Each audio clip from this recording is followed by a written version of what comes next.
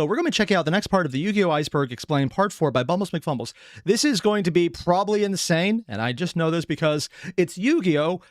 And we're working on an iceberg. So the lower we get, and right now we're definitely mid-tier on how crazy it is, if what we saw in the top tier was the sane, normal, not what the fuck, inducing, I don't know what we're about to get into here. So let's find out, because I'm actually looking forward to this. Just going to leave a like right now. Yeah. Very quiet on my end. Neospatian, Performal. I haven't seen so many of these cards. Princess of Noble Arms. I think I've heard of an arms deck, but I don't remember if I know exactly what it is or not. I wonder if these are the cards he's covering, too. Yes.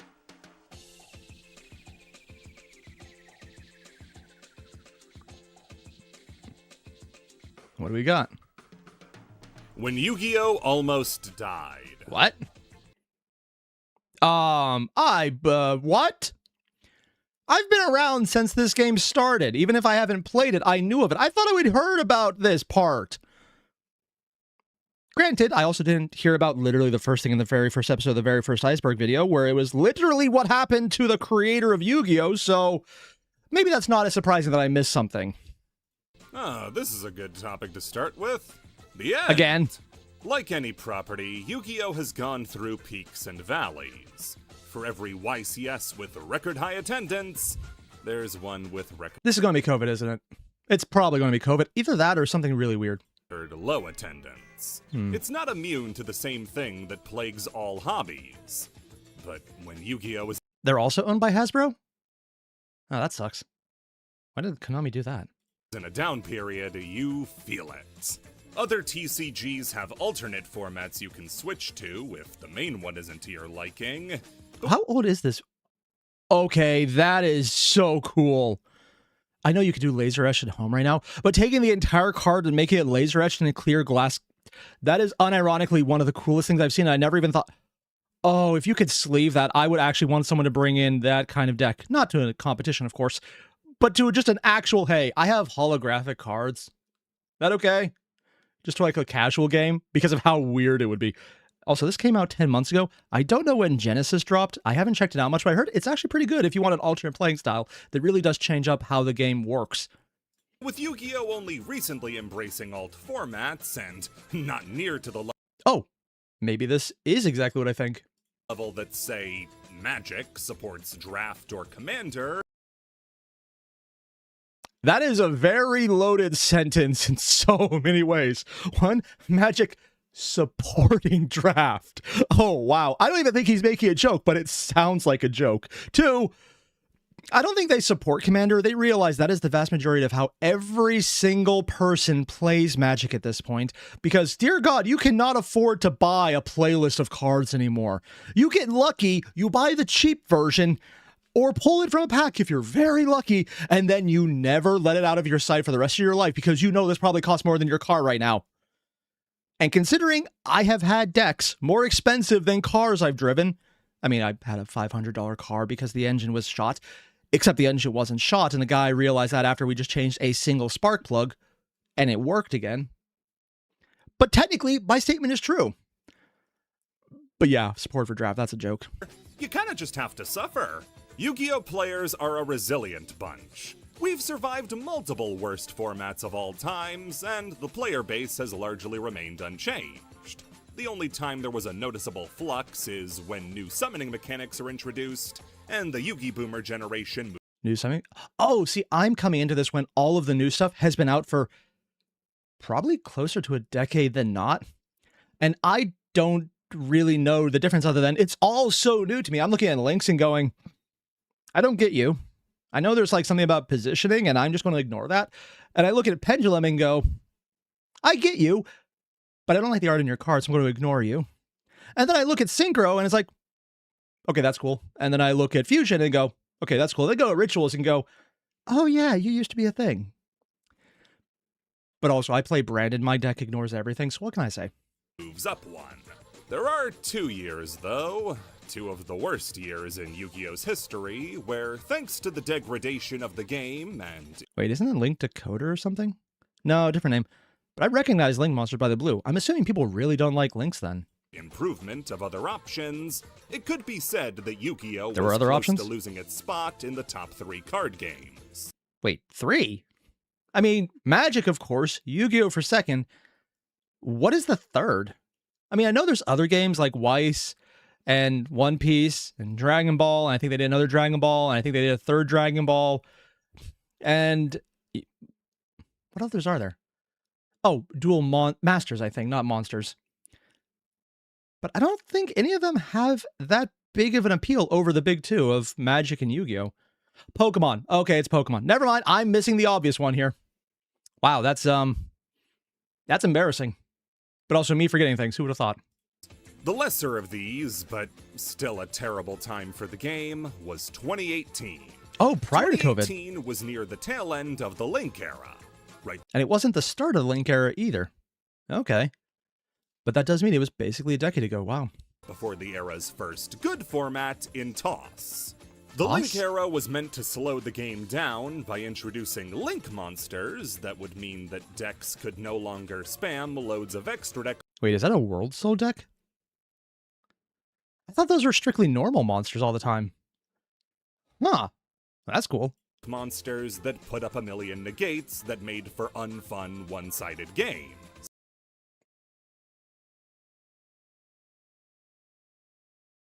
Do I have to say anything? The problem is that not only did Lynx not accomplish this by way of making Link monsters who could also put up a million negates, it actually had the opposite effect, as Link monsters having insanely generic materials meant that vomiting out a million guys got you an insanely strong board of Seriously? Oh, well, I guess me not understanding Link monsters is why I've had trouble with them then. Huh. generic Links. The biggest culprit for why this era sucked so much is getting his own entry. Oh god, I recognize that card. I put it in a deck that had mostly light monsters and wondered why I got fucked over. Then I actually read my card, proving I must be a Yu-Gi-Oh player now because I didn't read. Later on, but there were so many monsters that you would hate to see. Ash. Sold, Summon Sork, every single nightmare. The more I look at this, the worse I hate it. Oh god. Kind of surprised no one's mentioned Ash, considering it's literally right on the field.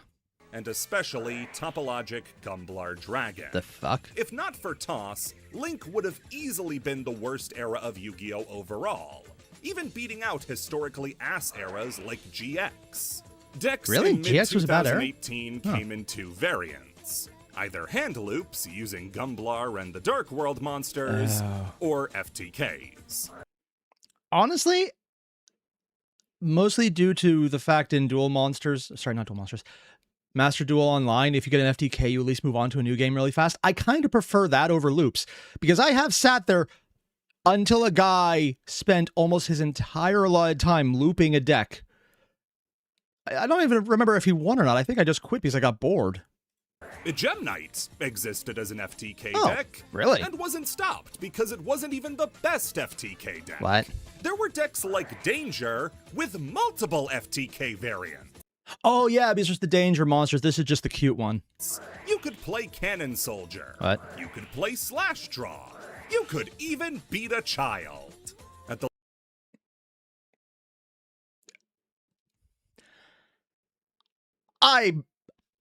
What? You could play Slash Draw. Yeah, okay, that was normal. You could even beat a child. At the I feel I need to ask for clarification on this one. The fuck? Do we mean like there's a card like Pop the Baby with the Dino combos? Or are we talking someone beat a child in a children's card game? Or are we talking someone had charges pressed against them after said match ended? I don't know. And with how this has been going, I fully expect someone in the chat to go all 3 of them. London 2018 YCS, Yu-Gi-Oh! World Champion Jesse Cotton used a Danger Dark World deck against a child. Oh, okay, it was beating a Not child. a young player, an 11-year-old little boy. Is this like in the first round or in the like later on in the tournament? Oh, so being told it's casually destroying a child. Yeah, but they're at a tournament. If he's good enough to get here, he's probably good enough to respond to it. How these two could have possibly been matched up together is a mystery, but if it's early or late enough, it might be best of and worst of combined to get one or the other removed really fast, because if the best guy is removed, oh god, that worst guy is really good, and if the worst one's removed, then the worst one's removed, and no one else gets an easy bye. it makes for the most uncomfortable and embarrassing Yu-Gi-Oh game of all time. The most uncomfortable and embarrassing game yet. There's always room to get worse. As the announcers desperately try to make it seem like this isn't the worst game in the world. Like, based on the cards the kid is using, it's obvious he just got a structure deck, opened some packs, threw it together, put it in a sandwich bag, and brought it to the YCS. Ah, okay, it's that level of, ooh, it's not a qualified one, it's more just friendly local tournament one. Oh. You know, I'm just going to pull this up right now because it's so bad I need to read it. According to Magatar, officer, you gotta believe me. I drop-kicked that child in self-defense. Yeah, and Necro mentions reminds you of when Pegasus helped a child beat Bandit Keith. Yeah, casually destroyed child. Oh my god. I don't actually know much about Swiss rankings. The ones I've done were always in more tournaments for athletic sports. As you could tell, I probably didn't do well in them. Actually, I think I did well in one of them, just in the fact that I made it to the qualifiers, but that's a different point. And now he's staring down the worst deck in the format. Ugh. So, what could you be playing if you didn't want to hand loop or FTK your opponent? I see Polymerization Ash. I'm assuming Ash is an old card then. Oh, shit. Wow, Fourth Reich. I had rejoined.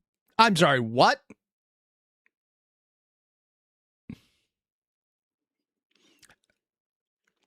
What was the deck called? Okay, that was a choice. Joined Yu-Gi-Oh! During the Link era, after exiting at the beginning of the Xyz era, and just pretending pendulums didn't happen, so I got to witness this format firsthand. And now having lived through the next 7 years of the game's history, for as bad as you think Kashtira, or Snake Eye, or Malice Ryziel formats were... Oddly enough, I've never played a Malice deck. This just never come up. I've played against Snake Eyes once. They made a play mistake, accidentally passed the turn after pulling off a combo by misclicking, and then I realized it was really bad, and I just beat them quickly because they didn't board wipe me when I think they meant to. Or maybe not, I don't know. It was a one-time thing, I never played anyone else since then, but they made an obvious board mistake on that one. But, yeah, I don't think I've ever played Malice. Kashtira, on the other hand...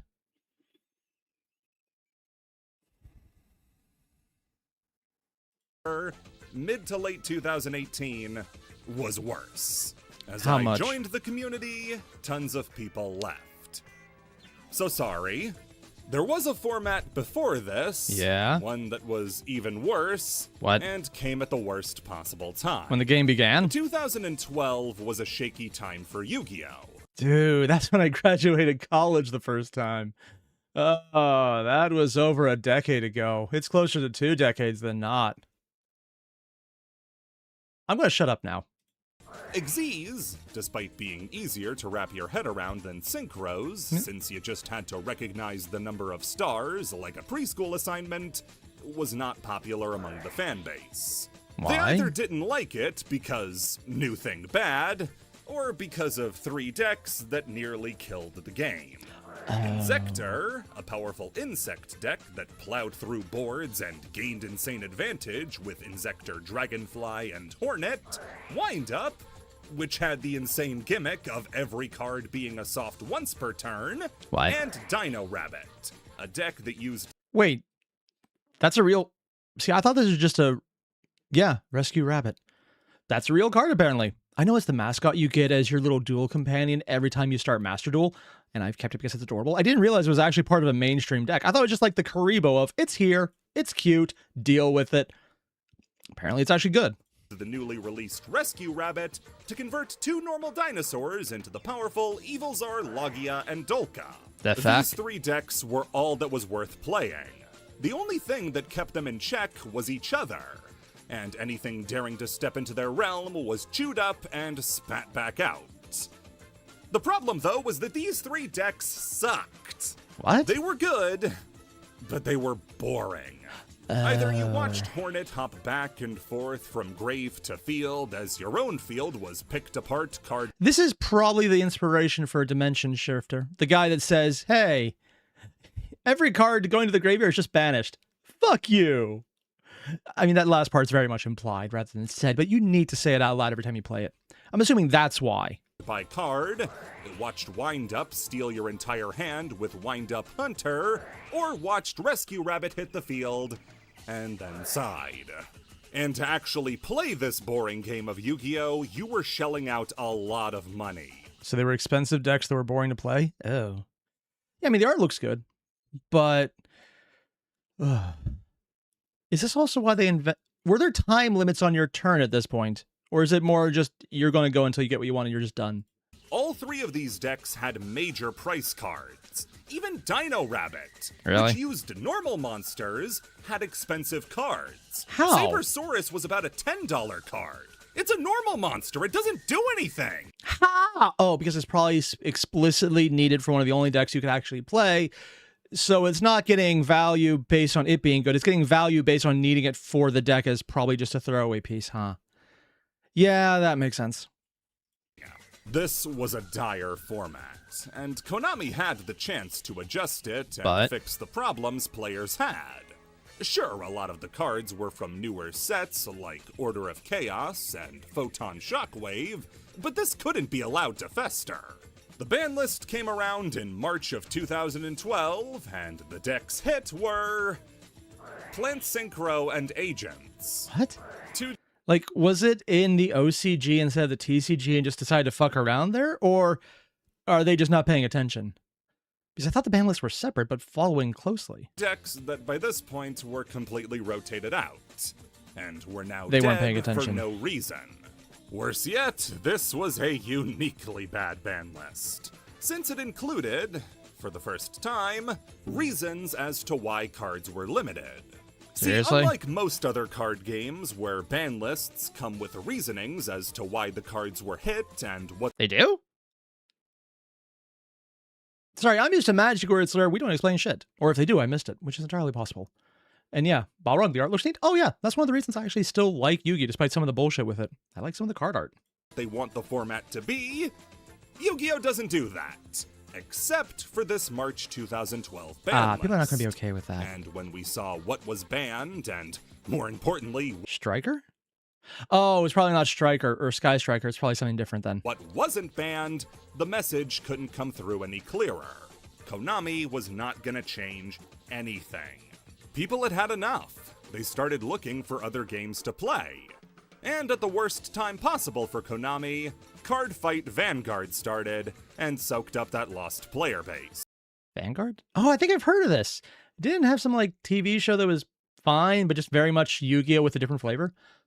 Which is probably why it actually was a threat, because it was fine and Yu-Gi-Oh with a different flavor when people were looking for explicitly Yu-Gi-Oh but with a different flavor. Oh, that's just really good timing then.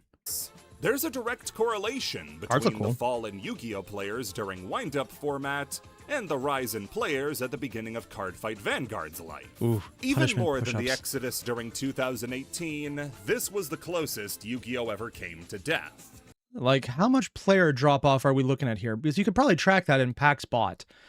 So, like, are we talking, you're going to see a little drop, or are we talking, oh God, we need to change now numbers? Like getting Japan to pay attention to America numbers. Attendance at events was at an all-time low. Products were selling slower than ever, and a new competitor was coming in and nipping at their heels. It was grim. Will the formats were It's interesting how they're talking about Vanguard as a real competitor, though, because, like, I know it's the Yu-Gi-Oh flavor is what gets it. I don't know anything about Vanguard, so I could be very off the base here. But you almost think you would expect Pokemon or not Magic. Yeah, Magic to do it, not Master Duel. That's Yu-Gi-Oh as well. But I guess each one of them is flavor-wise different enough not to cut into each other's margin. Because if you like Pokemon, you are a diehard Pokemon fan. There is a fan base for this that is as rabid as any other franchise in the world. The only other thing I know that gets even close is probably Disney. Yeah. And I'm surprised Disney hasn't tried to buy Pokemon yet. I don't think they would ever sell, but I mean, it's Disney, so. Huh.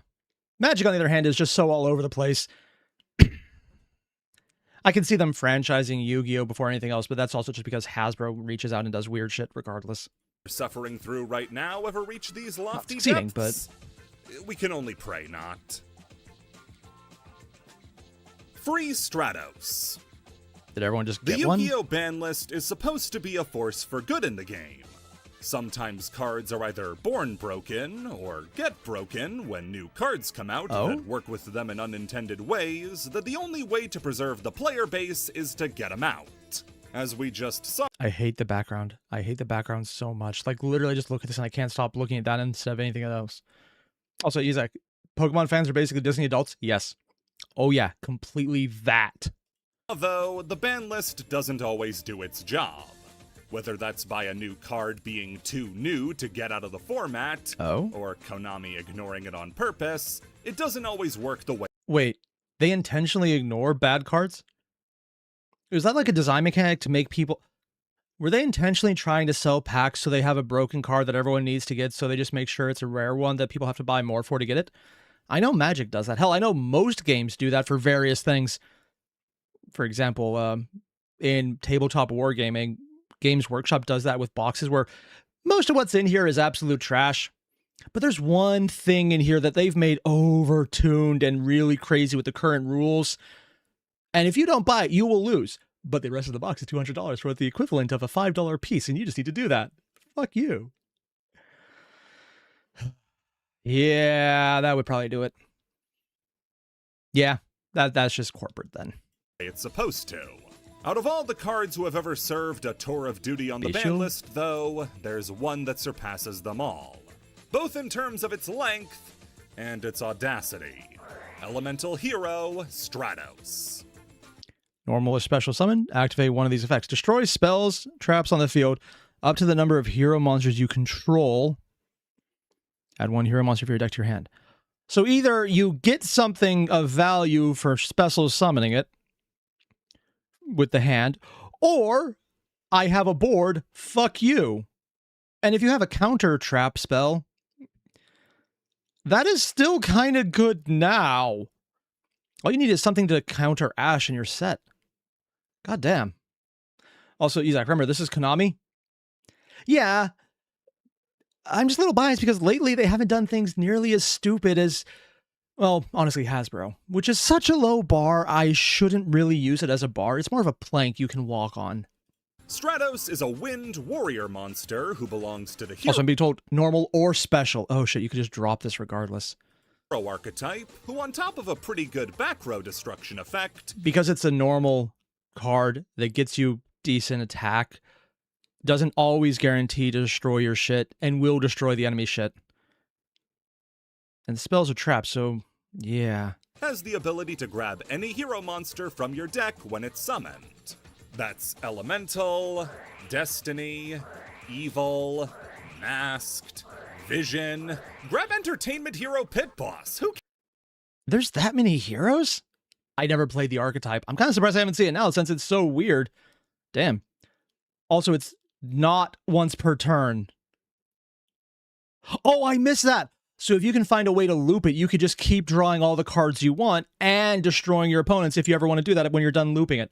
Essentially, if you don't have a response and you have an engine, they don't ever have a... This seems like it could be a card that's broken now. I'm assuming the rest of the hero deck is not able to keep up then? cares? Stratos' effect to search on summon was a breakthrough in Yu-Gi-Oh! As big an effect as Cyber Dragon being able to summon itself, or the gadgets replacing themselves when summoned. I mean, that's a crazy good ability now on cards that are legal and have it. And it's still fun because it makes the deck move really fast. But I think most other things are optimized around it. But it's still such a good card because it gives you options to destroy, fuck you, that your opponent might have. Stratos ushered in a new era with his introduction, where any monster that searched on summon was now called a Stratos. Oh. The value of Stratos was understood instantly, especially since he was born with a bounty on his head. What? See, Stratos was immediately clocked as the best hero card, and as such is one of a very small pool of cards to be released on the ban list. Oh, so you never even got to play with him. On the one hand, on the other hand, that's kind of a dick move. I mean, if you're playing the ban list officially, not just doing, casual, but still.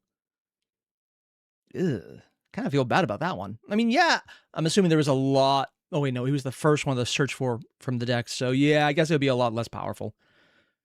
Also, it's an absolutely massive archetype for heroes. And according to, let me just pull up this comment. Here we go. According to Ami, hero is an archetype that expanded to other archetypes either directly connected or as a side deck sort of thing. Hero is actually a really good deck for rogues, but Stratos isn't the end-all be-all right now. Okay. Honestly, I just love anything that gives me options to either get the card I need, or if I have the cards I need, and I get it, it's not a dead card because I can then just say, fuck your board. That's personal opinion as someone who loves Magic cards who did that and just kind of carried that over to Yu-Gi-Oh! Where it's like, if I get options to make sure it's not a dead card, I'm going to like the card more. America, even if it's just Stratos was put on the limited list the same day he was released on April 21st, 2007. Oh, yeah, that doesn't seem so bad. You still get to play it then. It's just not flat out banned. When he was released as a Shonen Jump promo card. What? Even at one copy. Oh, you can only have... Yeah, that doesn't seem so bad. If nothing else was balanced around him, that's not horrible. Yeah, I thought it was like flat out banned. That would be worse. Stratos was still a powerhouse. Either great to see in your opening hand, or mana from heaven if you drew him off the top. In every hero variant he was alive to see, like Gemini Heroes, Bubble Beat, Little City, Diva Heroes, Omni Heroes, Xyz Heroes, how many heroes Stratos did I was have? always there. He was way too good to consider cutting.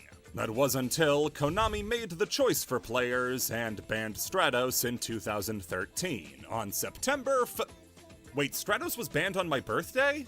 What the hell is wrong with me? I'm ruining Yu-Gi-Oh! Stratos' banning at the time was considered random. The list he was a part of, the September 2013 ban list, was a slaughtering ground for the two decks that defined Dragon Ruler format. The rulers themselves, and spellbooks. All of I have a preference, mostly because my bias. Reveal 3 spellbook spells in your hand. Special summon. Wait, you just have to reveal them. Once per turn, banish a spell from your hand, then target one card from the field. Destroy.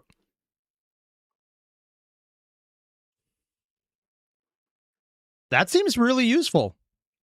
Unironically, really useful because just destroys target card is nice. The Baby Dragon Rulers, Spellbook of Judgment, Super Rejuvenation, Monster Reborn, Pot of Avarice, Solemn Judgment, Heavy Storm? It'd be easy to miss that Stratos was even hit with how much the game had been shook up. Why Stratos was banned now of all times was even more in question. Did not explain it well. Hero was at best a rogue strategy at the time. They probably were reacting to previous metas without taking into account the current one. Also, novelty. So Rado would rather review all of Yu-Gi-Oh! 7s before covering Hero as an archetype. It's that massive. How big are we talking about? Like, if there's a Yugioh Iceberg episode dedicated to it, like, is the next video all heroes, for example? Sure, it took down YCS San Jose that year, but really? That's what you're worried about? They just banned the Free winner. Stratos is a community meme that sprouted up in the years following his banning. Yeah. Every time heroes got new support, or ban list season came around, people would cry out for Stratos to get off the ban list.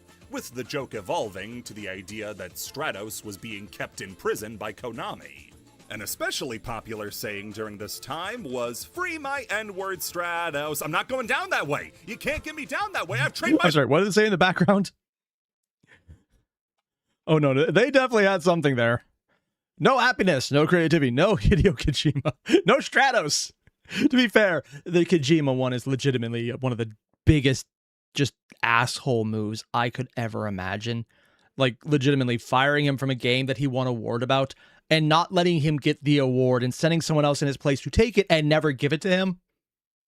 I'm not sure even the last part's true or not. I just heard it, and I'm not sure it's true, and I haven't looked up to clarify because I don't want to find out it is. Because that would just be so freaking evil. And petty at that. It's petty evil. You can't get me down that way. I've trained my whole life to not go down this way. Oh, yeah, I know who's in Paris. Stratos. I know who the jabronis are. Who? I know who's doing Aegis Reflector. What? It's not gonna work. In the time before his unbanning, Hero was languishing, as the best thing they could do was Dark Law Turbo, sliding the opponent $5 in dimes to not remove it, or they would have nothing. Stratos could have been let off the list at any point between his banning and unbanning and have done nothing to the metagame. Maybe made Hero a little bit more rogue than it already was, but it remains as maybe the strangest case of Konami holding a card hostage on the ban list. Is it still banned? Like, it doesn't seem broken by today's standards of what the fuck are you doing. But for all I know, maybe it is. Despite its relative power level. And when it finally did come Oh, off, did it get was unbanned? in the middle of the Link era, Oh. where Heroes were the worst they had ever been. So, Oh. fuck you, Jaden. At least it's good in Duel Links.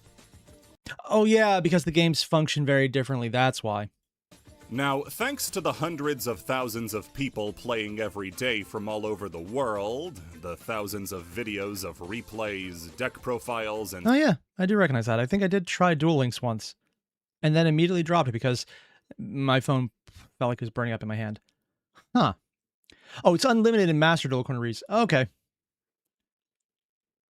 Alice, Wander Over Yonder? I have no idea what that is. Sorry.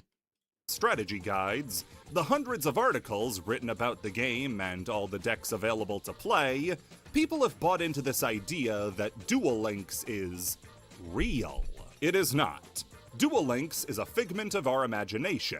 A Mickey Mouse bullshit version of Yu-Gi-Oh! Created by a jokester who What?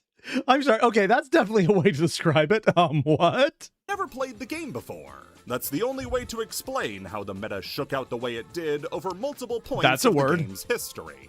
Duel Links card pool is a very, very interesting discussion, because the intended lower power level of the game meant that Konami had to be very discerning about what was introduced into the game.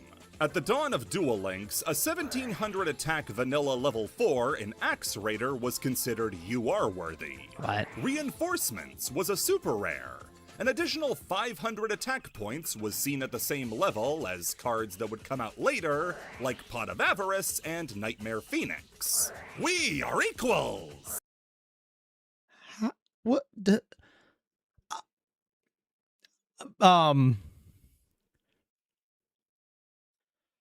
I have so many questions because, again, I said I played it. I don't remember how I did. I remember it just didn't catch my interest at the time. Mostly because I thought it looked so different from the game. I was like, oh, I want to actually learn the game, which is kind of one of the reasons I like Master Duel.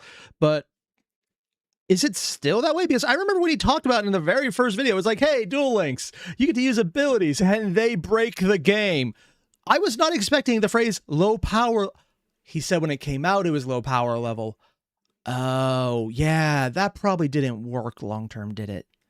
A side effect of this lower power format is that lower power cards were allowed to flourish in ways they never could under the crushing weight of actual good cards. Single cards that were way better in Duel Links than they ever were in any other format were the series of cards that say, I don't die this turn.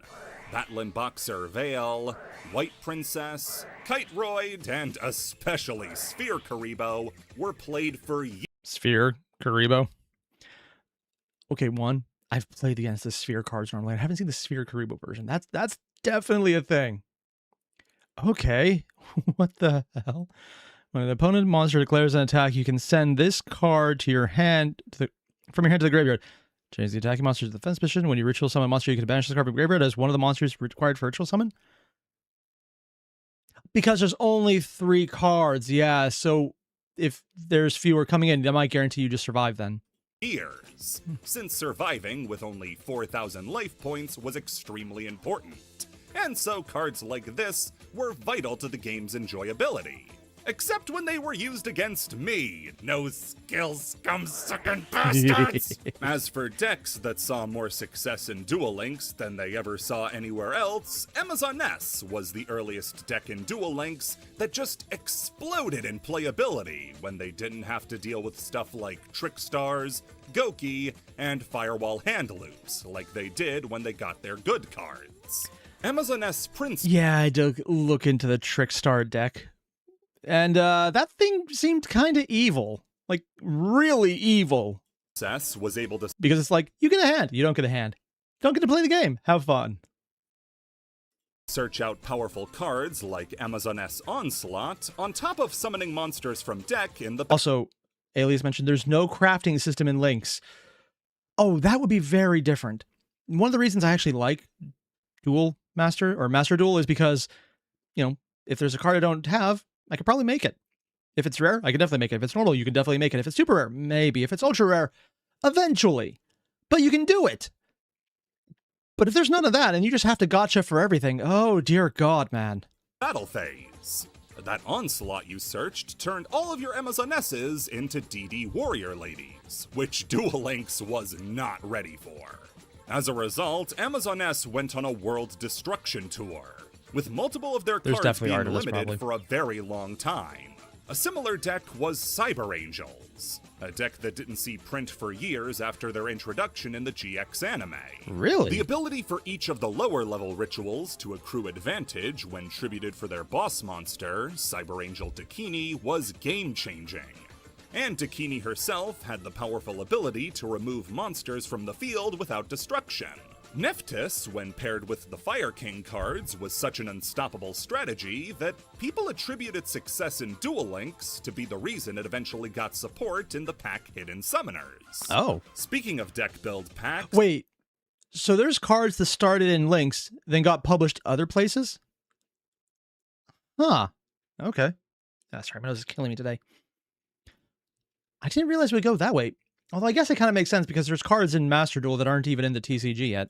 Fur Hire was able to see massive success in Duel Links upon release. Without Sky Striker immediately smacking it down, the deck was able to rampage through the Duel Links landscape. A deck whose gimmick is, there's a lot of us, and we're going to make it a problem, had no problems in a format like this. Triamids, Aroma, Red Eyes, and Vendreads. What? Decks that never got a second look had all eyes on them in Duel Links. Triamids? Then there's... Wait, was there an entire deck of pyramids that were tanks? That's a choice. Might be kind of cool, just a random casual play, but what the hell? Also, there's dream tickets that get your UR and SR from boxes, and box chips that get you any cards from old ones. Oh, so they did add support, or more like successes leading to new support on paper. So there is support, but that seems like it wasn't initially part of it then. Oh, I guess it's the right choice. The fucking devil of Duel Links, Shiranui. Shiranui is the deck with the biggest disparity in power levels between the real game and Duel Links. How? In the real game, drop dead awful, never saw play, and the fans it has wince at the idea of having to play it. Read Shiranui Samurai Saga and tell me there's anything worth saving in this deck besides Solitaire. Well, in Duel Links, you'd swear the Shiranuis had new effects because they were unstoppable. It wasn't like they went into a weak meta. No, they fought Kristrons, Karakuri. This is me not understanding how the effect really changes out, but what changes between the games, other than just the board size, that truly makes it different? Like, why does having fewer options on the board really make a difference? Although I'm not the right person to ask because, again, I'm so new, I could be very much just making a mountain of a molehill, just missing the obvious. In fact, I'm almost certain I'm missing the obvious, which is why I'm asking. Because it seems like what really changed between formats to lower power settings, so they probably didn't have cards to compete against that warmly would absolutely destroy them. Okay, that probably is the change. Huh. And because they were so weak in regular Yu-Gi-Oh!, they were allowed in, but they were probably tuned up to a level they weren't ready for. I'm assuming that's why. Also, Brick, you mentioned usually burn effects are halved and skill changes things a lot. Oh. Okay, Cyber Dragon mentioned, to be exact, the performance of the base deck in Links, as is leading to the new support of the archetype in the TCG and OCG. Oh. Witchcrafters. Those were actual good decks. And Shiranui just mugged them. Hell, I've even played Witchcrafters recently on Master Duel. I won. No, actually, I don't remember who won, actually. Why? Well, it can synchro summon out of the graveyard. They do have a few good monsters like Squire and Solitaire, and Sun Saga, for as much guff as I give the extra deck, is a really good monster. Shiranui was the deck that ran me out of Duel Links. Oh. I stopped playing so much just because Shiranui was such an omnipresent deck. I survived 6 Samurai format. I can't do this again. Yeah, I guess that would be kind of annoying. If you're constantly playing the same deck over and over and over again, it would be very annoying. It's one of the things I like about Master Duel. I've played very few decks back-to-back. Actually, I don't think I've ever played a deck back-to-back now that I think about it. Again. Then there was the question of what Shiranui variant you were facing. There's different Was it variants? vanilla, trap heavy, grass Shiranui? Grass? Add on the powerful generics like World Legacy Clash and Enemy Controller, and it was impossible to get anything done. To be fair, Enemy Controller is still just a good card now. It's not the best, but it's kind of useful. Against them. I remember being in the community at the time, and there were prayer circles going. What? Begging that they didn't get any more of their support, like their Icarus attack, Shiranui-style Swallow Slash. And they did! And years later, when they got their Link monster and a brand new skill made specifically for them due to their impact on Duel Links' meta, they were meta again! Historic Duel Links formats seem like such a fun thing to explore given how unique the game really was. But then you run into the problem of, do you really want to play against... I'm not sure if anyone else heard that. It might have been picked up by my mic, but there was a lot of thunder for a second there. Goddamn. a deck like Slash Dragon Control again? The Rada effect. Rada. Are we talking Air Rada or that someone named Rada? I'm actually not sure which one this is going on. Not often that we find a fact that hates that it's a fact. What? The Yugi-tubing community is a vast ocean of different personalities and comedic styles. So of course, every channel has their own inside jokes and references. If you watch MBT, you're likely to hear about the blank community. The what? Stemming from an incident where he ran afoul of the ghost trick community. Ghost trick? How many trick archetypes were there? I know trap tricks. I know fairy, like the one that did like the hand trick. Now there's a ghost trick. I'm assuming that was just like a round of everything had a trick in it, right? Also, Rod is a Yugi tuber. After he played a ghost trick deck that ghost trick fans didn't feel captured the spirit of the deck, What? i.e. he was winning games, they came What? That's it? Really? Okay, those are choices. down on him with thunderous disapproval. There's about a dozen inside jokes stemming from Progression series, banishing a See, I've actually had this recommended to me, the Progression series, as an entire playlist to check out. Haven't done that yet. Also, because I saw who made it and realized, oh, that's going to hurt. Yeah, even I know what happened to Simo. Oh. Light in the Dark for how common they used the Chaos monsters, Gage thinking Verdant Sanctuary was a field spell, Kalut for game, so many more I can't even name. Popping the baby from the Dino Smashers That's where it came from? is a meme in Farfa's community, namely reciting the joke to make him mad. Oh The my easiest thing to do in the world. One Yugi What tuber, the though, fuck? stands above the rest when it comes to running jokes, and that's Rada Rank 10 Yu-Gi-Oh! See, Rada's funny, so he's already on a whole different axis to most Yugi tubers. His I wish I could be funny. And then I remember my humor and realized what I find funny is not what everyone else finds funny, so I probably shouldn't be. content is almost exclusively scripted, Oh. which means that where most Yugi tubers Yes. rely on good chemistry and improv to keep jokes up, Rada gets to take a whole different approach. As far as Whoa. Go back a step there. I saw what's on his table. I was not expecting to see that. That is very much a surprise. Okay. I don't even remember the name of the franchise, but I remember it being incredibly, let's call it avant-garde. I didn't even know they made dolls. Huh. The more you know. Good taste, though. Very interesting series. As far as running gags go, take your pick. His treatment of Totally Awesome, the So hyping it's- up of Abaki, the one whose shape Where did he... I'm sorry, did he just pull that out of... Why is there... Oh, God, I hate everything about this kit. Oh, he just pulled it out, and that's why... Oh, I hate this. I don't like this. Of Abaki. Ugh. Sorry, I just... Food on cards. I can't, man. I just can't. The one whose shape was snatched, Ojama Lime. What? However, what we're talking about is the only one of these jokes he can't control, and that's the Rada effect. What the Rada effect is that if Rada makes a joke about a deck, the deck usually gets support a little while after he makes the video. The earliest case of this happening is in his triple feature on Legacy Oh shit, I've played that deck with the spaceships recently. I mean, it was in casual, but I did technically play it. of the Worthless, where he covered BES, a notoriously underwhelming archetype. A few days later, on Christmas Day no less, they do would things on reveal Christmas? BEF Zalos, the BES field spell, which prompted Rada to make another video about it. Boss Rush? This would happen again with the release of Vampire Sucker. What? To the same That's a name.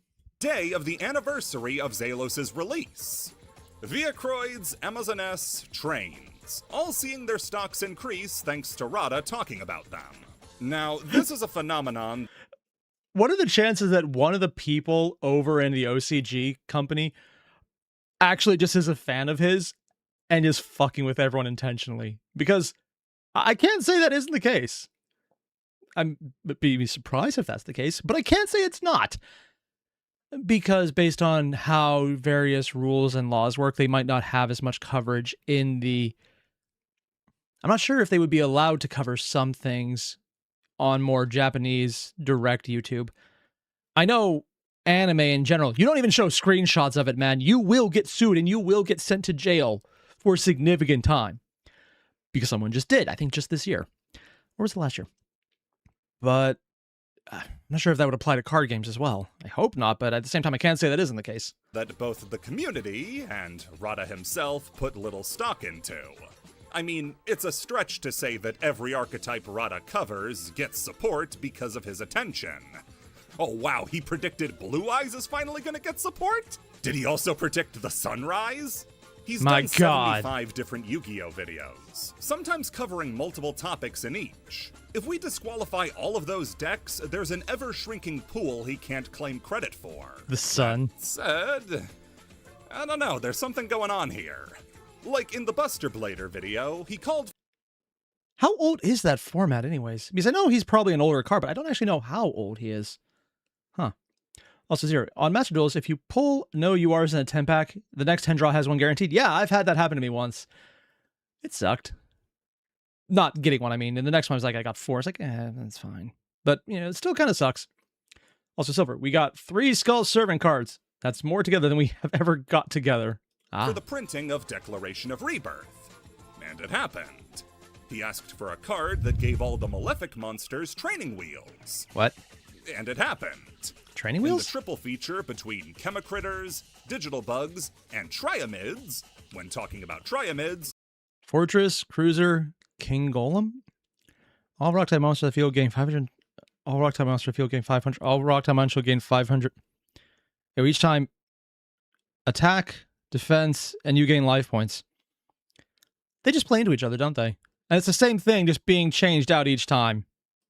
he makes a comment about how the deck would be better if they merged all 3 field spells into one. What? But they haven't made a polymerization for field spells. That comment was made on May 25th, 2021.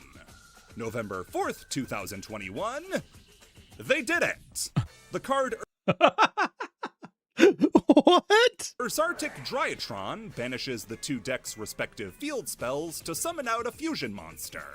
It's a field spell polymerization. Okay, I'll be honest, that just looks cool. And it very much looks like, Bandai, please don't sue us. Like, look at this and tell me that's not white base. It's legally distinct white base. Oh, God. Oh. 2,700. You can add one monster, dragon, monster from your deck to your hand. Target one, banish, and add it to your... Wait, you could add things from banish? But it's incredibly limited names. But still, that's an interesting ability. He later pinned a comment saying that this was out of his control, but I'll be damned if I don't try to capitalize on it. Do people just randomly start making bets on Polymarket what Unrotted does? I'm assuming... Please don't tell me he also just died and it's actually really sad, because I don't want to find out that happened a third time! Ugh. What is with this entire series and me finding out about horribly depressing things I wasn't aware of? Also, Silver, damn, I'm lucky for only getting one of the UR misses. Yeah, to be fair, I've randomly just pulled single packs of cards to get the one ultra rare I needed, and it's worked. Not often, but the fact that it's worked about 7 times is kind of absurd. And considering a few of those were the free packs you get from just opening something, like from destroying so many things and building so many things from the destroyed pieces and the mechanic to just make cards. Yeah, I have no rights to complain about anything at this point. And Rod is alive? Good. Of the rank 10s, I beseech thee, grant me the knowledge that I beg of you. When are the Dark Scorpions getting support? What? What the hell is that? We got a stall phone. Oh god, that's a lot of thunder. It's still going. That's moderately terrifying. The Astolfo cannot be heard. You have no power here, foolish mortal. You know, Wizardmon wasn't actually a Digimon at first? Wait, really? Yeah, no, he was actually from a different Bandai virtual pet line called Magical Witches that Kenji Watanabe also made art for, so they folded it into Digimon and said he hopped over from a parallel digital world called Witchelmy, kinda like the alcoholic dad Tamagotchi that got repurposed into Nanimon. No kidding. That was a Tamagotchi!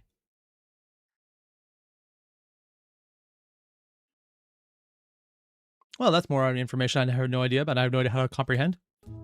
Huh. Say, can you, meme up some of that Metaphys support? Can you suck my ass? Why do people keep saying that to me? More than once? I mean, at this point, you're probably just giving signs, man. Not sure what those signs would be, but check your back.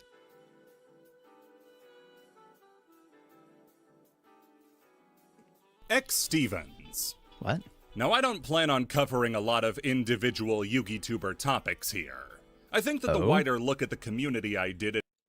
X Stevens. See, this is the thing. I'm so new to this community. I recognize some of these people, like this guy did a deck on how to play Branded, that I immediately forgot everything from and did completely wrong regardless.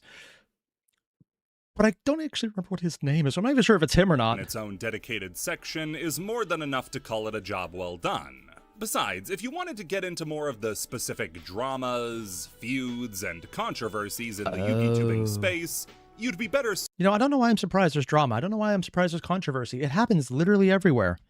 I should not be surprised about that. Yet for some reason, I am. Does this mean I'm an optimist? Oh, that feels weird. ...served reading or watching a YugiTubing Iceberg, which I have no interest in making. That said, if I do end up covering a topic involving YugiTubing all on its own, like the Rada effect, it's going to be interesting. And that's what we have with X Stevens.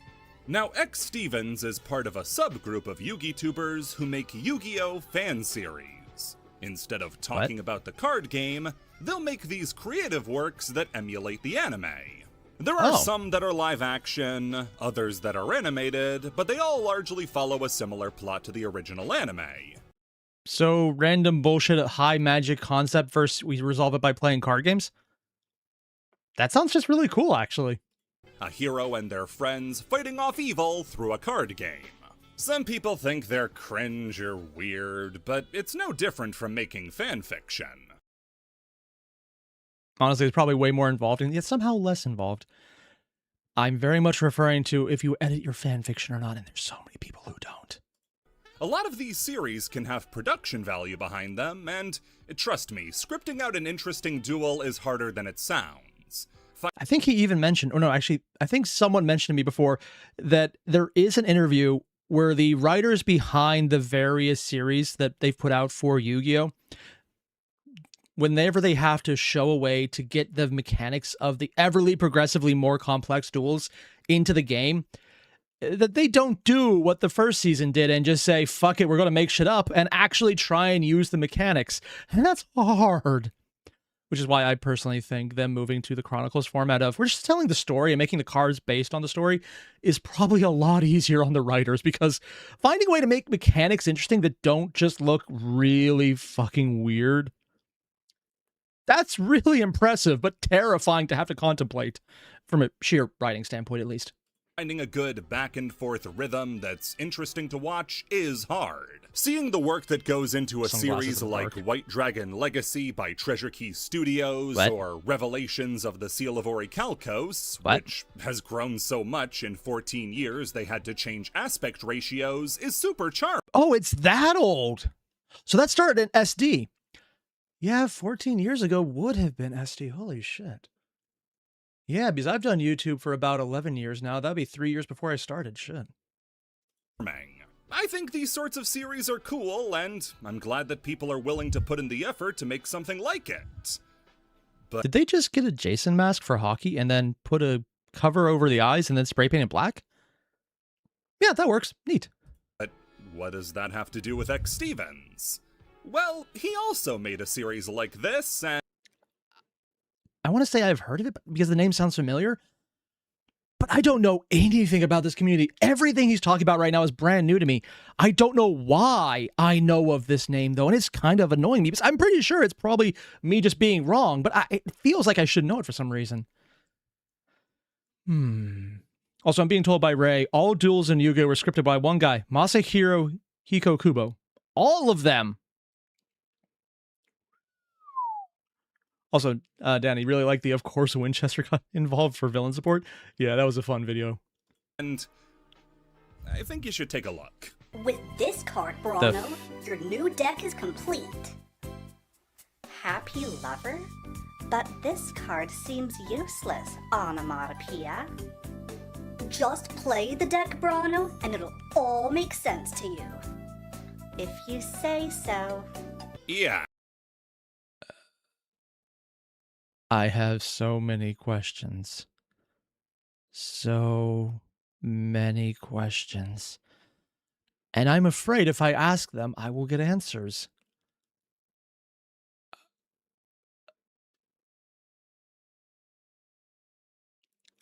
Okay. X Stevens Yu-Gi-Oh! Series is made by animating dolls and putting clutch cargo-style lips over them, and making them play Yu-Gi-Oh! Now, that's what it reminded me of. This looks like something out of a Robot Chicken. That's it.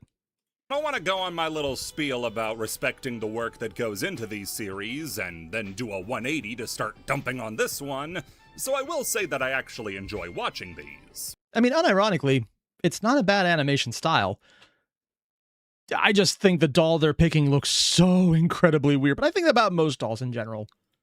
The series actually does have some solid dual scripting with inventive combos for the time. You can still watch these and appreciate that X Stevens understood what he was doing and had a knack for the technology he was working with. Yeah. At the same time, though, it's really impossible to watch these and not wonder, why?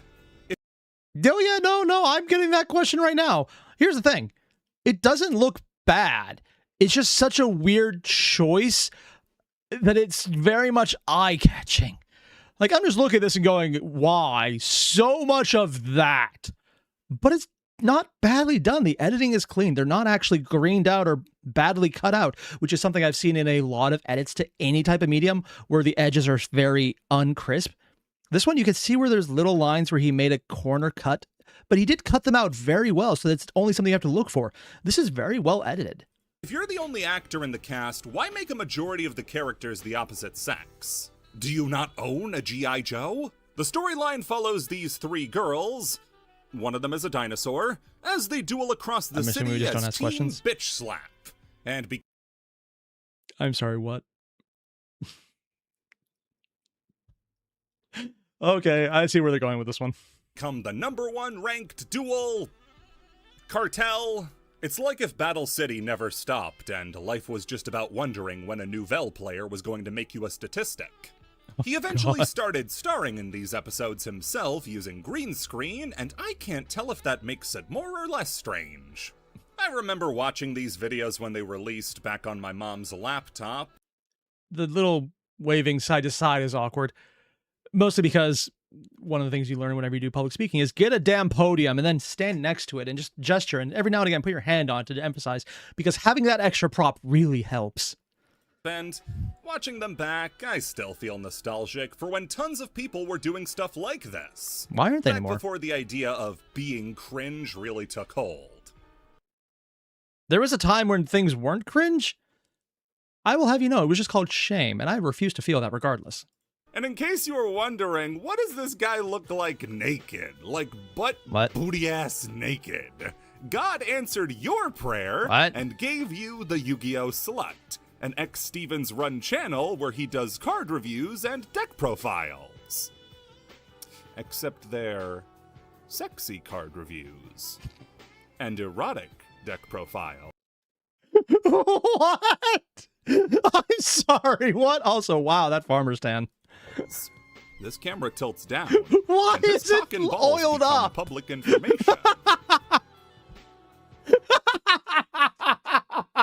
I can guarantee everyone watching, I ain't doing that. Oh, also because when you actually look into body oil prices, they are really expensive, man. Like, seriously. The Patrick Hoban Djinn cheat. What? Cheating in Yu-Gi-Oh! Is... Was this in like an actual duel, or even worse, like not a duel, like a competition and a tournament? Or are we talking more like just casual game cheating, which is just weird? Illegal. If you get caught. Yu-Gi-Oh! Is one of the most complicated card games you can play. I mean, I'd honestly assume just being wrong more often than anything else. Because if I'm ever doing something that's not right in the game, it's because I don't know what I'm doing, and please let me know so I can fix it. I will not know the difference. And at the same time is one of the fastest. A game that moves at breakneck speeds that expects you to do long division while making your turns. Keeping track... I will note, if I ever play this game in person and you make me do math, I will concede. And then I will cry. And then I will find out I do apparently have a sense of shame, and then ignore it because I will not do the math because I know I won't. Of what you're doing is hard enough. Now imagine doing the same with what your opponent is doing. Cheating in Yu-Gi-Oh! Can be both conscious and unconscious. Wait, was it two cheaters playing each other? Oh, please let it be two cheaters playing each other. That would be the funniest thing ever. You could intentionally bend the rules to give yourself an advantage, or you might lean on them to try to catch your breath. Yeah. Unconscious cheating in Yu-Gi-Oh! Can take the form of things like... Hey, branded. Nice. Losing track of if you've normal summoned or not, activating a card without paying its costs, forgetting about a lingering effect, and activating cards you're not supposed to be able to. Yeah. These are things that could change the outcome of a game to a result it never should have. I've even seen videos where someone missed a missed an activation and just lost a game because they didn't catch it. I don't remember which game it was because it was one of the first videos I saw about you guys. Like, what the heck am I watching? And I didn't realize. And it's like, oh, someone said this happened, but I'm not going to see it. But it's definitely interesting. Also, Joel, I'm going to pull up your video or comment quickly. One thing about Duel Links I love is the music, really, and the character. If you want to see how much Duel Links has changed, look up most recent Stardust deck in Duel Links TGE, currently tier 0 deck. I might do that on my own time. It honestly just seems like it might be interesting. Wonder what the art looks like. But a really important rule to remember is this. If nobody at the table caught it, then it was legal. Really? Should you try to fish for moments like this? No, of course not. But if it happens, it happens. Intentional cheats get a lot more interesting. As they range from simple bluffs to mind games to flat out breaking the rules. Mind games? Oh, I get that. Yeah, there's actually times where I intentionally do not activate effects just so that whenever my opponent sees that I have a response, they have to overthink it. Because as soon as they believe you don't have any responses and they start solitaring, they know they can do whatever they want. They don't have to be a little defensive, which does change what your board looks like going into the next turn. Remote duels were really bad for cheating. It was every few days you'd hear about an event where somebody's hand would go off screen for a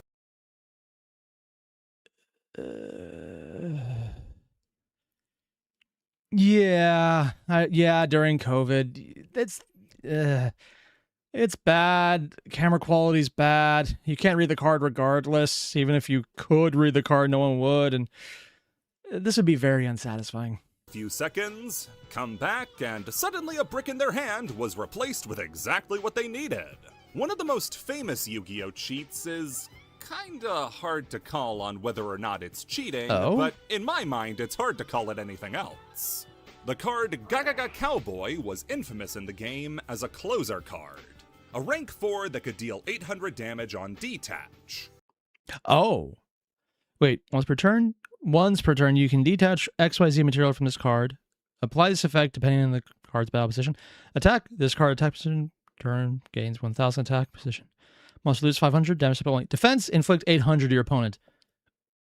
How would 800 be a probably because you did a bunch of other damage prior. If your OTK just missed the mark by 800 or less life points, Cowboy for Game ended games just one turn too soon for the opponent to come back. Yeah. That phrase, Cowboy for Game, became infamous among the player base as a shorthand for the game is over.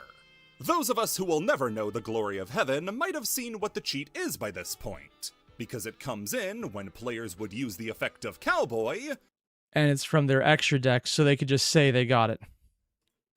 Without actually owning the card. What? See, when you'd enter main phase 2 and you... So you say Cowboy for win, and someone just scoops. Your opponent was under 800 life points, you would say, Cowboy for Game? And they would take that to mean that you were going to use Cowboy to kill them. So they'd scoop to get it over with.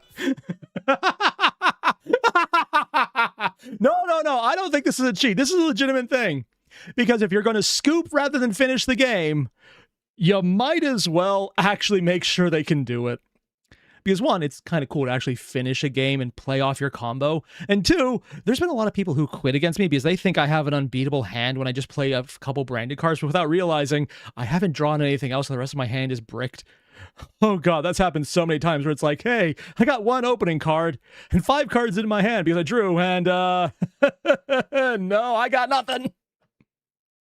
Yeah, seriously, it's like you drop a card, it's branded, can't do anything about it, got to draw. I now have a hand full of counter traps. Can't pull anything off because it was not one of the branded cards that can act as a starter. Yep, that's happened a lot. And I've had multiple people immediately scoop because they think I have an unbeatable hand. And I'm just sitting here going, this feels like I'm cheating. Yeah, no. I'm going to say, if you haven't done something in the game, it's just saying something. It's like saying, hey, I believe you should scoop right now before I do something like win the game.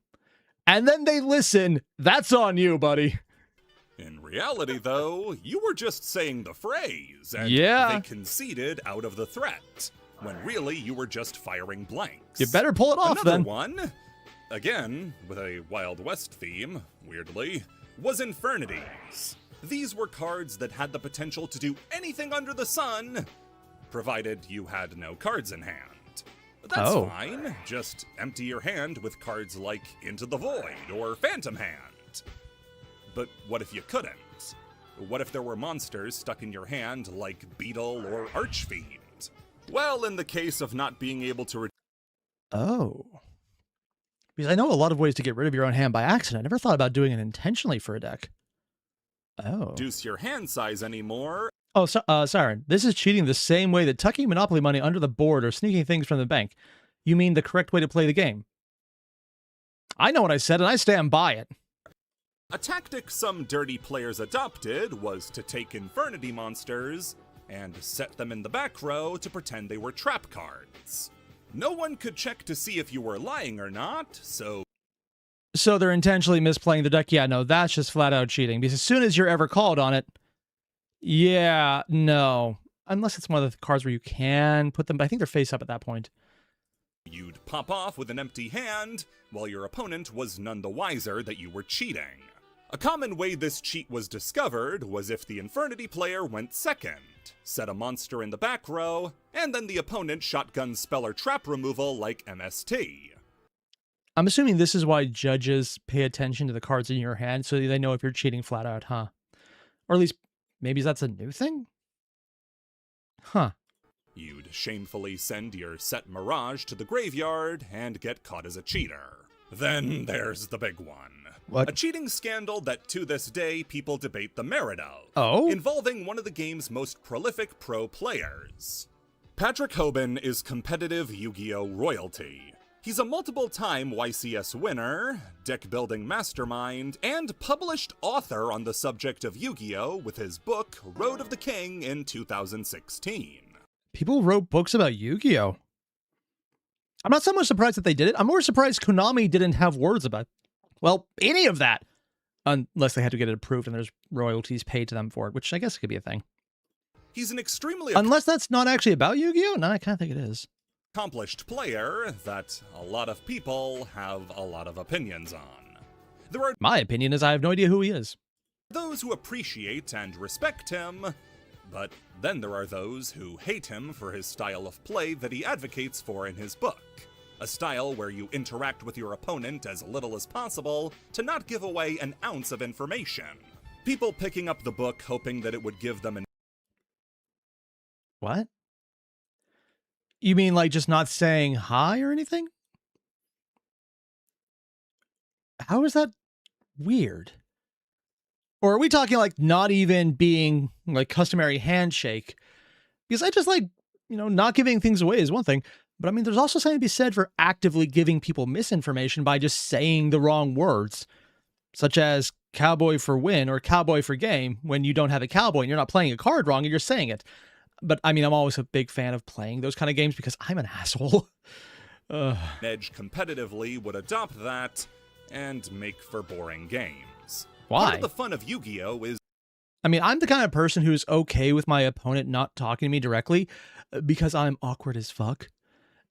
And if I have to think about talking to someone, I'm not thinking about my cards. If I'm not thinking about my cards, they're going to get an advantage. Oh, I see why I should probably do that more then. Just throw away lines. Yeah, small talk, just to distract them. I mean, that's a valid point. that you are playing with a second person. And if that person just keeps their head down and says nothing for the entire game, well, it's kind of boring. There was Why? also what he talked about. I don't get the boring part. Actually, and now that I think about it, I get wanting to focus on your cards. I don't get finding it boring just because you're there for the game. If playing the game is boring to you, like talking to people, cool. But if the base game itself is boring, you don't want to play Yu-Gi-Oh! You just want to hang out. And honestly, that's nothing wrong with that. But I think maybe at that point, this is not the right game for you. Huh. Also, lol, in tournaments, you are not allowed to lie about your cards. Huh. That's, I guess, a thing. I guess if you were lying about a cards you play, that'd be one thing. But I still think that this is one of those... I would still allow it just because you're not saying you have it, but you're just doing a meme at that point. Now, if you're saying the card you just put down is it, I would really think that's flat out crossing a line. But I'm also very open about what you say shouldn't matter. It's only what the card does. And if you're talking, you're just explaining what the card does for the opponent or the opponent to know at that point. But that's just my personal thing. If that's one of the rules, yeah, that's the rule. That's fine. But I'm also a very big fan of talking as a way to fuck with someone because I'm an ass again. Out in his book called Angle Shoots, basically legal cheats. An example would be when playing in Shadal format. What? Muttering to yourself when you lost game 1, didn't even see fusion. That gives your opponent the false idea that you're playing Shadal and didn't see Shadal fusion. Then they would side in cards to beat that. Since you're not actually playing Shadals, What? Oh, yeah. Sorry. I'm so used to Master Duel where you don't have side decks that this actually took me a second to understand that normally it's multiple games against one person. It's like the best 2 of 3, right? And you can take sideboards to customize what you're playing against that person. That just sounds so weird to me. I never even thought about that.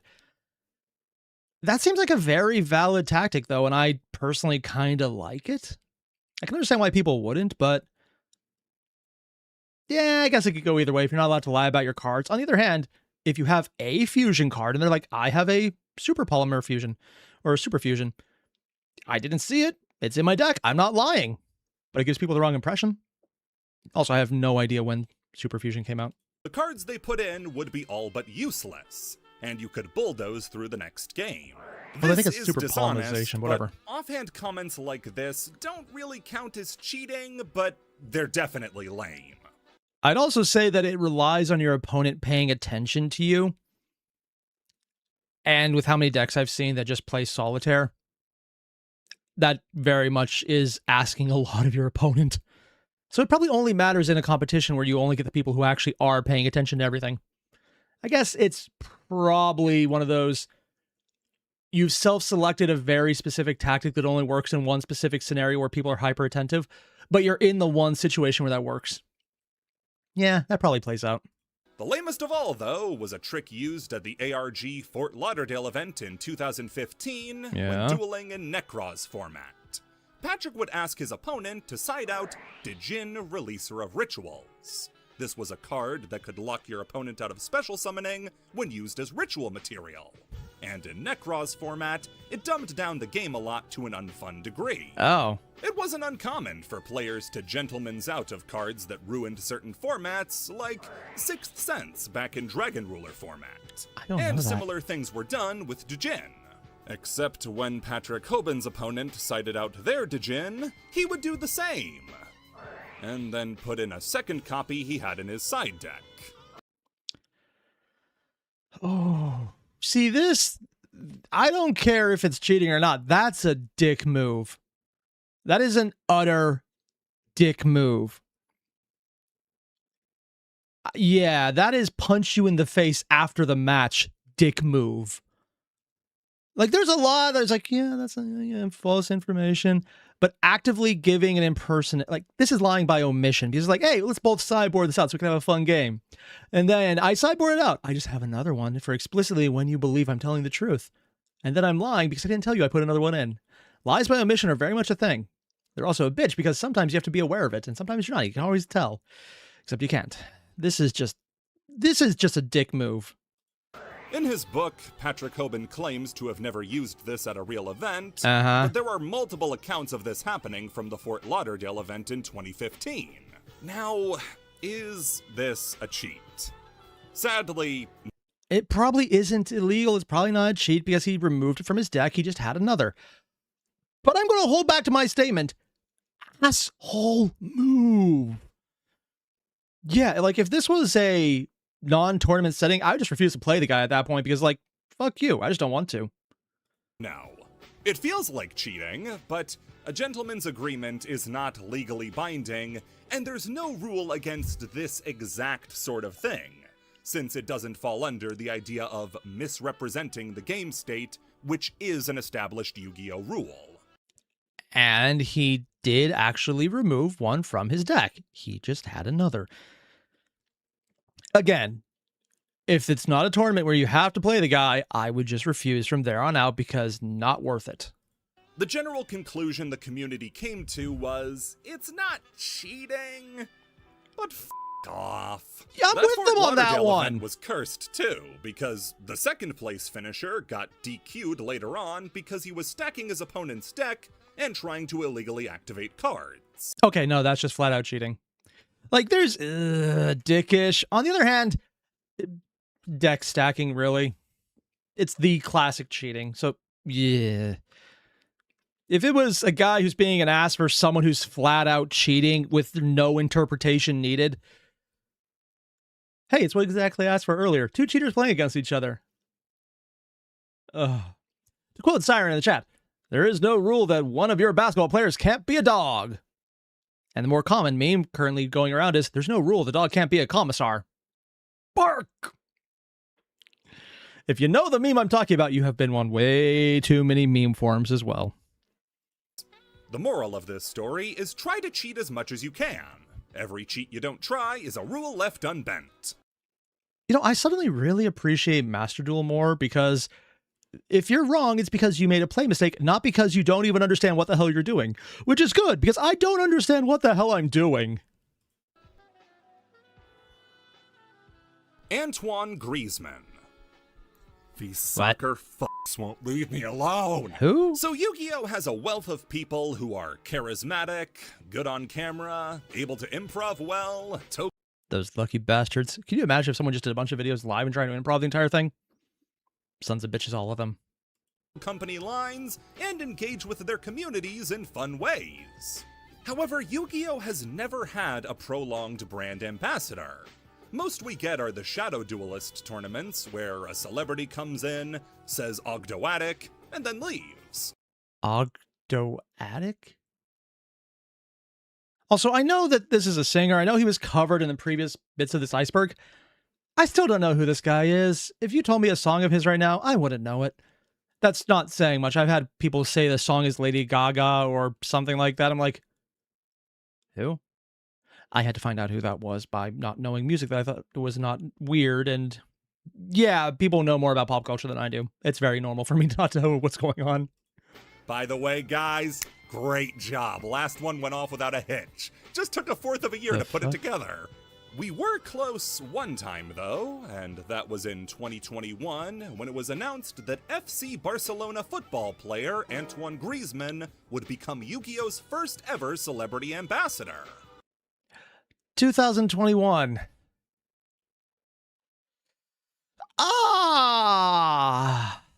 Is this going to be one of those add that reality type moments? Because,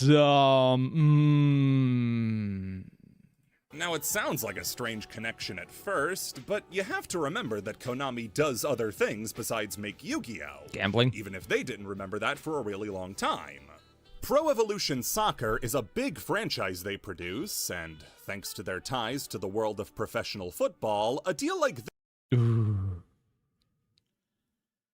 Yeah, I know just enough about all of the various sport franchises. Sorry, not the franchises, the organizations that they play in, to realize this may be one of those rare times where Konami is the morally superior one. Because there's a lot of shit some of these organizations have pulled, man. This isn't out of the realm of possibility. What's more, Antoine himself had a history with the game. Seriously? Oh, Now, shit. it was a lot of DM nostalgia, like remembering Dark Magician existed and posting a picture of a speed duel box to. Huh. Yeah, speed duels are real.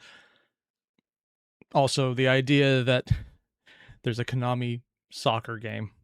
EA probably doesn't like that. his Instagram, but whatever profits that product scrounged up, I bet had something to do with this. He has 27 million followers, guys! Yeah, that would do The it. time frame is a little shaky since Also, considering at the time I'm saying this, I think it's this weekend or next weekend, a new box is dropping with a bunch of Dark Magician stuff. Good time then. a lot of stuff from this deal has since been deleted, but Oh? Antoine was announced to be a Yu-Gi-Oh! Brand ambassador in June of 2021. Antoine would be representing Yu-Gi-Oh!, appearing at events, making announcements, signing products, and to solidify the deal, was going to be able to make a card in his honor. Whether that meant it would be in his name and likeness, or that Honestly, if they had just done an entire football-themed deck, I'm going to be fully honest here and expect that someone's about to tell me that they've already done that and it's already a thing and it's been in and out of meta multiple times. Because that seems to be every time any type of deck comes up, it's kind of existed or been really close to already. it was just going to be inspired by him, we don't know. He did interviews with community figures like Lithium 2300 What? and El Dojo del Duelista. Who? He posed with Probably the Duel Spanish. Disc. He saw what Odd Eye's Pendulum Dragon looked like. Baby, we were cooking! Cooking with dog shit! July 7th, 2021. Antoine Griezmann is unceremoniously removed from his position as ambassador and has his contract with A video has emerged of these men and Antoine Griezmann during what seems like their stay together in 2020 Euro earlier this summer. The footage shows Dimbo was poking fun at the staff of the hotel where they were staying. Griezmann's words are unintelligible, but we can't see him laughing. Due to this event, Konami made a statement. Digital believes, as if the philosophy of sports, discrimination of any kind is unacceptable. Previously, we announced Griezmann as Yu-Gi-Oh! Contest ambassador. In live recent events, we decided to cancel the contract. I'm going to be honest. Good on Konami. Yeah. I've worked in places where assholes are just being assholes to us because we're in customer service, and I'm okay with this. That's actually kind of cool. Also, I'm being told by Ami, funny you mentioned the football deck in the 2 other reactions you did, if I remember. I did? Oh, weird. Mostly because me remembering things. That doesn't happen. Konami cancelled after a video from 2019 resurfaced where him and fellow Barcelona player Ousmane Dembele were making racist comments at an Asian hotel worker. It should have been on their radar that he would do something like this, because this was after a different racism controversy against a different race, when he did blackface to dress up as a Harlem Globetrotter. Well...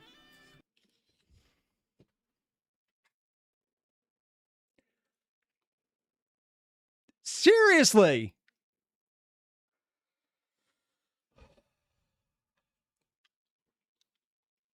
You know, that's just... Did they look into this? They probably saw his follower count and jumped on it without doing any background look. Oh, wow. I mean, good on them for finding something out and dropping on it, but they probably don't want to mention, oh, by the way, we already knew about this, but we didn't know about this part. Yeah, that escalated. That went from, oh, he was laughing at a racist joke, to, oh, he was in it, and to, oh, he was just in blackface. Are we going to find out he was goose-stepping and trying to shoot people in concentration camps? Because I think that's the next step on this line. What the fuck, man? Well, no, blackface isn't the right word.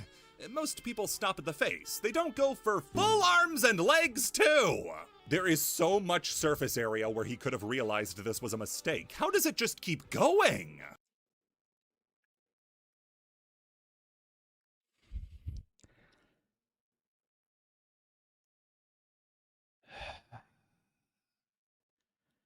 On the upside, it doesn't look like he's being massively racist. It's just a bad choice. I've seen some that are much worse because they intentionally get fake lips to play into every stereotype you've seen. This just looks like a dumb idea, so it's a little better than I was expecting, but not by much. Antoine's removal as a brand ambassador has had a real negative effect on Konami's community outreach. Because despite having perfect candidates, Konami seems gun-shy to pull the trigger on people like Ryan Hunter, who? A Super Bowl champion with Kansas City in 2000. We're about to find out something horrible about him. Also, I don't know anything about sports. I didn't know who this guy is. And if you tell me, oh, this wasn't Ryan Hunter the entire time, I'll believe you, because I have no idea who that is. 19. He played Danger Dark Worlds. Or what about Olympic gold medalist Noah Lyles? He was flashing Yu-Gi-Oh cards during the preliminaries leading into the Paris Games where he won his medal. Shit. Just give him a copy of Speed Warrior, have him sign it. That's it. At the time of writing, actually, they're about to give this a second shot as a new card was revealed based on baseball player Shohei Ohtani's dog. Oh. Level 1 normal light beast. I've actually seen pictures of that card. Didn't realize it was based on a real dog. That's actually kind of awesome. Alright guys, Yummy Primate is alive. What? Firewall Dragon dodges the ban list. I have heard people say this phrase. I don't know why I've heard people say this phrase. And Novelty Thief. Infamous celebrities and casual blackface / racism. Yeah. Yeah. And Necro, at least he doesn't look like a minstrel. Yeah, that's where I was going with this one. I thought it was going full-on minstrel show, which is intentionally as racist as you get, as opposed to just being, oh God, what the fuck is wrong with you? Inducing. His was bad, but it was just bad, where the others are worse. It's just disappointing entirely. The Yu-Gi-Oh anime is a vehicle to tell beautiful stories about friendship, the bonds we make with other people. And technically, the manga version of Zexal, having a crush on your mom. Yeah, I'm still stuck on that one. Finding worth in the worthless and the pains of growing up. Oedipus. It's also a toy commercial. These two things are both correct and one doesn't negate the other. The tie-in that the... I mean, I like Transformers, and it was explicitly a toy commercial first that accidentally told a story. Card game has with the anime is often... Also, I'm being told that was Arc V, not Zexal. Oh, good. I almost got the part of the information out of my head. If I'm really lucky, I'll forget the rest. Time's a boon. Decks that see a lot of meta success and that are fan favorites get loads of support and get to act as the perfect on-ramp for anime viewers to become card game players. Blackwings are a great example of this. Crow is a popular character in... Oh, God. I remember playing that deck now. It is so annoying. Mostly because I didn't know what I was playing against, so I had no idea what to counter. the anime, he uses Blackwing cards. Blackwing cards are putting up results? Let's make more Blackwings. Some people took this a little too far and assumed the story of 5Ds was rewritten around their popularity, but that's for later. What happens when the opposite case is true? Wait, what?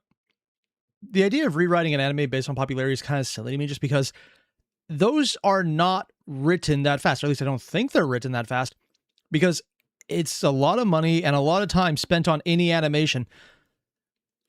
That is almost impossible to rewrite a story based on popularity unless it's very live, very low budget, and very, very much not good.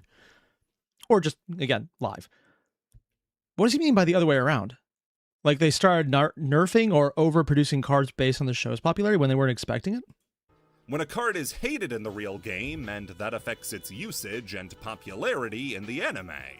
We talked about a card that would go unmentioned in the Death of Yu-Gi-Oh section, and it's time to finally reveal the culprit. Links. Firewall Dragon was the ace monster of Yu-Gi-Oh! Vrain's main character, Yusaku. It followed the template of all the ace monsters beforehand by having 2500 attack, being the final boss of the main character's deck, and like everyone past Neos, had an effect. Whereas previous ones had ranged from really good, like Stardust, to kind of underwhelming, like Utopia, Firewall Dragons was completely broken.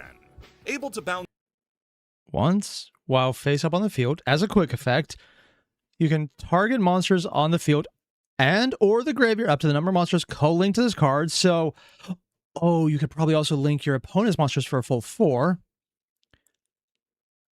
Return them to the hand, so possibly returning even your opponent's monsters, depending on how you position it. And if you put it in the corner, it could be a linked monster they have up in one of theirs as well. Okay, so you can do some stuff on their end. If the monster this card points to is destroyed by a battle or sent to the graveyard, you can special summon one Cyberse monster from your hand. You can only use each effect once per turn, but so either you get something free from your hand, or you get to say, fuck you, to your enemy, or use the same effect to save your own guys. Okay. That seems useful.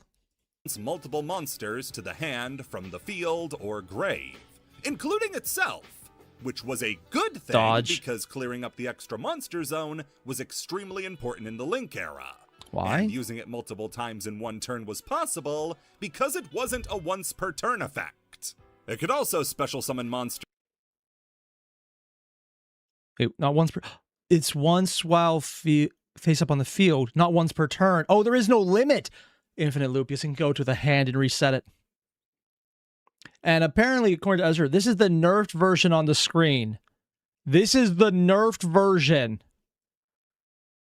Oh, this is the errata version. When cards were sent it doesn't say once per turn still. I'm assuming that's what they meant by it, though. Okay. To the graveyard, and instead of being a soft once per turn like that first effect, this was a nonce per turn. You could use the effect infinitely, and since Firewall itself made it so your hand would always be full thanks to the bouncing, you could infinitely recur powerful monsters over and over again for no cost. This made it ripe for abuse with cards like Cannon Soldier to FTK opponents. Clearly this card sucks. Why is it not at the bottom of a lake? Well, its role as the ace monster for Vrain's main character gave it real-world plot armor. It couldn't reasonably be gotten rid of if multiple episodes and duels had been scripted around the use of Firewall Dragon. There was no other card that could fit the purposes they had written Firewall to be used for. The fuck? Sorry, I haven't seen anything about Vrains, or really any of the more modern Yu-Gi-Oh series, although considering the age of them, I don't think any of them even count as modern anymore. But, what the hell is going on? That he's like surfing like in the air on some kind of air scooter while there's a bunch of stuff behind him. I'll be honest, if I didn't see cards, I'd assume this is a Digimon series I just haven't checked out yet. Also, according to Brick, Vrains was one of the best. I mean, the animation looks good, but I have no idea what's going on here. Things have definitely changed. And this is how Link summoning is visualized. Okay, yeah, that's sure. Why not? And so it had to stick around. As the real-world formats got worse and worse, more and more of a stink had been made to get Firewall Dragon banned. Multiple events were ruined by its existence, and the boards it could make. All the while, our Sound and Fury accomplished nothing. That is until December 19th, 2018. The Vrains episode, What's Beyond Instinct, aired, and the end of the episode was also the end of Firewall Dragon's life. Firewall Dragon would never be summoned in the show again, as 15 days prior, he was banned in the TCG, and 13 days later, he would be banned in the OCG. Did they alter the actual anime? To give you an idea, usually an anime episode is done months to... I know when you're working on an animated movie, you have it done a year or 3 prior to it coming out. Or at least that's when you start working on it. To make a sudden change that fast, that's kind of absurd. Or are they just waiting for it to die in the show for it to never come back again? What the hell? The damage Firewall had done was finally enough that he was banned from the game, written out of the show, and the duties of Ace Monster were passed on to the secondary ace, Decode Talker. The final clash of the show wasn't the upgraded Firewall Dragon Dark Fluid against the Arrival Cybers at Ignister. Instead, it was Access Code Talker. And the show ended with Dark Templar at Ignister facing off with Decode Talker. We'll never know the full story, but there's no way that these two events aren't related. The breaking of Firewall and his removal from the show. Firewall was written out with more than a fourth of the show left to go. So they actually did reanimate and replot and redo all of that. That is probably some absolute crunch on the animators. Like, are there interviews of the people working on this one? Because that seems like an honest to God, okay, we're working on, yes, overtime. Bring on the, let's go with legal substance to keep us awake for 40 yes hours in a row. And if the yes is a thing, I'm not sure how many zeros I need to add into that. That is an absurd workload. Because if the show's already coming out and it got to that point and then they rewrite it and it's based on the backlash of the people, so that is, there's probably only a couple months, if not weeks, to do those kind of changes. So, according to Brick, Vrains was a very turbulent animation time right after they switched animation studios to one that produced Sevens and Go Rush. So yeah, they were absolutely crushing everyone working here. There's probably a lot of interviews about that. Of 120. And Decode Talker's appearances went from modest in the early show to ballooning by the end, now that there was a vacancy. This sort of change to a show's scripting has never, and probably will never happen again. But then again, hopefully it never will need to happen because they wouldn't make a card this broken again. Also, I'm going to pull up this comment because I think it's literally exactly what I'm looking for. That's also one you can see on screen at the bottom. It very well documented that Vrains anime was the most crunch show with multiple directors changing along with producing another show, Arc V. So they were actually working on 2 shows on top of multiple directors changing, on top of multiple crunch times because of all the changes they've made based on how people are reacting to the show as it's coming out. And according to Brick, the final season was very rushed and close to only half the length of the other seasons. Which, by current anime terms, probably is still technically a longer season than normal. I'm not a big fan of the 12 episodes that's considered long now format. Yu-Gi-Oh! Originally was animated by Studio Gallop. When Vrains ended, they switched to Studio Bridge, who produces Sevens and Go Rush. I don't actually know what Sevens and Go Rush are, so that's completely just, I don't know what that means. To explain again, Vrains stands for Virtual Reality Artificial Intelligence Network System. So a virtual AI in this system. Okay. You could call it a BattleNet, but I think that might be copyrighted by someone else. ArcV was prior to Vrains, like years prior. Oh. Basically, think Vrains as the net from Cyberpunk. Ah, Magic Space. Got it. Which, literally, that's what it is in Cyberpunk. It's not real, man. It is very magical based.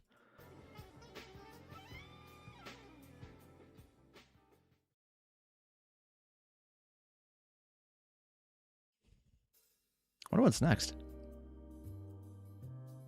Oh.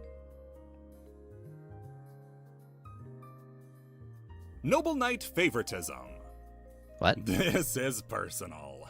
So you might remember that I've touched on Noble Knights a few times in this discussion. He's mentioned They it. were the very first TCG exclusive archetype made for the American release of Galactic Overlord, and are based on various Arthurian legends and weapons.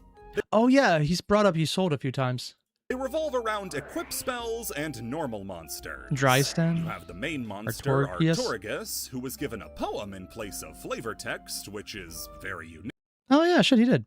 No one shall ever know the truth behind that faithful day when Artorigus went forth from the tales of noble knights. You have Boars and Maedrot, who are pseudo-Gemini monsters who gain their effects when equipped with equip cards, and the equips themselves based on famous swords like Excalibur and Cleric. Caliburn? That's not based on a noble sword. That's explicitly a noble sword. Also, while Excalibur was based on, it technically was a separate sword. The deck focused around either Xyz summoning into stronger forms of Artorigus, or Synchro summoning into stronger forms of their Lancelot stand-in, Lancelin, with he them just each kill growing Artorigus? stronger the more equips they had attached. Now we all know that parents love their firstborn more than anything else, and I can understand Konami of America being really excited to showcase that they could make cards too. I'm assuming that there was a lot of favoritism because the literal thing. Did Konami, not America, hate these guys? I'm just going to take a wild guess and say probably. But holy hell, they pushed Noble Knights too hard. Noble Knight favoritism refers to the insane amount of support that Noble Knights have gotten over the years. With Over every years? Xyz era pack past Galactic Overlord containing at least one new piece of support for the deck. Oh. Heavy pushes to make decks relevant aren't uncommon, especially anime ones like Salamangrates. When they I know debuted that in is. Soul Fusion, there were like 10 new Salamangrate cards a day. Damn. Noble Knights, though, are a totally game original archetype, which makes their push all the more remarkable. Maybe I'm just looking at this wrong because I'm used to the idea of branded because that's the deck I started with, and how that was, I think, card game original before anywhere else. And I know there's technically an anime on YouTube right now with Chronicles, but it does seem like that's in the same franchise as this, although I don't think it was initially only in the TCG, so maybe that's the difference. But it seemed like it was card game first and then everywhere else. Where most TCG exclusive archetypes get around 20 cards to work with, as of today, Noble Knights are just a hair shy of 60 cards. You could run a deck of only Noble Knight cards and not play a single duplicate. You think that's a lot? Where do you think they came from? In a move that Konami of America has never tried since, they released the Knights of the Round Table box. Oh shit, I remember seeing that in the stores.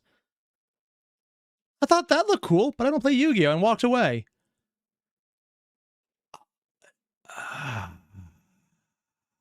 Yep.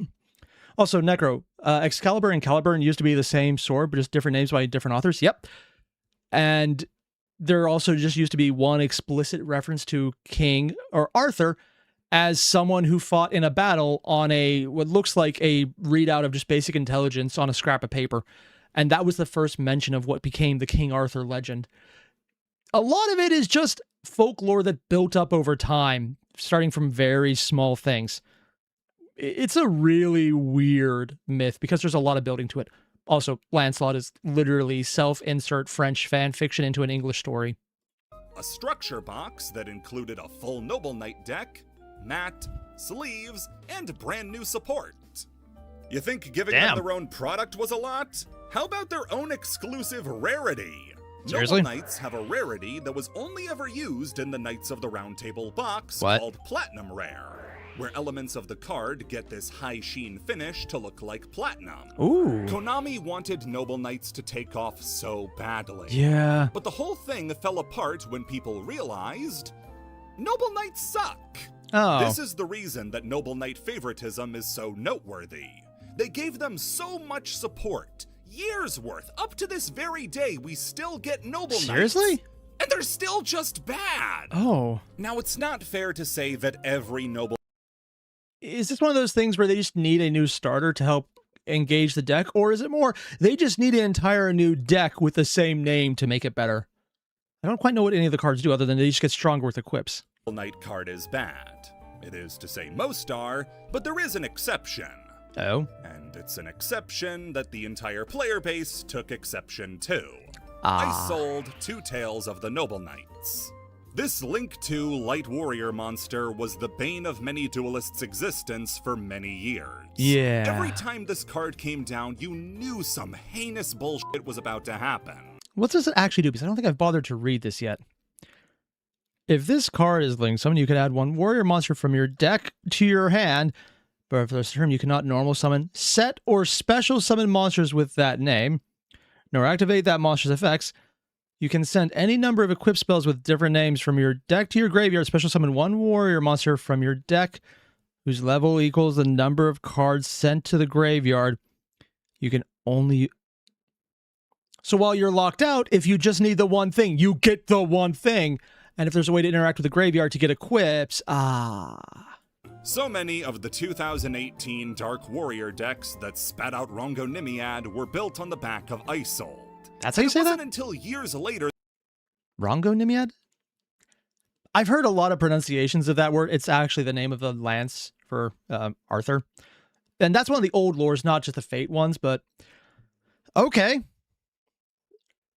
I've heard Rongnamiad, and Rongnahamiad because someone was trying to mispronounce it intentionally, but I'm not entirely sure they were wrong because it's a weird name. Oh, and then it could also just be the Yu-Gi-Oh! Spelling is different too. Huh. Also, according to Cyber Dragon, Infernoble. That's a hard word for me to say for some reason. Knights are a thing. Fire take on Noble Knights gimmick. That she was finally banned, causing problems the entire way to the grave. They love Noble Knights so much, they gave them a spin-off. What? After they exhausted Arthurian legend, they moved over to France for the French equivalent of King Arthur, Charlemagne. The Paladins. Oh, dear. And he brought up Astolfo earlier, so it fits. And the Epic of Roland. You want to know the So what do they mean move to France? Lancelot is French. best part? In one support wave, the Infernoble Knights beat the dog shit out of the Noble Knights. Damn. They are so much better, it's comical that these two decks are Okay, so I got my answer. The best way to fix it is to replace every card and build a new deck because they replaced every card and built a new deck. Yeah, that would do it. related. And the Noble Knights are so bad, only one of their cards sees any play in Infernoble Knights after Isold got banned. And it's just the search spell. Can't wait to see you all tomorrow when Noble Knights get their own attribute and format dedicated to them. Gold Sarcophagus. Need to pick up that card. Mad Lobster. What? So maybe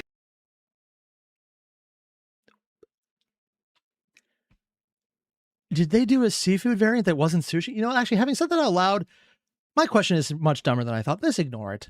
it's a good thing Konami doesn't credit all of its artists. What? Controversies around Yu-Gi-Oh! Card art are surprisingly minimal. Konami has done a good job nipping any problems in the bud before Like they can what? actually flower into a problem. Like lengthening skirts and removing scissors. Yes. Is it bad that I kind of like the changes because I would like to have both versions of the art? I'm one of the weird people where I like changes that aren't stupid. And then I also like changes that are stupid because I like stupid things. As long as they don't get rid of the first one. Like, I would like to have both versions of the art as options. Even if they just re-release in layers like, and here's the uncensored version. I'm probably weird that way. Also, Zero, you hate Hecka Hands? I've only played that deck once, and I accidentally countered the wrong spell, so they could start stealing everything off my board. And what I had on my board at the time was a negate everything that was done by a card. So, yeah, that sucked. Son, you can invoke the powers of hell and evil and Satan. Are those not safety scissors? My God. On very, very rare occasions, though. Unironically, I'm surprised this one got through, because Lego. I don't know if they're the most litigious company, but come on, man, that is really close to some, oh, we can make money suing you type designs. There will be some sort of problem that Konami runs into with the artwork that requires alteration. Yes. Some of these you could call censoring, but they're not all for the usual reasons like blood and boobs. The Fairy Tale series are a group of little critters dressed up as famous fairy tale princesses.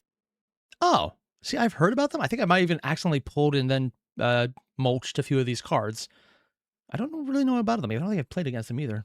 Like Cinderella, Sleeping Beauty, and our subject, Snow White. Fairy Tale Snow is evil and going to hell when she dies, but that's besides the point.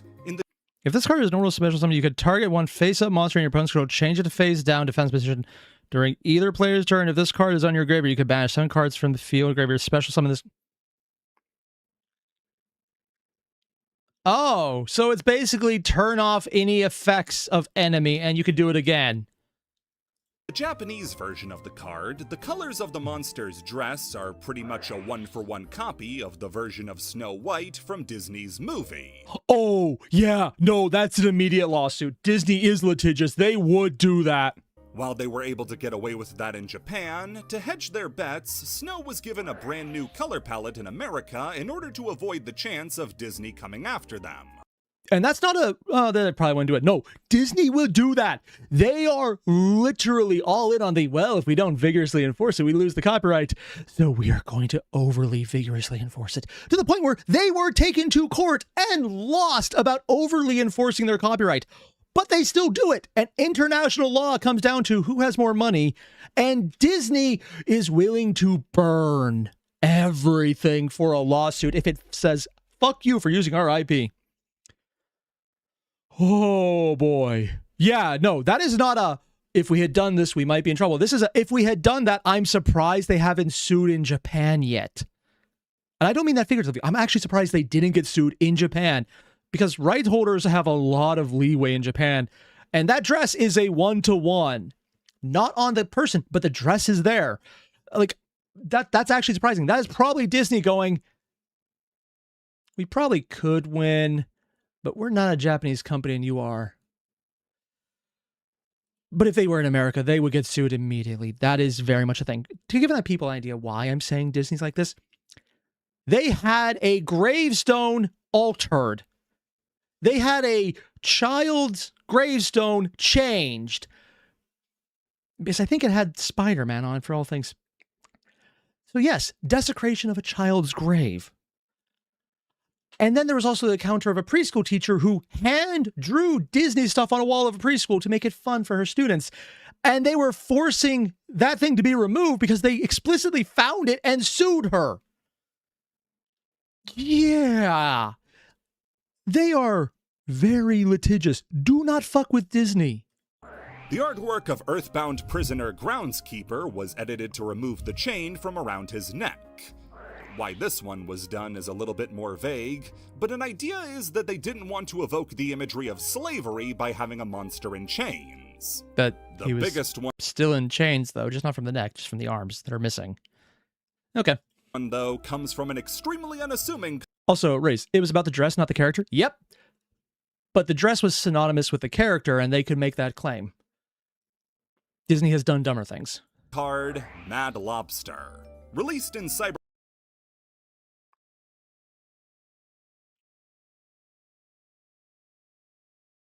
The fuck?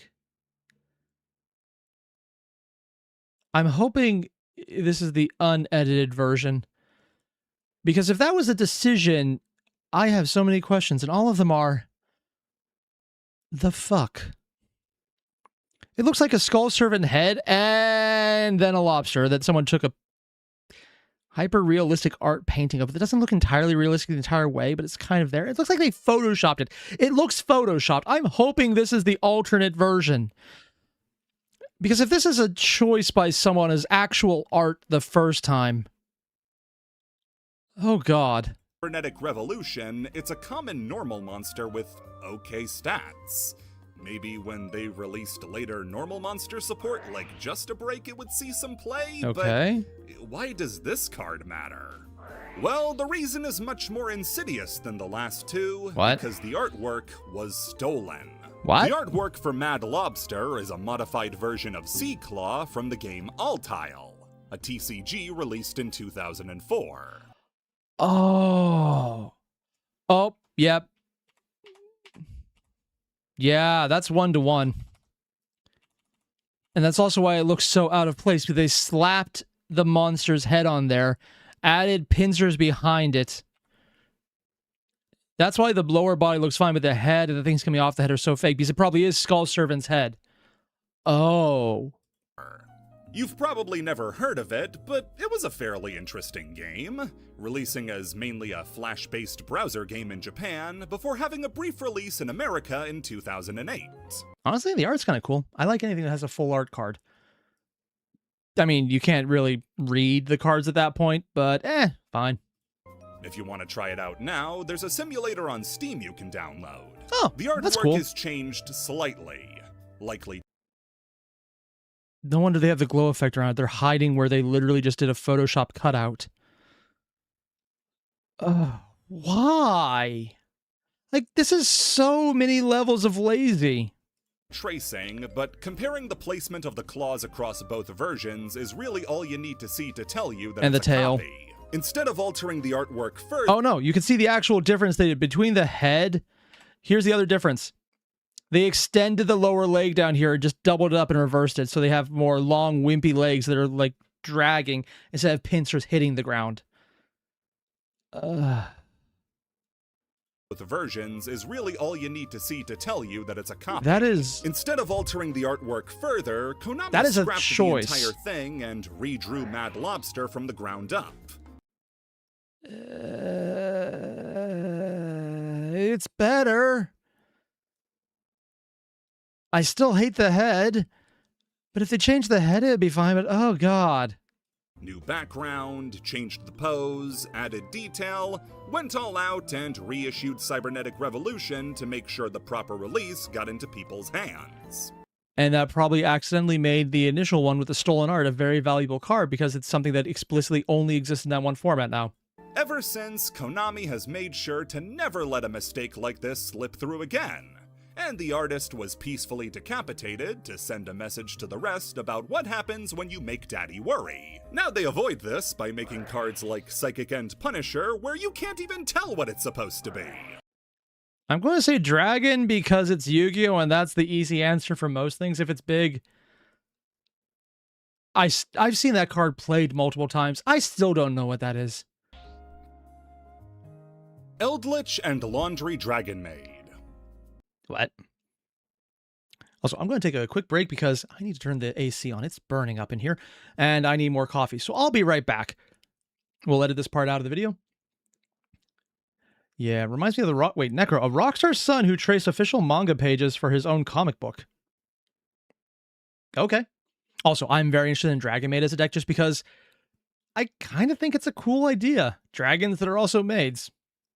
I got a type, and it's cute anime girls doing cute, silly things. Who'd have thought? But yeah, I'll be right back, and we'll get right back to this.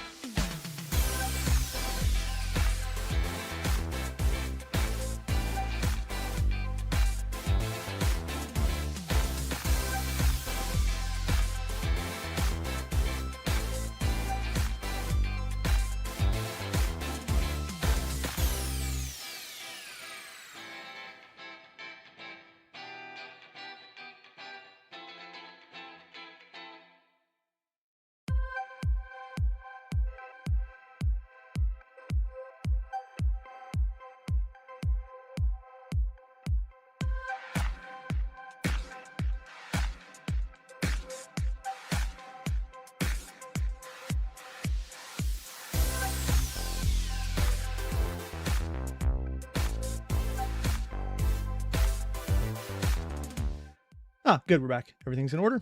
Nice.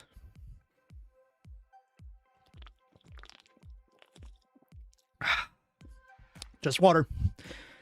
Also, for anyone wondering, yeah, actually just water. I figured I'd probably need to cut down on coffee after how much I had yesterday. Probably a good idea. Moving on. Fans love taking two completely unrelated monsters who share nothing from an artistic perspective and saying they'd go bowling. Whether it be for gameplay reasons or simply because it'd be funny. Oh, it's gonna be fan-created work instead. Oh, nice. Oh, and Zero, you made new decks? Ooh, nice. Cards have been mashed together into impromptu friendships in the fandom for years. A big one that took off as a meme in Japan was Melfi Rabbi and Divine Arsenal AA Zeus Sky Thunder. This is literally the Doom guy and Isabelle from Animal Crossing meme, isn't it? Also, I still like this card. Zeus's ability is to overlay on top of any Xyz monster that battled that turn. And since it was released only a set after the Melfi archetype, people found it funny that you could convert Joyous Melfi into Zeus. The joke eventually became that Melfi Rabbi had the ability to transform into Zeus if you made him upset. That is a very different thing. Do not upset the bunny. I heard of Transformers in Disguise, but goddamn, this is taking it to another level. One that goes even deeper, though, is the relationship between Eldritch the Golden Lord and Laundry Dragon Maid. Oh. The pairing of... I have never played against the Laundry because I've been told explicitly she's terrible, and I've seen the Eldritch, or the Eldritch. I don't know if he did. I kind of stopped paying attention because they were solitarying for a bit. These two monsters as best friends is extremely popular in the community, all stemming from their unintended synergy in Japan. See, Laundry Dragon Maid, despite having charisma to spare, is easily the worst Dragon Maid. Yeah. Its ability to mill 3 off of the top of the deck when summoned is actively detrimental to the deck if it misses. Oh. So both it and its dragon form are removed from most Dragon Maid builds.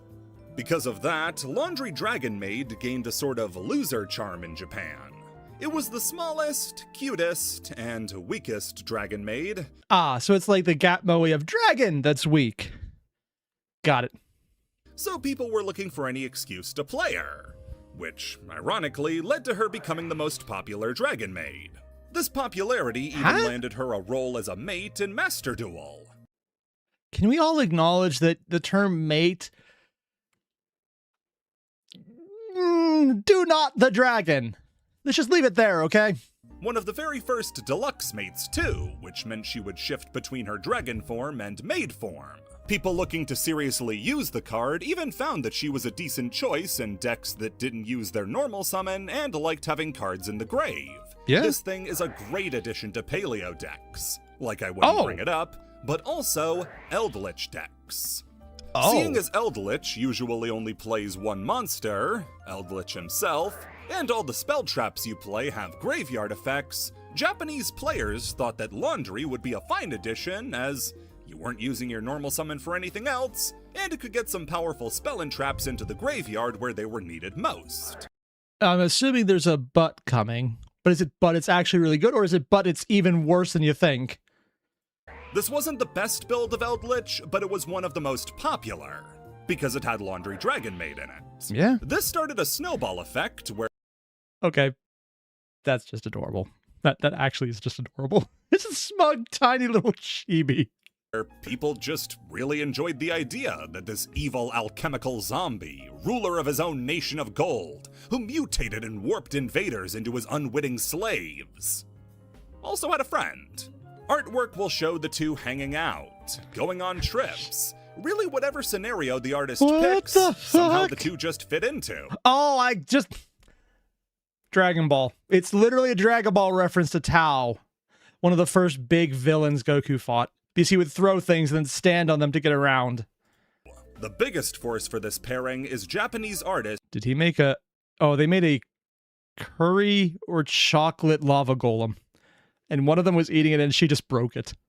Kiyoshi Hitano, who has drawn dozens and dozens of pictures of Laundry Dragon Maid over the years. And there's That's a cute. 50-50 chance that Eldritch is in them. And they are adorable. You got Laundry introducing her new friend to the other maids, Laundry accidentally ripping Eldritch's cape, Laundry dressing up as Eldritch for Gold Week. Yeah, I love the art. It's so classy. Even the massive mural of every Are they doing Where's Walter and just trying to look for the Eldritch? Oh yeah, he's getting a balloon out of a tree. version of Laundry Dragon Maid has an Eldritch snuck in there. My favorite, though, is the one where Laundry Dragon Maid is trying to sell her art on the streets and is getting upstaged by Card Trooper's AI art of boobies. I mean... I'm just going to drink to not incriminate myself on this one. Who's the only person going to go buy Laundry Dragon Maid's artwork? Eldritch. Yu-Gi-Oh fans are usually horrible, but when it comes to making cute little relationships, they're alright. Yeah. Unironically, this is just cute. I don't care who you are, that's just awesome. That reminds me, I even have the structure deck for Dragon Maid. I've never looked into it for some reason. I need to do that soon. Also, yeah, Balrog, social commentary. Yes! I'm not sure if we mean the AI part or the boobies part. Both. It's probably both. Although there is still the Gap Moe, or just Moe things in general, drawing just as much attention. So I guess it depends on what you're looking for at the time. Indomitable Fighter Lele.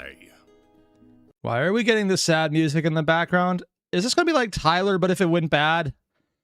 Oh, I'm not going to like this, am I? Okay, so this is another warning, like with Tyler the Great Warrior. Oh, no. No jokes this segment. It's a heavy one, Oh, involving no. the loss of a child. Oh, yeah, it's exactly what I thought it was. Oh. And they said loss, so it's not going to be like, oh, and he got better, which is what happened with Tyler.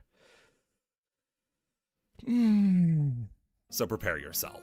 Leighton Kurashima was an employee at Upper Deck Entertainment during the time them and Konami were working together on the distribution of Yu-Gi-Oh cards in the West. He was a product manager who worked closely with the TCG department and had formed a friendship with many members of the staff who worked there, But who even gave him the nickname Lele. Leighton would take some time off in the near future, though. oh, this is like the Lost comic when you realize what it's actually about, isn't it? As he was set to become a father to his son Aylin in October of 2005. Aylin would be born, but unfortunately would pass away only 2 hours after being born, leaving Leighton and his wife Molly devastated. Yeah. As a way to cope with his loss, Leighton would end up trying to bury himself in his work at Upper Deck. Except when he returned after losing his child, he discovered the TCG department had pulled some strings to create a card in his honor.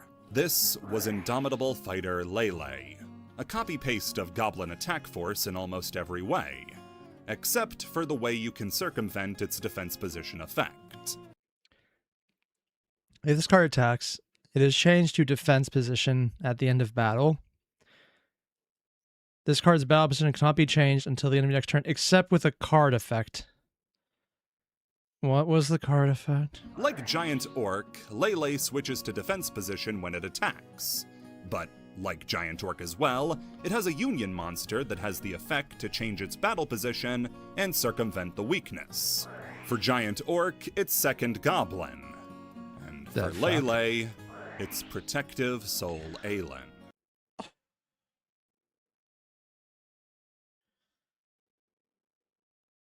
There are two ways this could go right now, and it really depends on how he's feeling about this.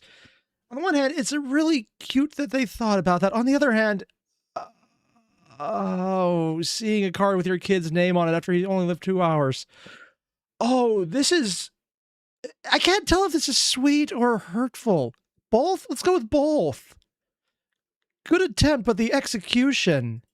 A card made in the memory of Leighton's lost son, who had the effect to protect Lele and make him stronger. Based on the release schedule of Cybernetic Revolution and the birth of Aelin, I believe these cards were made preemptively, as in they wanted to pay tribute to Leighton and Aelin before Aelin's unfortunate passing. Oh, this wasn't even an intent. They were just being nice to him. Oh, they didn't know who. Oh! So they made the card, and then after it's in production and approved, then they found out that the kid died. Oh. Oh, that... I'm sorry. This is actually hitting me pretty hard. Oh, fuck, man. Cybernetic Revolution was released in May of 2005 in the OCG, and August of the same year in the TCG, while Aelin wouldn't be born until October. It didn't diminish the effect of the message behind the cards, though. Yeah. In fact, it took on a whole new meaning. No matter what, Aelin would always be by Leighton's side for the... So what they initially intended was, see, you got a kid, he'll watch over you, this is great. What they got was, see, he's still there. I'm sorry, that's... fuck, man. I don't know how that guy didn't just immediately drop right there, because that would have broken me. love they got to share all too briefly. Yu-Gi-Oh! Doesn't often move you to tears, but the story of indomitable fighter Lele and protective spirit Aelin is one that shakes even the most stone-hearted. God damn. Oh god, you imagine what it'd be like for the people there. It was like, hey, check out this awesome card we made. Why are you upset? Oh god. Oh, that has to be like the most uncomfortable thing ever. And yes, I'm intentionally thinking about the people who made the card and not the dad, because that just makes it worse. Ugh. Please be something happy.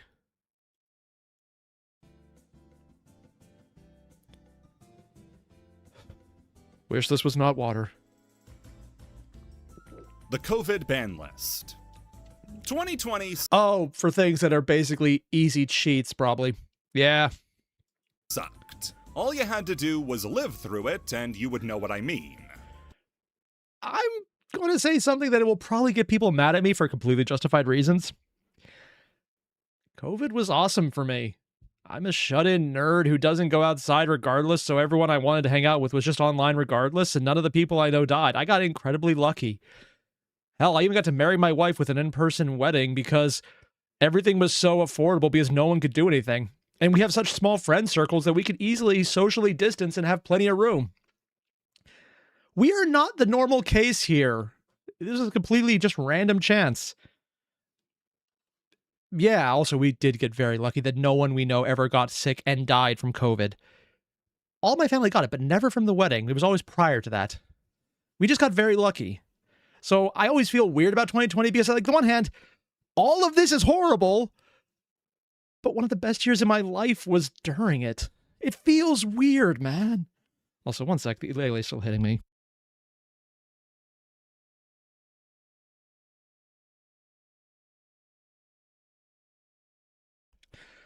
Also, Azure, it depends, is terrible for essential workers? That's the thing. I was one of them. Yeah. It was hard being totally sedentary, both physically and mentally. Being cooped up broke a lot of people's brains, and they never really fixed themselves. Considering I was already cooped up prior to this, maybe I should look into that. Oops.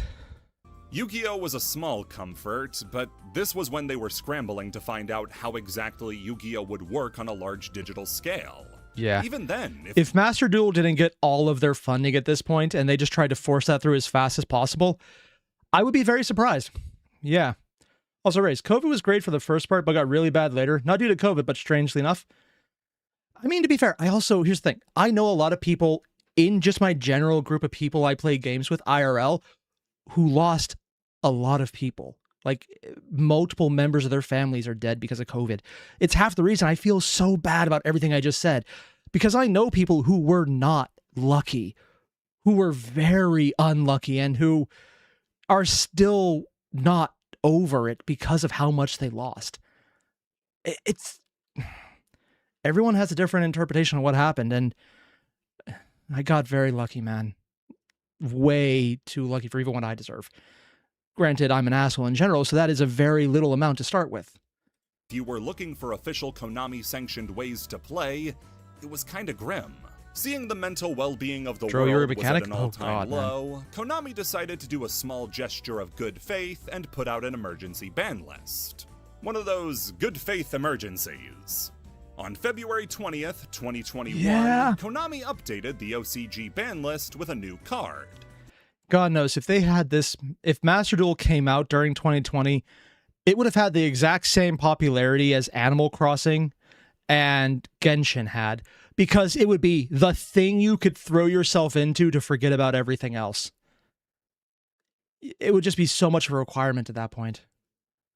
And yeah, the game, don't feel bad, life comes at people differently. Yeah, but just knowing luck is a factor kind of does hit. Also, if anyone here ever lets my D&D, or sorry, excuse me, my RPG group know that I'm actually feeling guilty for luck, I will never acknowledge I said this. Because I play a luck mage who is absolutely and utterly broken. Not because he does anything good with luck as a mechanic, but because if I need 10 successes on 5 dice rolls, I will get it. Multiple times in a row. The DM doesn't like giving me options for random chance because I somehow get lucky. Except for when it doesn't matter. It's happened often enough that I'm not allowed to do things like that. Pestilence. This was a super old equip card, back from when they were still nerfing cards by making them type reliant, which Konami banned as a way to show goodwill and hoping for the end of the pandemic to come sooner rather than later. Oh, yeah, about that. It was purely a silly ban, as the card itself is bad and not used in anything, and more just a way to show solidarity. It's a small thing, but I kind of would appreciate that. For the same way, I'm not going to challenge someone to a game of Pandemic at that time period. It's just too on the nose, man. Sorry, and I just realized, yes, you are here. I thought you had left. Damn it. I said nothing. With the ban itself being lifted on April Fool's Day. And to show how nice it was, I would like to quickly go over all the cards that dodged this ban list that I think deserved it. Oh? Crush Card Virus, Deck Devastation Virus, Eradicator Epidemic Virus, Grinning Grave Virus, Cell Explosion Virus, Doom Virus Dragon. The dragon's close enough, but oh god. 0. No Corona beer. Oh yeah, that's a beer, isn't it? I keep forgetting it exists for some reason. Even before COVID, I always forgot about that brand. Huh. Tribe Infecting Virus, Virus Cannon, Amorphage Infection, Infestation Infection, Infestation Pandemic. On the one hand, I'm glad they didn't take the entire list that seriously. And it was just an in solidarity card of something that no one's really going to mind losing. Because if you're doing something as just because we can to show solidarity, I'm glad they hit something that didn't matter. On the other hand, I wonder how many people were the assholes who explicitly pulled together the everyone you know is dying decks. Because that seems like what we're getting the list for right now. Pandemic Dragon? Okay, how did he escape the list? Did he actually have the toxic symbols as his wings? They didn't actually, did they? Oh god, they literally had the symbol as his wings. Also, hey, Ecclesia. Escape the list. Toons are a parody of Magic. Magic's influence on the TCG landscape is as wide as it is blatant. Yeah. You can find the DNA of Magic. The ads for Magic are always so cringeworthy. Like, I'm someone who has almost no shame, and yet I look at this and I still think I remember what that felt like. In almost every TCG released, whether it be their use of a resource system like lands in the case of Pokemon's energies. Yeah, hell, even some new games play similar to that for that very reason. It's just so inbred. And I do mean inbred into the entire gaming landscape. Or the mana in Hearthstone, or mechanics like Summoning Sickness. Yep. Although there are games I've played that are similar but feel more like they're based on Yu-Gi-Oh! Than not. Flesh and Blood, for example. Honestly, I like the game. I wish there was a web app for it, but they do strictly in-person stuff, which I appreciate. And the game is so damn expensive to get into. And I only know of one person within 100 miles of me who plays it. Yu-Gi-Oh might seem like it doesn't fit the mold, as its speed is 100 times that of Magic. It's 100 times that of Magic when you're not playing explicitly competitive decks. The faster Magic decks keep up with Yu-Gi-Oh! And for the exact same bullshit reasons of, I counter everything you do, negate everything you do, and now move on to immediately kill you. With the average turn count of a Yu-Gi-Oh game equaling how long it takes a Magic game to get going, but Yu-Gi-Oh is cut from the exact same cloth. Don't believe me? Guess what Yu-Gi-Oh was originally called back in the manga? No, not Duel Monsters. It was called Magic and Wizards. Is this before Hasbro and Wizards of the Coast owned Magic the Gathering? Actually, did Magic the Gathering start with Wizards of the Coast? I kind of assumed it did, but even I'm not sure about that one. Also true. Mono red control. Must be a lot of new things, because when I played that was very much a lot of artifact shenanigans just to fuck with your opponent. But it's been a while since I played. The inspiration is so obvious, but it doesn't just end at stuff as Dude, actually, this reminds me, there was a card shop recently that I saw had a starter pack from Odyssey on the shelf. I mean, it's a starter pack back when starter packs were absolute trash, so it's probably not worth anything. But the fact that they had it made me just do a double take, because what the... Oh, God, they have that. That's historic now, man. Blatant as the name of the original game. Phases like the standby phase are adapted. Also, Decker, you mentioned this a few streams ago. I think I remember you talking about it, but my memory is shit. So I never trust it. From Magic the Gathering's upkeep phase. The stack is the basis for Yu-Gi-Oh's chain system. The influence goes as deep as the bones of the game. To be fair, I do like the idea of a stack and a chaining system, because they do show interaction speeds, which I think is really fun. And I mostly enjoy Yu-Gi-Oh! When you get to abuse those mechanics back and forth to see what happens. I don't like Yu-Gi-Oh! When it happens and you do nothing, because that kind of just gets boring. Then there's less not blatant ones. The fuck? Those being oh yeah, that was a magic card. And a rare, wasn't it? Like a goblin ogre.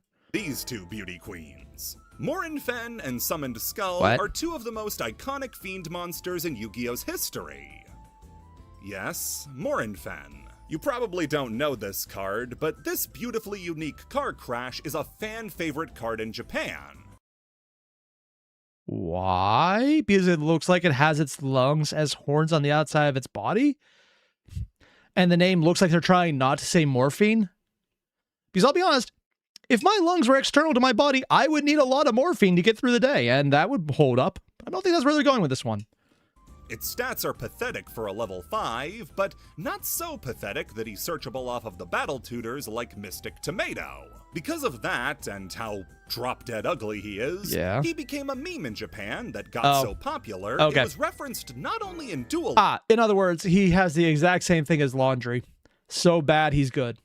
Links, but got him his own custom sleeves that you can buy for your deck. That's a choice. Also, Kim, I still refer to the card game within the anime as Magic and Wizards. Duel Monsters just has me mixing up with Duel Masters. Good, I'm not the only one doing that then. I've done that multiple times today. On stream even. And prior to the stream when I wasn't even talking just to anyone but myself. I still made the mistake. Also, according to Reese, Yu-Gi-Oh! Is the fighting game of card games. Are you saying that there's a bunch of really easy cheats that break the game and everyone hates them? Actually, no, I'm not even making a joke there. That's pretty much accurate. There's also porn of him. Anyway, Morinfen is... What? How? What about... And how...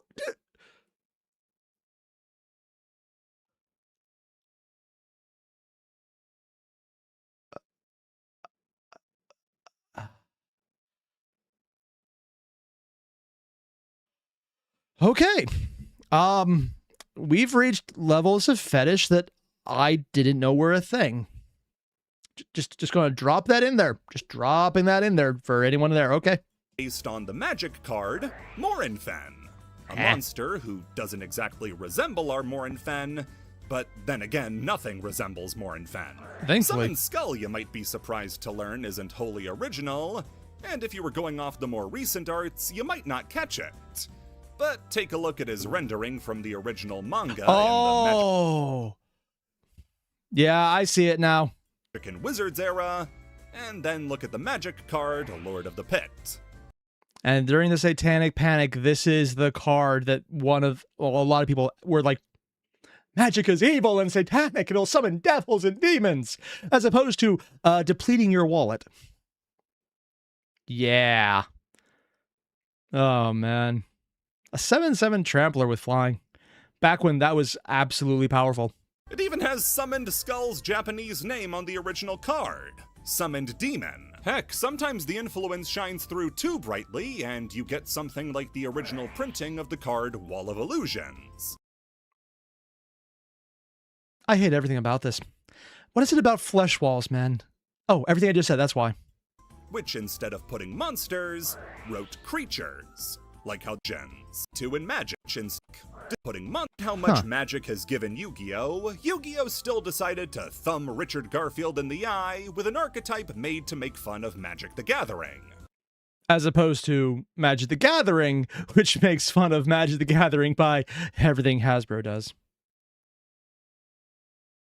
I'm just going to leave that there.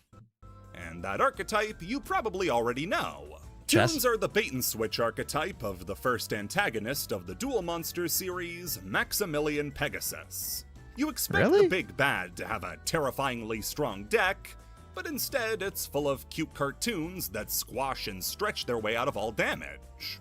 Doesn't seem to have much to do with magic, but it takes looking at the mechanics of the Toon archetype to understand what it's doing. Oh, it's regenerate. That's because that's how you dodged all the fuckery in early Magic. Before you had all the other bullshit like bouncing and then coming back or blinking it or just making it indestructible. Yeah. Monsters can't attack the turn they're summoned, and they can attack directly as long as the card Toon World is up. How this applies... Honestly, I always thought that this was more of a reference to Disney. Maybe that's just me, but that's where I always thought I went. I guess Magic makes sense, but I really did think it was Disney. To Magic the Gathering is in that summoning sickness mechanic I mentioned. Magic creatures can't attack the turn they're summoned, just like Toon monsters. As for the other effect, magic creatures don't have to destroy all the opponent's creatures to attack directly like they do in Yu-Gi-Oh!, which is reflected in the Toon's direct attack effect. All of this is wrapped up in how Toon monsters get this effect by having Toon World up, their version of one of Magic's land cards. If you thought Flower Cardians were the only Yu-Gi-Oh! Deck that emulated other card games, think again. I mean, they're releasing a chess Yu-Gi-Oh! Set within a few weeks, so I guess that's just the thing that happens. Huh. Spell Chronicle. Lying is so f***ing cool. What? The influence that pro players have over the general playing populace isn't understood by a lot of people. If a pro Yu-Gi-Oh! Player scratches his leg during grand finals, people will be trying to figure out what his underwear is to see if it can give them an advantage. He's being hyperbolic, right? Right? Also, the asshole has a Kashtira Rise Heart. Oh, God.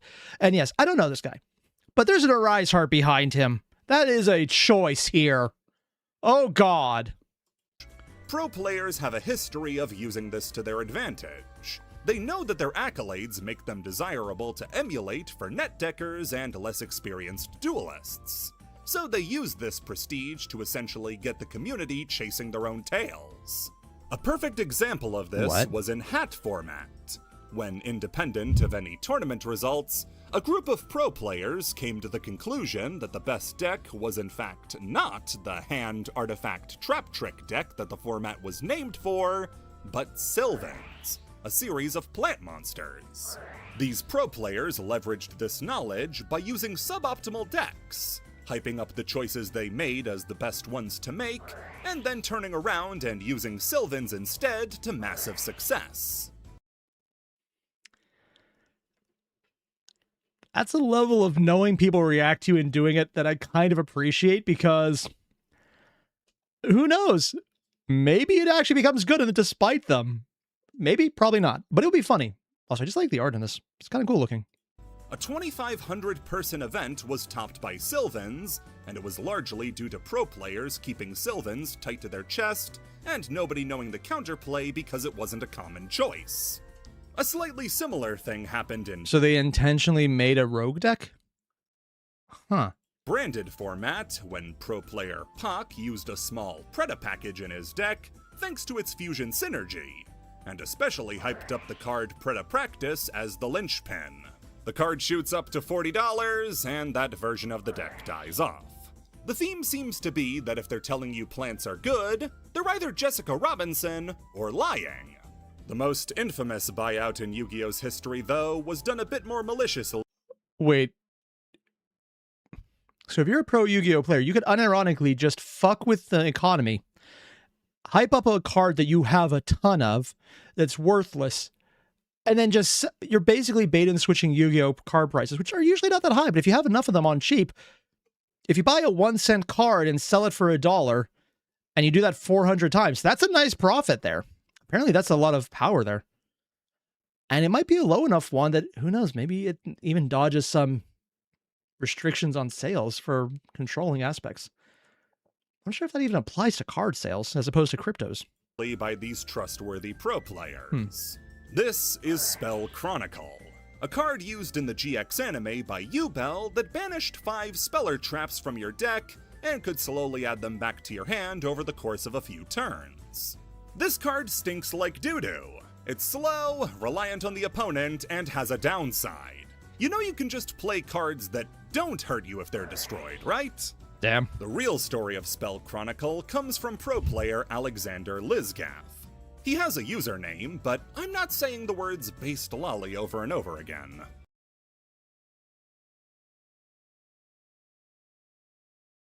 That is the username he chose.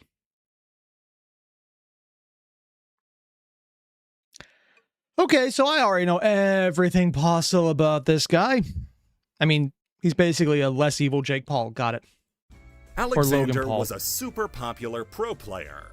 He had multiple tops, a lot of respect in the community, and most importantly, was a fan of less popular deck choices. He was one of the few people, for instance, using a small Blue Eyes package during Dragon Ruler format, piloting that to a top 16 finish at an ARG event. So when Shadal and Burning Abyss were due for release, he hyped up Spell Chronicle as a great card in those decks, as they're graveyard-based. And all those cards in your hand are sent to the graveyard for Spell Chronicle's effect. And I'm assuming he then dumped a bunch of them right after this, huh? Other pro players like Jeff Jones joined in, hyping up the card as a fever pitch was reached, and does this guy actually know, or is he just jumping in on a meme? Or is he dumb enough to believe that maybe there's something he missed, he should say it's correct now? I'm not sure which one of them is worse. The card went from a worthless common to over $10 a copy. The thing is, though, that Spell Chronicle wasn't as good as it read on the tin, thanks to the discard being a cost and therefore not proccing the effects of the monsters you discarded. By the time people realized what was going on, though, it was too late, and hundreds of people now owned worthless cards they paid out the nose for. And was he selling a bunch of them? Or was he just wrong? If he's just wrong, But if he is actually selling a bunch that he had, that's a very different thing. That's right, pro players pumped and dumped the player base. Yep, they did. I don't know if players like Alex and Jeff had a financial stake in Spell Chronicle sales, but I'm just going to say it up. Yeah. Also, Balrog, he plays Trap Tricks. I actually looked into that deck. I was like, oh, can you play it without the hand loop? Oh, I'm not going to do this. But regardless, it's one of the biggest cases of pro players influencing the player base for the worse. Yeah. Dick move, man. Hope is a girl's name. Oh, this one. Really? Like, was a card named Hope a guy? What's the big deal with that? Or was it just a mistranslation? Or is it actually just the name of the card? One's got layers. Why? So, Konami doesn't like us. We hardly know anything about how this game is made. You could tell us they find new cards under a cabbage leaf, and we'd kinda just have to go with it. This wasn't always the case, though. Oh? As for a time, we had a way to not only learn about the inner workings of the game, but directly probe one of the people responsible for it. Time for layer 1 of this subject. Pojo is a website dedicated to all sorts of different hobbies, specifically card games. The fuck? Are these even real magic cards? What the I'm not going to believe. I'm going to believe this is not real. I'm just going to believe that's not real. For our purposes, it was the #1 place for people to talk about and trade information about Yu-Gi-Oh! This website is the Library of Alexandria for Yu-Gi-Oh! Whoa. If you have any questions about the history of the game, there's bound to be a Pojo post about it. I got so much information for this project from old Pojo posts because legitimately reading one of them is like taking a time machine. For old deck profiles, I go to Pojo. For community drama, I go to Pojo. Active YouTuber, good channel, Pojo users, full into hiatus, deleted. Oh, but one of his videos. Oh, so it's actually just the drama right there. Lack of charisma as he speaks, I'm actually grating to listen to. Hey, I've been described that way. I once heard someone describe me on Reddit as someone who gets way too pandemic, to which I would say, oh, good, they've watched my channel. They have an accurate description of exactly what's here. For authentic looks at the perception of the game from the player base who played it at the time, I go to Pojo. If you troll too deeply into Pojo posts, though, you're gonna find Layer 2, Kevin Tewart. Who? Kevin is a former Upper Deck employee and current Konami one that worked on Yu-Gi-Oh! Wait. Product. I'm sorry. Konami employees were allowed to come from Upper Deck. That might sound weird, but considering previous bits of this iceberg covered the literal legal bullshittery between Upper Deck and Konami, I was honestly expecting there would be and no one here is ever allowed to work with us ever again in case they were involved or not, and we're not going to find out.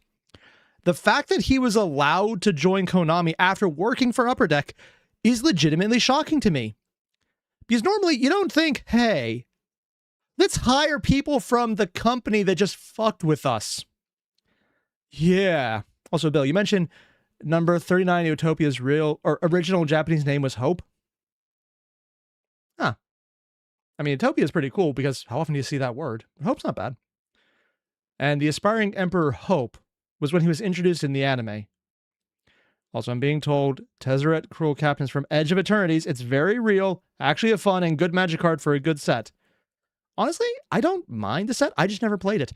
I remember seeing all of the sticker cards, though, that came out around the same time. It was like, I'm not doing this. And just kind of stopped. Yeah. Manager, card tester, before eventually becoming the head of US development at Konami of America.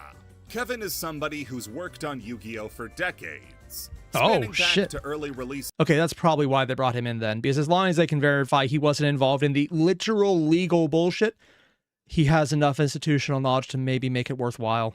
Like Pharaonic Guardian and Magician's Force. As a Konami employee, Kevin's posting on Pojo was highly unusual and equally exciting. Were they normally not allowed to do that?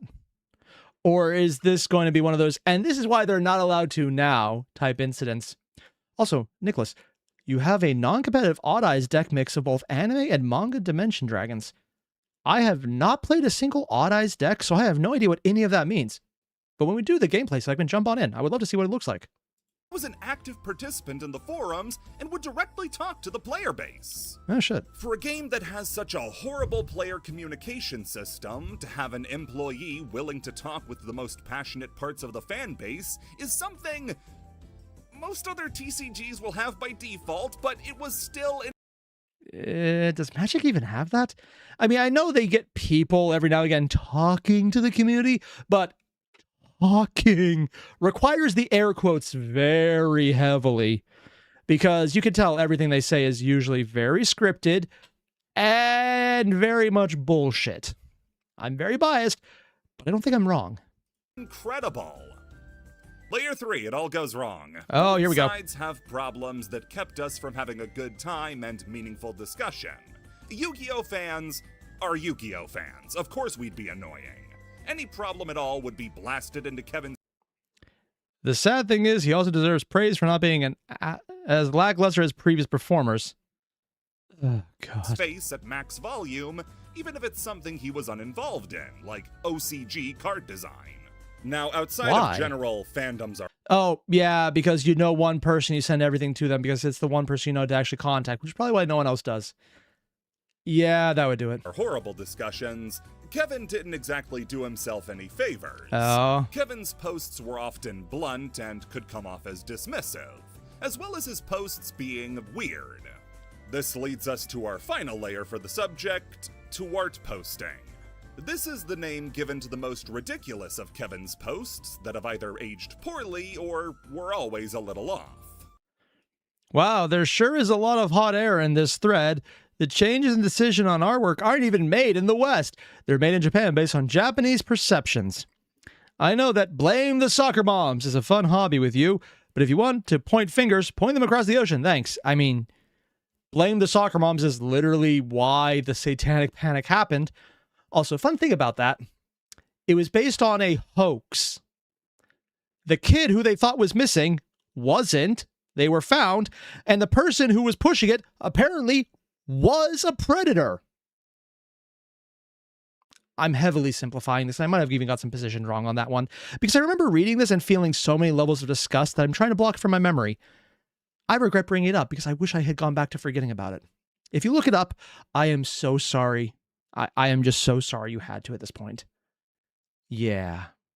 A normal example of this is upon the release of Xyz monsters. People had questions about the status of monsters used as material. They're technically still on the field, just under an Xyz monster. Oh, that's how that works? Again, Master Duel. It makes so many things simple for idiots like me who don't know what's going on. That does explain why I destroy one of them. They always have more things go to the graveyard than I expect. Okay. So do they count as being on the field? And are they being sent from the field to the graveyard when detached as Xyz material? If so, Tour Guide into Sangan was about to break the game, because any rank 3 worth its salt would become last will. Monsters who had effects that activated when they left the field would be insanely good as Xyz material. Kevin was insistent, to the point of aggravation, that this was how it worked. Cards with effects when leaving the field would proc when detached as Xyz material. Cards like Sangan and Reborn Tengu would therefore become unstoppable. It turns out, though, that he was just wrong. That's not how it would work, and these posts led to a lot of confusion at the start of the era for how the mechanic worked. One of the other posts that soured people... I'll give him a pass on this one, because being wrong at something new kinda happens. The fact that he's talking about something he doesn't perfectly understand yet, and he's in a position of authority, is a downside. So it's more like that, as opposed to the, oh dear fucking God. It's just a little disappointing. People's opinion. What's the next part? Oh, there's definitely a next part, isn't there? On Kevin was the post where he discussed what cards people wanted to see reprinted in Turbo Pack 3. When the King of Darkness, Ganondorf Dragmire, got excited at the prospect... I just recognized the music in the background. My God. That's from Winx, isn't it? There's at least one person typing right now in an absolute fury who's paused the video to come back to me saying this. You're welcome. Of classic card Waboku being printed... I do love me some Mario music. ...in a higher rarity, Kevin shot it down, saying that his personal dislike of the card would keep it from ever getting printed in a nice rarity. And it's true. Waboku has never been printed at a rarity above common, save for some printings in obscure ugly rarities like Mosaic Rare. What? Oh, that's a choice. Leaving Pojo for a second to Kevin's defunct Twitter reveals 2 posts detailing the origins of hated cards that he had a hand in designing. Oh. One is Gateway of the Six, a card that transformed 6 samurai from a fun control deck with a cool theme into a meta-defining combo spam deck that haunts it to this day. The other one was a post saying he was working on a new anti-special summoning card exclusive to the TCG. Given the time he posted this, it was... Is this going to be a card even I know? Because did he do Ash? The only anti-summoning one I know would probably be... No, that's not anti-summoning. It would be more anti-effect from summoning. Probably not. Clear the card he was talking about is Max C. Oh God, it's worse than I thought. I mean, I play Master Duel with a copy of this in my deck, and I have yet to play this card against someone who isn't doing strictly graveyard interactions. As in, they just put a bunch of cards down, and during my turn, they instead just graveyard them and wait. And yeah, every time.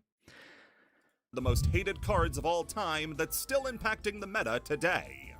But those are just the posts people got upset about. There's then more. There's the posts people got confused about. Like the one where he's debating the merits of buying single cards instead of sealed products. Why? Especially in Yu-Gi-Oh! Why? In Magic, no, just buy the singles. If you're playing the game, buy the singles. If you're an investor, buy the box, sell off everything else, and keep the one ungodly rare that has a specialty thing so that the people playing the game can actually play the game. In Yu-Gi-Oh! Though, the cards usually aren't that expensive by comparison. So why would you ever just buy a box? Yeah. If buying boxes is such a losing proposition, why do you think so many people are opening boxes? Because it's basically gotcha. It's gambling. It's fun and addicting. And also there's a chance of you getting something super valuable, which, okay, I'm not the right choice because I've actually done that multiple times. Yeah, I bought 2 boxes and both of them had cards and they were worth more than the box I bought it in. I haven't sold them because I don't use eBay. It's kind of cool to grab them. But still, it makes more sense just to buy singles because Yu-Gi-Oh! Is so cheap. You can get an entire pack and extras for pennies on the dollar. It's what any other game would do. As long as you're not going like the super meta cards that are super expensive and super high rarities that only have the high rarity printings. This doesn't even seem like it would be a joke.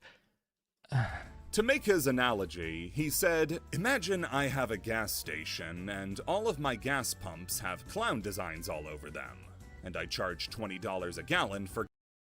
I would immediately go to another gas station from the $20 a gallon, and first, because you put clown designs on a gas station, I am not going here. I don't want to know if we all float down here, and I'm not going to find out. gas. Meanwhile, the regular gas station down the road is charging regular prices. But And they don't have clowns on it. Let's not undersell that part. Convinced a bunch of people that buying my clown gas is the only way to go. So they refuse to buy gas the regular way. Then they come to Pojo and ask why clown gas is so expensive. Also, I cannot tell if he's arguing in favor or against buying singles or boxes. Oh, that's probably why it was confusing, because I have no idea what argument he's making. The metaphor falls apart when you remember the gas station down the road has a 1 in 500 chance of giving you 1/3 of the gas you actually want. Then there's the crown jewel. This one starts innocuously as somebody asking, why did you change the name of number 39 from King of Wishes Hope to Utopia? You want a list? Okay. No, I didn't. I didn't ask for that. He goes on to list various reasons. Hope is a dumb name for a monster. Really? Out of all of the dumb names on cards, that's the one you thought was dumb. Okay, got it. Also, Nicholas Jennings, for you, if you can't get cards you need from my odd eyes, you just buy singles? Yeah, that's fair. Completely fair. The word hope is a highly charged political slogan from 2008. Oh, yeah, Obama. To be fair, and this might be a little shocking, I think that word might have existed before then. Also, this is a card game. I don't think anyone cares. If it was like a red hat that only existed in one format, that might be, okay, it's a little too on the nose at that point. But hope is highly generic as a word. I wouldn't have thought about it until he brought it up. Hope is a girl's name. So is J.O. Who cares? Technically, so is Victory. Because the goddess of victory was literally female in Greek mythology. I mean, also, it was a Greek, not English, but you know what I mean. The English iconic monster names need to be short and sweet.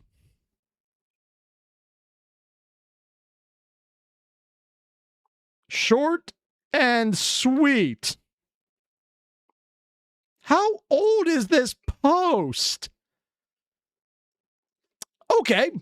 Why the name was changed. Number 1. Hope is a dumb name for a monster. Already wrong. King of Wishes Hope is a badass name. Number 2, it's a highly charged political slogan because of the Obama administration in 2008. Dumb. Number 3, it reminds people of Sunday school. And number 4... I've been to Sunday school. No, it doesn't. If they said boring person talking out of their ass without actually reading the Bible, I would agree with you on that one. Or maybe that's just my experience, but still it counts. 4, it's a girl's name. His name was changed because they didn't want people thinking Utopia was a girl. Which is why Bambi is only reserved for masculine kings. Yeah. Forgot about that part, huh? That's the one people laugh at the most, but I actually like Reason 7 a little bit more. An accurate translation of the Japanese name is King of Wishes, which is a fine name, but is more of a descriptor than a proper name. Isn't that literally the entire naming scheme of all Yu-Gi-Oh cards? I'm not making Pandemic bad. Like, that seems what every card is now. This must be a very old post. Early 2000s? Yeah, the game Doom or Dome Guy, that might be the case then. And this monster is a unique entity rather than one of many. Also, I'm not being wrong about that. Apparently, according to Nicholas Jennings in the chat, when it comes to the long-ass names, as an Odd Eyes player, my decks have cards with way longer names. Hell, I don't even play Odd Eyes, and my cards have longer names. Number 39. He's not even the only number 39! Wait, seriously? Oh, there's more than one of every number? Oh, but they're all named the same thing, but it's different, probably retrains, huh? Yeah, that would probably do it. Blue Eyes White Dragon? Zan, I don't know what you're talking about. That's just an easy-to-read card. It's not like the initial person who created Yu-Gi-Oh! Was incredibly biased in its favor, which was literally something covered by this iceberg already. But if it was, that would be really weird to point out, considering, you know, the creator of the game liked long names.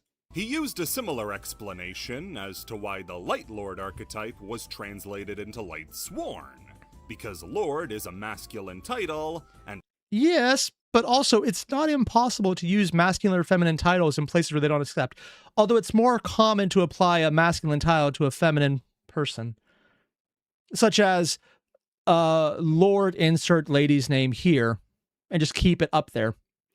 Not always the case, but it does happen. Also, wow, Comcast is not liking me right now. Light Sworn... Also, I'm being told Utopia can just change form. Oh, that's... Oh, see, that's me never playing against the Utopia deck or watching the anime he's from, so I just don't know anything about that.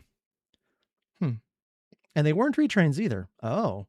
Contain a number of female and animal monsters. Whatever trepidations over that there were gone by the time of Dark Lords, since they have ladies, horses, catmen, skeletons, all somehow macho enough to be lords. Yeah. Why do you have to stop posting? I want to see him back in the f***ing pit. Oh, man. See, at least that one, it's like, it's dumb, but it's humorously dumb without being, oh God, why are you doing this inducing? I appreciate that little distinction there. How much crazier can this get? You know what? I just answered my own question. The answer is yes, and I'm looking forward to it. JoJo inspired Yu-Gi-Oh! What? I've said a lot. As in the Bizarre Circus. I just said Bizarre Circus. Wow. Bizarre Adventures. Yeah, that's fair. I mean, I wouldn't be surprised if it was not heavily involved because Iraqi, man. Lot so far about the influences that other medias had on the original run of Yu-Gi-Oh! That's like, oh, puppy! Sorry. I see dog. I appreciate dog. It just happens. Yeah. Freaking Shiba Inu. Oh, look at that cutie. Oh, sorry. I'm doing it again. I can't help it. It just slips out. Kazuki Takahashi was an avid fan of loads of different mediums and creators who all in some way contributed to Yu-Gi-Oh! We've talked about the overt stuff that gets referenced, like horror movies, but it comes down to even... Oh, yeah, because this was his Hall of Fame and his... Oh. Yeah. Also, Nicholas, you have a card called Starving Venomy Lethal Dose Dragon. That is definitely a name. I have no idea what most of those words mean, other than starving. Individual creators who influenced Takahashi's work. Yeah. Kazuki Takahashi's got an obvious love for American comic books, and has named artists like Drew Struzan, Adam Hughes, and Mike Mignola as the best of the best. The Damn. type he aspires to be like, but knew he could never reach. Manga also had its fair influence on Takahashi, and you'll never guess what three he says are the biggest influence. I mean, I'm assuming JoJo, because they mention it. Is one of them going to be Rumiko Takahashi? That's right, Dragon Ball Akira and JoJo's Bizarre Adventure. Ah, so close on that one. Yeah. JoJo, yeah. Akira, yeah, if you know Akira and you like Akira, you know exactly what you're getting into on this one. It's just iconic. Even I've seen it, man. It should really be a gift. Oddly enough, I saw the movie itself. My wife is the one who read the comic, or, well, the manga. Given that any thing made is probably inspired by those three. Are you saying this might be a JoJo reference? My God. Look how many Akira slides are in 5Ds. When they heard this season was going to be on bikes, they probably peed a little. But our focus here is specifically on JoJo's, both in the ways that Takahashi has directly stated and the implied ones. Oh? Takahashi listed Hirohiko Araki as a very direct source of inspiration on a few different occasions. You know, I should probably clarify this right now. I've been talking about Araki, see if he's alive. He is still alive, right? Right? You know what? Don't answer my question, because the last time I was asking that in this entire iceberg, it was about this guy. And we saw what happened there. With other creators getting lumped into many other creator sections, while Araki is mentioned by name. As for what in JoJo directly influenced Yu-Gi-Oh!, Takahashi says that JoJo's exploration of the duality between light and dark influenced Yu-Gi-Oh! A lot. Yeah. With the divide between Baby Yugi and Atem, especially reflecting this in the school arc, thanks to Atem's ruthless nature. As for the inferred influences, you need look no further than the Darby brothers of Part 3, Stardust Crusaders. Also, he literally has a full-size copy of the puzzle. Does it actually come apart as well? Oh, that'd be fun, man. A pair of stand-using brothers who challenged the Joestar gang to games like poker and virtual baseball, with their souls on the line should they lose. Oh. Along with these fights taking place in Egypt, and the 4-year gap between the completion of Part 3 and the start of Yu-Gi-Oh! Makes me think that maybe the basis... Oh, the original one came out at this time. Oh, and even has the stupid control scheme that a lot of the game systems had at that time. Oh, man. For the penalty games and interest in Egypt started with Takahashi reading Stardust Crusaders.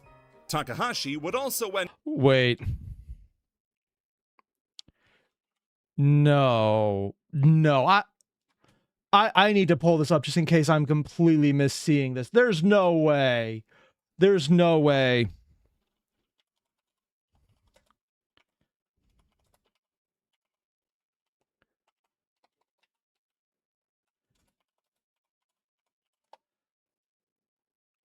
I'm pulling up a picture of Solomon Moto in Egypt.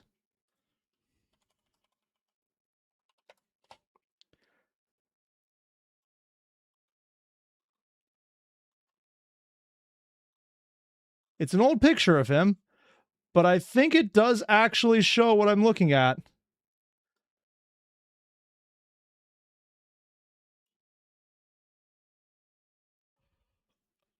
Oh my God! It's the hat too. Oh, it's exactly what I thought it was.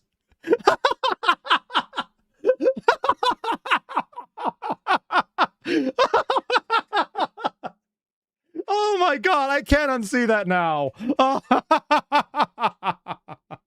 Oh, that is awesome. In Egypt started with Takahashi reading Stardust Crusaders. Takahashi would also end up contributing a piece of artwork featuring the stand Crazy Diamond and the character Josuke for the 25 Years of JoJo booklet, alongside dozens of other artists.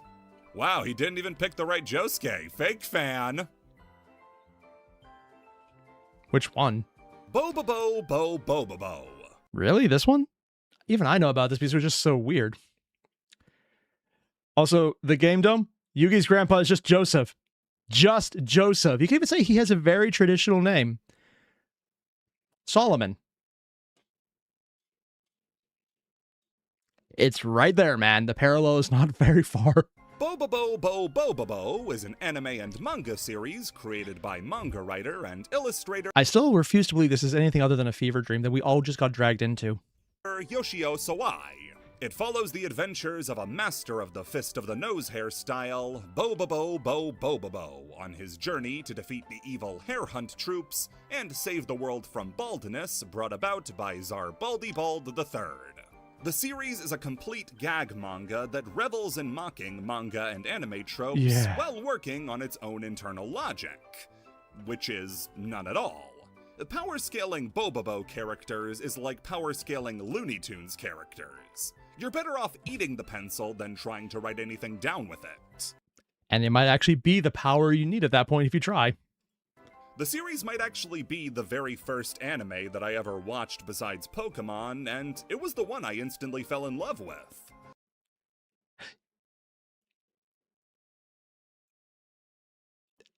I couldn't stand this one. Mostly because it was a time period where I was not looking for gag shows. So that might be it. I mean, I had just got off a kick of Evangelion. I had just watched Escaflowne for probably the first time all the way through. I just did not like this anime. On the other hand, part of that would be I never saw it all the way through, and I probably just saw the weird episode that just kept replaying for some reason. But yeah, it just never really sat with me. I don't know what it was, because I barely remember any of the jokes. Fever dream. The jokes they were making were to series that I had never read. But I think when I was younger, it was just silly enough to keep my attention. Also, it was making fun of things that I hadn't seen, so that might be part of it. Because I had just got into a lot of anime, and the ones I did know were not the ones being referenced because they were either older and easy to find, or harder because they were newer and you had to find them at the right time. Yeah, that could also be part of why. And there was a fucking badass Dawn Patch edit set to Still Waiting by Sum 41. What? White boys, stop getting the face tattoos and doing rap and return to your jobs, making AMV music! Anyway, what does this have to do with Yu-Gi-Oh? Well, since Bobobo took place in the pages of Shonen Jump, a frequent source for comedy in the series was drawing in specific characters that they were parodying. Like, let's say, pulling a series out of the hat here, you wanted to parody Kaniku Man, which has just wrapped up Season 2 of the Perfect Origin arc, which is fully watchable up to the halfway point of the full arc, and is still currently in the midst of the 4th arc, which is being translated right now, which you can read wherever good manga is stolen. This is real?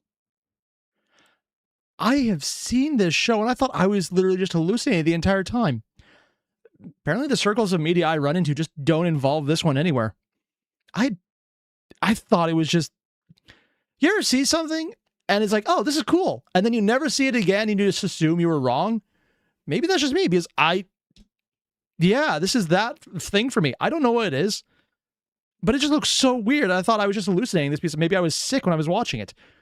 Also, because I just happened to find anime that I thought was cool, but only when I was really sick as a kid.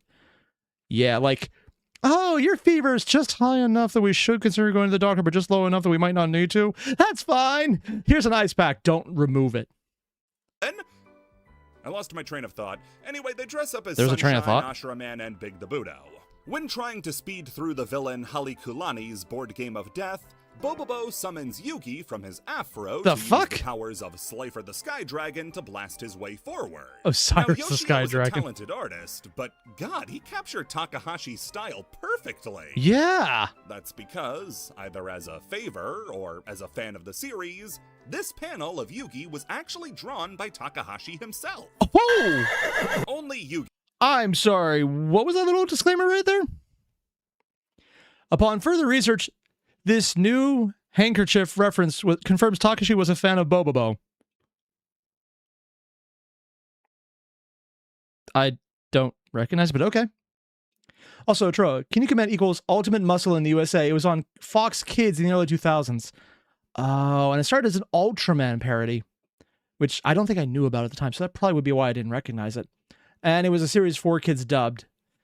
Yeah, that sounds about right. Only Yugi, though, as the rest of the panel is still Yoshio's work. but it's an incredible detail for a parody to seemingly have the sanctioning of the original author that they're poking fun at. Yeah. Especially because using other people's property in Japan, even if they're both owned by Shonen Jump, I'm not the biggest person when it comes to copyright law in Japan, but my general take so far from the outside is don't fuck with it. And they were both in Japan because, Japanese, and they would have to deal with those laws. That is one of those, there are so many things that could go wrong there. I'm glad they didn't run into that. So yeah, big bro move. Every other goddamn video game I didn't mention before that's worth bringing up that's not another goddamn simulator, because I can't mention every single one of them. Like, you really think there's anything to say about the Chaos Trilogy on PC, or Decades Duel Plus, or Millennium? There's other simulators? I thought he just kind of lumped together by lines they did when they eventually quit because better things came out. Duels? Newsflash, those are the same game! You think Dawn of Destiny or Hearts Awaken or Spirit Caller should all get their own entries? Wait, Spirit Caller was its own game? I thought it was just a deck that came out. There are nearly 60 of these games. I can't... How are there 60? Unironically, I've heard of like 3.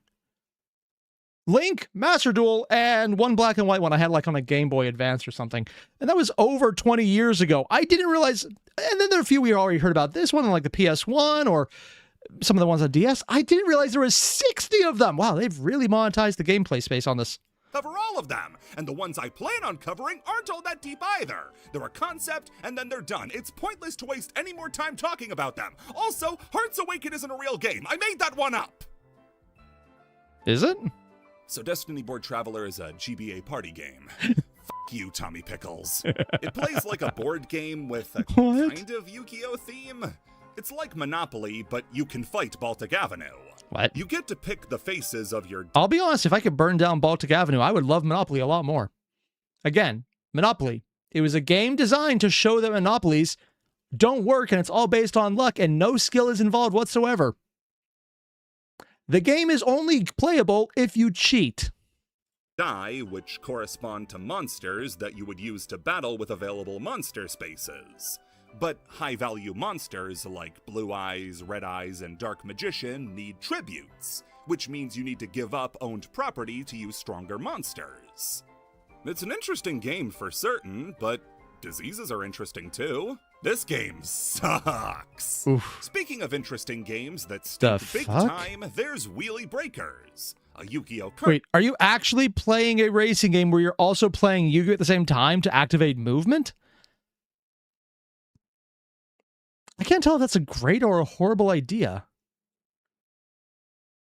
Also, Troa, Monopoly was stolen by a company? I mean, it might have been, but I'm pretty sure the initial one was Hasbro, though. Like, that's one of the early purchases they made. Specifically from someone who was an anarchist. Like, unironically, an anarchist. I don't think they were happy with it suddenly becoming massively popular and one of the biggest sellers for years. Racer set in the 5Ds. Although I think they might actually got royalties off that one. Oh, Necro, it was pro-socialism. And I think it wasn't so much pro-socialism as anti-capitalism. And that's probably why it was the irony of it becoming a massively big hit for Hasbro for literal... Might actually be closer to 100 years now than not. Sarah. I've actually talked about this game at length before, but yes? I sucked at it back then, so don't go digging too deeply. It doesn't have a drift, every vehicle feels like a plank of wood, and the less I know about the designer's sick fascination with Sonic Chick, the better. What? Yu-Gi-Oh! Bam is an interesting... What? Who? Also, I'm just a bad driver in most games, so that doesn't really change anything. One, psych, it's in this section, pranked.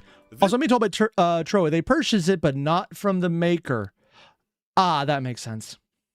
This was a version of Yu-Gi-Oh! Playable through sites like Congregate and Facebook, and is similar to Cross Duel, where the game is kind of Yu-Gi-Oh!, but really just an appearance. It plays totally differently. It's made for even quicker games than the original Yu-Gi-Oh!, as now you get 3 cards a turn. Put them into 3 columns, and battle the monsters your opponent puts in their columns. So it's like playing 3 games of not tic-tac-toe, rock, paper, scissors at once and hoping for the best. Or do you actually get to do it at the same time or different times at least? The game had loads of spell and traps, as well as monsters, with either blanket generic effects like Rage, that increased attack if you lost life points, and Last Stand, where monsters get stronger if you have no cards in deck. Oh. On top of unique effects that were just labeled as unique. I think the game is most famous now for making Google searches really confusing back around the time it was active until 2016. It was around till 2016. That's actually surprising on my end. Oh, shit. Because you'd look up a card like Hitatsumi Giant, and you'd either get the card you wanted, or find the BAM version. Yep. Also, I'm going to pull up your comment, Troa.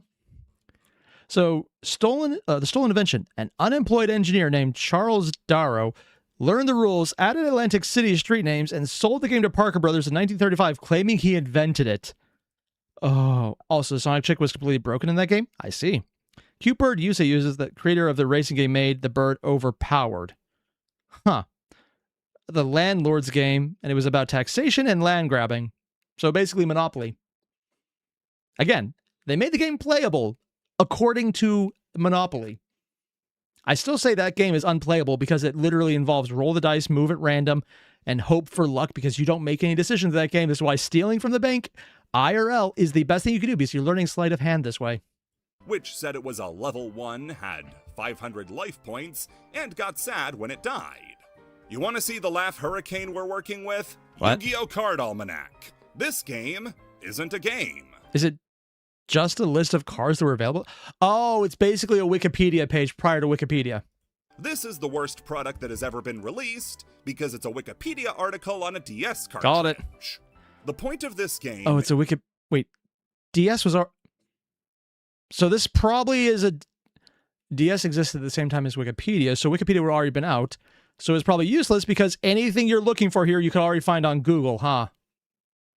Is to be an almanac containing every card released prior to the set Strike of Neos. That's it. Well, no, that's not fair. The game does have a dice roller, coin flipper, and calculator to help you keep track of life points. Useful. Stupid to buy a pack, like a game for that, which considering, I mean, unless they were selling this for $5, which I doubt, it would not be worth it. Themed stuff you can get a little more on if it was decent, but ugh. Neat! World Championship 2011 has that, but you might hate Yu-Gi-Oh! And just want to use it for family game night. It also has a robust list of combos, like Summon Starboy, while Umiru... Oh, it actually listed the combos for people. That could be useful if you had the cards to back it up. is up to increase your water monster's attack by 1,000 points. Or use this 4-card combo of Black Pendant, Mecha Dog Marin, Dark Room of Nightmares, and Iron Blacksmith Kotetsu to deal 2,100 damage. This is what passed for a combo. Really? Yu-Gi-Oh! Games are bad, don't play them. You know what, don't play Yu-Gi-Oh! Fan-made formats. Oh? So with the recent news that Konami is planning on killing Time Wizard and replacing it with the much worse time travel alt format... Again, how old is this video? Still 10 months. Okay. So that kind of makes sense. Again, I don't know when Genesis came out. I thought it was an older format, just someone who's brand new to the game, but apparently not.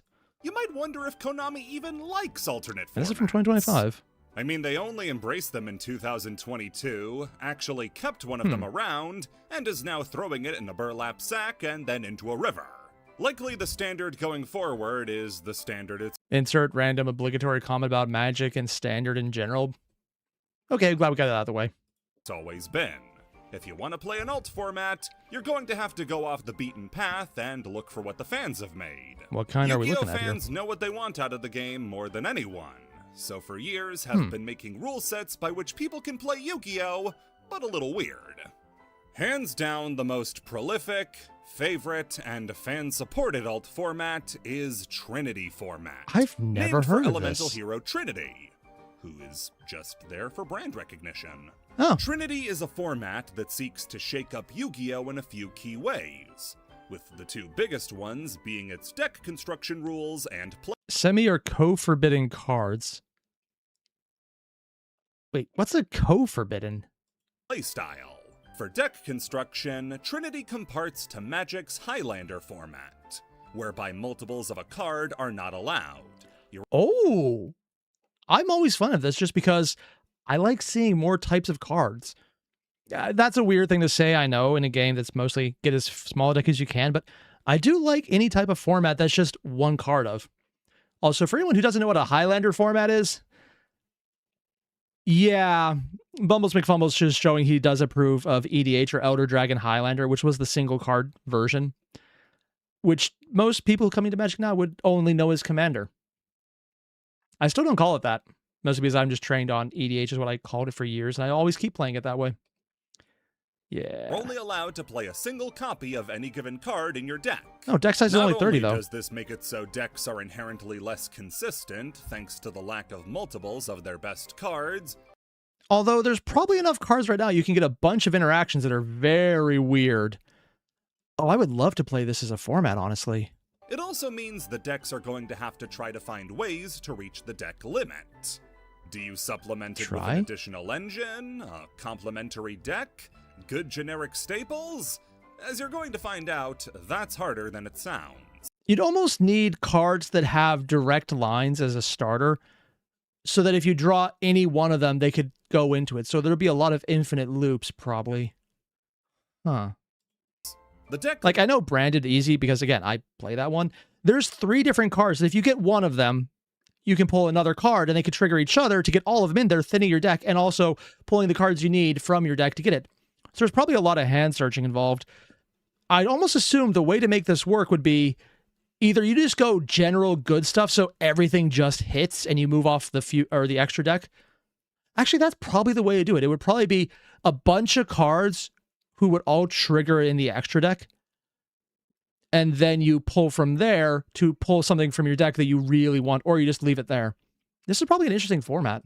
Limit in Trinity format is only 30 rather than 40. Smaller decks, too. For every 5 cards you go above the limit, you get a point that can be used to either put a half a point or a full point into getting new cards for your deck. Oh? Or copying an unlimited card. These half and full point cards are your generic staples. So if you want to... So a larger, less consistent deck actually benefits you. Huh. But a smaller deck that's more consistent might actually hurt you more because you can't pull some of the bigger things. I see. But also limiting it so that you get less guarantee of drawing something if you go more powerful. If your deck, you're going to have to make some uncomfortable choices. The ban list as well is custom and better articulates why cards are hit, with a category for... Oh yeah, Floodgate, Degenerate... Wait, Degenerate? Oh god. Balance, Oppressive, Floodgate, Alternate. Cards that negatively impacted the health of the format, and 1 for cards that go against the philosophy of the format itself. As for the gameplay changes, Trinity refers to the number of summons you get a turn. In any given turn, you get 3 special summons of effect monsters. Would that also include coming from the graveyard as well? Does that count as a summon? Yeah, I think it does. And are therefore hugely limited in the explosiveness of your turn. All of these serve to make an easier to approach Yu-Gi-Oh! That, while having its own complexities with...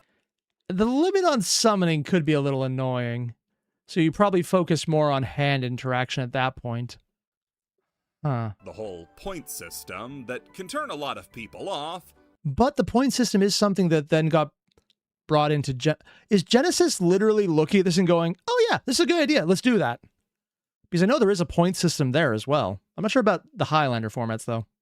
Also serve as a great way for veteran players to get something new out of their favorite game, and introduce new players to what actual Yu-Gi-Oh! Looks like, and not the Konami-sanctioned way, which is, and now you gotta summon Gemini Elf, and attack for a massive amount of damage.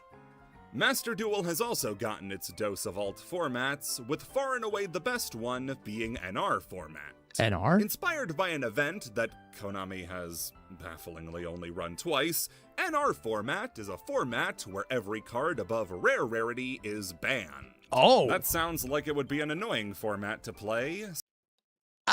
Yeah, but at the same time, if you're limited to just cards there's a lot of decks that have cards that could work just less well. I think most decks actually have that. Branded, for example, again, I keep bringing it up because it's the one I play. There's rare cards that are still really good in it. It wouldn't be as explosive, but you can still get it. Branded Opening, for example, is just a normal rarity card. Since most generic and even in archetype playmakers and finishers are locked above SR, but instead it meant that players would get creative with what would work. Decks like Megalith, Metal Foes, and Vendreads were printed almost entirely in common. Oh. Extra deck staples weren't Access Code Talker, Nightmare Unicorn, and Appaloosa. They were Black Ship of Corn, Malevolent Sin, and Bamboozling Gossip Shadow.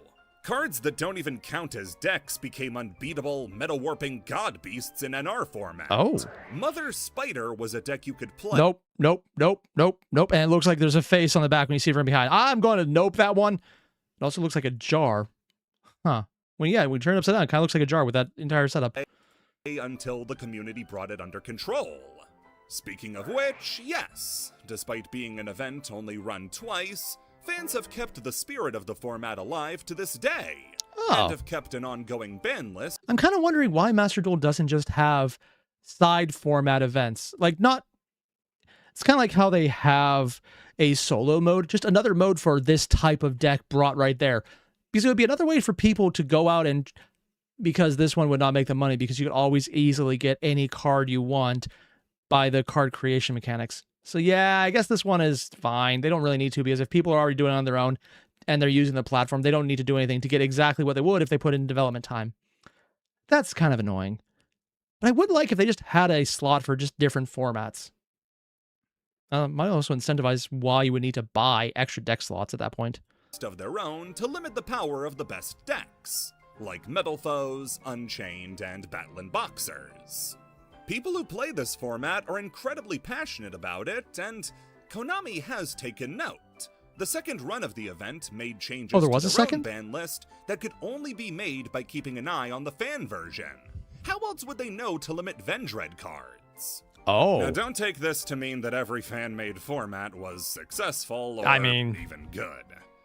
It's a fan-made format. It's hit and miss. And when it hits, it's awesome. When it misses, you just forget about it because who cares? The amount you have... Also, Luca, too many servers to run? Yeah, understandable. And there's no way anyone's buying more memory for servers right now, because if it was expensive before, don't look up the prices. I made the mistake of doing that once to explain to my in-laws exactly how bad it was when they were looking to buy a new PC. And I just went in to them and say, don't. And then I explained it, and we were all just depressed afterward. To walk over to get to a Trinity or NR style format is immense. None so colossal in their failure as Yugioh. What? Created in 2015, Yugioh was set to be a way to start Yu-Gi-Oh! Fresh. Oh, and this would be the Pojo website where he gets everything from, because everything is here already. Ah, yeah, I recognize it now. And get back to basics. Using GOAT format's card pool and ban list as a way to slowly slide in new cards to get the format to something Yu-Gi-Oh! Fans would enjoy more. This had a lot of steam upon initial reveal, but with the popular tournament organizers, ARG, even picking it up as an event. The problem was this was a horrible idea. Why? GOAT format is like a bubble kid. It lives in a state of homeostasis that if even one foreign microbe is introduced to, will topple the whole thing. In other words, it's very much we know exactly what we like, and we don't bring anything else in.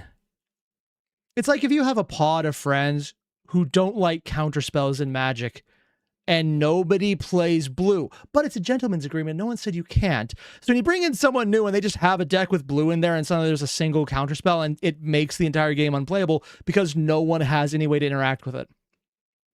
Or counterpoint, you play only counterspells. And someone comes in with a deck that's not explicitly counterspell, and they are like, oh, I'm never doing this again, because every single one of you is countering everything constantly. Fuck all y'all. That's literally how I got into Magic. I have no idea how I kept playing. What cards were being added to the format? How about Raikou, Tour Guide, Wonder Wand, Horn of the Phantom Beast, and Acid Golem of Destruction? During your standby phase, detach one XYZ material, take 2,000 damage. You cannot special summon any monsters while this card has no XYZ results. It cannot attack.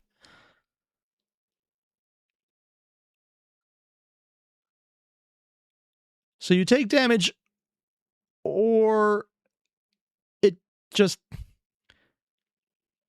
You detach or just... What? Oh, yeah, you get 2 monsters. So you got 2 turns of use of it, then you have to get rid of it. But it's 3,000 attack for something you could summon normally. Yeah, that would do it. But it's an XYZ summon, so it takes 2 level 3 monsters. I'm assuming it's a stepping piece, but that's just to give to your opponent, Jake. Oh, yeah. Especially if you have a way to strip the materials first. You get to start Yu-Gi-Oh! Over again, and you include Acid Golem? A card only used for evil? Yu-Gi-Oh! Died off in a matter of months once it was realized that it didn't have a solid enough idea of what it wanted to be to support its own fan base. Yeah. I don't know how to give players my cards yet. As a new player, that's probably just because I don't know cards. It runs into that issue a lot for me. Other fan formats exist, but are usually much more casual. Like Halloween format, where you can only play scary cards. Oh. Or Duelist Kingdom format, where you can play using normal monsters and intuit their effects from the vanilla monster's flavor text. Wait, what? I'm sorry. You're literally just narrating the card from flavor?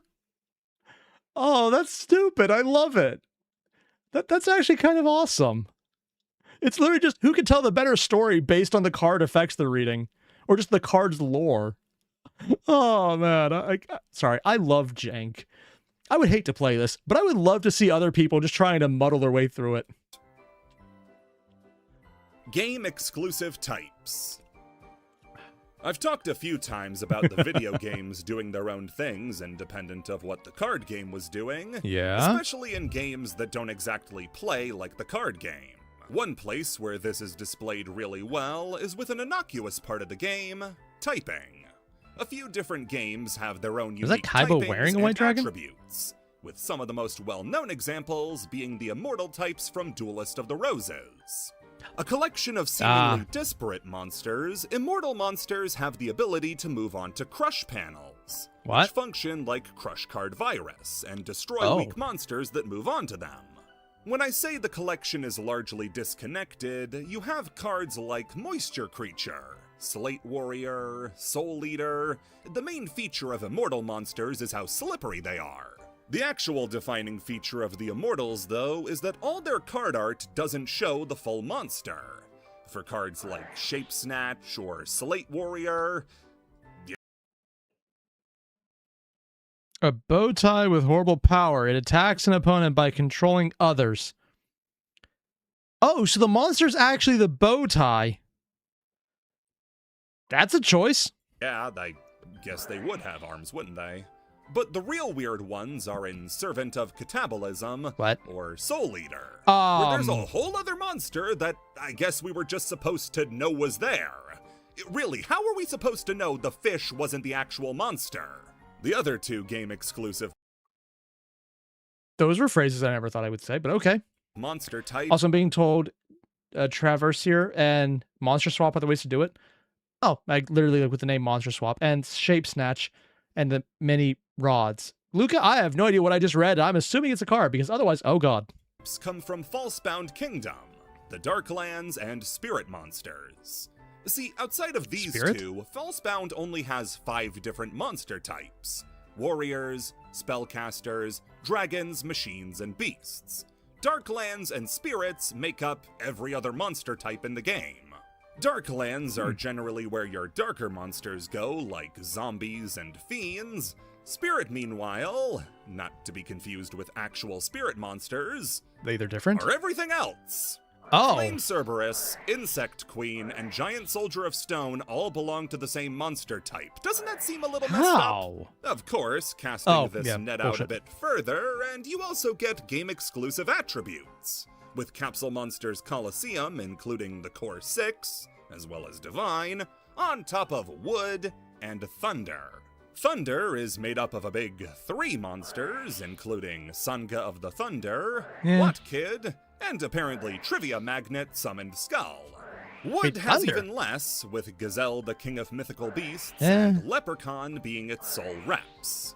Of course, at this point, How do they get away with it's so early in the game, probably. These are definitely older things. you might as well go over the manga exclusive types too, What? like Gadget, used for Yugi's gadget monsters.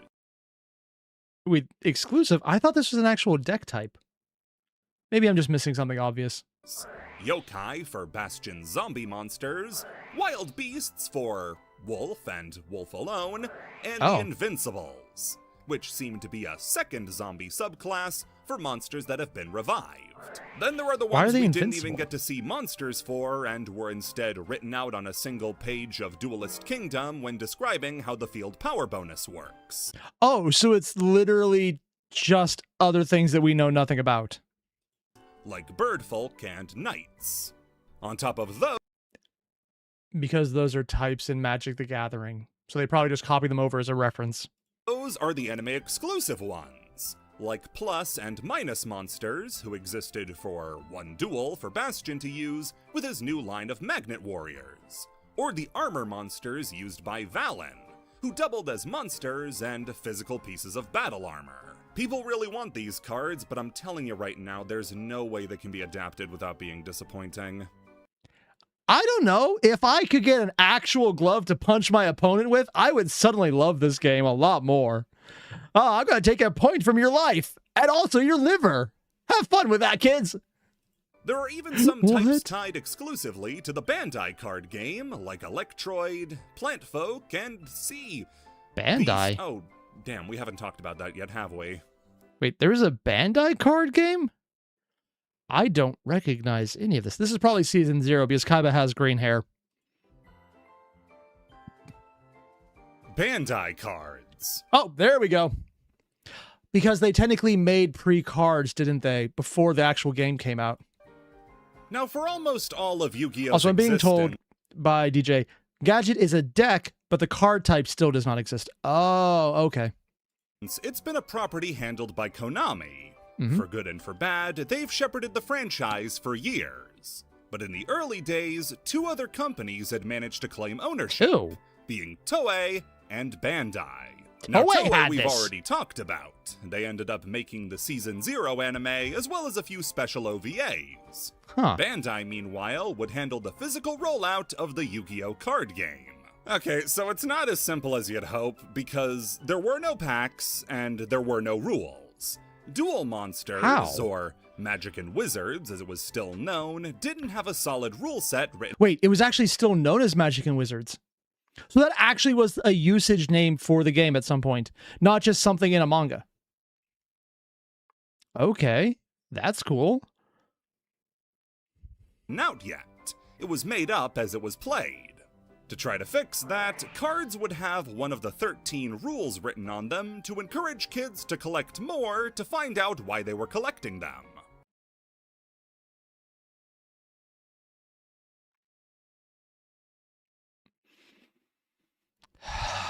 If this was a pre-release gimmick, cool. That's fun. Learn how to play the game by collecting pieces for it. If that's the entire game itself, okay. How the game of Duel Monsters would work was... You know that VTuber card game, V-Card? It's not that far off. You don't What? win by reducing life points. Oddly enough, I have cards from that game.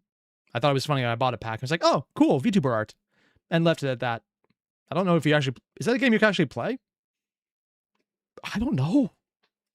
Because you don't have any life points. Instead, you exhaust all the cards from both players' decks, which for some reason have to be the same size.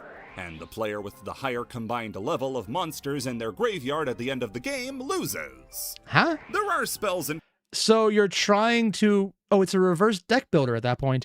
You're not trying to build a deck. You're trying to remove your deck and have the highest player. So you're probably trying to banish your opponents so they don't go to the graveyard. So the graveyard is literally the score. Huh. That's actually not a bad concept. I've played a lot of games that are deck builder style, And seeing an absolute reverse of it seems quite novel. Not so much as a TCG or a trading card game, but just as an actual game itself that you buy update packs of, but you have every card in the pack. Similar to things like, oh, I'm pulling the name on the Cyberpunk style game that's not named Cyberpunk. Oh, it's an asymmetric card game as well. I played it for a bit. I don't remember the name. That's going to bug me. Traps, all the same color as the monster cards, and there are cards that are just anime characters, like Yugi, whose special ability is that he always wins. Really? Tristan's, whose special ability is that he always loses. The distribution of these cards was also pretty interesting, as instead of being released in traditional card packs, they were distributed through Bandai's proprietary card vending machines, the Card Ass. These would distribute a card. The what?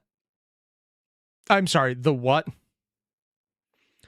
Also, according to Sir, it's an actual game, just not very fun. I believe it's too early in the game to banish things, so banishing didn't... Yeah, I guess that'd be an extra mechanic, so they probably brought it later. But I'm sorry, what were they saying they did the what with what? His proprietary card vending machines, the Card Ass. These would... Card Ass. Okay. Although card vending machines is fine. It's basically just extra layers of gotcha.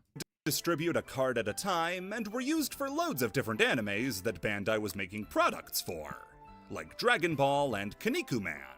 Only this time they attempted to make an actual game out of them. The later expansions tried adding in new things like fusion monsters and multi-card monsters like Blue Eye's Ultimate Dragon and Exodia, but ultimately it was cancelled less than a year into production. Understandable. Yu-Gi-Oh! Would keep a strong presence in pop culture thanks to the video games, and not soon after, the people making those video games would become the ones in charge, as Konami took over from Bandai. That leaves the Bandai cards choices as a real oddity for longtime fans to look back at. But I'd be lying if I said they didn't have their own charm to them. It feels a lot more like a game fans were supposed to make up their own rules for than a game that they really had an idea of what they wanted it to be. Now playing it? Hell no! But it's cute. Yeah, it's kind of cool as a collector piece, probably. Tristan... Actually, unironically, it probably is a collector piece. And unfortunately, also I'm being told, it is literally Card Ass, spelled exactly like you think according to chat. Huh. Okay. Exactly what I thought it was. nephew. What? You know how you phase out some children that just don't vibe with the rest of your children? The school arc of Yu-Gi-Oh! Was the time of experimentation. With the format of the story, the tone, it was when Takahashi truly set in stone what he wanted his vision to be. That also meant that during this time, he would try some things and introduce characters that would either dramatically change or... I'll be honest, if someone told me this was a real panel now, I'd assume this was literally AI because things like the finger and the hair blurs. It's so old. For all I know, it's an AI recreation. I don't think it is, but it looks like some of the effects you see on that now. Or be dropped altogether. Characters like Atem were toned down by a lot.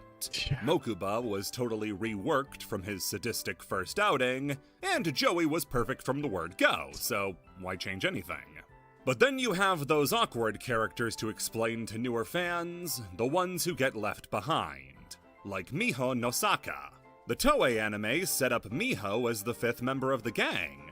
Teia's best friend, Tristan's unrequited crush, just as important as anybody else. This But that makes Tristan important to something, and that can never actually happen. conception, though, is largely formed from people who have only ever watched Season 0, rather than reading the original manga. Oh? In the manga, she's a one-and-done character. Oh. By the end of Chapter 7, she's never seen again. Miho's increased importance in the anime series was done to try to balance out the party a bit more. Instead of 3 guys and 1 girl, it would be 2 girls and 3 guys. She was kinda just another girl character. In other words, filler. She was a filler. To be fair, so's Tristan. He kinda is. Yeah. Didn't have as much to make her distinct as Teia, Tristan, or Joey did, so when she was phased out in the real series, anyone notice? nobody batted an eye. Retroactively, though, people have looked back on Miho's disappearance as a sort of launch in Dragon Ball situation. For everyone who doesn't notice or doesn't know, Toriyama explicitly said on the record, launch wasn't in Dragon Ball Z because he forgot. This is something he put down in writing. And I think it's hilarious.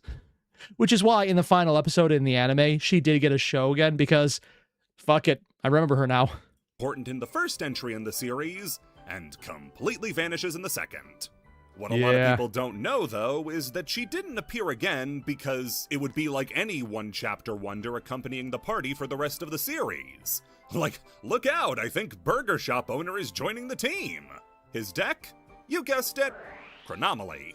Now, if you... To be fair, that's exactly what I thought about when Duke Devlin came in. I thought he was the one-shot wonder, and then he did accompany the team. So, wouldn't be the first time. Actually want to talk about a character who just didn't work? I got a real answer for ya. How many of you knew that Tristan had a nephew? The Death Tea arc is a memorable one for a lot of reasons, but one dubious honor that it has was introducing Hiroto Joji, Tristan's nephew that he was looking after as a favor to his sister when the gang got trapped in the Death Park. Joji is a baby. A foul-mouthed, rude, lecherous, and overall unpleasant toddler, perving on Taya and random nurses while solving issues like a game against Kaiba's butler by pooping on him. Joji is weird.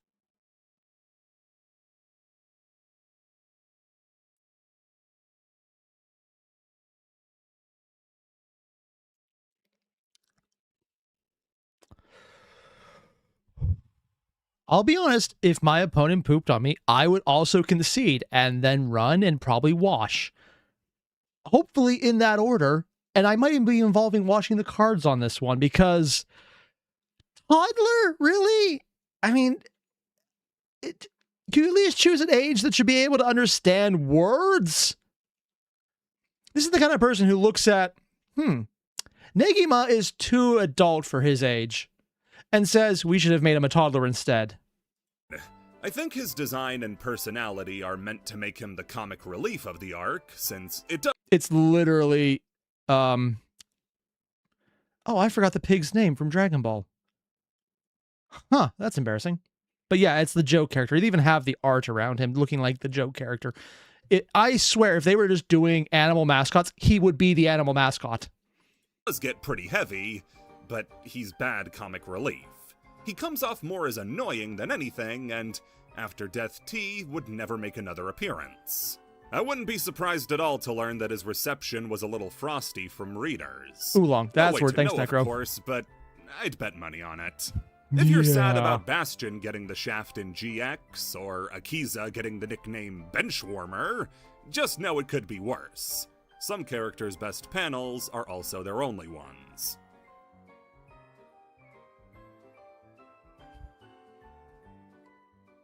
I'm going to try and forget the baby part. That's just a lot of what the hell, man. Also, Luca, Dro, thanks for also reminding me as well.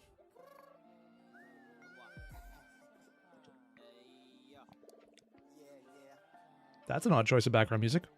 You can barely hear it. Yu-Gi-Oh! R. Are we just dropping a hard R on this one? I didn't realize we were going that way. A second time in this video. Created in 2004, Yu-Gi-Oh! R is a rarity among Yu-Gi-Oh! Mangas, as it's a spin-off. Oh, this they is did a that? whole new story set in the same canon as the original Duel Monsters story. Not after it, but during it. Oh. Yu-Gi-Oh! R follows the adopted son of Pegasus, Yako Tenma. Since in the manga continuity, Pegasus is dead, Tenma believes that Yugi is the one who killed him, and so starts a war against him by kidnapping Taya and forcing Yugi and co. to climb up the newly captured Kaiba Corp Tower to stop him. The ace in the hole for Tenma is the powers he was granted by Pegasus's long-lost creations, the Wicked Gods. God card analogs made in the image of each of the originals. Where there was the Winged Dragon of Ra, there's the Wicked Avatar. Obelisk the Tormentor has the Wicked Dreadroot. I'll be honest, if you had showed me this, I would have literally thought this is just the skull, like the demon fiend, but also it has like another it looks like it's two merged completely different monsters together, but one is wearing the other. Skullfiend, yeah, that's the one. And Slifer has the Wicked Eraser. Yeah, this one's a downgrade. These powers extend to Resurrection, as among Tenma's ranks is Bandit Keith, who in the manga had his brains blown out during Duelist Kingdom. The manga was overseen by Kazuki Takahashi, but it's not illustrated or written by him. Oh. Instead, that job fell to an assistant of his, Akira Ito. I mean, from what we've seen so far in the panels, it doesn't look bad. I can't say if the story is good or bad, but it definitely looked interesting. That name sounds at all familiar to you. It Nope. might be because alongside Satoshi Nakamura and Takaki Kadani, he created Card Fight Vanguard. Oh. I'm assuming this is something that Konami's trying to hide because someone got their name out there and started a competitor. Yeah, Summon Skull, that's the one. We just got more Egyptian god support. Maybe even have the Wicked archetype come back to the game. Bill? Who knows? For all we know, we might. They're doing a lot of stuff with, I think, light and dark monsters right now in the new set, so entirely possible. Yeah, after working on the series, he nearly killed it. That's called planning ahead. Damn! While the story is kind of a mess, with about So it's 15 bad? new villains to share among 3 protagonists, Ew. the artwork is at an unbelievable... That's a choice. Not one I would have chosen myself, because I know they're trying to do the glow effect, except it doesn't look like a glow effect. It looks like his eye is stabbing his chest.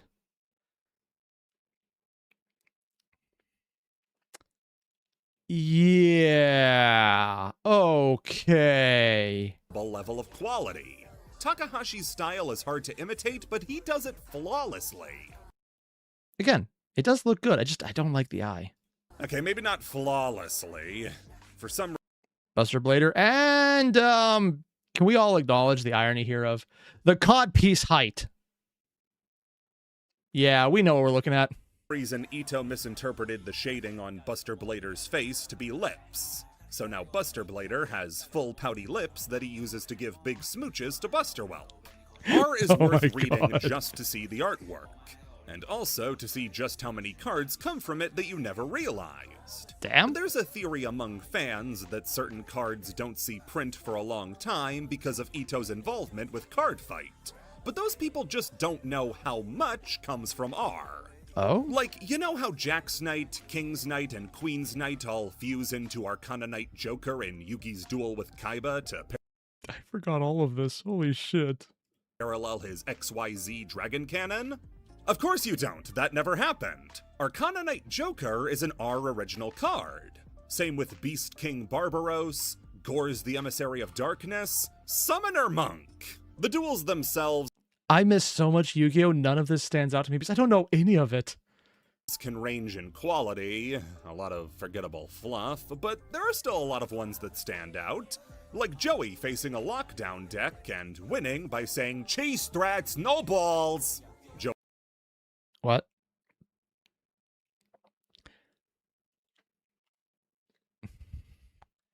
That's just plain boring. Yeah. I mean, to be fair, if you're playing a lockdown deck, that's kind of obliviously obvious, but yeah, sure, let's go with that. Joey also gets to bury the hatchet with Bandit Keith now that he's back, and Yugi gets an over 150-page duel at the end with Tenma. It's an interesting corner. 150 pages! I mean, to be fair, the art style is standing up is pretty decent the entire time. With the one exception of that eye effect I just didn't like, yeah, the rest of it looks clean. The series, and if you're already going back to read the Duel Monsters manga, might as well take a pit stop for these 5 volumes. It's only 5 volumes. Yeah, shit, it's pretty short. Unfinished dubs. What? Yu-Gi-Oh! I've been told about this one, that the GX actually never finished in English, and that some other series have had the same issue. GX is a fan-favorite season of Yu-Gi-Oh! Really? The setting is exciting. GX is a fan favorite?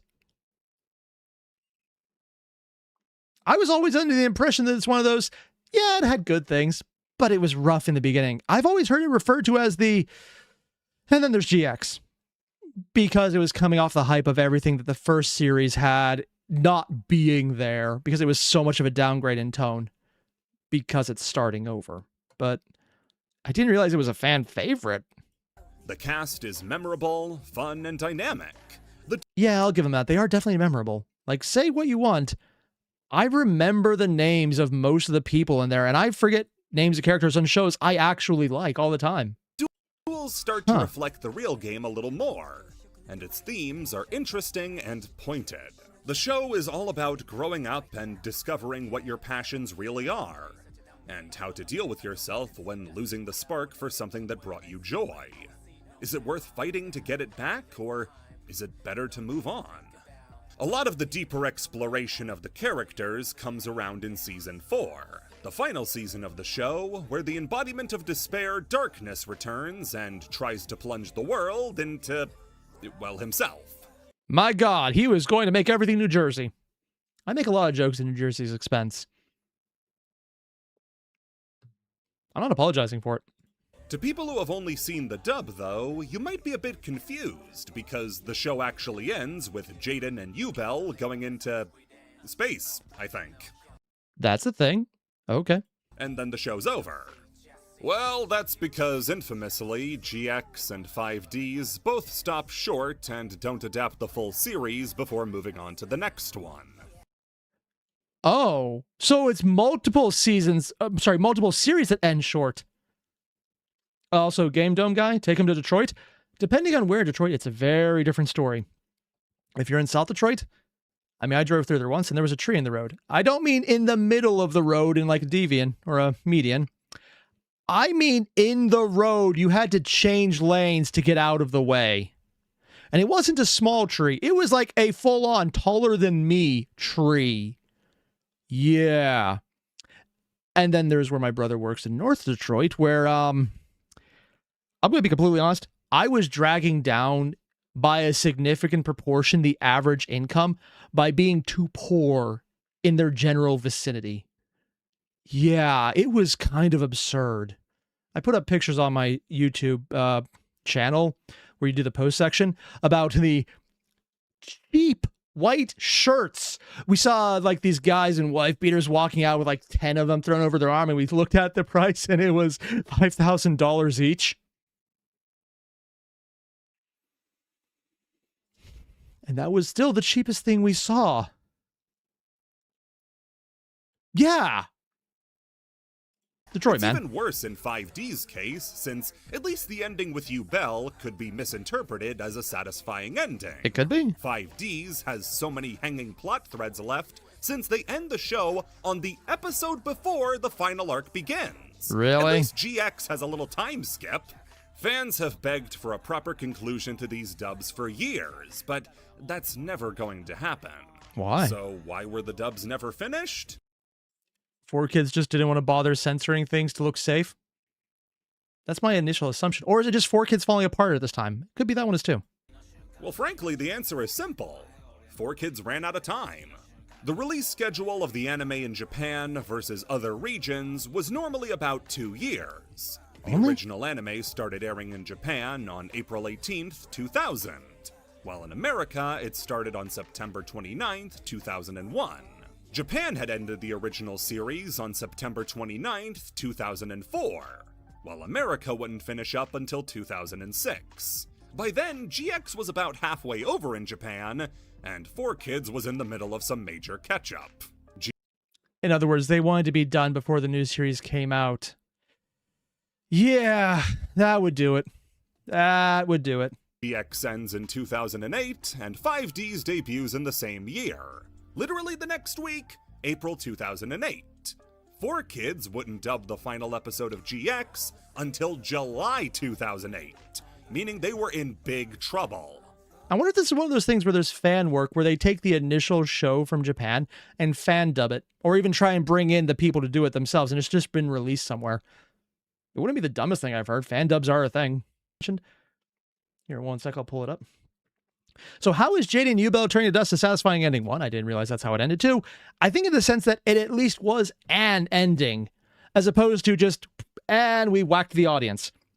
That's probably a deep cut to someone who hasn't seen The Sopranos. And by that, I mean, it's the only thing I know about The Sopranos and the reason why I'm never going to watch the show, other than the fact that I just generally do not care for that style of storyline. It's why I can never get into Walter White or Breaking Bad. It just doesn't interest me. But yeah, at least there is an ending, which is something. Or according to Brick, they fused instead of turning to dust. Okay. And Bill mentioned 4Kid doesn't allow fan dubs.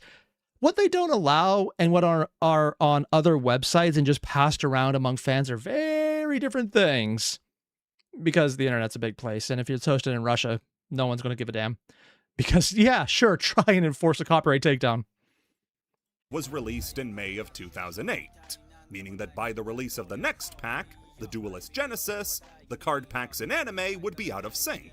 You'd be collecting Stardust Dragons and Red Dragon Archfiends, while Jaden was still bumming it with hero cards. Cards that weren't even in packs anymore.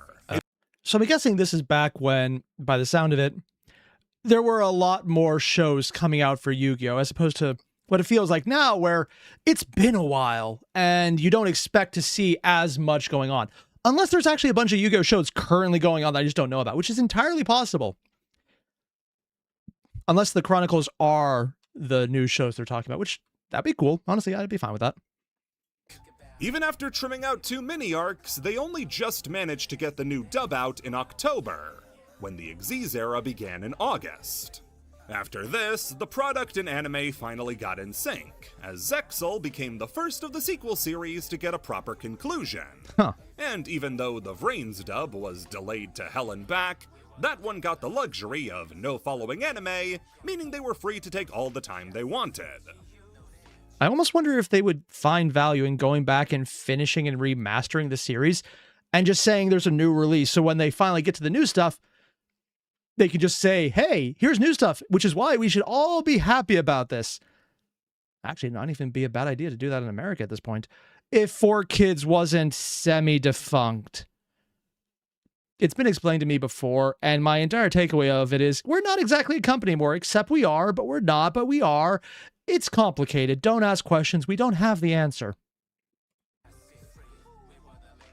The uncut dubs. What?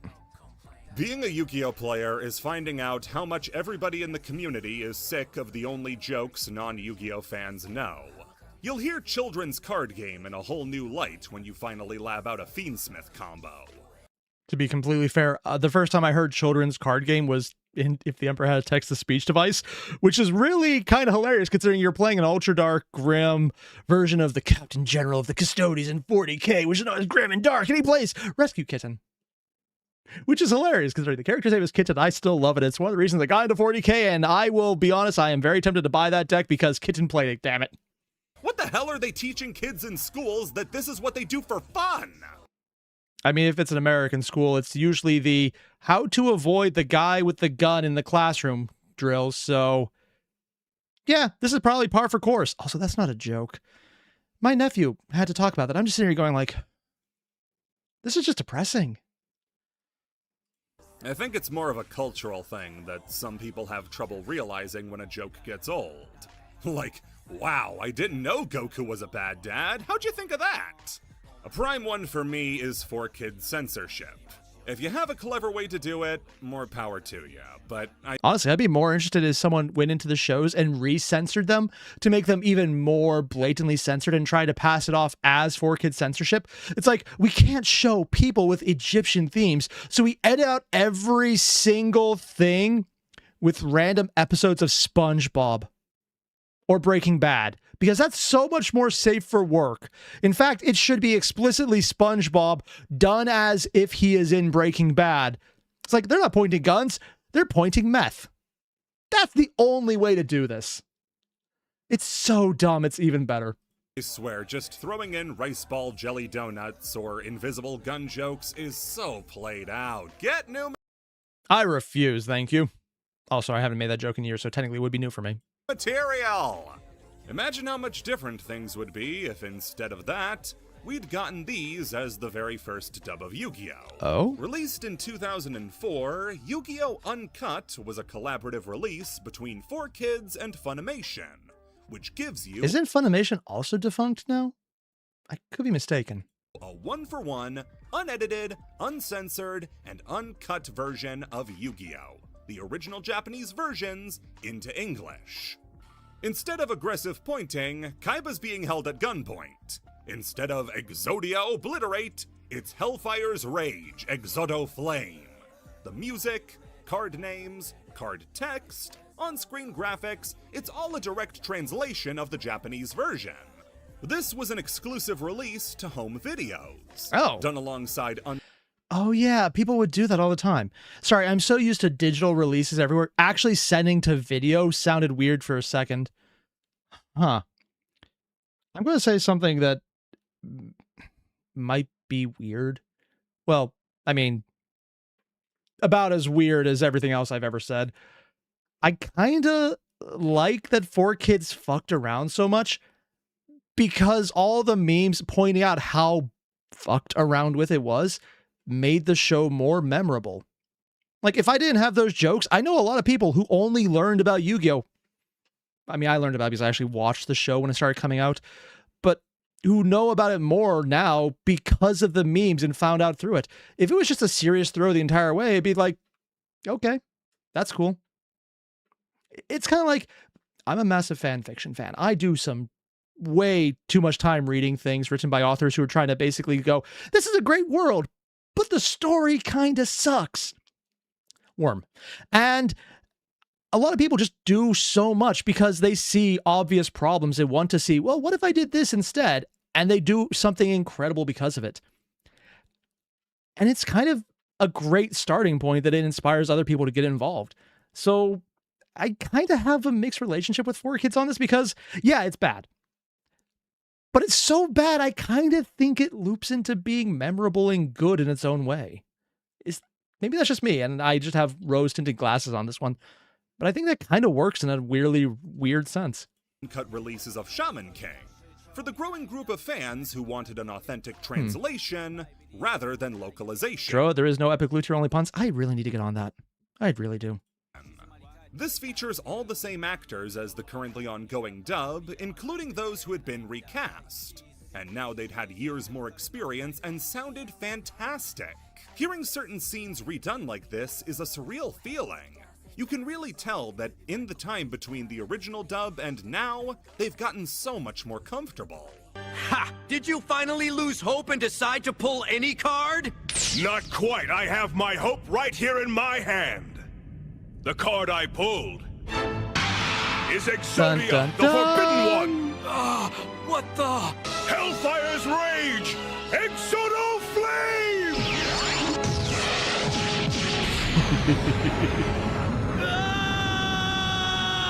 I think that I'm going to say something. I think I prefer Little Kribo's version out of all of them. It's a joke, but Screw the Rules, I Have Money still stands out to me as the best way to look at Kaiba's character in canon. I kind of think he did a damn good job. if it was done this well, it could be perfect.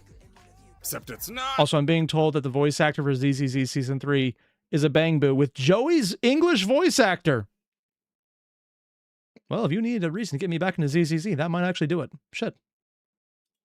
See, we're about to get a... Also, I'm being told... I'm just going to pull this up right here. The most absurd form of censorship I know of is the space-tuned dub of Hunter x Hunter. Kurapika was a girl. Hisoka was a great guy. Nen was removed. Kurapika used pure hate to possess someone. Y'all a lot. I'm sorry. Hisoka was a great guy. Kurapika's like, okay, sure, I don't really care. Changes his character, but Hisoka was a great guy. How much of Hisoka did they cut out? I don't even know Hunter x Hunter, and I know Hisoka. How do you even have... Oh, they probably had to, like, just cut him out of the show entirely. You don't have Hunter x Hunter at that point. You have... Okay, show's over. Like, that's his entire character as being, oh, dear God, you should be in jail, and you killed everyone who already tried to do that. Yeah. Also, I almost timed someone up by accident. That's embarrassing. Lesson on why direct translations stink, and why localization is a required part of the process. The script is no exaggeration, just a direct word-for-word translation from the Japanese version.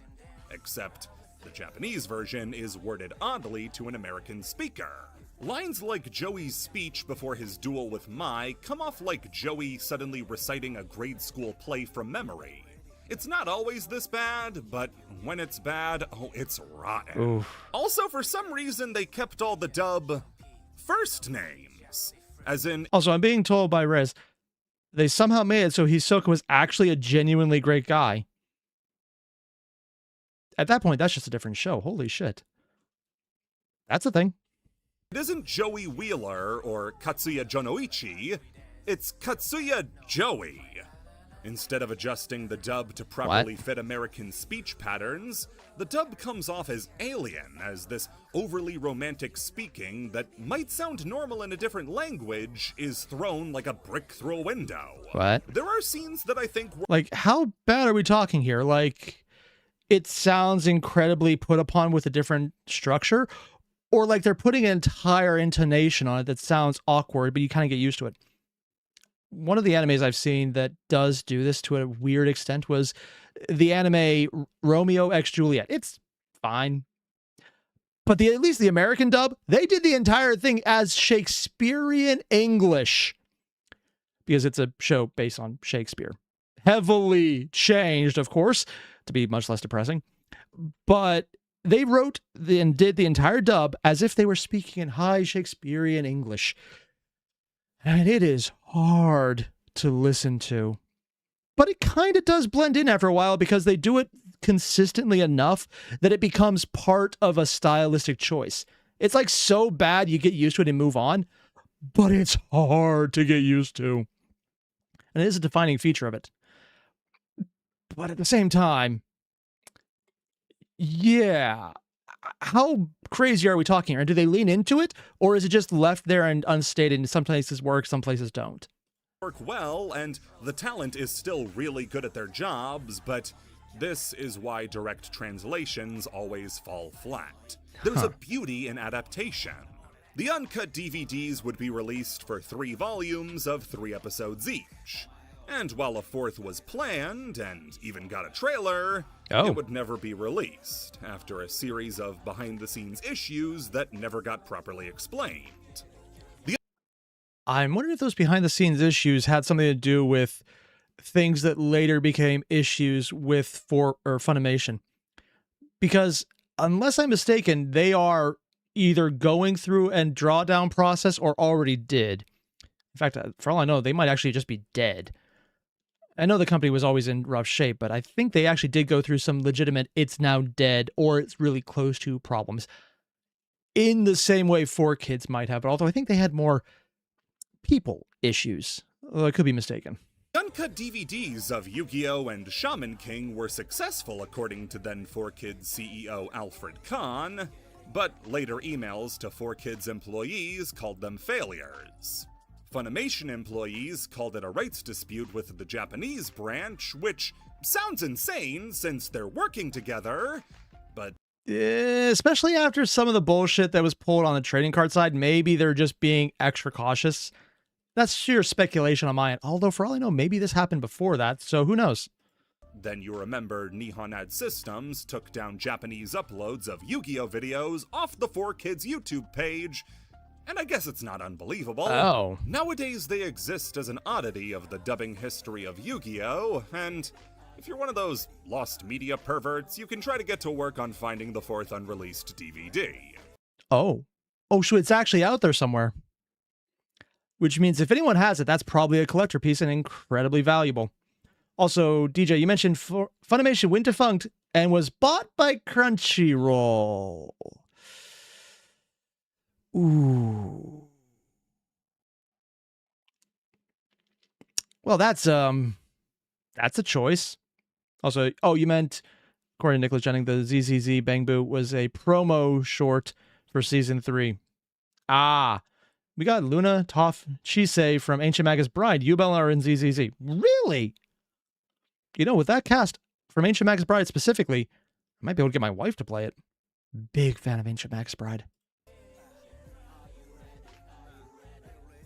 The Odex dub. The what? On the topic of bizarre English dubs and the tumultuous times that made them, welcome Singapore! Population of over 5 million, home to 2,000. I don't know much about Singapore because I'm not rich enough to go there. Other than they have a very nice airport, I've heard. But I've heard about some of the dubs that came out around this area. And I've heard they've been, let's use the word unique. 2016 Olympic gold medalist in men's 100-meter butterfly swimming, Joseph Schooling, and site of an infamous dub of Yu-Gi-Oh! That still gets talked about today. See, Singapore, despite being in Asia, has a predominantly English-speaking society. Really? With it being the language used in branches like education and the government. So I did not actually know that. Granted, I barely speak English, it's my only language. instead of airing Yu-Gi-Oh! In one of the other languages, like Malay, Mandarin, or Tamil, they would air the English dub. Thing is, though, that airing a dub isn't as simple as just getting the rights. Oh? No, not only will you have to get the permission and pay the rights holders to air the show, but you'll also have to pay an equally hefty fine to the producers of that dub to get the rights to air that version. So do they just, like, have someone re-voice it in their own language? Maybe.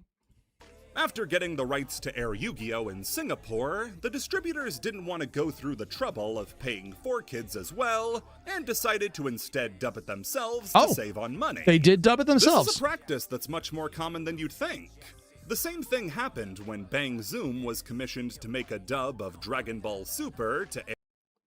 I don't know what Bang Zoom is. But I'm also not in Singapore, so that might be the case. In English-speaking Asian countries. You might have seen the incredibly mean-spirited Totally Not Mark video about it. The what? And then the follow-up, where one of the dub Who's Totally Not Mark? Oh, it's probably the name of a channel. actors, Lex Lang, explains the circumstances behind the dub, and then he just keeps on shitting on it. I like Mark, I just don't know why he did that. This dub would be handled by the company Odex, who also would do dubs for projects like Case Closed and One Piece in the same region. Case Closed is Detective Conan, as far as I remember. Never seen it, but I've heard good things about it. Oddly enough, my wife has seen it and said it was good. Yeah, that was a fine. But, One Piece. I guess everyone gets that at some point. Directed by the various actors who would That point where I realized One Piece has probably outlasted the people dubbing it. Huh. star in the show. In multiple countries. Chuck Powers, Kristen J. Lee. Actually, I just realized it's probably outlasted multiple countries at this point. There are new ones, younger than One Piece. And Brian Zimmerman. The series would cover about the first 90 episodes of the series, and like the previous uncut dub, preserves loads of the original version's assets, like music, on-screen text, intros, and outros.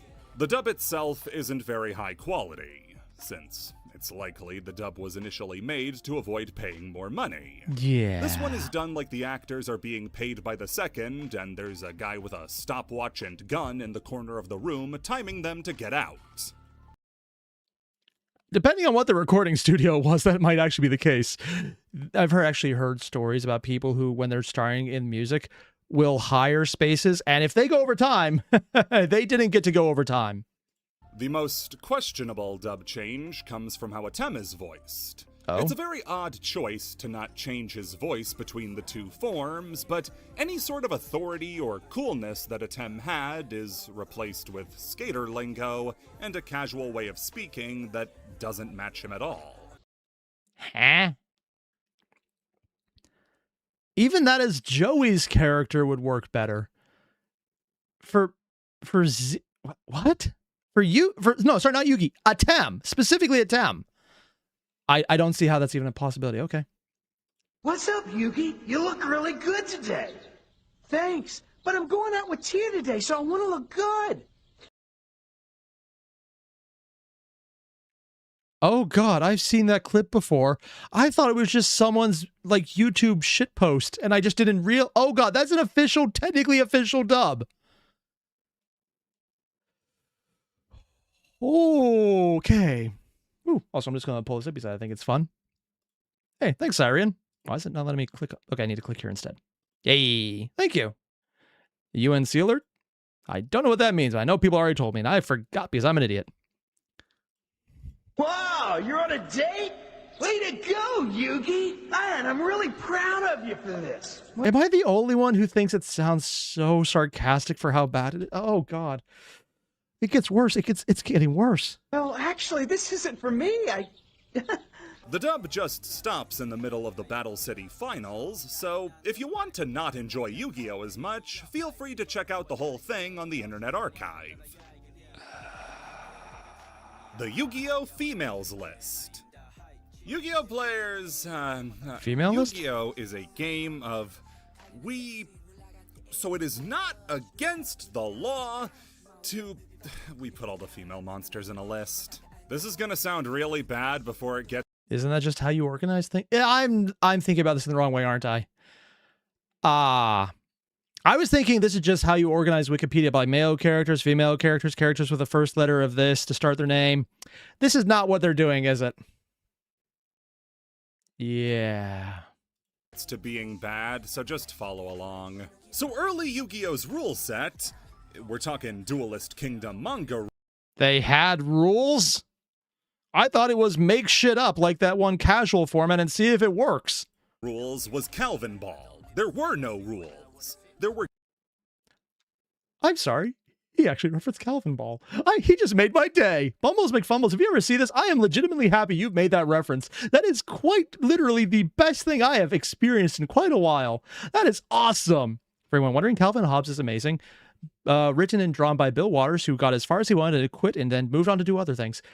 He's a great cartoonist that ran in Sunday morning cartoons, or yeah, as the actual thing in web, or not web comics, on actual newspapers. Has multiple books published of it, still is. And it's just generally fun and whimsical and creative. And one of the jokes is they play a game with him and his stuffed toy, who may or may not be real. And it's just all over the place, and the game gets more elaborately stupid the more you look at it, and every rule you can imagine is there. It's like you score 100 points by sending the ball to the graveyard, except the graveyard is a real one. You'd have to dig it through the earth to get there, and only if you manage to teleport it through a polymerization machine that exists only in your mind, so you have to literally decapitate someone to access it. All of those rules are technically canon because there are no rules. You make them up as you go, and any bullshit you say is going to work. You're welcome. I'm just glad someone referenced that. Game pieces, but f*** you if you think we're gonna tell you how to use them. This loose rule set led to a load of Duelist Kingdom bullshit that we all know and love.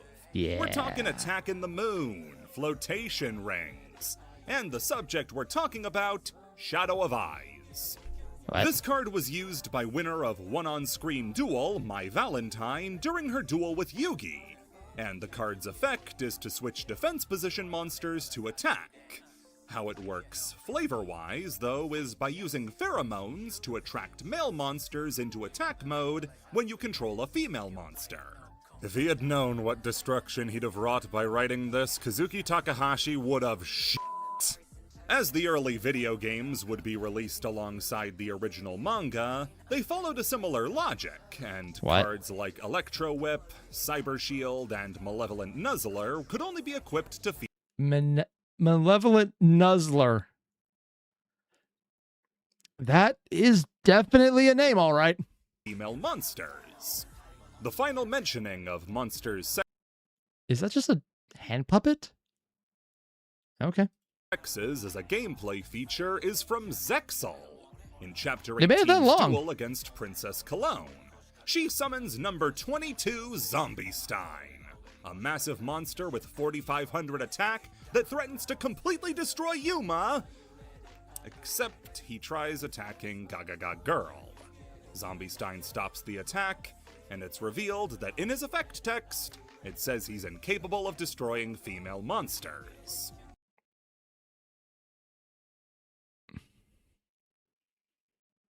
Oh my god. Also, they just remade Dark Magician Girl with a different name. Wow, Yu-Gi-Oh! Doing that. I've never expected it before. Zombie Stein tries proposing to Gaga Girl, who calls him ugly and ultimately loses Cologne the duel. Monsters can get turned down in Yu-Gi-Oh? Oh, that's just embarrassing. Poor guy. I'd have burned the card if this was me.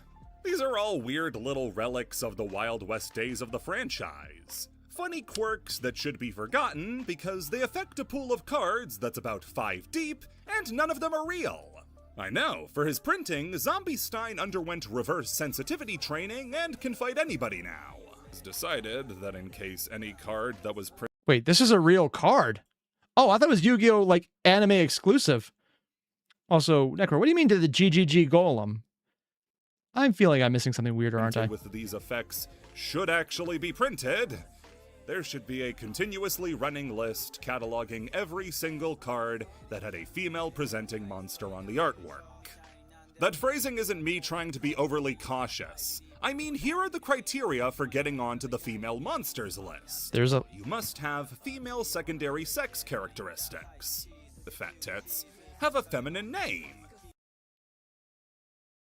So there's actually a list with actual limits of what could be there, and a name is a way to get off it.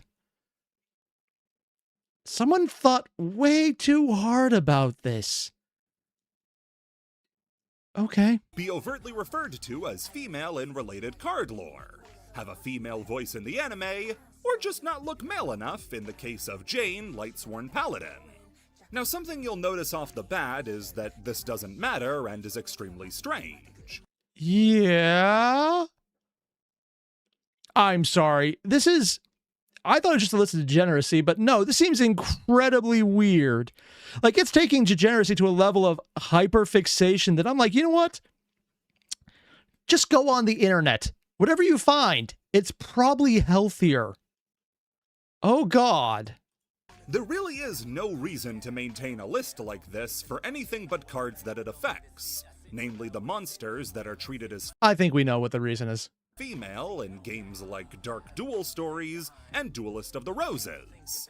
Those lists actually have a reason to exist, because on a tiny Game Boy screen, you might not be able to recognize if two cards work together. Why any list exists beyond this is completely ridiculous and serves as a great thing to point at and say, I don't want to get into Yu-Gi-Oh! Yeah. It is good for one thing, though. Finding out what the sick, twisted individuals who made this list consider to be female. Like... What do they mean consider to be... Oh, God, we're about to get a bunch of things that are... Oh, no. Oh, no, oh. I think I know where we're going with this one. Manipulator tokens. That's just Bakura's hair, isn't it? Isn't it? It's a different color. Know why? In the anime, when they're used, it copies Rio Castell's hair. Oh? Oh, so it no, it wasn't Bakura then. Okay. Must be a female doll then. There's Eater of Millions, which...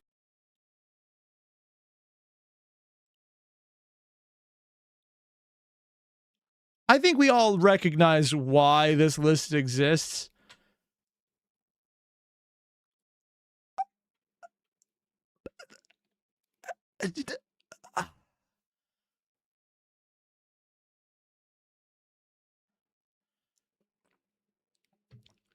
I have so many, I don't want to call them questions, more just concerns. Okay. Isn't female because the monster on the card is female, but because on the card is the card art for Esper Girl, making this card female. DDD Oracle King D'Arc is a female because it passes the mammogram test. But it's called a king, and that's not a feminine name. Also, I just found, I think earlier they pointed out how the DDD cards were literally CEO or working position, so I would just hate them on principle alone right now. But fails the female title portion, since they're a king. The only explanation is that all DDD monsters are trans. Gen X... Okay, yeah. Someone is getting way... I'm assuming this list is anonymous. In fact, if it's not, make sure never to tell me, because I just want to believe it's anonymous. Spare is a female, and this is a spare version of Gen X Controller. Huh? And since Gen X Controller is the monster needed to make all the other Gen X monsters, that means every Gen X monster is female. You want...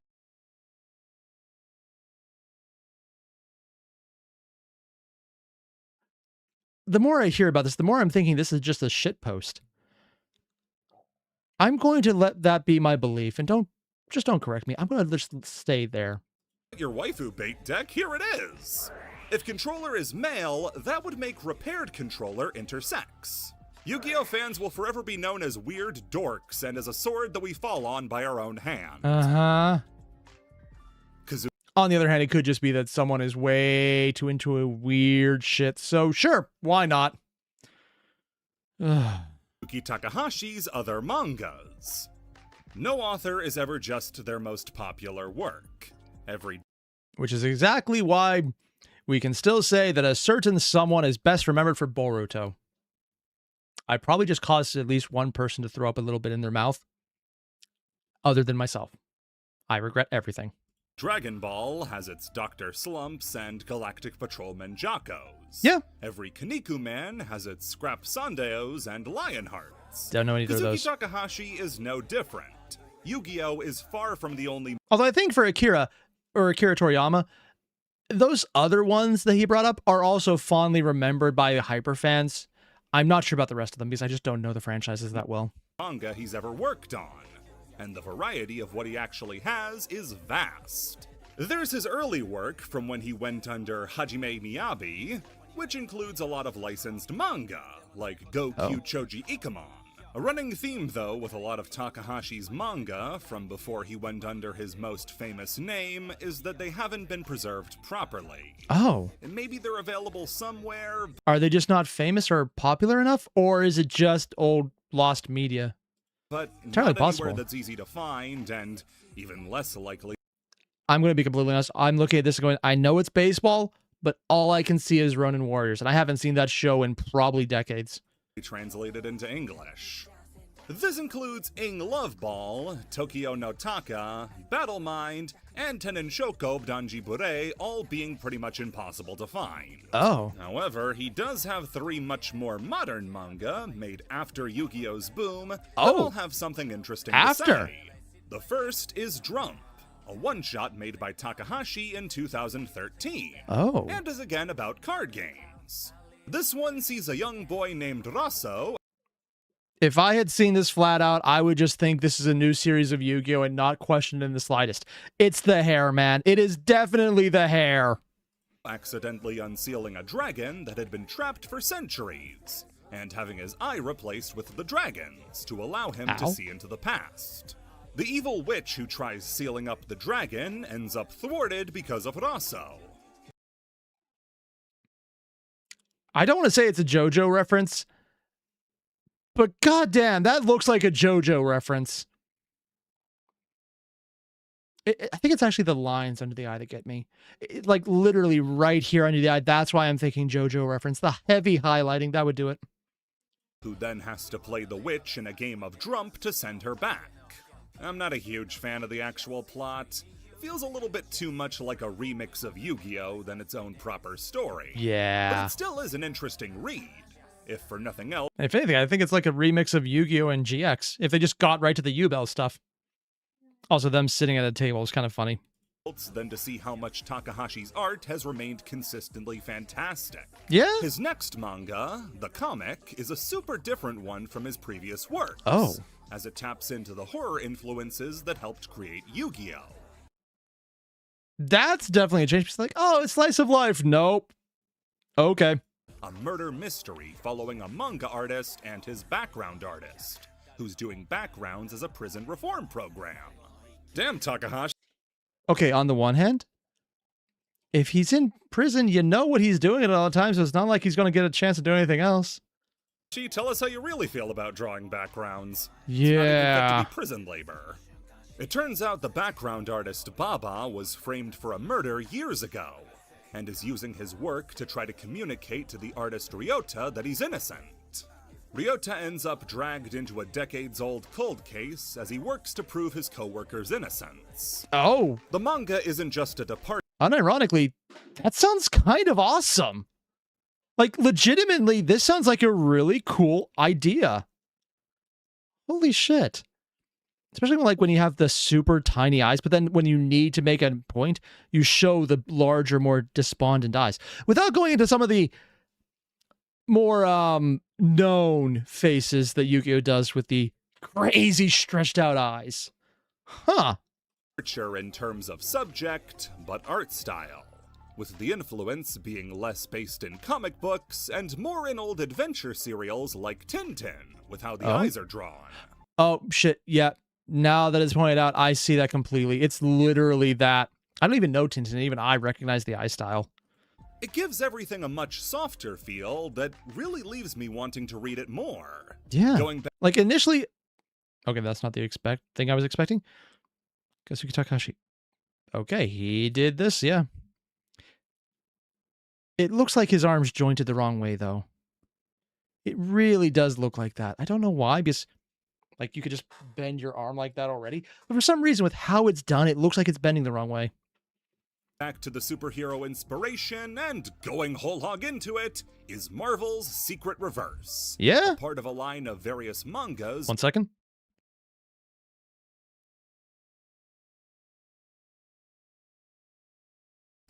Oh, and Mike. Hi, did you react to the TF2 song, The Most Fashionable Faction video yesterday? Yes. And the alternate ending as well.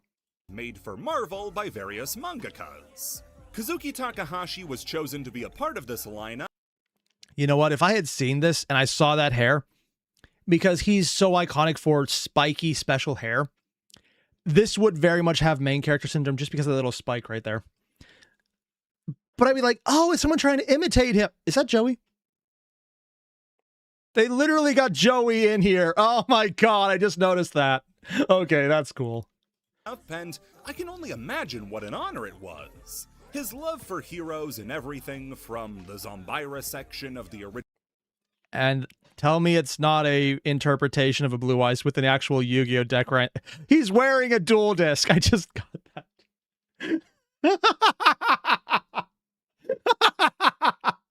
Oh, I love this so much. Original school arc to the biggest archetype in the game is palpable. And working with Marvel must have been a bucket list item. The story that or knowing Marvel. Free content. Came from it. Take it or leave it. Yeah. It's an Iron Man and Spider-Man crossover with a card-themed villain, chocked full of plenty of callbacks to Yu-Gi-Oh! Takahashi's art style is pushed in new directions with a more mechanical look that he gets pretty right, but this was 2019. Takahashi's modern art style lent to some odd-looking faces every once in a while. Only once in a while? I have seen his art style. The odd-looking faces are every time he tries to do anything. In fact, it seems like a defining feature of Yu-Gi-Oh! When someone's doing the, oh, fuck this shit face. That's where they go the most absurd and just demorphized. Obviously, Takahashi will forever be known best for Yu-Gi-Oh! But as a fan of his work, you owe it to yourself to at least check out the full breadth of the man's work. Will Arnett. Who? No idea this one. Has said the words Yu-Gi-Oh! 5Ds. Coming up next, it's an all-new Yu-Gi-Oh! 5Ds on Cartoon Network. What? I feel like I'm missing something obvious here. What? And here's number 5. So we're about most of the way done with the iceberg. This should be the end of the middle levels before we get to anything really weird at the end. So it's just going to be somewhat weird because so much of Yu-Gi-Oh! Has been straightforward and normal prior to this. Did I leave a like? Okay, I did leave a like. That's good. I wonder where that tune comes from. I want to say Naruto, but I could be very wrong about that. Is that a puffball?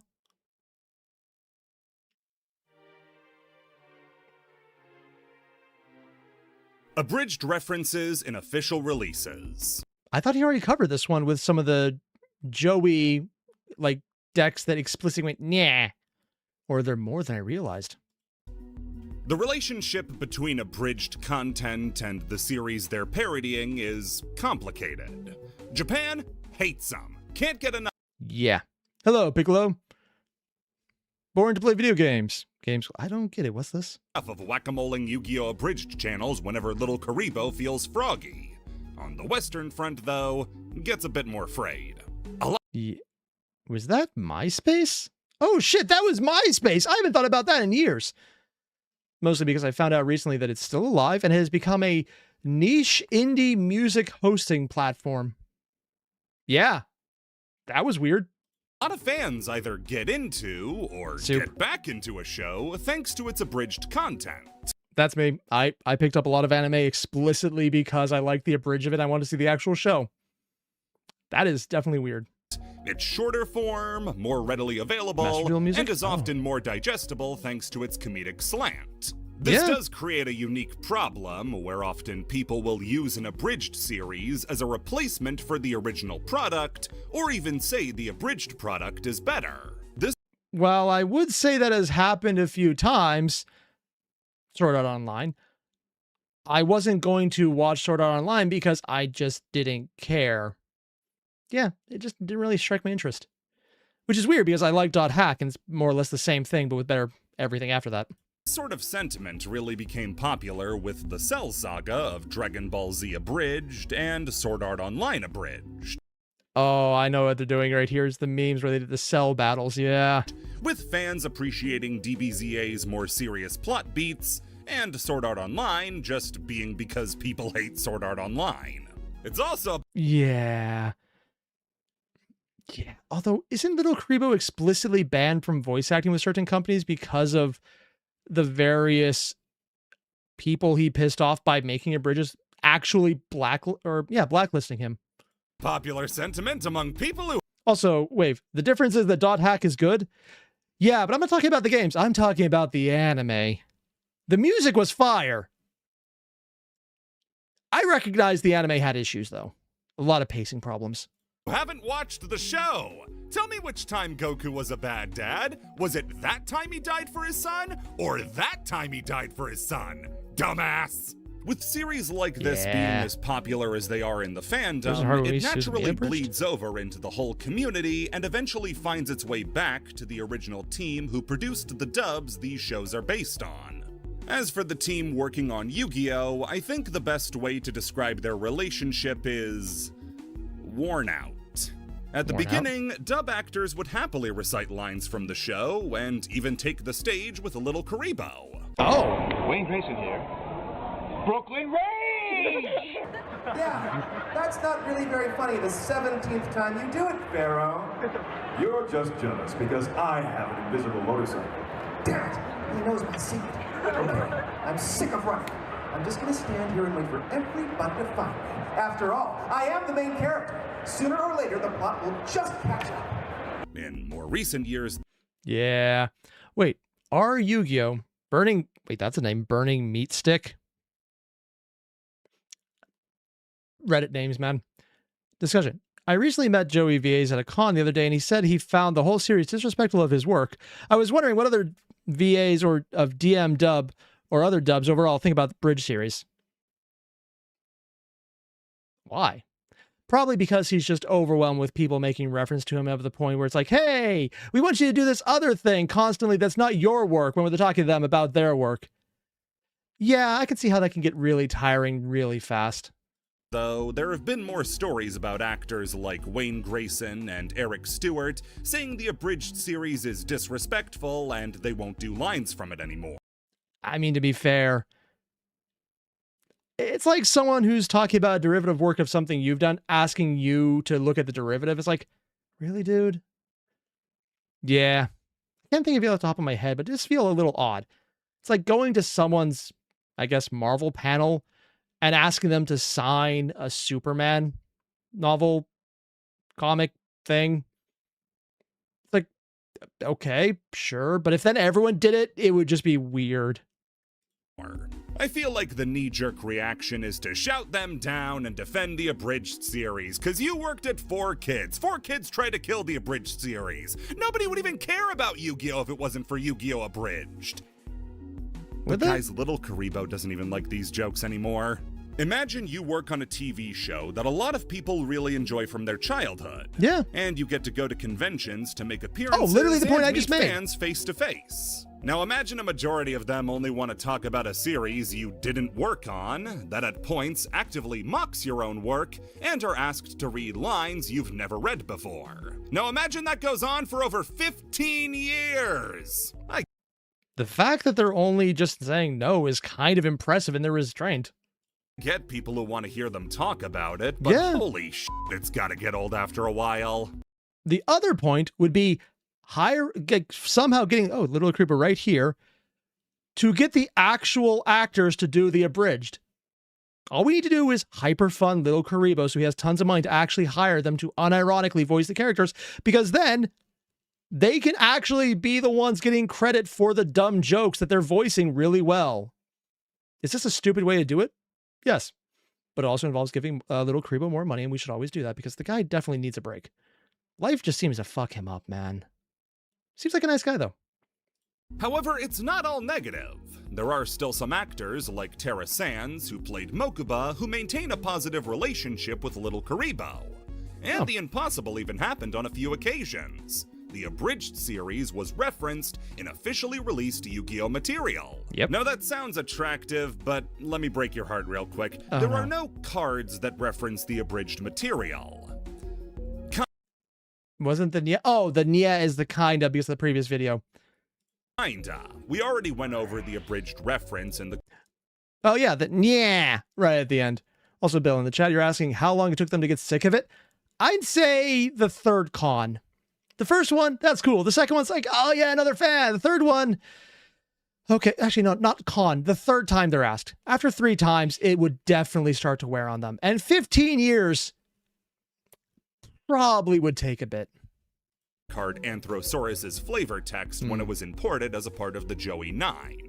But there are no cards that were intended to be abridged references. Oh, the first time it was ever officially referenced was at the 2011 NAWCQ in the live duel between Yusei and Yugi. What? Where after the duel finishes... Oh, okay, so I was expecting when we saw this, like, oh, it's probably a ref or one of the players making a reference, but no, if it's a live duel, these are scripted, so they were officially scripted to have these lines. That's different. Yugi congratulates Yusei on the win, and they ended out with a reference. Well played, Pharaoh. One question. Yes. What's a dual runner for? Actually, I like to refer to it as card games on motorcycles. Later again, when Yusei was set to be fair, card games on motorcycles does sound incredibly metal, even now. It's like, it's so incredibly stupid, it loops around to being awesome. I don't care who you are, man. It's awesome. Also, L, yeah, 15 years is a lot of cons. Yeah, and there's a lot of cons. I've done a few of them as both a vendor and a participant. There's a lot of, oh god, why are we still here? Because everyone's gone after the first day. Duel Akiza, they would tease fans with the reference and literally turn to the crowd Evil Within 2 style. Evil Within? What do you say we have a turbo duel? My dual runner's parked outside. Card games on motorcycles. Oh my god! These are events. They just look to the crowd instead of because they know exactly who they're playing at. You can tell who's not sick of it yet because this is 5D's cast doing it. Who are probably more sick of the fact that they didn't actually get to finish the show than anything else, now that I think about it as well. Yeah, that would probably hurt a lot more. That are meant to get a big crowd reaction and make fans. And also because there's only a handful of jokes about anything outside of the first series. So there probably wouldn't be as many of the newer series actors who are inundated with those references yet. And let's be completely fair. They're playing card games on motorcycles. They've been said that a lot. Hell, the first thing I knew about seeing that was like, oh, they're playing a card game on a motorcycle. Seems stupid. I like it. Before seeing the abridged series, just made the obvious point. Fans happy. So what better way to do that than by mentioning a fan favorite work? Yeah. It's not the only place they get referenced though, as one can even be found in an official Yu-Gi-Oh! Video game. What? In Duel Links, Tristan was added as a playable character. Okay, I'll be honest, I thought they were about to say, insert random throwaway side project game that immediately got outdated and never mentioned again. No, Duel Links is one that they're still maintaining. We're still not sure why. Like every... I guess if you want to play a normal person who can't actually play the game, hey, that'd be like being me. Oh, wait. Character, he needed skills specific to him, but his lack of duels made it hard to think up any good ones. Losing. In fact, he only has 3 exclusive to him. I'm Not Done Yet, Deckmaster ability Cyber Commander, and one that allows him to make the attack of any monster he controls 2000. Oh. The name of that skill was Super Strength. A reference to the abridged running joke, "My voice gives me super strength." The announcer. Holy shit, man. Okay, yeah, he just knocked it out of the park on that accent. Like, he either lifted that line from the abridged, or he's just really good at impressions. Wow. For Tristan being added was even punctuated by referencing the joke. References to it might be few and far between, but the fact it was referenced at all for being such an influential work, not just in Yu-Gi-Oh circles, but internet culture as a whole, is a nice badge of honor. And as a bonus, it's even been referenced in Yakuza. Yeah? What? Necroz Trap. You're just not going to drop anything else about it. You're just going to drop it and leave it there. Okay, sure. Drop in the random Yakuza reference and just leaving it there. I would love to know more about that, damn it. Cards. Necroz? We all got that one friend who only exists conceptually. The language used to write Yu-Gi-Oh cards is very formulaic. Text is thrown in with similar wording to pre-existing cards because it helps players understand quickly what a card No, it doesn't. It really doesn't. Is trying to do. As soon as you see a card say add, you get what it's trying to do. It's not throwing curveballs. And yet somehow it still feels like it does the entire time. Sometimes, maybe that's just me. The verbiage can switch up. Like on the new Psychic support for the Teleport archetype that only lets you add Teleport normal and quick play spells. What we're talking about here, though, isn't when the text changes, it's actually when it stays the same. Necroz Trap cards refer to cards that implicitly exist thanks to the verbiage of support cards, but haven't been printed yet. You can teach that concept to a newborn, it's super simple. The perfect example of what I'm trying to talk about. Wait, there's an entire line of cards with support. How does... Because they probably were released out of order in the TCG, huh? Or they were made and then not released in the order they were made. That might do it. With the concept's namesake, the Necroz Trap card. Necroz of Clausulus says that it can be discarded to add a Necroz spell or trap card from your deck to your hand. Did they ever get one? But at the time of writing, Necroz doesn't actually have a trap card. Before the most recent wave of Necroz support, there wasn't even a non-ritual Necroz spell card. Okay, so at least had other cards. It kind of sounded like there was literally just the one. That'd be like saying, hey, we're doing a new deck type. It's one card. And you get to figure out what it is in the next decade sometime. So it could have been shaved down even further, but wasn't. The reason they do this is because of future-proofing. If they do plan on printing a Necroz Trap card at some point, then Clausulus will be able to search it, and they won't have to either errata it, or make a new version to search trap cards. See, that's actually a very interesting way to deal with the deck types that I think is kind of interesting because I don't know many other games that do it this way. Pokemon, I think, you just get the game. It's kind of evergreen. But then there's Magic where it's more like we have a set, we work on the set is self-contained, and if there is crazy ass shit that happens outside of the set, as long as it doesn't utterly break the game more than anything else, we'll probably just let it go and ignore that. But they don't really design archetypes in the same way that Yu-Gi-Oh does. So I kind of like how they'll just do a running list of cards that are helpful, but you get some of them in each set. So it's never a set of like, I need this for my deck. It's more like my deck is going to be good for a while and get better over time, but not always immediately be good because I don't have the entire set yet. It also does incentivize you just to buy random things and hold on to them even when you don't actually use them because they might be valuable later to a deck you might like in the future. Entirely possible too. Some examples of Necroz Trap cards can be found in Digital Bug Core Bag requiring 2 level 5 light insect monsters to Xyz summon. Gonna be hard without even 1 level 5 light insect. Digital Bug Rhino Bus was going to be in the same boat until the printing of Asset Mountis in Age of Overlord. That have since been fixed. Is that literally just gold bricks? Oh, Asset Mountis. It's literally mounting the assets. The assets being pyramids of gold bars. And he's mounting it as in sitting. Ah, I see what they did there.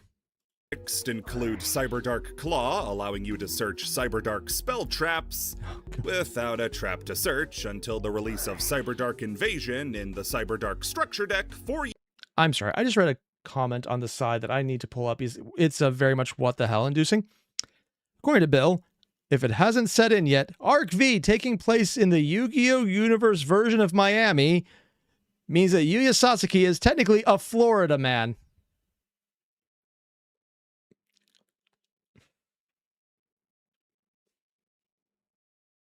Those are words I did not expect to see.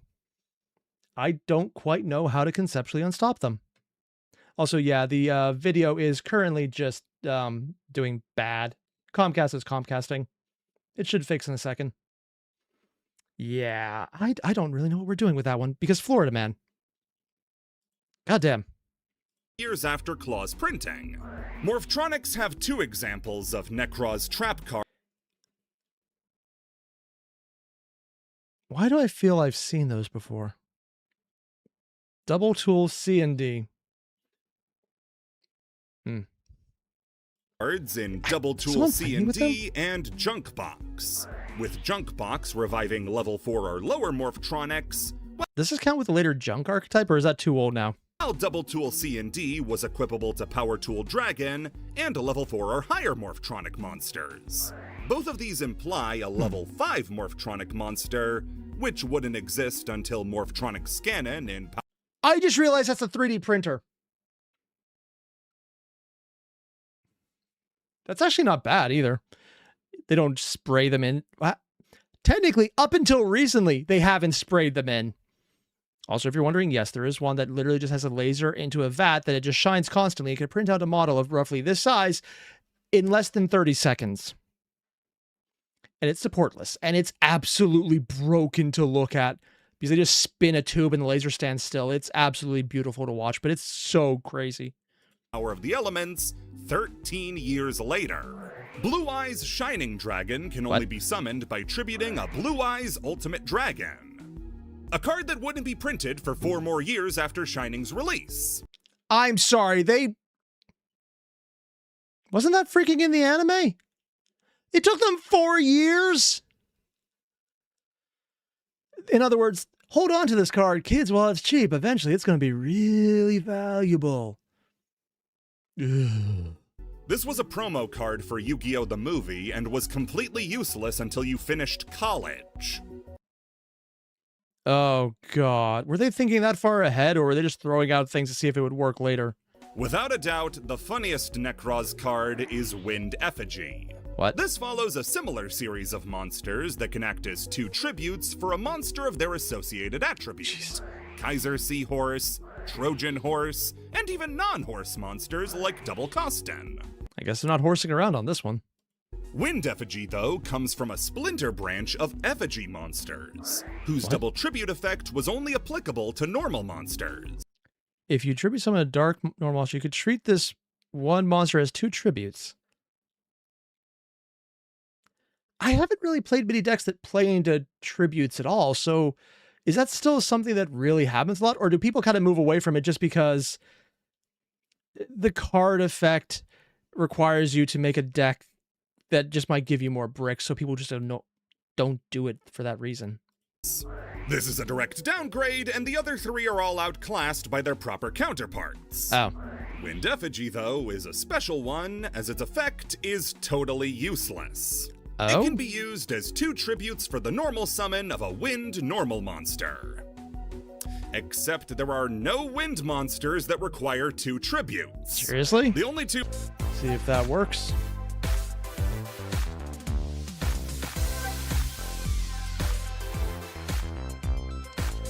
Okay, it looks like we might be back.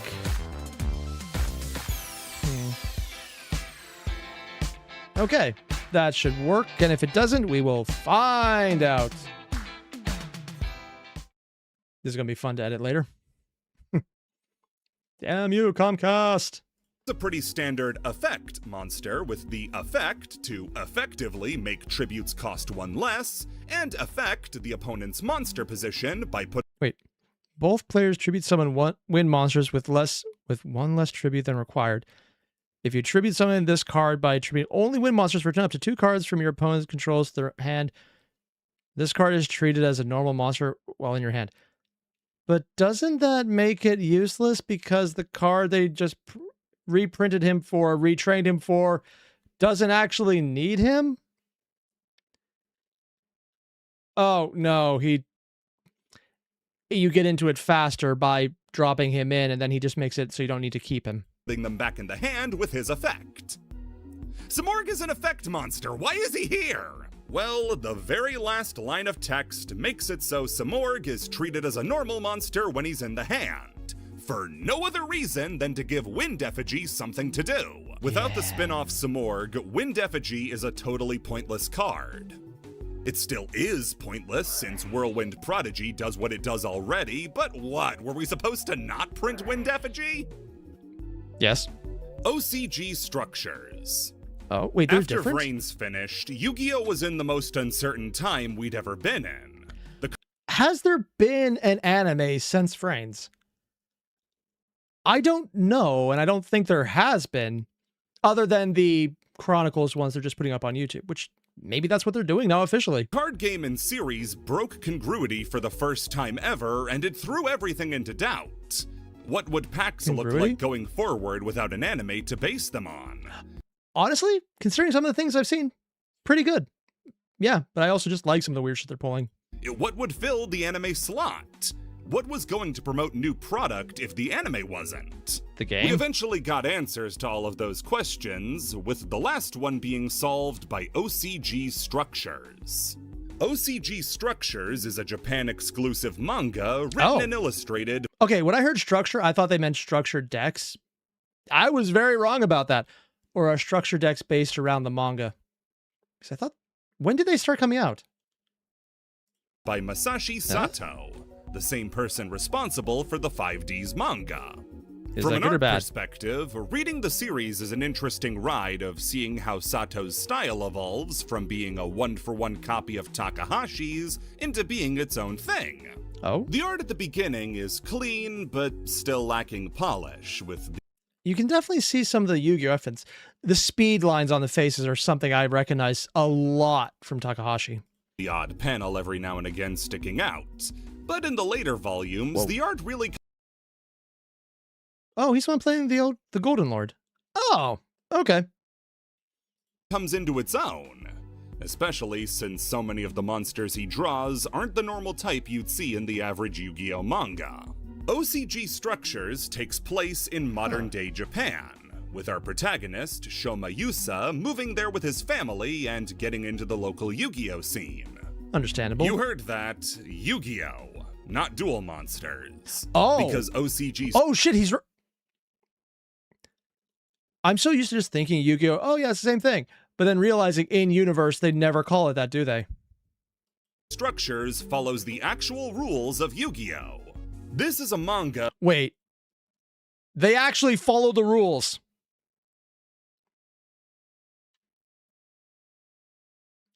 That's impressive and terrifying because this is one of those games where, thank God for Master Duel, because I would not remember them all right away, and it makes it a lot easier to just onboard.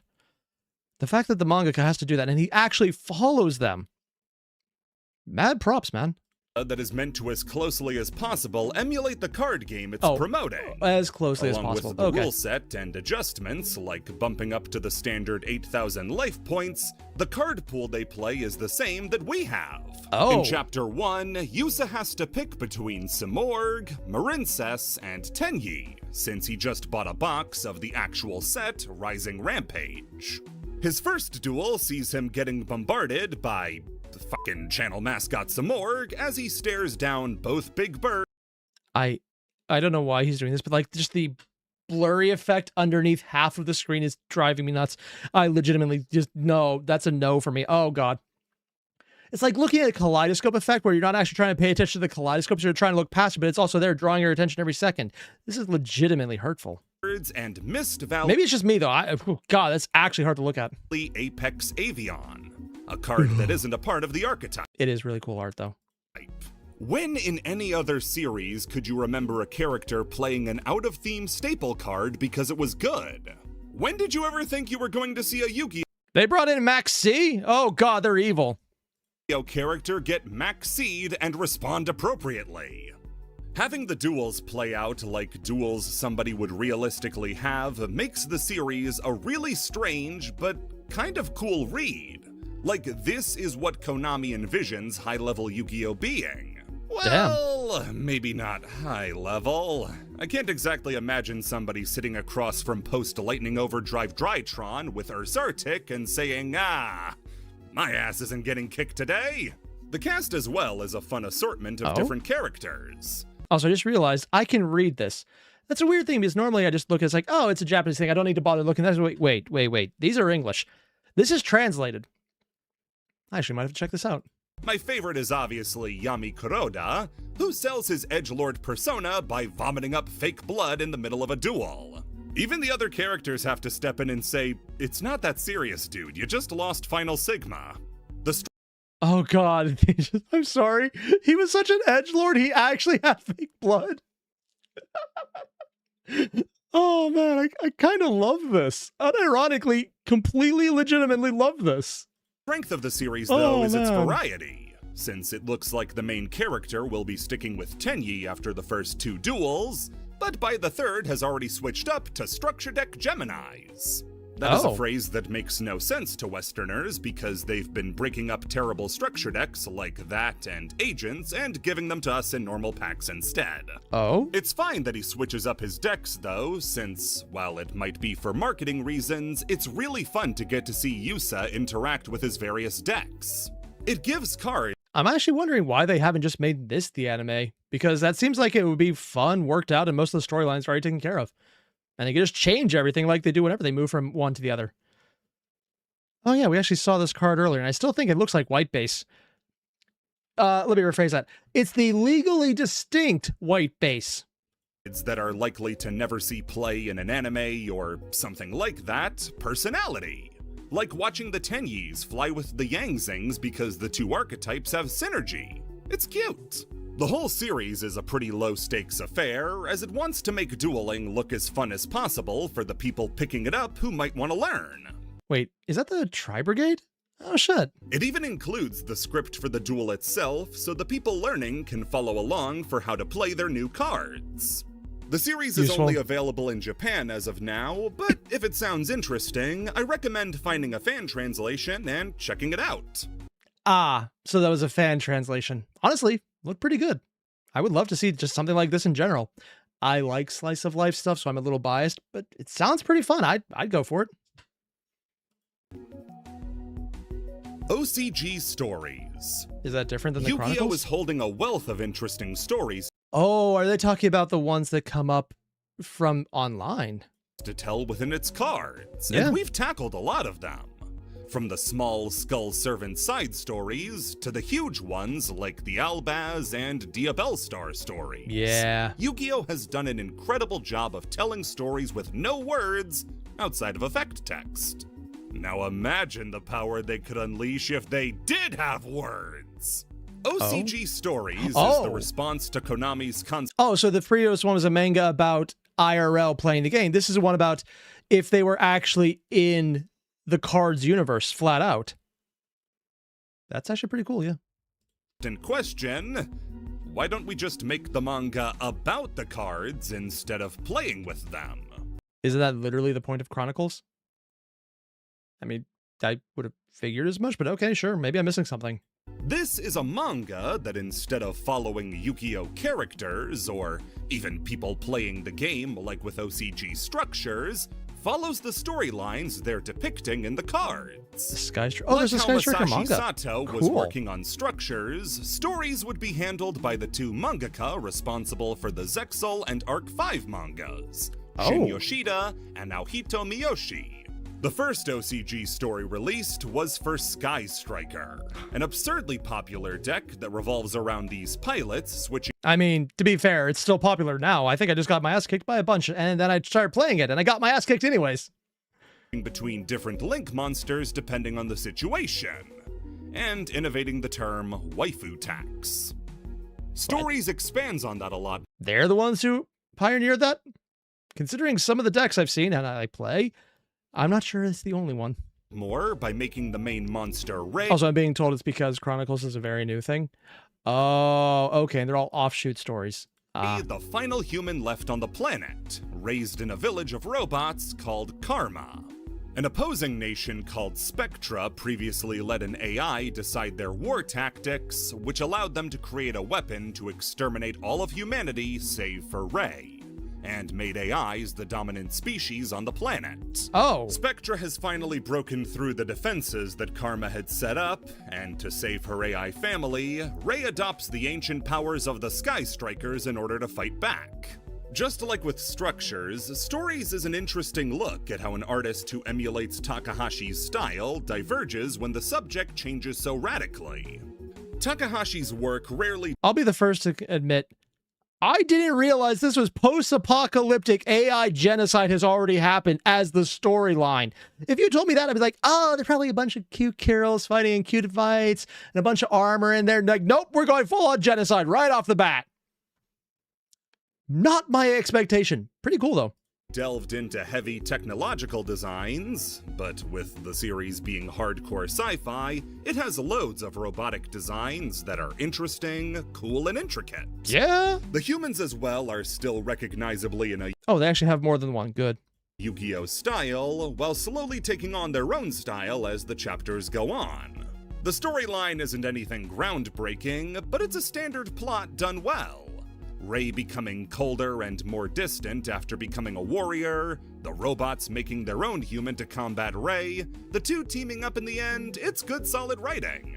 Oh, they just made a human? I guess, sure, if you got the tech for it.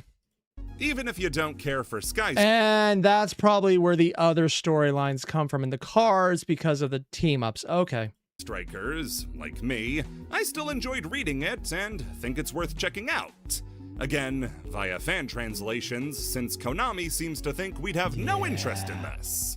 If you can't imagine your eyes moving between all those panels, you can also check out the Yu-Gi-Oh! Chronicles animation that loosely adapts the story. Loosely adapts? Oh, so there's probably a bunch of changes being made. Granted, I wouldn't know what the changes are because I barely know anything about it at all. Huh. Also, Yokai mentioned the OCG Sky Striker doesn't follow the canon Sky Striker story. Oh. So the manga is the reason we have too many Sky Striker cards. Was that the official one then, or is the Chronicles the new one? Going back to the original method of removing all words, for some reason. What? After 19 chapters, the Sky Striker... Wait, what? They removed all the words from it? They made an animation and just took out dialogue? That's so dumb. It's also like 5 minutes long? Yeah, that might do it. It's more like a trailer then. Story would wrap up, and in its place would come the Magistus story. Based on one of the most underwhelming but lore-important archetypes in the game, Magistus. The archetype gave us the origins for two of Yu-Gi-Oh's most iconic spellcasters, Endymion and Alistair the Invoker. Vere is there too, bullying Duel Links. The three were once part of a group fighting to keep the world safe from dangerous magics, including their former friend Zoroa. Around where the story between Zoroa and the Magistus ends, though, and around the same number of chapters Sky Striker reached, the story time skips forward to follow Endymion's son, who's rebelling against his father, as the former friends are fractured and a new evil is threatening the world. Oh. While I don't appreciate them casting Endymion as the bad guy when Vere is right over there, I will say that this is another interesting story to tell, and I'm excited to see where it goes with this new generation story. Wait, so is this something that hasn't even been completed yet in the manga? For some reason, I got the impression that these were much older than they are. They can't be that old if they're still... No, wait, this is Yu-Gi-Oh! They could probably take a long time to work on it. I'd like to say more, but the finer details of the story are better left unspoiled and read about. Also, I'm going to pull up your comment, Bill, because I think it's exactly relevant to what we're looking at. Magistus is an archetype that connects vaguely to the Dark Magician, but only in terms of some design choices. Is that official, or more they just haven't progressed the story enough to directly tie it in? Because I thought Dark Magician was explicitly a tie-in to Yu-Gi-Oh! In the first series, but maybe I'm wrong.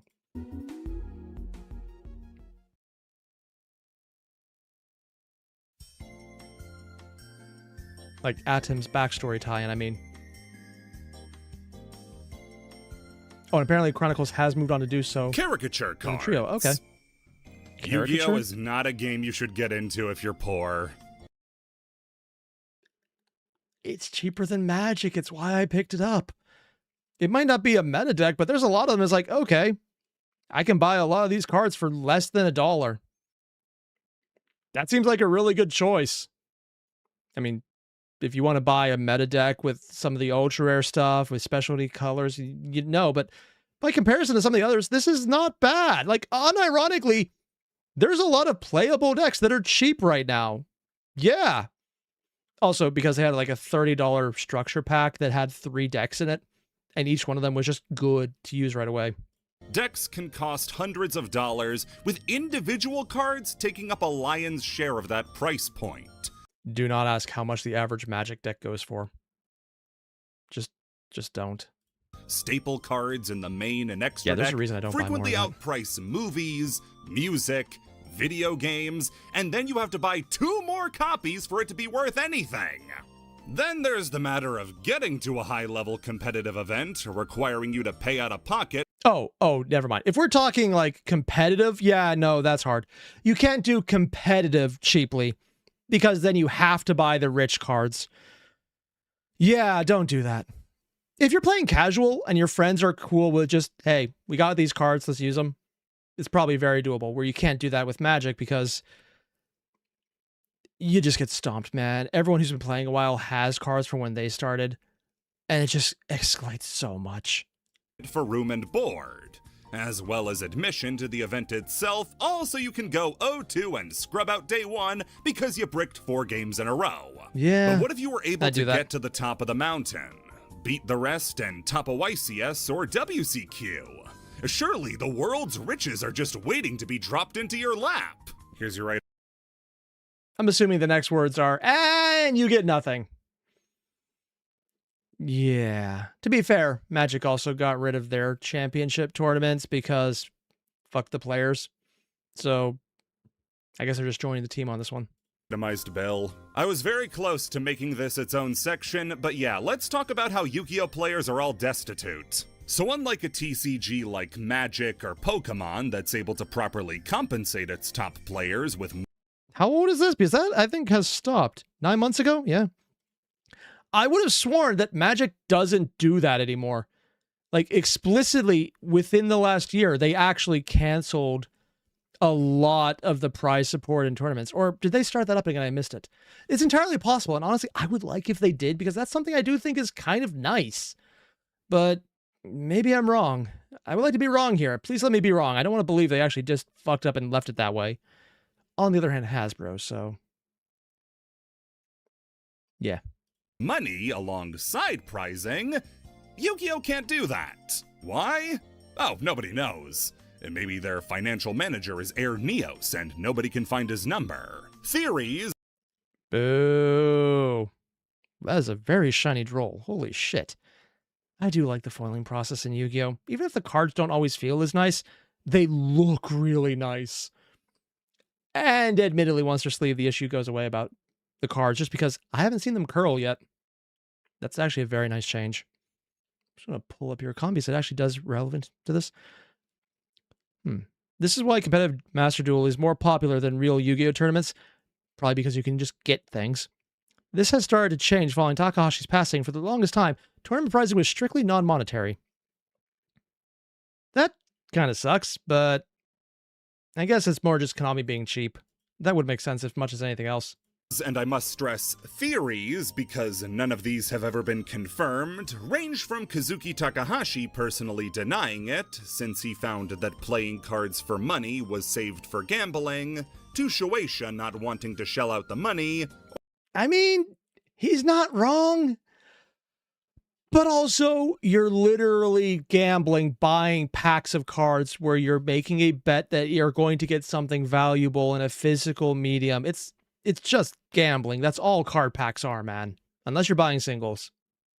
And then you have to pay some of the single prices. Or you just get really good at rogue decks. Or not being allowed to pay players. Either way, it's left Yu-Gi-Oh! In a place where it's ruthlessly mocked for what it rewards the best of the best with. As opposed to everything else where you get ruthlessly mocked for, well, looking at how much a new deck cost and then going, oh yeah. Lorcana paying down a mortgage with top 64 results, while the best Yu-Gi-Oh! Can provide is usually a Nintendo Switch or Steam Deck. I mean, I wouldn't talk down about the Steam Deck right now. Their price is going up quite a bit. Lorcana paying off how much of a house? That's a lot. On the other hand, they have Disney money, so they could just laugh and do it regardless. You can flip that for a decent amount, but it's not going to be a very easy job to explain at Christmas dinner. Oh, so what do you do for a job? Oh, I sell Nintendo Switches.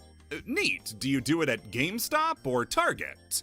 eBay and pawn shops mostly. You might get a rare and exclusive card that might be worth something to a reseller or investor, but these are not the things that make for the livable wages other TCG players get. Magic players' jobs is to play Magic. Yu-Gi-Oh! Players' jobs is to find out which non-vital organs are worth the most. A popular meme went around. I mean, they actually get a pressure cooker?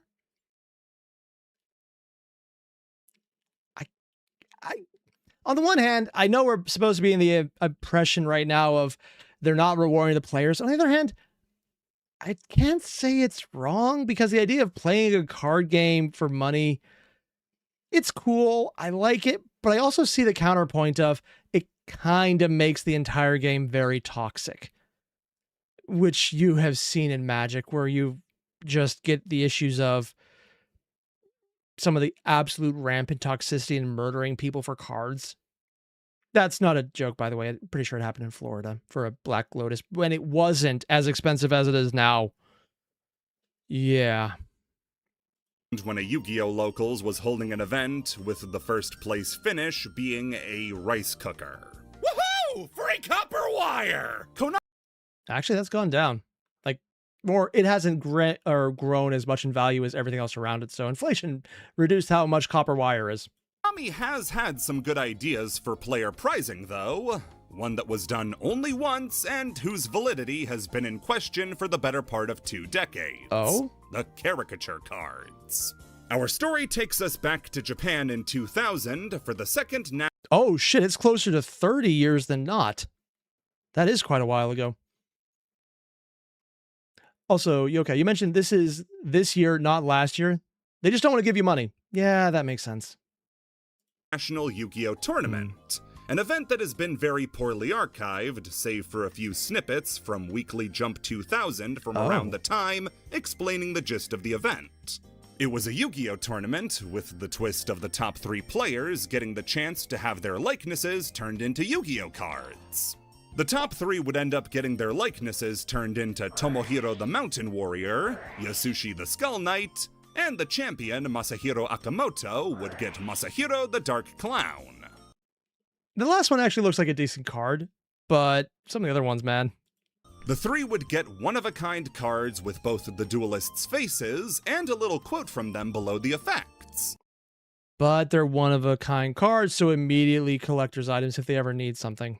A true oddity and an amazing piece of Yu-Gi-Oh! History. Yeah. Their validity, though, was brought into question by who else but Kevin Tewart. Really? Who, between claiming credit for the creation of the Skull Servants, took to Pojo to claim the caricature cards were fake. At least he did for Yasushi the Skull Knight after somebody brought it up in a thread discussing fun Yu-Gi-Oh! Facts. Why? Because it's badly documented. If he doesn't know about it, then maybe it's not real. Or maybe it isn't actually real, but at the same time, people will believe anything they read on a wiki. Well, 1, yes. 2, why would they believe anything they read on a random Reddit forum? Or, well, Poggers forum? Pojo, that's it. And said that people would believe anything as long as it was on a wiki. I don't appreciate the implication. This brought the validity of the cards into question until people went back and looked through an unlikely source. A ban list. For Really? the ban list of the Yu-Gi-Oh! World Championship, several cards were listed as forbidden for international play for various reasons. Wait, only international? Either being unavailable in either the TCG or OCG, Why the international? or simply not being widely available outside of a video game promo. Oh. On this list in 2010, recognized as real official cards by Konami, were the caricature cards, confirming they were indeed real and that Kevin was wrong. Konami has made some moves to improve its tournament prizing after high-profile players left the game over lack of incentive and dwindling attendance numbers, but if they want to make people feel better, they I mean, if they really want to do it, just pay people to arrive, but... could at least do something like this again. Also, Demat is just talking about how he loves posting on Poggers. I'm never going to live that one down. Ubel's German gibberish. Wait, they just had her random... Is this a German translation? It was just utter trash? Or someone thought German would sound like devil speak or something? Honestly, I would prefer Welsh just because it actually does sound that way. Yu-Gi-Oh! In any language seems to go wrong, but sure, let's focus on the Germans. I'm sure that sentence has never been said before. Oh, God. Translations in Yu-Gi-Oh! Are a common problem. Monsters will be given the wrong effects, names, attributes, types. Loads can go wrong when it comes to translation. Language is a complicated thing, and it's not always one-for-one on how things will sound in their native language. A great example that I would have loved to make its own fact, if I could have just verified it, was with the card Dark Necrofear. This was the boss monster of Bakura's occult deck, and needed a fittingly creepy name. That's why in the first run of issues of the January 29th weekly... I'm assuming the translation for this, if it's direct and literal, does not make sense, huh? Oh, no. Shonen Jump, she was instead called Dark Necrophilia. Yeah. Oh my God! That very much changes a lot of this. Okay.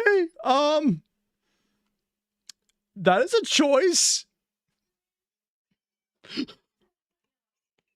Yep, I'll be honest. Anyone who wants to play that type of I just love my Dark Necro, we'll leave it there deck. Want to shake hands? Nope. For the earlier Iceberg where it was about how do you make someone not play the game and lose by not wanting to shake your hand, have that German word in the title. It's an international deck.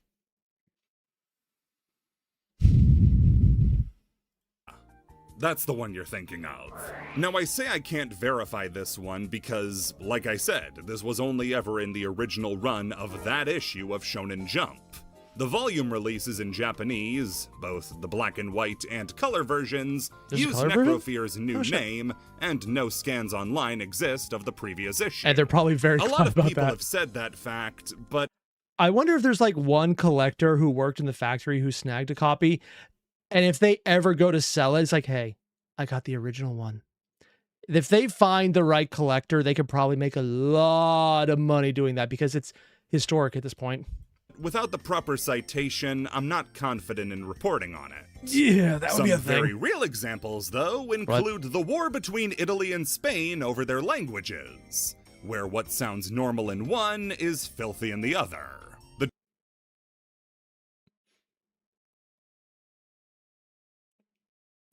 I thought you just make hand gestures to speak Italian. I've just pissed off so many people, and that would include multiple members of my own family. Dark Magician support card, Magician's Rod in Italian, is called Verga da Mago, which is an accurate translation of Magician's Rod. If you read that in Spanish, though... Does anyone else want to check out my magic rod? I think I see where this is going. The card is now called Magician's Cock. The Portuguese had a bad one. Oh, hey, look, it has 2 tips. Black Dragon's chick, back when it was legally referred to as Red Eye's Black Chick, went by Pinto Negro de Ojos Vermelhos. Pinto Negro means black dick. Back with Spanish, and you have cards like Golden Ladybug and Lady D-Bug, which should have the Spanish word mariquita in there somewhere because that's the Spanish The what? Oh my god. word for ladybug. Except mariquita also is used as a gay slur. Like, the worst one you can use, so each one had to find a workaround. Lady D-Bug found it by using the scientific name for a ladybug, while Golden Ladybug itself was called Vaca de Sant Antonio Dorada. Gold Eldorado time. Yeah, sure. Oh, I love language difficulties because sometimes it just reminds me it's bad everywhere and it's funny as hell. This translates to Golden San Antonio Cow, because in Argentina, ladybugs are called San Antonio's little cows. Oh. However, the king of weird and funny translations is Germany. The German language just doesn't agree with Yu-Gi-Oh! On any level, and I mean, it's just Germans are known for their humor. And nothing else. And has been rebelling against tongues for its entire history. Let's start off with an easy one. Something Poland. Junk synchron is one word in German. Oh god. And it's Gerumpelsynchronisierung. There are also the ones that are funnier in English than they are in German, because German is a lot funnier in English. Yeah. Spear idiot! You've seen what? I want this. Unironically, I want this. Wild tornado. Wilder tornado. Ah! Oh god, this is actually better. Ojama pink? Pink or Ojama? Germany is beating us at everything! Shit, they're actually out Englishing. The word six being pronounced sex has led to cards like Maximum Sex. Oh, don't you just love having the Maximum Cheeks? Oh.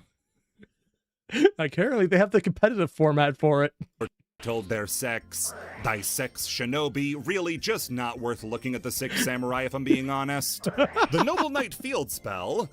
Sorry, I meant the other Noble Knight Field spell. Sorry, I meant the other Noble Knight Field. It's just a silly place. Spell Camelot has a very long and very German name, which translates to Camelot, where a noble knight and noble weapons dwell, changing the plural noble knights into a singular. Yeah, there's Artorigus, and he's cool, but the rest are real pieces of shit. I mean, if you listen to the lore, the only one who wasn't was probably Galahad, and the rest had issues. The spell Clockwork Knight was translated into Udwerk Ritter, which means Clockwork Knight. Okay. With a K, as in a noble knight. The one. This was a fine, but inaccurate translation until that Clockwork Knight was printed as a Link monster. And the translation... Also, Yokai, German is the proto-language to English. To be fair, American English is just everything is proto-American English, because we will steal everything from any language and just say, you're ours now. Congratulations. Had to pivot into saying these were knights of the clockwork.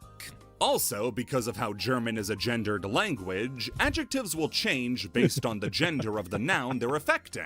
The most basic example is in how there's der, das, and die. The three ways to say the that are masculine, feminine, and neutral. Archetypes like Fable, then, have multiple different archetypal descriptors to determine which version of the name they use based on the monster's name. Oh, that's why we have the females list. An example is Fabled Cruz being Sagenhaft Cruz, while Fabled Leviathan is Sagenhafter Leviathan. But then you have Ancient Gears, who also have this, despite all of them clearly being robots. Antekes, Anteker, and Antek being used. Does that imply that what we're looking at is that... Oh. It's ribbed for her pleasure. For neutral, masculine, and feminine names, respectively.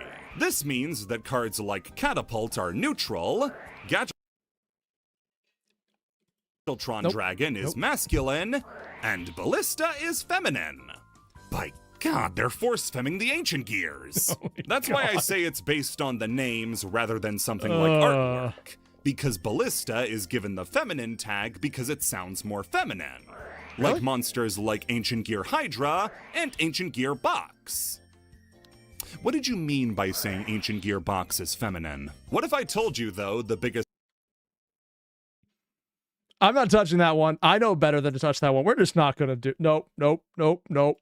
flub wasn't the translation of Japanese into German, but German into Japanese? Our culprit is Yubel, Yu-Gi-Oh! World Champion, level 10 Dark Fiend, and character you'd think would be handled a lot worse for being an intersex character from the 2000s, but then you remember they're pretty much just Baron Ashura from Manzinger Z, and you get a little bit less scared. Baron Ashura? I don't actually know anything about Mazinger Zero or Z or any of them because I've never actually seen it. I know it's classic and it's historic, but it's one I've just completely missed. So I'm missing all of the references. One trait of Yubel that doesn't translate into the English versions of the names is that Yubel has a heavy use of German in its Japanese names. Oh. Terror Incarnate is called Yubel, das Eibschlick and Ultimate Nightmare is called das Extremer Tarek Draken. Now, I know that anybody who knows a lick of German has probably had their ears covered for the whole section for how bad I'm butchering their native tongue, but I mean, it couldn't be any worse than when I try and speak anything. I've been told, if I try an Irish accent, stop or else. And I think they mentioned something about how telling everyone in Dublin that I was a Protestant, but I'm not sure why they brought that up. this one is uniquely bad. I wasn't either, but just, yeah, that came up. Not because I'm doing a bad job. I am, but because these phrases don't make any sense. Terror Incarnate's name translates to the detestable knight. Okay. And Ultimate Nightmare is the extremely sad dragon. Oh God, really? I will now beat you with the extremely sad dragon. They sound like abridged names. Oh. Also being told by Zero in the chat, Der Ritter is the knight and Der Drache is the dragon. Oh, and he does not like this. These aren't very good descriptors, but moreover, in German, they're just words. Like, these aren't phrases, they're just strung together words without any grammatical sense. The equivalent would be if they used English instead of German, and the Japanese name for the card was Yubel the Hardcore Sense Miserable Dragon. If you want to... I mean, with some of the names, that's kind of how they sound already. But English is weird, where bullshit like that is just, okay, sure, new way to use word. An idea about how bad the translation job is, the German translation doesn't go based off of it. What? It just translates the TCG names. Why they were translated like this is likely down to a lack of resources and research on behalf of Konami. Back in 2008, when the Yubel cards were released, the amount of widely available resources for translation weren't as high as they are now. They have resources? I kind of just assumed translation was one of those, if they can't play the game, that's fine. They'll buy the cards anyways. Maybe I'm wrong. That'd be nice. Translate, for as barely as it works now, would have still given you better results than what we were given here. The reasoning most likely is that they weren't picked because they made sense, but because they sounded cool. The result is a process where you were just taking words out of a dictionary and putting them together with no regard for how a sentence would actually be formed. This is translation by way of Naruto fan-subbing. There is a secondary explanation. Since German is a gendered language, and das in German is the gender-neutral term for the, their choice to use das, which is one of the major grammatical errors with the cards, is actually a way to play into Yubel's gender identity. Maybe, but probably that not. Sounds a lot like wishful thinking. Let's just focus on the best translation of all time, My Friend Pearly into Mi Amigo Pearly. I'm assuming Pearly means something else in Spanish, huh? Bring out Rechoncho! Joey's Shoes. What? So we just went from translations to a character's shoes. Did they just not do that? Also, I'm just going to pull up this card. Wow, card. It's like I'm watching a Yu-Gi-Oh video or something. Fun fact, Yubel's whole gimmick is that he destroys him herself if there are no other monsters on the field to sacrifice on that turn. That seems like it would be a problem. Am I missing something here? Oh, okay. A lot has been made about the pop culture inspirations Yu-Gi-Oh takes from multiple sources. Is he wearing but J's? sometimes their references so obscure or so lost in translation that they go over most people's heads. I mean, I'm used to that in general What for would you most say things. is Joey's most defining character design trait? His hair. And his great track record, only beating Yugi once off camera. Maybe his hair, his green jacket, the shirt he wears during Battle City? Or what about his shoes? I bet nobody here has paid a second of attention to Joey's shoes before. Have we ever but seen if you them? read the original manga, you'd have known these shoes were a big deal. Why? Chapter 8 has Joey, Tristan, and Yugi searching the bad side of town for a... Wow, he looks very different here. So does Tristan. Yugi's Yugi. But that art really does change them up. seller who sold rare and expensive sneakers. They're looking because Joey Junkie wants to buy the Scorpion. newest, most expensive sneakers on the cheap, the Air Muscles. The shop owner said, Oh god, he actually got the Air Jordans.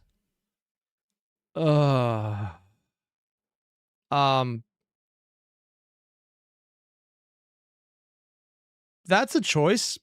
Giving him mouth udders. Okay. he'll sell them to him at a discount if he's brave enough to stick his foot into the shoe with the owner's pet scorpion inside. Joey goes for it, and the owner sells the shoes to him at a discount, around $800. Right after he's left the shop, That's a discount? How expensive are these things? though, Joey gets jumped by a group called the Muscle Hunters and has the shoes stolen right off of his feet. Joey and Tristan hunt the guys down in an arcade and beat them up. Yeah, sounds good. Only to find out that the guy who hired the Muscle Hunters was the shop owner.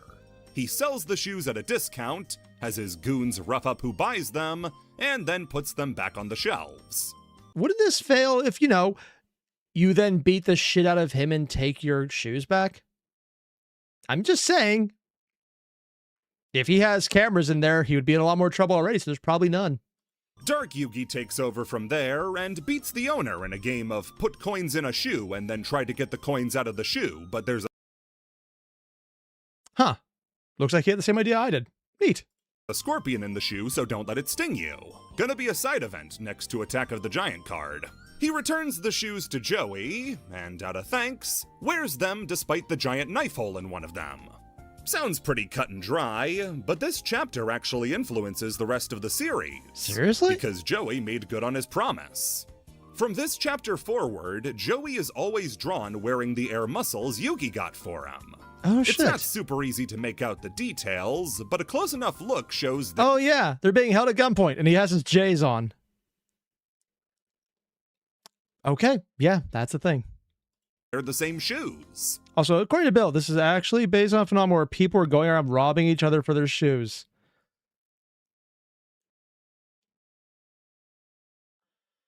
Sure, why not? I mean, if it was cheap at $800 back when this came out, you know what?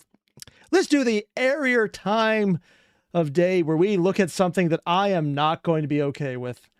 How expensive are Air Jordan shoes?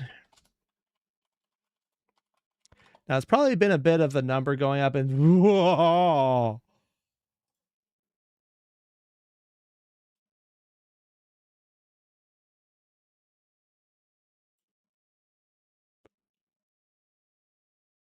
Oh, hey, look. The cheap ones are $90.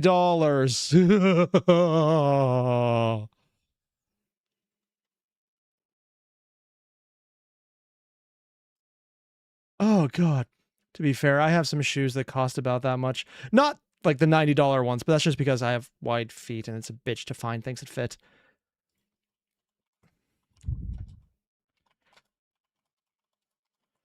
Let's look at something that's not just YouTube. I'm sure it can't be that bad.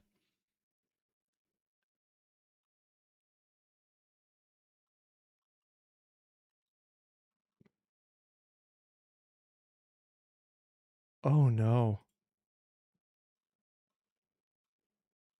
Oh, no. Yeah, let's actually, I'm just not going to ever mention what I just pulled up because I thought, oh, it can't be that bad. And I saw the price and like, let's just not do that. Let's just move on. Oh God. This extends to the anime as well, as taking a look at Joey's model sheet shows he's definitely wearing the air muscles. And just to make sure, I watched Dark Side of Dimensions again, he's still... Wait, did he actually have them on there? And just to make sure... Oh shit, yeah, he did. You can see the little outline. I watched Dark Side of Dimensions again, he still has them on. Gonna be honest, with some of the prices I saw, wearing those things is a bad financial investment. And it would be an investment, apparently. On its own, a cute piece of attention to detail.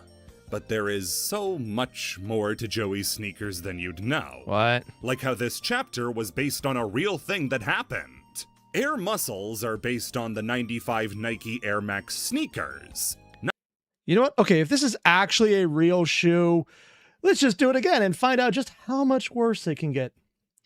95 Air Max. I cannot spell today.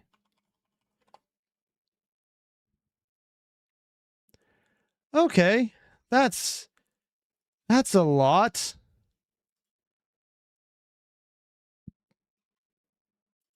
Here, I just pulled up a website with a lot of pop-up ads. We're not going to do that.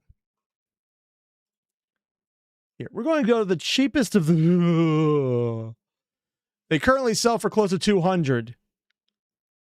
That's with inflation, so... Oh God, listen to how I think about this.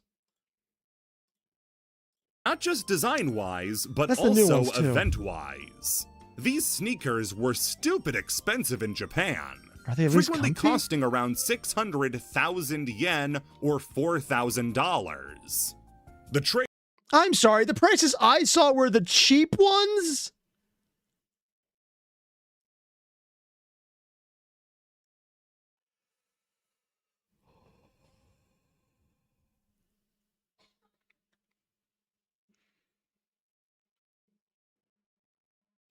There are so many things wrong with everything I just said. trade-off was that having them was the ultimate status symbol to young adults and kids in Japan. I'm just going to quote Necro. Wearing J's is basically saying, please rob my house. Yeah, I could see that. It's like someone in a trailer park driving a Tesla. You know what's about to happen. So kids who couldn't afford the sneakers, but wanted the credit, did what they had to do. Also, I'm being told by Wave that it was also the tail end of the bubble for Japan, so the economy had inflated prices. Oh, yeah. It'd be really weird if we experienced like a bubble where things were really inflating in price well beyond anything else there. Something AI. Moving on. Beat the fuck out of anybody caught wearing them and stealing their sneakers. Why do I recognize that guy? This was a big problem in 1995 Air Max hunting. Japan. Magazines wrote articles about it, TV shows conducted live experiments and got footage of celebrities being beaten up and robbed by Air Max hunters. It was horrible. Once the trend died down 2 years later, Takahashi would include this very real event as a plot point in Yu-Gi-Oh! This was meant to be... Did it drop in price when the bubble burst or just later on? Note, 100,000 yen was about $800 when the manga came out. Oh, yeah, because pricing differences, yeah. A big stinger to end out the section, but in between putting out this list and now, they're real! Nike announced an official collaboration with Yu-Gi-Oh! To release authentic Air muscles based on the 95 Air Max design. These would come in 2 different variants depending on the region, with the Joey version releasing in America and the Jonoichi version releasing in Japan. Which one is the bigger collector's item? I'm not going to look this up. I don't want to look this up. I don't want to look this up. I might look it up. Each coming with exclusive cards called Winds of Victory. Gains 300 attack. That's not bad. And Trap of the Poisonous Scorpion in exclusive Nike rarity by including the swish design in the effect text, similar to what Adidas did. Of course they did that in Japan, because there's no way they're going to be able to get away... Wait, no, this is an official collab. They actually probably get away with that shit. Will this cause another spike in sneaker-related beatings in the future? I mean, no more than your deck probably was if you're playing official competitive stuff, but okay, sure, let's move with that one. Yes. And if you see me at the sight of one... No, you didn't. Yeah, yeah, sure. Transcend Game. Released in 2016 as promotion for Dark Side of Dimensions, Transcend Game is a prequel manga that seeks to connect the ending of the manga to the beginning of the movie. I hope this is good. I fear that it won't be, but maybe it is. Showing us 6 months before the events of Dark Side of Dimensions. Oh? The manga follows Kaiba's production of the next generation of Dual Disc. Able to— You know what? In hindsight, it kind of makes sense. You would just have holograms because they have hologram technology already for the game. Why not use it to make meetings easier? Everyone just is where they need to be immediately. To link people together all over the world by tapping into their brain waves and using it to connect to a cloud network that turns their thoughts into reality.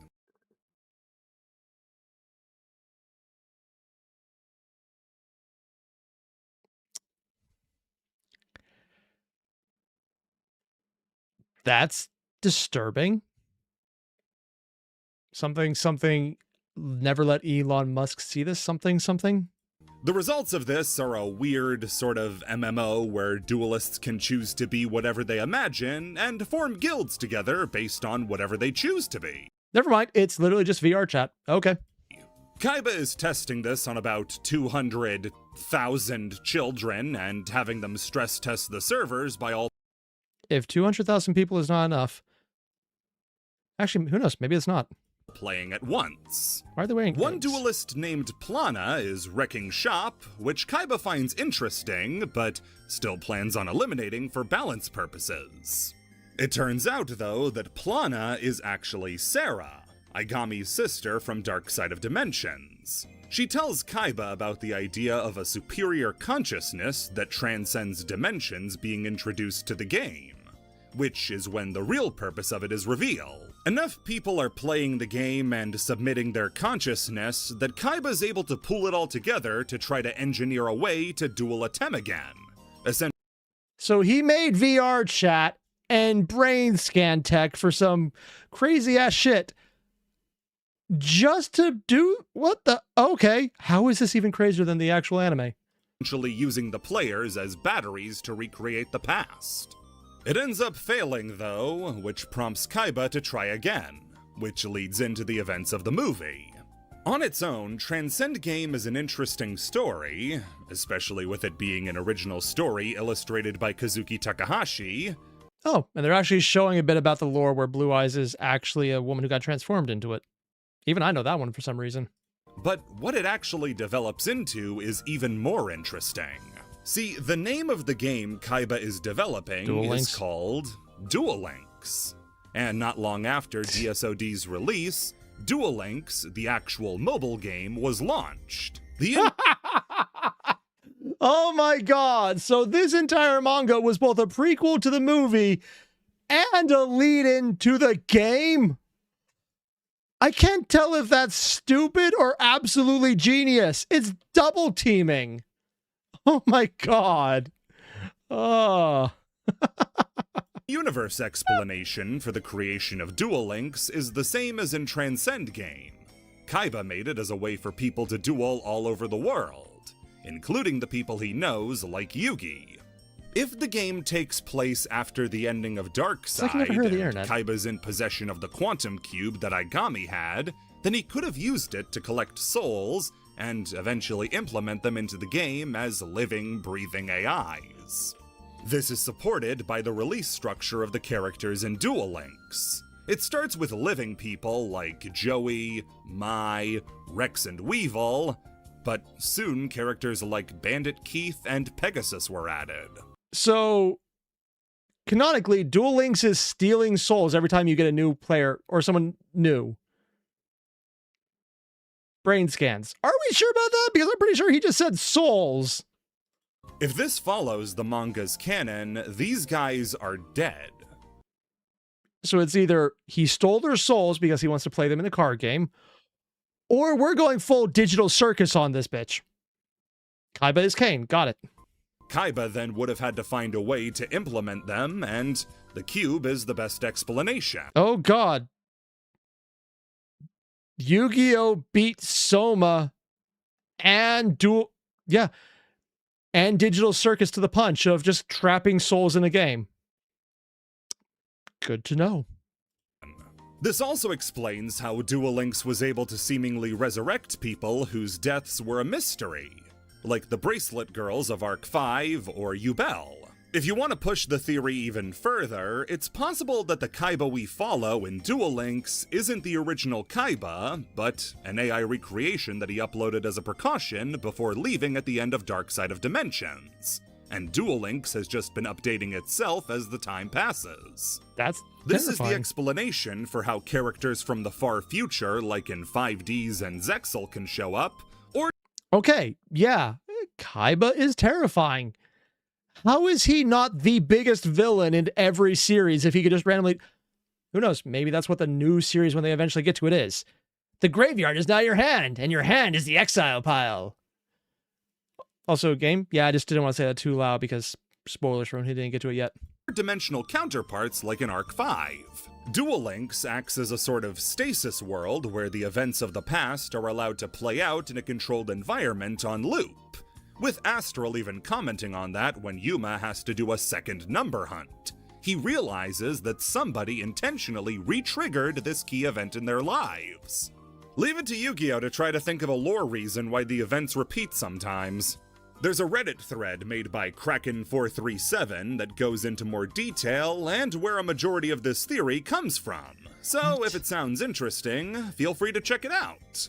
Also, try to keep up with the new releases of Duel Links, since following the end of the Vrains anime, they've started using Duel Links as a way to tie up loose character threads and reunite all the duelists with their Ignis.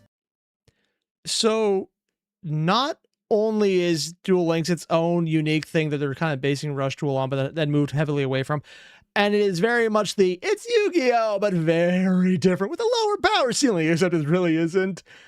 It's also the most heavily anime character-based one to get lore that they just wouldn't get outside of it because the series are over. Oh, okay. That's different. But kind of cool. So it actually has legitimacy in there other than just being a cash grab. Well, for lore at least. Huh.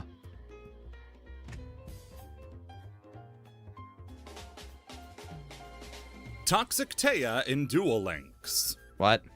And apparently when she was scanned into Duel Links, Taya was having a real f***ing bad day and has taken out her aggression on the helpless players of Duel Links. How bad are we talking? Skills in Duel Links are a very hard idea to balance around. They're assuming not you just cards in don't. the game, you always have access to them once their conditions have been met, they're unrespondable, unnegatable, and often have game-shifting effects. They can be balanced around those conditions of their activation, but if the effects are strong enough, who cares? Often skills are made to break the balance that does exist for an archetype, like Sartorius's Master of Fate skill that makes all coin flips land on heads. So you're playing a deck that probably has a lot of coin flipping, and you just get what you want immediately? That's not balance, that's just cheating. How does this game even function? You just get lucky or you lose? Actually, that's a lot of games in general, so yeah. Ugh. The cards he used, like Desperado Barrel Dragon, are balanced around the unlikelihood that you score 3 heads. But what happens when that's all but guaranteed? You get a meta deck that had to have its cards limited and skills nerfed. They so it said actually that if you was played intentionally, Sartorius, but you then got unintentionally. Pot of Greed. How was this ever legal? What? Weevil's Parasite skill was used a lot in early Duel Links because adding the Parasite to the opponent's deck made it that little bit less consistent that could sometimes make sure he won the game. You also have the skills that essentially make their decks work, like the ones that add vital extra deck monsters to your deck at the start of a duel, or that get a deck's game plan going, like the Shiranui or Shadal skill. With all of those various skills, though, there's only one character who is on again off again menaced Duel Links. Do they keep nerfing her? Also, wait, does that mean the big bad technically is Taya? Oh, that seems so weird. Miss 100% win rate, Taya Gardner. What? Taya has the highest concentration of bullshit strategies and skills this side of Weevil Underwood, and even more impressively has become an unbearable threat at multiple points in Duel Links history. The first one. So someone in chat basically said, canonically, this is Yu-Gi-Oh! Duel Heaven for brain scans of everyone, which means Taya made it to heaven and made it everyone's problem. I have so many questions here, and I don't think there are answers. Oh, God. One was from the very beginning of Duel Link's history, Taya Burn. Taya Burn might be the most simple deck to explain ever. It's just burn cards. The whole deck has nothing but spell and traps that burn, and monsters that burn on summon, like Gravekeeper's Curse and Needle Ball. This was a deck that could have been used by anybody, but Taya had a skill that made the deck extremely common to see. Duel Standby starts the duel with both players. Oh. And that probably gives you just enough leeway to draw another card. Having an additional card in their hand, which gives you an additional card to burn the opponent with, but also make sure the opponent loses even faster. Why? The linchpin in because you can kill them. Duel Standby Taya Burn was Restructor Revolution. Inflict 200 points of damage to your opponent's life points for each card in their hand. It's lower life points, and they already have a larger hand, so they take more damage, and you have more cards to make sure you get it, and you can get draw cards, and you do more damage. And oh, yeah, that would work. This card deals 200 damage for every card in the opponent's hand. In a normal duel, that's 800 damage. But with Duel Standby, it becomes 1,000. A fourth of the way to a win already. Early Duel Links was so crude that depending on what the opponent had, this was an FTK. The opponent couldn't stop you before you were able to activate all those burn cards.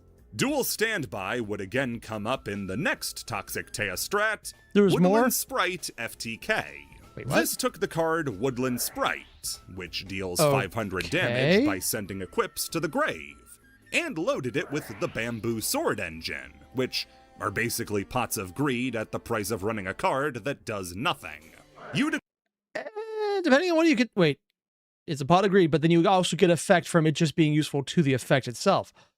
Oh. Equip Bamboo Swords, use Golden Bamboo, draw cards, equip Soul Devouring Bamboo Sword, send it for Sprite, get more Golden Swords, and eventually draw into black pendants that would burn naturally when sent to the grave. Duel Standby was again used as the perfect way to get an extra card and stop the opponent from ever getting the one they'd get as well. Konami thankfully nerfed Duel Standby to stop the strategy, along with the banning of Sprite and Golden Bamboo Sword. FTKs, like first turn kills, man. Second turn kill at least you can plan for, but a first turn, dear God. How many other ways to do this are there? And are they also going to be Taya as well? And Duel Standby would... Is this why she never was allowed to duel in the game? Or like in the actual TV show? Because she just cheats? To be fair, so did Yugi, so sure, why not? Never be used to break another card. Later on, though, the card Amano Iwato was released. The what? A monster that blanket stopped the activation of all monster effects. What? Hand, field, grave... deck, no dice. They couldn't be activated. What? The trade-off was that Amano Iwato was a spirit monster, and has to deal with the blanket restriction on spirits where they have to return to the hand after the turn they're normal summoned. The deck Amano Iwato... The turn they're normal summoned. How bad does this get? Stun would eventually sprout up, which was Also, I'm being told she dueled in the anime? Really? Oh, shit, I completely missed that. all about keeping Amano Iwato on the field so it didn't return by its spirit effect. And the skill used for this? Taya. Duel Standby. Duel Standby had been nerfed to stop the FTKs by saying you got the additional card at the price of not being able to activate spell, trap, or monster effects during your first turn. And here's the problem. Amano Iwato's effect to return to the hand is the thing when he's special summon. If it doesn't affect, it immediately stays. Oh my god. Oh. Is activated at the end of the turn. And if it's negated, if you have Duel Standby as your skill, you can't activate monster effects. So instead of returning to the hand, Amano Iwado would stay on the field and not go back. The effect to return to the hand only applies on the turn it's normal summoned. And if then a it sticks spirit around. stays on the field after it's normal summoned, it's pretty much free to stick around forever, provided you can protect it. And that was the backbone of Amano Iwado's stun decks. Defend Amano Iwado at all costs. Traps like Wiretap and Disarm stopped effects from destroying it, Concurring Currents made it strong enough to survive attacks, and Guardian Iados was an easy-to-summon beater to clean up whatever was left, including the opponent. Oh, God. After the strength of Amano Iwado's stun was understood, Dual Standby was nerfed again to now... I'm assuming the next one also just happened to interact with another card in a really broken way, because that seems to be the standard with this right now. No longer allow you to normal summon on your first turn, killing any practicality the skill had. But Taya was not finished yet. There's more? The final Taya deck I wanted to talk about was when Taya became the master of the Mech Knight strategy. What? Mech Knights are an archetype with the gimmick of freely special summoning themselves to zones that have 2 or more cards in the same column. So if the opponent and you have both set a spell trap in the same column as each other, you can summon a Mech Knight to it. And this doesn't include Link monsters, so... Or would they have the Link space already? Because I don't think they do. This makes that would give them a lot really more. capable of spamming the field, under the condition that the opponent also has stuff to play. Assuming that they just have a card down, you just have to match it on your end. So if you go second, it might be easier. Yeah, these could never actually be played first, huh? But that's Normally. not guaranteed, and going first, Mech Knights kinda can't do anything. Yeah. So to get around this, Mech Knight players used the Taya yeah, there is a Link skill zone. Surprise Present. This shifted control of a set card you had to your opponent and put it on their side of the field. Before Mech Knights, this was used to give your opponent a copy of a localized Tornado in the hopes they'd assume you stacked all 5. Shuffle all cards from your hand and graveyard into the deck. Why? That's just evil. Oh, God. And it doesn't include Link monsters because, wait, wouldn't they be in the column, though? So the Link monsters are not in the column, even though they're literally in the column. I'm assuming this is just one of those just deal with it type rules because sure, why not? Okay, sure, why not? 5 pieces of Exodia on top of each other and slid it across the table. With Taya, though, they now had the ability to summon out a Mech Knight by giving the opponent a trap they couldn't activate, like what? Further hindering them by clogging their back row. Things they have to play. The trap of choice was often Assault Mode Activate, part of the extremely consistent and strong Assault Mode engine that was made popular in Duel Links, even giving you a Synchro monster in the extra monster zone, which made summoning Mech Knights even easier. Surprise Present itself was eventually nerfed as well, only usable from turn 3 onwards. Of all of the Taya strategies from today, this was the most beloved and has even seen itself getting fan art. Oh, shit, yeah, they actually did. Why is it beloved, though? Because it was actually just really good? Or because it was just a way to use her that just is like, hey, 3 times nerfed and still useful? Actually, no, yeah, that would make sense. 3 times useful. You might have the chance to play against this deck, so beggars can't be choosers. Best part? These are Taya's only exclusive skills. She has 2, and both of them have been nerfed. She really does have a 100% win record. Yes. Oh, wow. Yu-Gi-Oh! Blog file name Easter eggs. What? There's a blog? The Yu-Gi-Oh! Blog is a now defunct platform.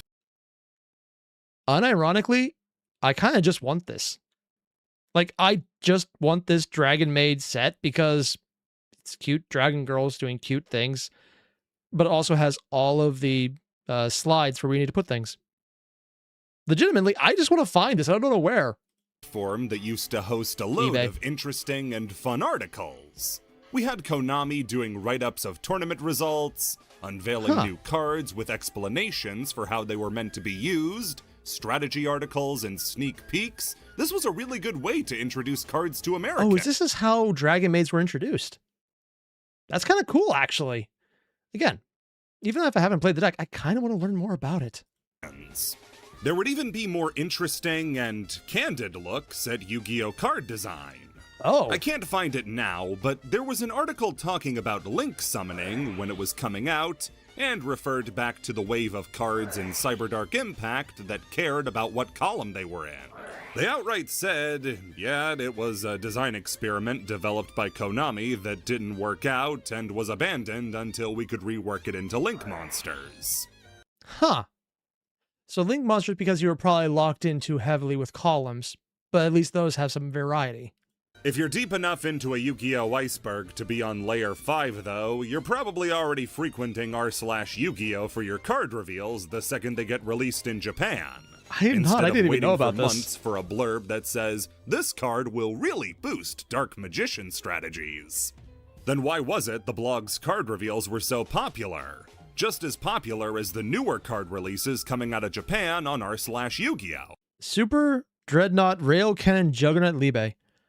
I don't even know what this is a reference to, but it just looks cool, man. 4,000, 4,000. A level 11 monsters to make it, though. Doesn't say you can't be a special summon unless it does. I can't actually read the rest of the text. It's too small. God damn. Back when I was seriously getting into Yu-Gi-Oh!, I remember these blog posts being posted despite already knowing everything there was to know about the cards thanks to OCG results and testing. Oh, cool. Also, Demanus, you're going to have to put together your Mech Knight deck again? Yeah, sure, go for it, man. Might be fun to learn that one. Also, according to Wave, he needs to learn about the rank 10 trains? What? Okay. Why go back and read a less informative piece? Well, it's because the Yu-Gi-Oh! Blog actually had Easter eggs baked into the site.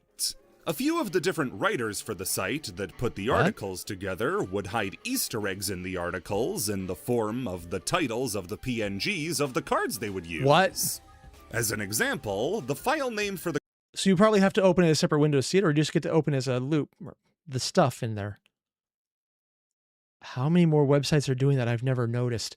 Oh, God. Sorry, just every now and again, I notice something's like, ooh, cool, shiny. But it's never going to be anywhere else. It's like learning that there's invisible walls in Dark Souls, and then you need to punch every wall and hit every wall to see if it's invisible or not. And most of them aren't. But every now and again, you find one, and it's like, the others. It's compulsion, man. You just can't fight it. It has to happen. Card Trishula, talking about its reprint in Duelist Saga, titled The Image, you might remember me from decks such as every 5D's era Synchro deck. Oh, They'd reference popular memes, quote movies, even just act as a way Genghis for employees to voice their opinions. They'd often poke fun at various aspects of being an XYZ monster gets you an extra long name. the community. What? Like the constant reprinting of foolish burial goods to the point it lost all value. Yeah. Or the backlash against Mech Knight Avram. The Japanese flavor text of the card had a small soliloquy about Avram's role in freeing the world from darkness and how it was his duty to defend the stars. In the TCG, it just says, check this out! The blog post for his final evolution, Mech Knight Crusadia Avramax, was titled, check that out! Because the localization was hyper generic and just like, kid! And they're just referencing that. Oh, God. The card Destiny Hero Dark Angel is a monster with an oppressive lockdown effect. Why does it look like Mai's hair? But it does. I'm not the only one seeing that, right? It's literally my Valentine's hair. That keeps the other player out of the duel if it's allowed to resolve.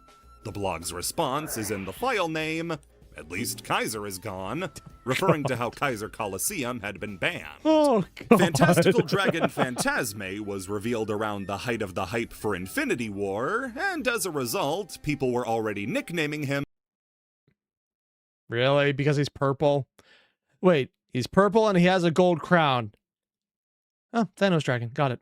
The Thanos Dragon. Got it. Thanks to his purple skin. And gold crown. The file crown. name for the card was No Gauntlet Required. The best one. Okay, they got me on that one. That one's pretty. What? Is that all trains? Is this a train deck people were talking about? Oh, shit.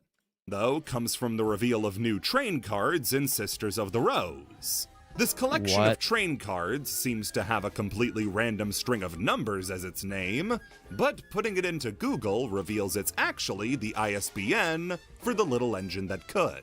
The efforts of authors like Michael Cohenim, Robert Boyajian, and Jason Graber-Meyer really made these blog posts worth reading. So that's why the train genocide happened in Thomas the Tank Engine. Things I learned about that I'm still kind of terrified to admit publicly, but are also real, because anyone else who knows this already, I'm scared of you. And it's sad they've been lost ever since Konami decided to scrub the entire website. Oh. If you have a lot of patience, though, you can always trudge back through the Wayback Machine. Yeah. Professional journalist Grapha. Grapha? Another casualty of the Yu-Gi-Oh! Blog purge, this is the best thing Konami's ever done. So Dark Worlds are a very competent strategy. The deck has ways to completely cripple the opponent, outpower them, out-resource them. Even before the first structure deck they got, Dark Worlds could realistically win a game. Which wasn't very common for the early archetypes of Yu-Gi-Oh!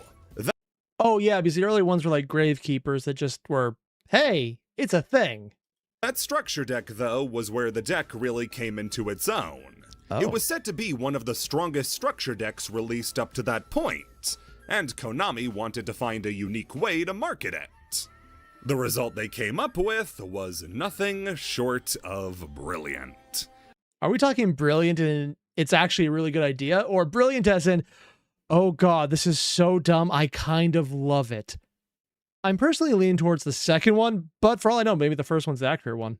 They would give coverage of exclusively Dark World games, and gave the job of writing up those articles to a guest columnist who used to write for The Washington Post, New York Times, and Wall Street Journal. Have you ever wondered how Dark World monsters become such terrifying, gruesome instruments of destruction? They basically went to someone who's actually a very prolific writer and said, hey, go full ham. That's terrible and horrible, but serious at the same time. I have so many questions. Let me tell you how. We battle. We battle a lot. And if we run out of foes to demolish, we battle against each other. Oh my god. Most of the titanic struggles waged by Dark World armies are against other Dark World armies, as the nobility of Dark World battle one another for supremacy. Better to rule than to serve, yes. They're interviewing the Yu-Gi-Oh! Monsters in the archetype for the deck. Oh, this is actually brilliant. And now, in the first elimination round of your tournament today, elimination. Such a delightful word. Oh, they're having fun with this. Two Dark World duelists are facing off to tear each other apart. Oh my god. It's just like jeez, there's so much. I will therefore join both sides of this battle. I have granted battlefield promotions to both duelists, giving them the temporary rank of General. Let us see what they can do. But no matter what happens, I, Grapha, Dragon Lord of Dark World, will win. Oh my god, so it's not actually an interview, it's just someone writing in the position of being that person, or that dragon. Oh wow, it's so cheesy, but I kind of love this. Also, Bill, fun fact, the twist is the Dark World monsters are actually chill guys. Okay. Surprising. Yeah, the articles were written by the Dark World boss monster, Grapha. Match write-ups would be done from Grapha's perspective. Oh, they're actually remap or recontextualizing the fights or the duels written by him with all the cheese that implies. Okay. Yeah, this is good. Like, more things should just be done like this in general. As a commander, delegating control of the Dark World army to the duelist playing the deck. Oh, These wow. articles would strictly adhere to kayfabe, as Grapha was not a writer pretending to be Grapha. This was the actual monster who was sitting at a little laptop, or maybe a very big laptop, and writing detailed write-ups for Yu-Gi-Oh! Games. I mean, he's a leader. He probably has someone else just type it for him because he could just dictate to them. Cowardly mortals! I, Grapha, Dragon Lord of Darkworld, am back to devastate duelists around the convention center. Unironically, I kind of love this. Ironically, I think it's just ridiculous. Ironically, though, I'm just wrong. In a format where duelists nationwide believe any deck is viable, I am here to prove that only my army, the Dark World Army, is worthy of emerging in victory. For now, Austin Starks is commanding my army, and he has brought with him new recruits. Oh my God. Even the noble Divine Dragon Knight Felgrand has allied itself with my Dark World forces. The opposing Fire Fist forces, controlled by Pedro Isidro, think they can defeat me? Let's duel and prove them wrong. I took the Maxi challenge and lost. What? Also, I'm being told by Zhen, I'm probably butchering your name, sorry about that. Bumbles as the voice of Grapha is great. So he didn't bring someone into this. This is actually just Bumbles going full-on voice actor. He's doing a damn good job, yeah. Strelbridge reflected, I, Grapha, Dragon Lord of Darkworld, Oh my simply God. Laughed. Eventually, you'd be reminded that this was batshit insane whenever Grapha himself was used in a game. Since Wait, they weren't reminded it was batshit insane the entire time because all of this sounds insane. Oh, I kind of love no, actually, no, kind of. I just flat out love this. he would exclusively refer to himself in the first person. You weren't summoning Grapha, you were summoning me.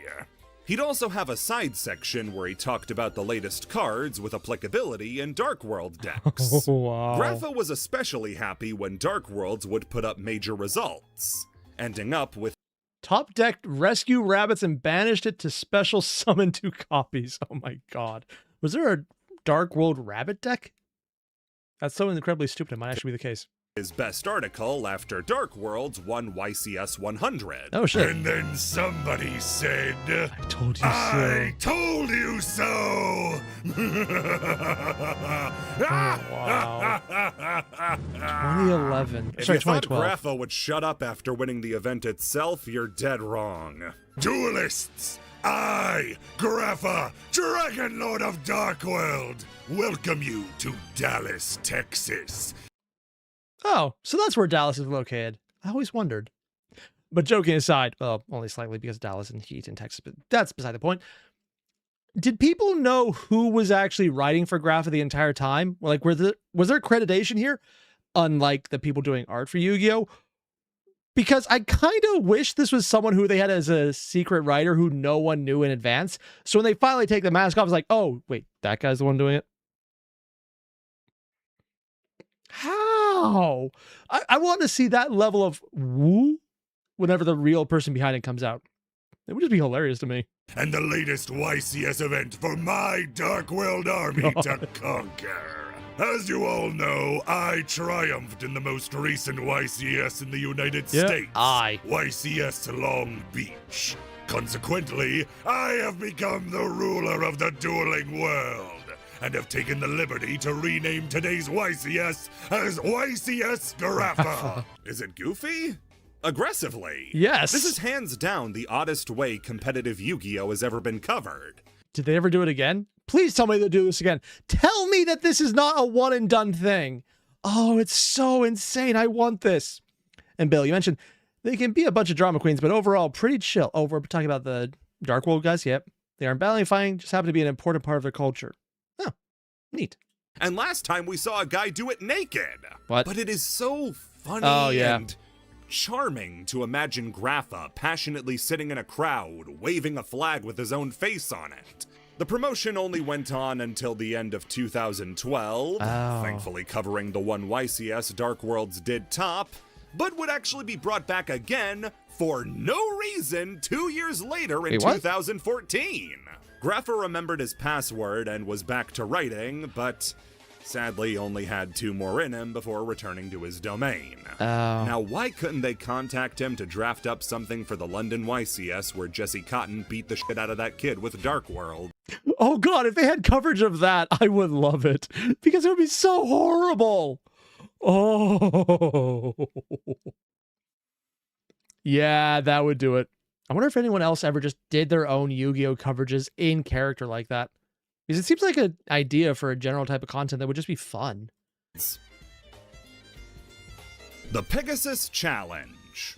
No, not you, Joseph. Okay, What? These 3 back-to-back will make it seem like Konami has banned fun, because 3 of the best things Konami ever did were extremely short-lived. What? This doesn't refer to a single event or... Wait, this is an actual thing Konami did.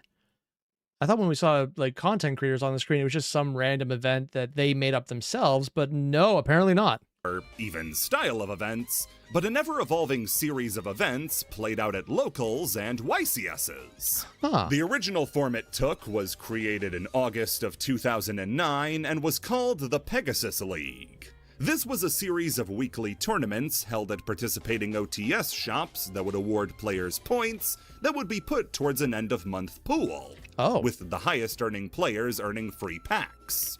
The catch was that the Pegasus League worked on a format system.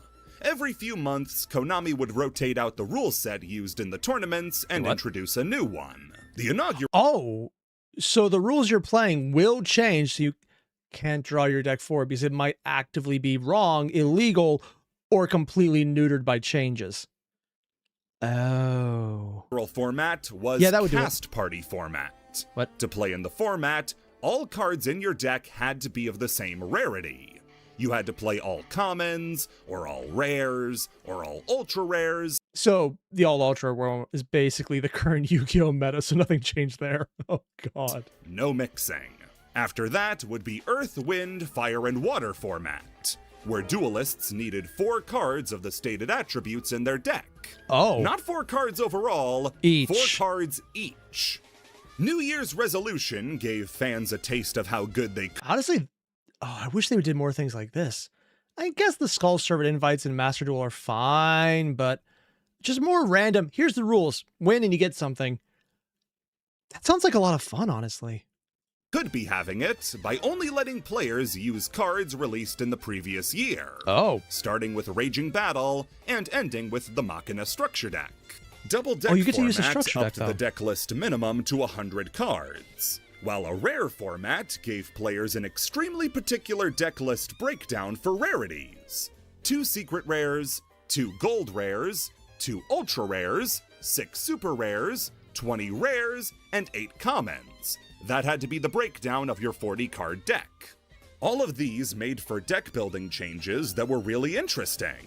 Just the concept of shifting Yu-Gi-Oh! So radically with format changes like this was a really neat idea. Yeah. The concept would be refined in 2010 into... Although I was talking about doing this something done about it on Master Duel, with the need to just scrap your own decks to get things in a pinch, that kind of might not actually work out as well. Because the big advantage is, hey, get rid of the things you don't need anymore to get what you want. That could be very difficult and probably incentivize a lot of payments that people didn't need to make otherwise. But at least IRL, it's probably not too bad.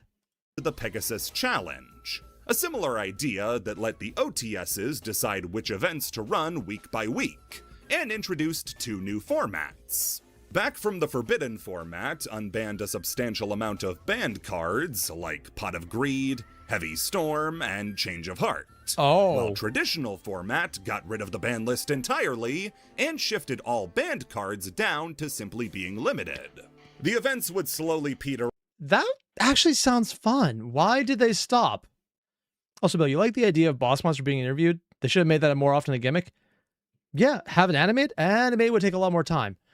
Maybe they just didn't like paying a guy to write novelty articles. For all I know, that could be the case. Because it seems like Konami just doesn't like paying. I mean, understandable, but still.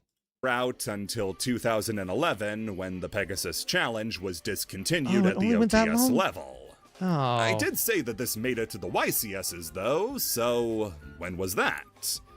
Well, it was in the final form the Pegasus Challenge took, and easily its most incredible version. What? The Ultimate Pegasus Challenge. Oh? The Ultimate Pegasus Challenge took place at 4 events. YCS Providence, the 2013 and 2015 WCQs, and at the 2000th YCS in 2018, and were Swiss-style tournaments not dissimilar to the actual ongoing main events. Oh. The trick was this. At any point during the event, the house mic would go live, and Darren Dunstan, the voice actor for Pegasus, would speak in character and begin changing the rules. The rules would change mid-game. Oh, that... And they'd have to script that out, so they'd already have people around who probably know what the rule is. Oh god, there's so much you could do here. Imagine you're playing a game and it's going really badly. Your opponent's field is loaded with monsters and powerful spell traps, you have one card in hand, you have no chance. Did anyone try and just shake in their meta and it's like, okay, we're gonna lose, but I'm taking as much time as I can, hoping the rules change? Maybe, maybe not, I don't know. So they probably had randomized times where he came on as well.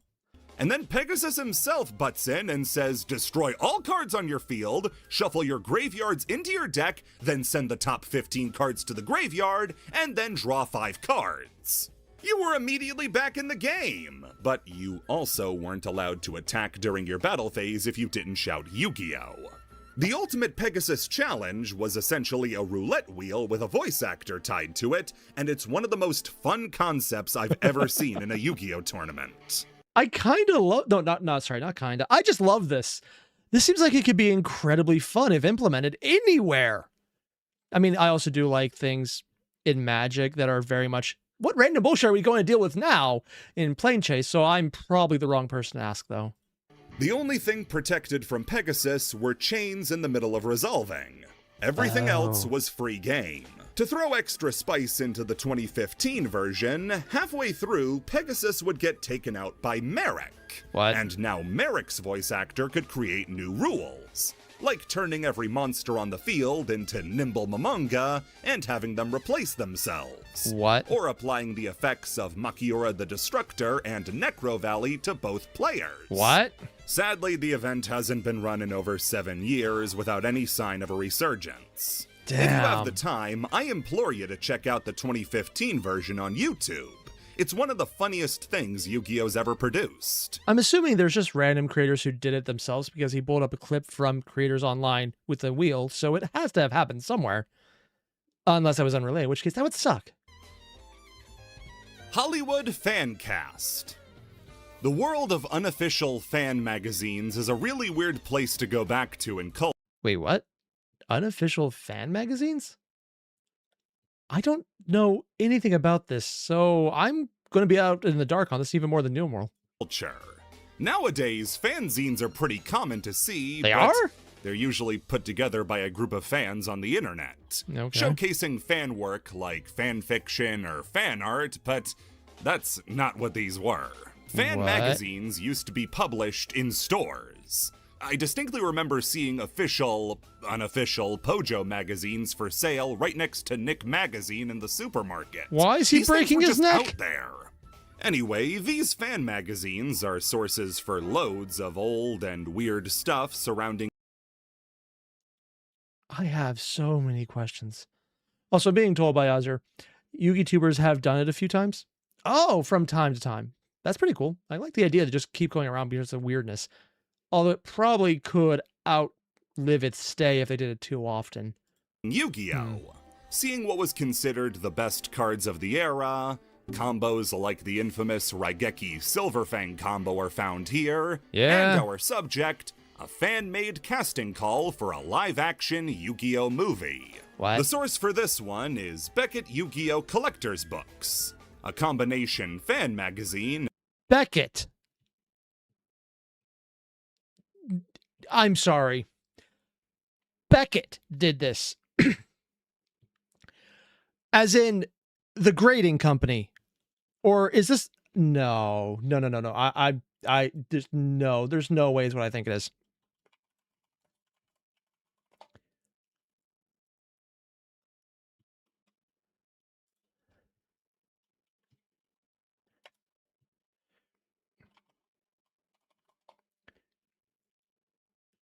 Huh. Is it actually the Beckett Auction Company?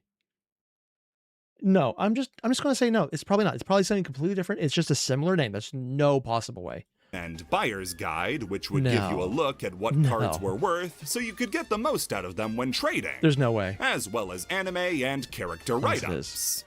To celebrate the release of Pyramid of Light, they held a fan poll to cast each of the main characters for a prospective live-action Yu-Gi-Oh! Movie. They asked people about this. Some casting choices aren't bad. One casting choice isn't bad. If this movie was meant to be made in 2004, I have no doubt that Frankie Muniz would have been tossed around. Oh yeah, from Malcolm in the Middle. I think that's the kid, right? Or am I getting that completely wrong? For Yugi. It breaks down at the very next one. Really? Ian McKellen as Grandpa. Jim Carrey as Joey. I mean, it's Ian McKellen. He could probably pull it off, and there's very few scenes, but sure. He's a bit too tall, but who cares? Joey? Really? I mean, just get some guy from Boston. Have them do a New York accent. That is the ultimate joke anywhere. Though, Jim Carrey as Joey. Okay, so Yugi is aged appropriately, and then Joey would be a fully grown man. I mean, that's how most casting for kids go anyway, so nothing really changed. Also, according to Miles, self-published fan magazines have a history dating back to at least the 1960s. How did I miss this? Oh, don't worry, though. They cast Adam Sandler as Tristan. Actually, yeah, that one kind of works. Adam Sandler characters usually are bumbling, so just that's Tristan's character. It actually kind of fits. He's not your big daddy's water boy, but he is the one who fans chose to play the kooky, cone-haired clown of a friend, Tristan. Can you imagine the outrageous Adam Sandler transformed into a mechanical monkey? Yeah, this movie's gonna cover Duelist Kingdom, Battle... They would never afford the fees for these actors, though. Oh, God. City and the Virtual World arc all in one go. We had to cut out the dueling to make room for Adam Sandler. Yeah. A few of the other casting choices are just here to remind... Actually, unironically, considering the John Wick stuff, Kaiba could probably be pulled off by Keanu Reeves. That's just good, man. Hayden Christensen as Bakura. Wow, can you imagine Hayden Christensen soon to be... This is soon to be... This is before they did the third one and he actually got to be Vader? Dude. You of the year by casting Amanda Bynes, Hilary Duff, Orlando Bloom, and Hayden Christensen. I could just say all of those names back to... I mean, they also have Keanu Reeves, so... Oh, wait, this is... I bit my tongue. This is when he was still writing The Matrix and before he did... This is before John Wick, isn't it? So he was only doing guys like... So, dude, yeah... The Bill and Ted era was still in effect, and the hyper action stuff from Matrix was there, but none of the real down-to-earth stuff from John Wick was out yet. Huh. That'd be different. Back, and you'd know what year it was. The next one will be read bereft of all jokes and merriment. This is serious business. Patricia Vasquez as Ishizu? I don't actually know that actress. Johnny Depp as Merrick.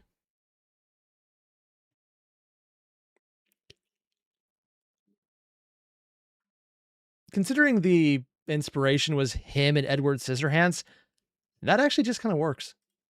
Mike Myers as Weevil Underwood. Now, if Adam Sandler isn't enough comic... I'm sorry, what? Oh my God. They should actually just go for the full Beavis and Butthead at that point. Relief as Tristan, the maniacal Mike Myers as Wimpy Weevil Underwood sure is. Sure, he'd look like an overgrown child in Weevil's wacky getup, but we'd get plenty of belly-rolling... Belly-rolling? I don't know what that means. Belly-rolling laughs out of it. Just a reminder, a majority of readers came to the conclusion that Weevil Underwood should be played by Michael Myers. To class up the joint, though, Odeon was set to be played by famous French actor Dwayne de Rock Johnson. These 4 pages are some... Are they serious? No. French actor Dwayne de Rock Johnson. I was going to say the bald guys are playing in this. Oh, wait, he has hair in this. Oh, that looks so weird. These 4 pages are some of the most famous to come out of any Yu-Gi-Oh fan magazine. Though they weren't the only ones to try out a fan. Who's Haley Joel Osment? Wow, I can't believe this, but I don't even remember this from the 90s. Cast. The official Pojo magazine cast Haley Joel Osment as Yugi and Elijah Wood as Kaiba. 11 Oscars. How? Kaiba?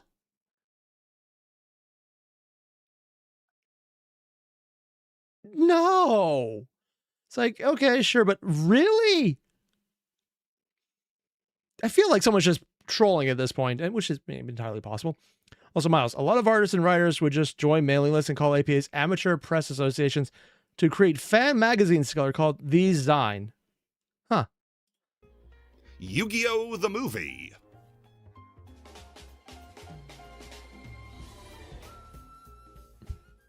Some of those were just weirder than I thought, man. Let's throw Frodo as Kaiba. Carly Carmine fake cult story. What? Oh, it's that time again, ain't it? Time to take another commonly held belief of the Yu-Gi-Oh fan base and say it's not true. I love nothing. Oh, is this the guy down in, like, South America who was just bullshitting? Nothing more than ripping the beards off of mall Santas. The thrill is cocaine-esque. Okay, Yes. so this story starts with Yu-Gi-Oh! 5Ds. A beloved series of Yu-Gi-Oh! Okay, maybe that not what I went thought. from hated because new, to being loved because old, to now sitting in a zone of does a lot of stuff right, but makes some pretty baffling choices.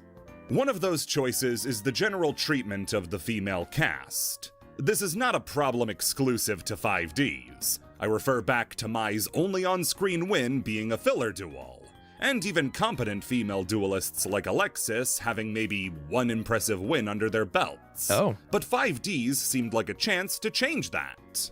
Akiza was a powerful and interesting duelist, especially thanks to her connection. Okay, I don't know anything about 5D, so this is all new to me. Akiza. But damn, they're definitely going in on the Yu-Gi-Oh! Speed lines of evil. If you want to say you're about to fuck something up, this is how you can tell. Was a powerful and interesting duelist, especially thanks to her connection to Sayer's cult and being a signer. What? I'm sorry, there actually was a cult in here? Okay, what's a signer? Again, things that would probably make more sense if I actually watched the show. But by the end of the story, she's barely doing anything and getting disrespected to the point of getting the nickname Benchwarmer. Luna is one of the more important signers with her ancient fairy dragon and connection to the spirit world, but probably gets even less to do than Akiza, except stand aside to bring out Lifestream Dragon for Leo. One of the ones that hit the hardest, though, was Carly Carmine.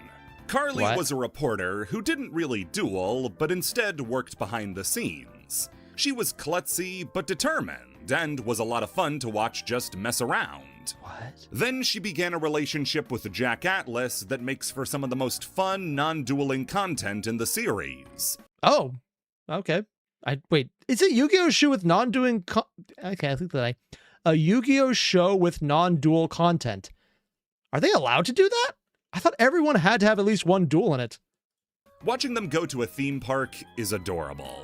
Carly, though, gets a bit too close to the cult that Akiza escaped from and is killed by their leader, the Psychic Sayer, making her the perfect vessel for Earthbound immortal Asalapiscu. She gets transformed into a dark signer, which means she's going to have to fight one of the normal signers, and unfortunately for Jack, he's the one who has to take her out.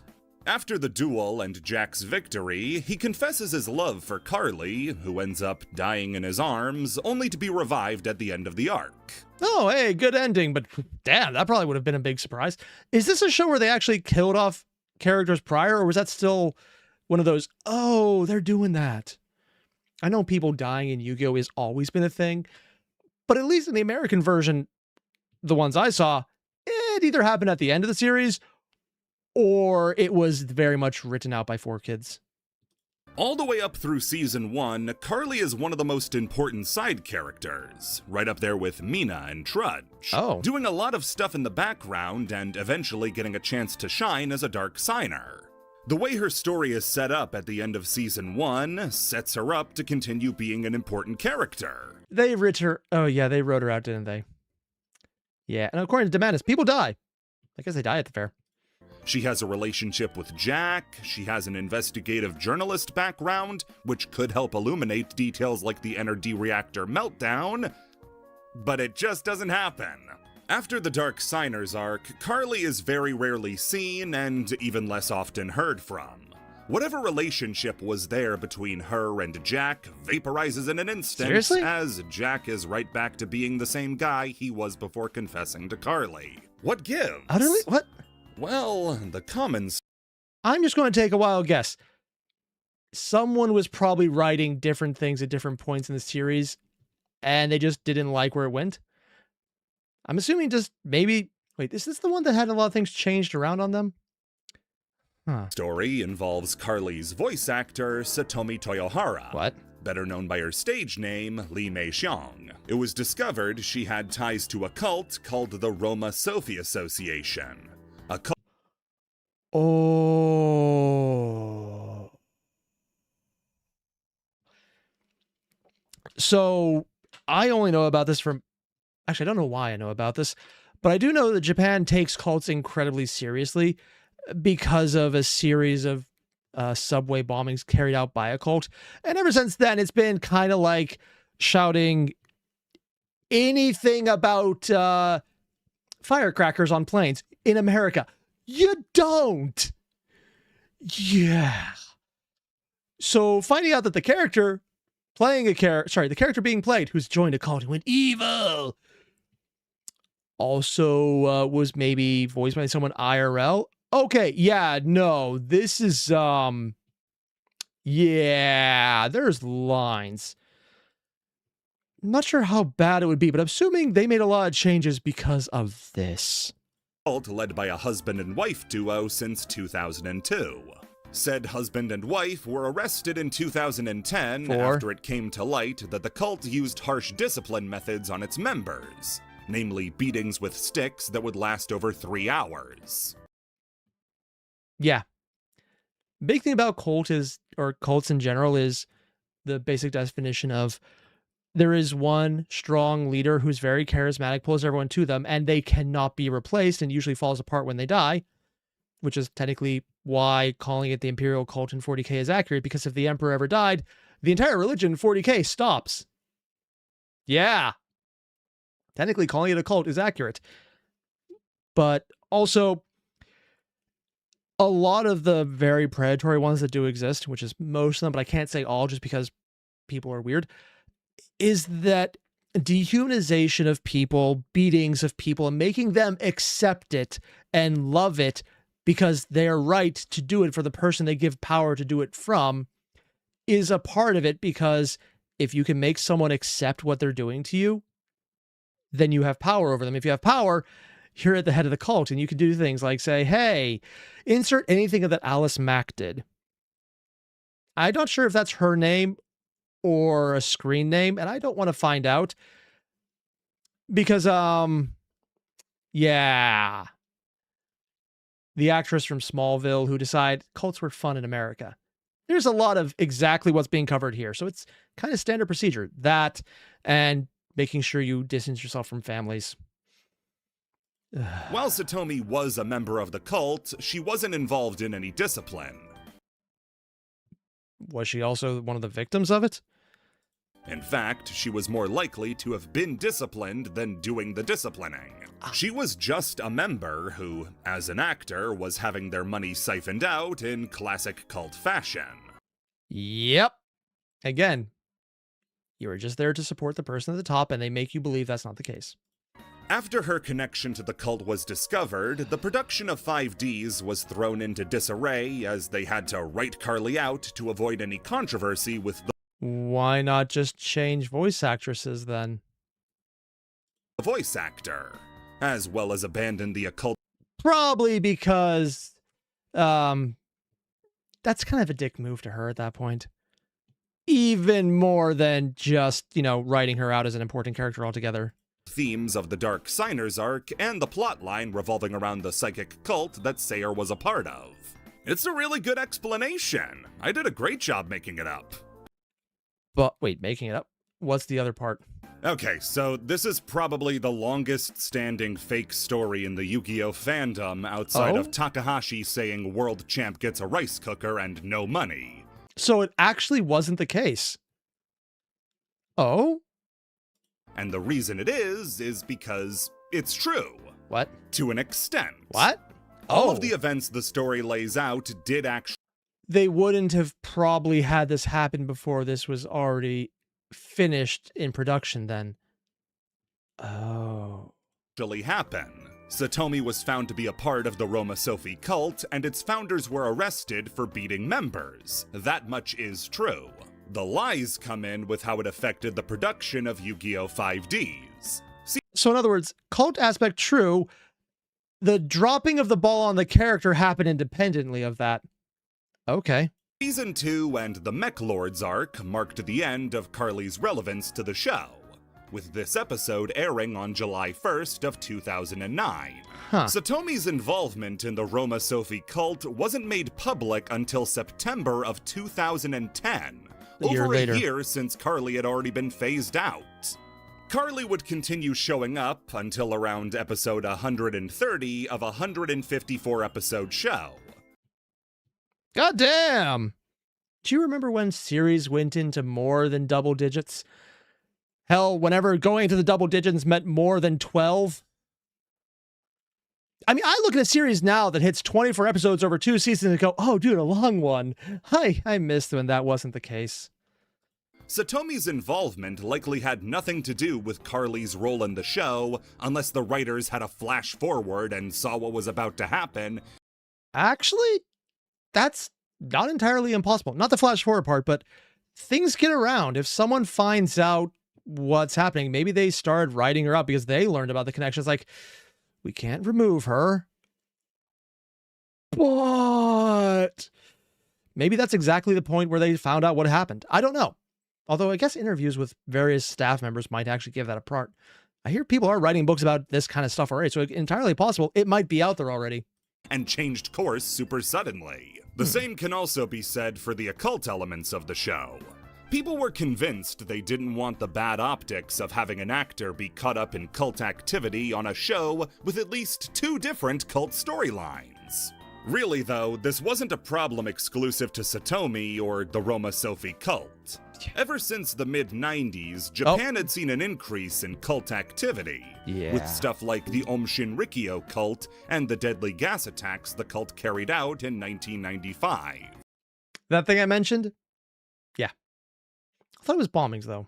Huh. Ever since then, cult activity in Japan has been a hot-button issue, which made its inclusion in 5Ds precarious to begin with. They were playing with... Actually, no joke. How did they get away with that? That is legitimately kind of surprising that they would even take that attempt.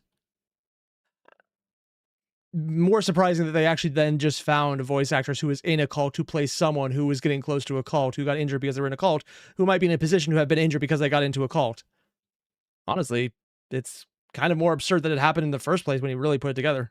Fire by featuring cult activity so heavily and eventually got burned. Plans had already been in place for a long time based on production information to pivot towards the Mech Lords and futuristic sci-fi stuff, instead of the occult stuff of Season 1. Decisions like the direction of the show aren't that malleable. Once you set a course, you have to stay it, because you have scriptwriters, animators, storyboarders, voice actors, who all have to be working in coordination months before an episode airs. Oh, this was a giant That's why clusterfuck, even if wasn't they? Satomi was found to be a cult member on episode 1, they'd still be so deep into production that pivoting earlier would have been impossible. The reason this gets so much traction is because, like I said, 5Ds was kind of the crown jewel of the Yu-Gi-Oh franchise for a while. It was the midpoint between Yu-Gi boomers and modern fans that both could enjoy, so it was held up as the best series. Oh. In reality, the show has a lot of problems that don't make it bad, but definitely don't mean it's as flawless as people like to say. The dropping of... It's because he mentioned Little Karibo so much earlier. As soon as he said that, I just heard in my head, absolutely flawless. And we're doing the thing. Yeah.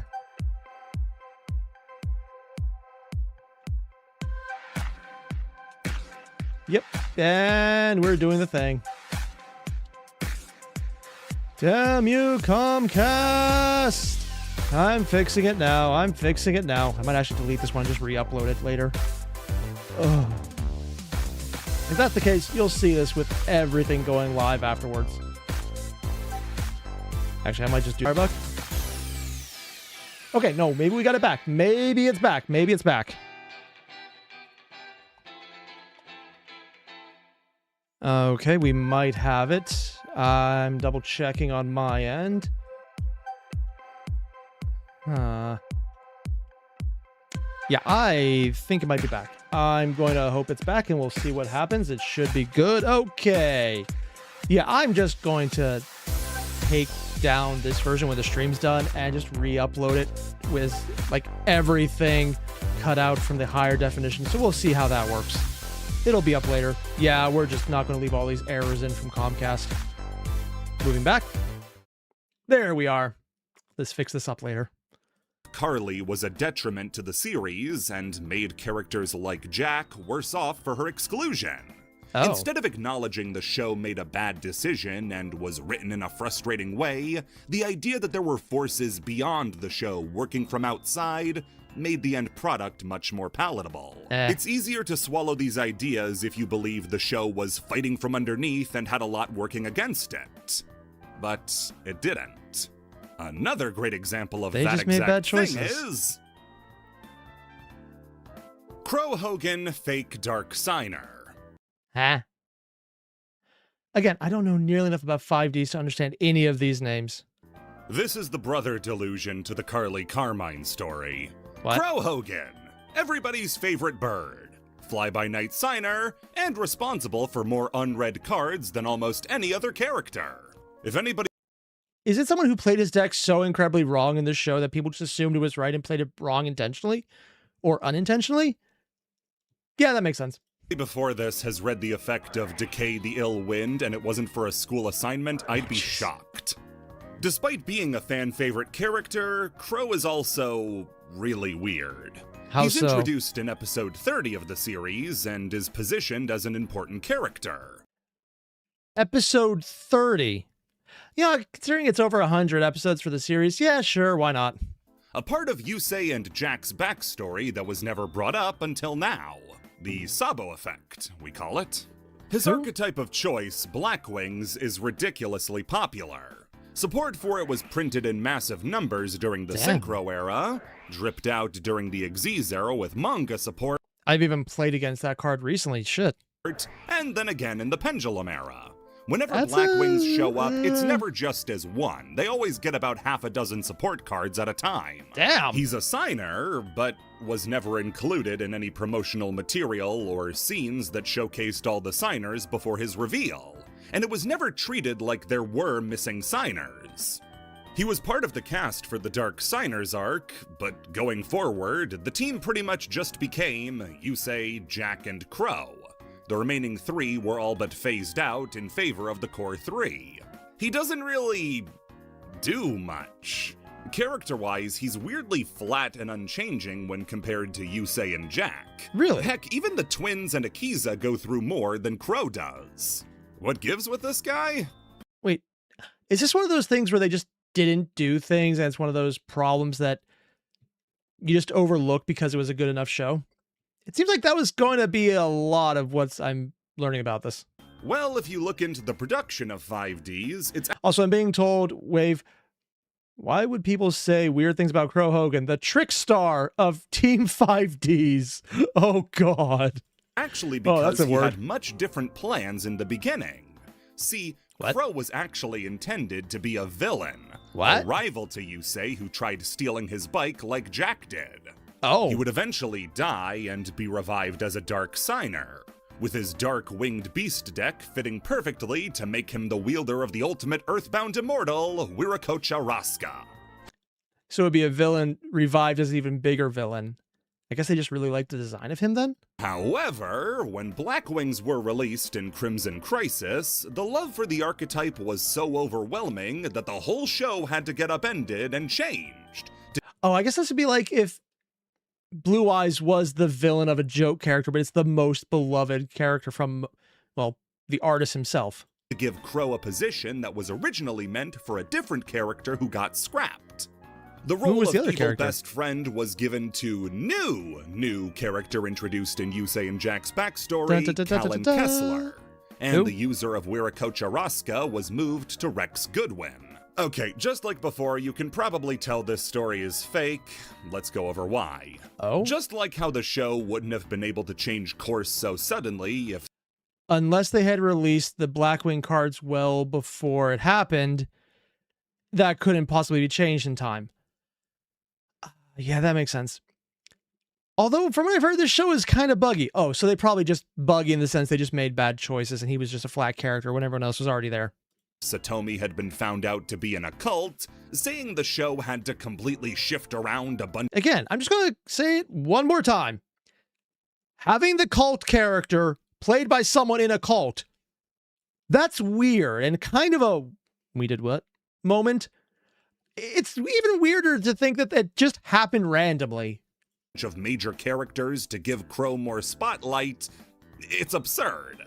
Before even getting to the timetable, what was the order of operations? Were Blackwings popular because of Crow, or was Crow popular because of Blackwings? Timeline-wise, though, Crimson Crisis dropped on November 15th, 2008. Yes. While Crow's debut was October 22nd. Blackwings, though, weren't a huge hit on release. They weren't? It was the Raging Battle support that skyrocketed them to playability, with cards like Shura the Blue Flame and Black Whirlwind. By the time of that pack's release on February 14th, 2009, Crow was already set to duel Greiger in about a month's time on March 25th. How could Crow be planned to be a Dark Signer if by the time of the pack release that gave him the support that made him so popular, he was already going to fight a Dark Signer? The plan was never to have Crow as a Dark Signer. He was meant to be, at the very least, a very strong supporting cast member like... Is he, though? Like, it just seems like... Sorry, as soon as someone says you have a flat character who doesn't change much and doesn't go through much, and you've been there for over 70 episodes... It seems like they just kind of dropped the ball on him. And again, that might actually be literally the case. Carly, but unlike Carly, never had plans to become a Dark Signer. Where did the ideas of him becoming a villain originally come from? People didn't like him? Well, those come from these production sheets of 5Ds. What? Where Crow's original character is listed as being a pesky jerk who tried stealing Yusei's bike. Oh, so it's a scrapped idea for the character then. Okay. Keeley, though, it said that he was Yusei's friend. This wasn't a villainous relationship, but probably closer to a bratty friend trying to take his bike out for a joyride. Yeah. I haven't done that, mostly because I just never cared. But I know people who will not be named because they might find out. We're just going to leave it at that. Something, stepbrother, street racing. Also, I can't drive a stick, so let's put it that way. Another point towards Crow being hastily inserted is this unused character, who based on his... Can we all acknowledge this looks like a Final Fantasy character? Like, if that was the initial design, it's basically just someone drew a Final Fantasy character. There's not enough zippers. They're more buckles, so it doesn't quite fit. Proximity was likely a cut signer, even having his own unused signer dragon. I've seen this character headcanoned a lot as the water signer, with Yusei being wind, Akiza fire, Jack dark, Leo earth, and Luna light. No, not that one. Crow's black-winged dragon being a second dark one felt very strange. The other problems with Crow's story, like his increased prominence at the expense of the supporting cast, can be explained away as a shift in management during the show's production. Did they have one? Oh, Kazuki wait. Takahashi had Isn't this one that actually did have a lot of shifts in management as well? Also, Necros, Tim Drake stealing the wheels of the Batmobile. That might do it. Oh, hand in creating a lot of stuff we saw in the Dark Signers arc.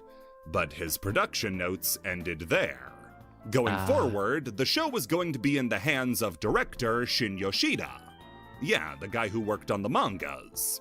He would be an influential writer on the series post-GX, and it's clear based on the series he wrote that he favors a strong core of 3 characters that mirror the Yugi, Kaiba, and Joey dynamic.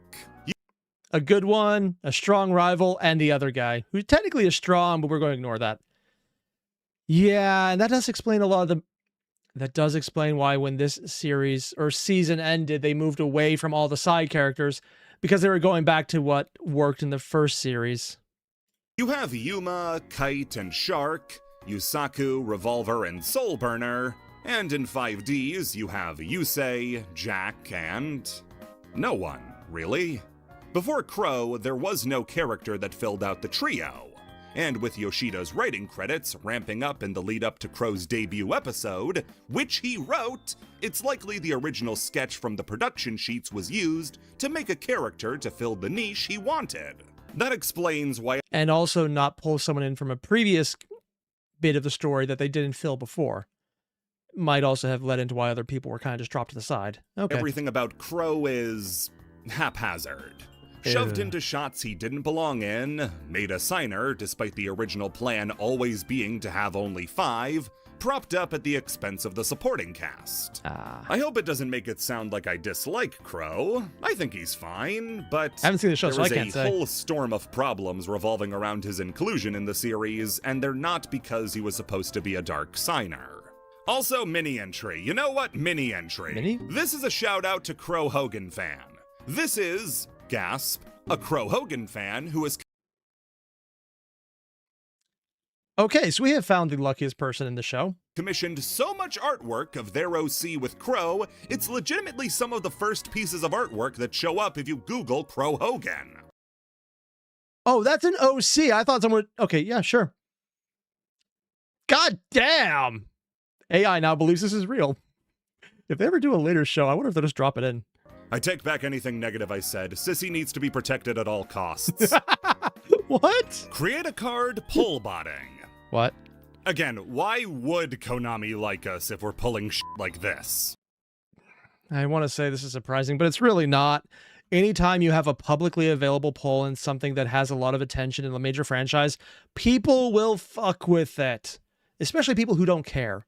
And especially people who do care. Oh god, it's honestly which up to you thinks is more likely to cause a laugh. Like you get either one doing it mostly. 2020. Enough said. Things were bad and Konami had an idea to make... And everyone was trapped at home going stir crazy. So let's leave that one there. It just a little bit better by... So apparently the person who Wait, I'm going to pull this up right here. According to Jan, how you say that, she's in the comments on the video too. Doing something they've... OMG. Thank you. I'm the Crow Hogan girl. Yeah. Sarah. There's a Sarah. Ah, that's cool. It is good art, though. Never done before. A poll within the community to determine a new piece of legacy support. It would be a 16 archetype bracket with a... Fire King, X-Sabers. Fortunately, don't know that one. Hazeflame, Mermail. Wait, that's still going now. Photon, TG, Frogs. Cyber Angel, Sylvan. Insector, Valkyrie, Lightsworn, Diamond Mist. Gray Dial. I almost read that as Gay Dial. And the Weather? Why would you play the Weather? Okay. Some of these I think are still around, but I guess some of these are much older that have just died off by now. Focus on non-anime decks. Or fan-favorite archetypes that hadn't seen support in a long time. Oh. In total, Do the they ever really archetypes just bring back shows represented now? were Or Weather shows? Painters, Gradles, Dinomists, Lightsworns, Valkyries, Insectors, Sylvans, Cyber Angels, Fire Kings, X-Sabers, Fortune Ladies. I'm assuming X-Sabers won because I think they just got a structure deck this year, so it might be very common. Unless not. Also, wait, speaking of Dark Signer, Carly, Fortune Lady is her archetype. Oh, okay. And just to quote Tro in the chat, goddamn frogs. Hazy Flames, Mermails, Photons, TGs, and Frogs. After the initial poll to decide which archetype got the single card of support, there Only a single card. That card better be well damn broken to make it worth it. Also, is Yu-Gi-Oh ever the kind of deck where they'll just give support to super old decks to bring them back up to useful? Or they just like to retrain them to remake the deck more than anything else? would be later polls to decide what type of card it should be, and what set it should be released in. Oh. The poll would be conducted on Twitter, which we Honestly, the art for them is all pretty cool. In different ways, but all pretty cool. now call Twitter, and would start fine, with the weather painters beating Gradles, Valkyries beating Insectors, and the whole event stopped cold. Oh. What? Didn't realize how much we liked Kamen Rider. The poll had stopped 2 rounds in. Wait, Kamen Rider? Oh, is it just stopping something cold as a Kamen Rider thing? But I feel like I'm missing something. Okay. Also, Bill mentioned they give old archetype support constantly. Oh, that's cool. Because something suspicious was going Botting? on. Fans who were monitoring the poll, because what the hell else were they supposed to do that year? This is actually something that I know has happened in multiple TV shows where you had viewer engagement. I think some of the ones that were fancy where you had like Survivor-style shows where fans would decide who gets kicked off. Massive botting, recalling, bringing things in. I guess it wouldn't be botting at that time, but it's the equivalent of what it would be now. Just over-the-top engagement from people who aren't actually engaged being brought in to do something. Notice that Valkyrie was winning... Insectors are Kamen Riders? ...in the wrong way. The vote had slowly shifted in Valkyrie's favor, but it wasn't natural. Every minute, Valkyries would get around 110 votes. It didn't slowly creep up to that amount, though. It was as if 110 people were all pressing vote at the same time. Yep. Within 4 minutes, the vote went from an even 50-50 split to Valkyries leading by 6%. So in this case, it actually was a bot probably hired out to do it from a farm, and they just did it in mass with the program. Yep. 2,000 votes in 4 minutes, and not a single one was for Insectors. Sure, they nearly killed Yu-Gi-Oh! That one time, but the other choice was Valkyrie, a deck that aside from having sex in it was super unremarkable. Some people... I mean, I like the art, but there's a lot of other decks that do similar things and just apparently are better. ...started claiming there was poll botting Oh wait, shit, they were right. Oh, really? Investigating Valkyrie fan pages on Facebook revealed multiple people going... There were fan pages for this... You know what? No, never mind. It's fan communities. Of course there's a fan page. ...by... redacted... that were using services that allowed you to pay for Twitter votes to weigh the contest in favor of Valkyries. And make sure Insectors lost. If I had to say which piece of evidence really sealed the deal, it was Valkyrie players saying they did it and showing... I'm not forcing anyone to, but if each of us paid just one bus ticket, that will be 20,000 votes. I did research on this place before. They seem very legit. I love me some gray market companies who just try and skew polls for card games in my favor. This seems really safe. What do they mean they have my credit card numbers? Doing our part for the cause. Purchase, purchase, purchase, purchase. Oh, God. Receipts of them doing it and posting the site to go do it. They posted and the coming to the receipts? courtroom in a hat that says, I botted the poll. Any one of them could have been the silver bullet. Konami had been made aware of the botted poll and took it down, saying they would reopen the poll on their own secure And then service. they didn't. That ended up happening, and while it was still possible to vote multiple times by going into an incognito browser, there was no way to weigh the poll as heavily as had been done in the Twitter version. No, it's still possible. Some bot farms already kind of do that, where they just have a bot set up to create accounts, start it, switch the identifiers that are provided to a new account, and just keep doing it. Normally, they have all of the accounts set up already. Hell, we've experienced it previously with some of the random spam on this channel. Just because, yeah, it happens. As a consequence, Gradles had been told in no uncertain terms that they were not as popular as weather painters, and in a bit of karmatic justice, Insectors would win the rematch with Valkyries and eventually go on to win the whole contest. In the pack Grand Creators, we would see the fruits of this contest with the card Zektrike Kowo, a brand new TCG exclusive piece. Yeah, no. I see the common writer. Yeah. It's a lot more obvious now that I'm looking for it. Of Insector support, that God didn't do anything. Really? Yeah, sadly Insectors needed way more to bounce back in a relevant way. And arguably they came out of the poll worse than anybody. Loads of the decks proposed to get support in the poll ended up getting more support down the road than Insectors got for winning the whole thing. Oh, God. First off, Photons. Photons almost won the whole poll in a display of incompetence saved for pigs with bags over their heads. Did you really think you had to resort to a fan contest to get more Photon support? Photons even showing up was a disgusting display of greed. These guys are getting main packs named after them.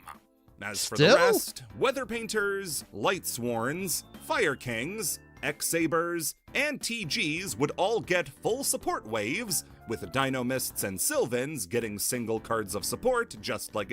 I've never played a weather deck, so I have no idea what that does. I kind of want to now play against that. Also, I'm being told by Airier, Yu-Gi-Oh! Facebook is another can of worms. I'm sure it's further down the list then. Weather Painters. Valkyries for their crimes would be relegated to jail alongside the rest of the losers. Following the headache of putting this together and the underwhelming results, another version of this was never attempted, and the closest we got was an OCG-exclusive structure deck pull that resulted in the Ice Barrier structure deck.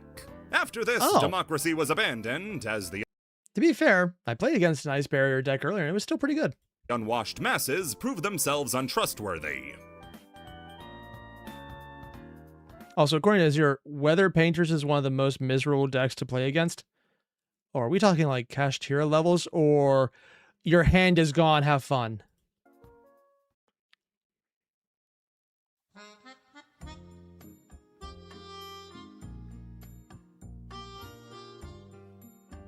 Trudge is in every Yu-Gi-Oh! Series. Trudge? Now, I wasn't lying when I said that most Yu-Gi-Oh! Series are totally disconnected from one another. Rarely... Wait, I mean, other than GX, are any of them connected? I mean, I've heard fan theories that 5D had an old Yugi in it, but I thought that was just like one of those, sure, why not? Also, I'm being told by Cyber Dragoon, everything I just said about Weather Painters just being, hey, your hand is gone, is that Weather Painters are in solo mode for Master Duel. I'll check it out just for sheer what the fuck is going on. Do characters reappear, and from Zexal onwards, references to older materials become extremely rare. But they do Arc still 5 do it. is your best bet, but these are different dimension versions of the same characters we know. They usually won't act in the exact same ways. There is a single character, though, who persisted through all of the Gallop era shows, Tetsuo Ushio, or Trudge as he's known in the English dub. Every Yu-Gi-Oh! Series is punctuated by an appearance from this guy in some way, shape, or form. Some are obvious, others are extremely obscure. What? Oh god, they have their Sid, don't they? Or is it actually the same character every time and not just the same style? Blink and you miss it. Starting with Duel Monsters, Trudge... He actually looks more impressive this way. But less starey. Maybe that's just me. Also, I'm being told by Airier, the Weather Painters is blue control, but they can't kill you for 5 turns and just stare at you.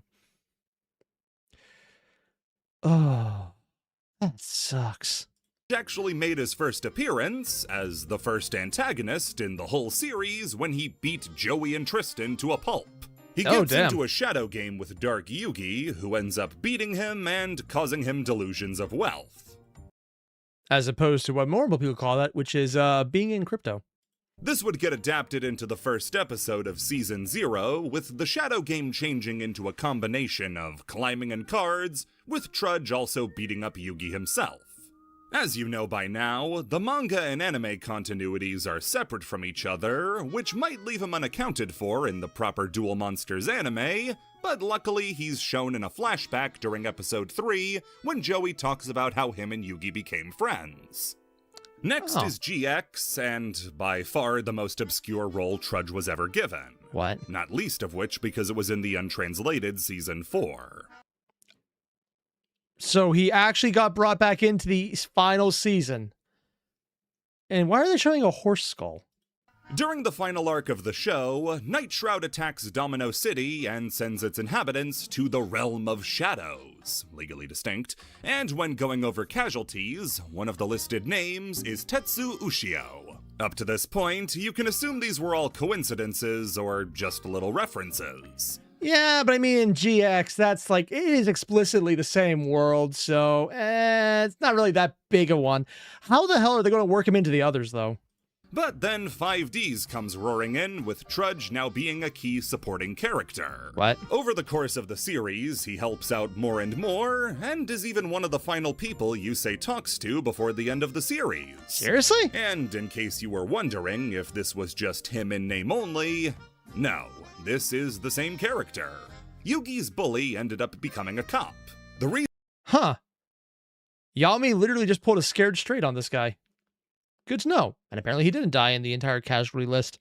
The reason this is so hard to believe is that, despite being a character from Duel Monsters, that fact is never brought up. There's never a reference made to him being a character who knew anything about Yugi or his friends. In all fairness, he couldn't find the right time to slip in how he beat up the King of Games into a conversation. Yeah. In Yu-Gi-Oh! Zexal, presumably after Trudge died and ascended to the astral plane, a member of Astral World in a crowd shot has Trudge's exact haircut. Oh, God. So it's either an alternate dimension or just, he dead. In Arc 5, when Yuya is calling his dad a legendary duelist, he's shown in front of silhouettes of a bunch of other legendary duelists. Like the worst lineup assembled, I can make out maybe 2 of them. Is that supposed to be Trudge right there? Seriously? Nistro from Zexal, and, of course, Trudge from 5Ds. His final appearance is in Vrains, where after having died— Wait, let me get this straight. They had an outline of the best duelists, and they didn't just drop Yugi's hair in there. That's definitely, we don't want to actually say they're connected, but sure, why not? Why did they love this character so much? Ascended, returned to life, saw the universe fracture and fix itself, he ends up at his ultimate endpoint, getting beaten up by a guy named Theodore.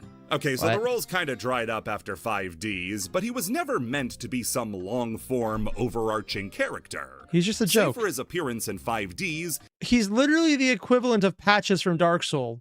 He's there. Don't question it. He was always meant to be a background detail for longtime fans who recognized him. Now we're just waiting for the Rush Duel version of Trudge. Oh my god. Kazuki Takahashi, Mike Mignola art trade. Oh? Okay, I think at this point you understand. Takahashi really loves American comic books. The guy inserts tropes and character designs from them in loads of his work. Yeah? You might wonder which is his favorite, and thankfully that's a question that didn't go unanswered, as his favorite American comic was Hellboy by Mike Mignola. Yeah, understandable. Hellboy is one of the most popular comic characters outside of Marvel and DC, being a Dark Horse creation. Oh. Reminder, that means he's owned by Embracer Group for some goddamn reason. Aw, seriously? Those assholes? Just, we're not going into this one, but that is, that's just disappointing. That's like hearing that Lex Luthor just happened to buy Disney and Marvel. Wait, they're owned by the same thing. Shit, I just hurt myself by remembering details. Oh. Hellboy's popularity exploded after the Guillermo del Toro movies, and since then has been adapted time and time again, including things like in Injustice 2 and even getting his own video game. He did? The thing that draws so many people to these comics in particular is Mike Mignola's Well, they open it, idiots. Hey, what's that in the corner? Is that a monkey? He's got a gun! I know I've already read it, but I just love this thing. This is a meme where if I ever, actually not a meme, it's actually just a comic page. But whatever, who cares? Distinctive art style. The heavily sloping shoulders, the way he draws faces, the extreme shading, you know when you're looking at a Mike Mignola piece. You might also remember that back when we were talking about the influence of JoJo's Bizarre Adventure on Yu-Gi-Oh!, that Kazuki Takahashi listed Mike Mignola as one of the greatest artists of our time. Yep. He's somebody that Takahashi holds in high regard. As a show Also, he starts by drawing the eyes first. Huh. Generally, from what I've seen of people doing character sketches, they do the outline of the face first and then go back. But he's also using a pen to do it immediately. Goddamn. Appreciation for his work, Takahashi took the chance in 2004 to draw some fan art of Hellboy in his own style. It was Hellboy with the iconic Yugi hair sporting his very own custom dual disc. Not on the same. Oh, that's so cool. Except both arms are kind of ripped here. Very different, but it's like... Wait, no, it's actually just flat out Yugi with the arm cover for Hellboy. Same fist as the gauntleted one, though, just to make sure things were confusing. Yeah. This was mainly done out of celebration for the 10-year anniversary of Hellboy, as well as the release of the first movie. Oh. But Shonen Jump would actually send a copy of the artwork to Mike Mignola himself. Oh, he actually got Instead of just appreciating the artwork, Mike would actually send back his own version of Hellboy wearing... Oh, I wish there was a video of Takahashi whenever he saw this. That's just... Dude, that is the coolest thing ever. A Yugi shirt and framed by the Millennium Puzzle. Yeah. What started as a simple tribute piece became an art trade between two of the most distinctive artists in their fields. And the little for Kazuki Takahashi on Mike's artwork is weirdly cute to me. Like this was a commission sketch he did for a fan. Really great story. Technically it is. He might have even been paid for all we know. Konami acknowledges fan lore. What? Even after... So here's the thing. There's fan lore, or is it lore about the fans? Oh, God. Also, Aaron, that's what the monkey from Norfolk Wizard Game is based on. Honestly, I always thought it was based more on Aladdin, where the monkey got a sword. Yeah, that's where I went first. After all the terrible things the fan base has done to Konami, and all the awful things Konami's done to the fan base, they're still not afraid to... And Kojima. Can't forget that one. Throw us a bone every once in a while. While Konami's community outreach is poor, that doesn't mean they won't try. Yes? We've seen that with the Create a Card poll, with Yugi-tubers getting to do card reveals, and they'll even let fans feel their influence on the franchise. Oh. There are a few occasions where in order to get fans hyped up for new products, they'll actually draw on inspiration from the fan base to make the game feel more community-driven. Okay, so I was wondering if this is fan lore about the fans themselves, or things that fans thought were real, and they're just like, yeah, let's add this in. I'm wondering which one, because I'm seeing the evil eye right here. Is one of the upcoming bits of Chronicles going to be based on fan lore? That's probably not where we're going. It's probably just a complete and utter just coincidence. There's no way. The most recent example I can think of was with the release of the new alternate artwork for Mask Change. What? The card art is showing Elemental Hero Absolute Zero tagging out into Masked Hero Acid. Oh. And while it might seem like an odd choice of monsters, it's actually a reference to a killer combo back from these cards' glory days. Oh. Absolute Zero has... So it'd be a fan lore of how the people were using the cards. Okay. The effect to destroy all the opponent's monsters when it's removed from the field. Not destroyed. All that had to happen was Absolute Zero stepping out for a smoke and the opponent got nuked. Acid, meanwhile, destroyed all their spells and traps when summoned. So mask changing from Zero into Acid would be a complete field wipe for the opponent. That's evil. Thanks to Absolute Zero always being included in decks from this era thanks to the ease of making him with Bubble Man, this was a signature hero play that has since been immortalized in Mask Change. Remember back with Laundry Dragon Maid and Eldritch where I talked about Melfi Rabbi and Divine Arsenal AA Zeus Sky Thunder? Don't tell me they actually made a card where the Melfi was running Zeus. Is that actually canon? Is the cute little bunny actually the world-destroying monster mech pilot? I've heard of getting the freaking mech Shinji. Getting the mech Melfi is definitely not where I was expecting to go with this one. Oh, okay. Japanese fans were really amused by using the Melfi monsters to make Zeus, and it resulted in a load of fan art of the two monsters together. Well, by the time of the release of the Yugioh Chronicles animation, which showcased a bunch of distinct and unique archetypes, they had a section dedicated to Melfi. They hopped around, ate some fruit, had fun. And the section of the animation ended with Melfi Rabbi getting super close to the camera and hard cut to Zeus. Okay, so I haven't seen the Chronicles yet, but I need to see this because, okay, apparently that's a thing. The two's placement in the animation is meant to be a reference to the fandom's pairing of the two as Sure. best friends. A classic one that only got paid off years later was in the fan name for a deck that saw loads of play. What? We've mentioned the Chaos monsters like BLS, Chaos Emperor Dragon, and Chaos Sorcerer plenty. I don't know why every time I hear that, I just keep thinking it's some kind of weight loss drug. I don't even know why. It just feels like it. Also, Cyber Dragoon, the announcement of the Chronicles project. Yeah, there's a lot. Also, Troy, you want me to check out the comprehensive deep dive into Christian?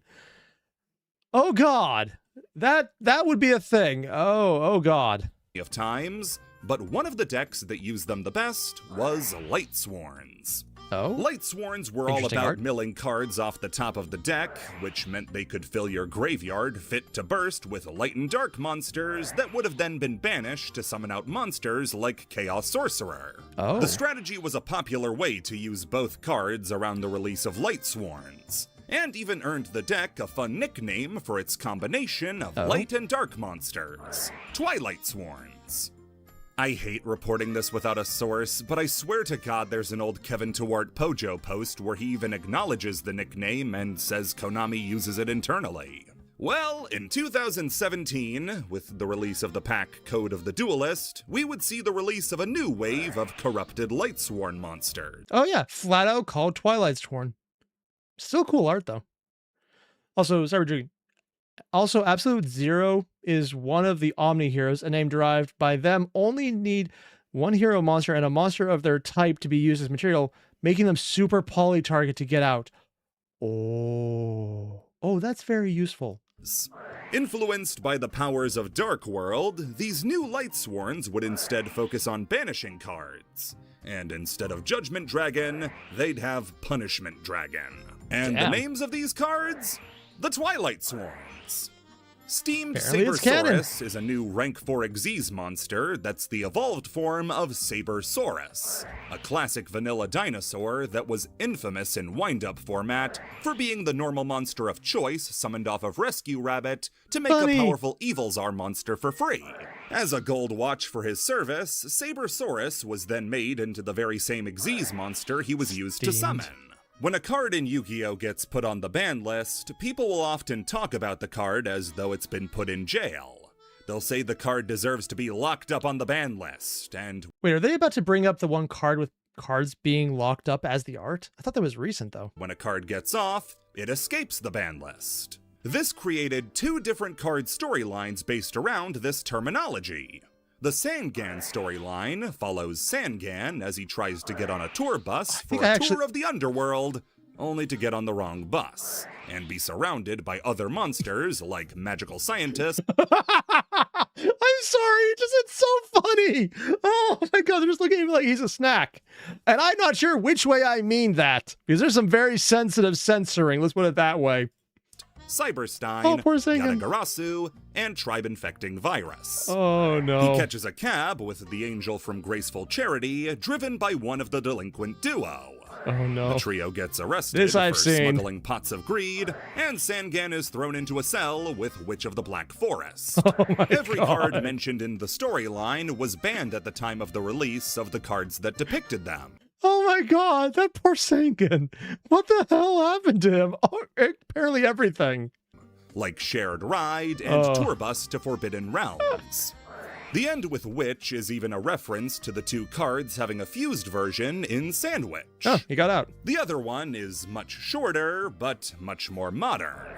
Starting in Extranet, showing Goyo Guardian being caught in a net and being dragged to prison, along with Thousand Eyes Restrict. I kind of love these cards. Like, they're just so ridiculous, but they're hilarious, and they make so many internal references. I wonder if people just play, like, lore decks like this.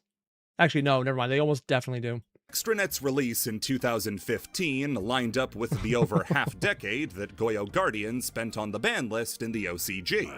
The sequel to this card, Summon Gate, would continue... Also, I'm being told... Actually, I'm just going to bring up the comment right here, because it's exactly what I was bringing up.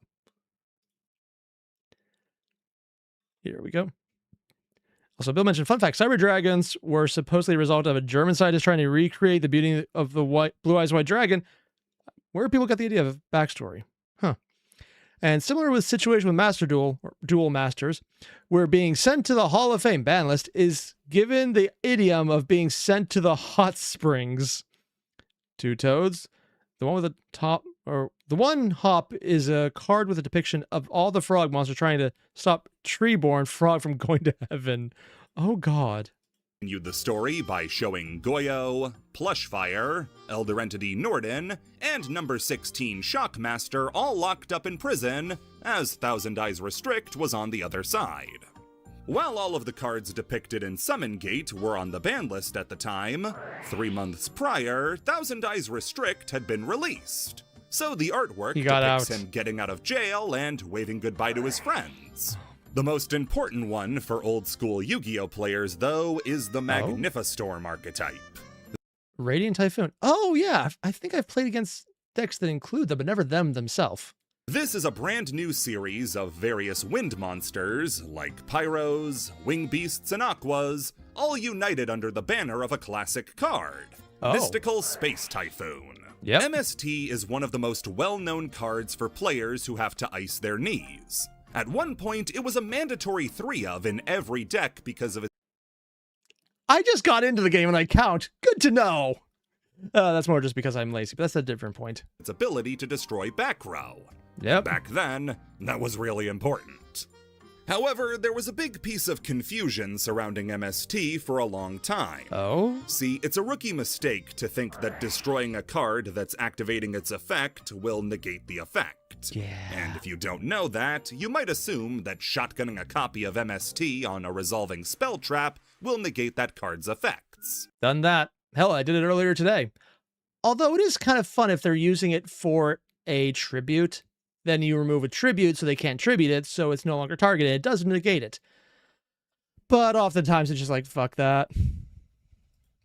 That's not how it works, though. And MST Negates became a super popular community meme to make fun of this common misconception. And definitely inspired other cards. Magnificestorms look to make people stop laughing, though, with Magnificestorm Sovereign Tyranny. Oh. This card says that when you activate an MST, you can negate a card on the field. What? It's an MST that negates. Okay, that's Boss cool. Duels. An interesting OCG side event, Boss Duels reimagined Yu-Gi-Oh! As a raid boss challenge with a team of 3 duelists taking on a boss character. Yu-Gi-Oh! Has always... Wait, does that mean there's actually team battles? Because I know they had the 2-on-2, but I always figured that was just more of a gimmick for the show than anything else. It's been a 1v1 game, with attempts to make tag duels work only resulting in failure, so a brand new way to play is extremely welcome. A way to play Yu-Gi-Oh! In a PvE setting, where multiple duelists have the chance to play against the same opponent, is a super cool idea. The 3 duelists who were playing were allowed to play whatever they wanted, and followed rules similar to the handicap duel from Bonds Beyond Time. Oh, honestly, I'm more surprised that they just didn't do it. Okay, you have so many turns to do as much damage as possible. Have fun with that. Player got their own field, they're free to communicate and activate each other. Also, Isaac, it's because the deck you played against me didn't get to negate? Oh, okay, so we probably would have seen more of it then.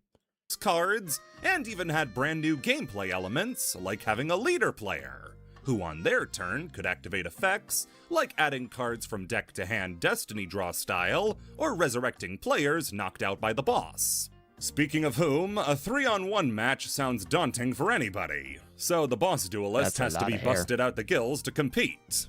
And busted it was! The boss duelist came in 4 different flavors based on the 4 original animes. Pegasus from Duel Monsters, Night Shroud from GX, Zone from 5Ds, and Dawn 1000 from Zexal.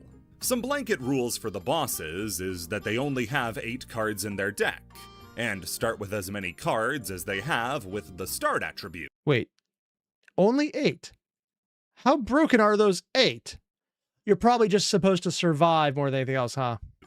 They can't lose by deck out, get to add their entire graveyard to hand instead of drawing, have infinite normal summons, and have effects that aren't written on the cards.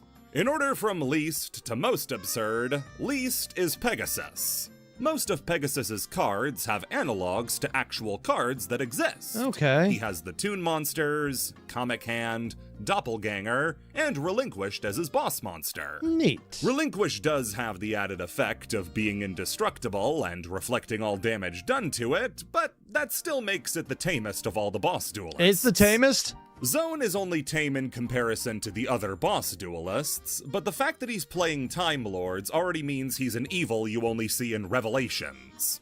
He's able to summon swarms of Time Lords in the form of tokens that inherit some of the most frustrating Time Lord effects, like dealing 4,000 damage, shuffling your field into your deck, or having your life points.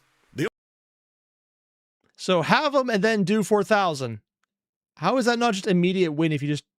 Are they timed so they have to go in a specific order? Because one is a guaranteed kill if you get to choose.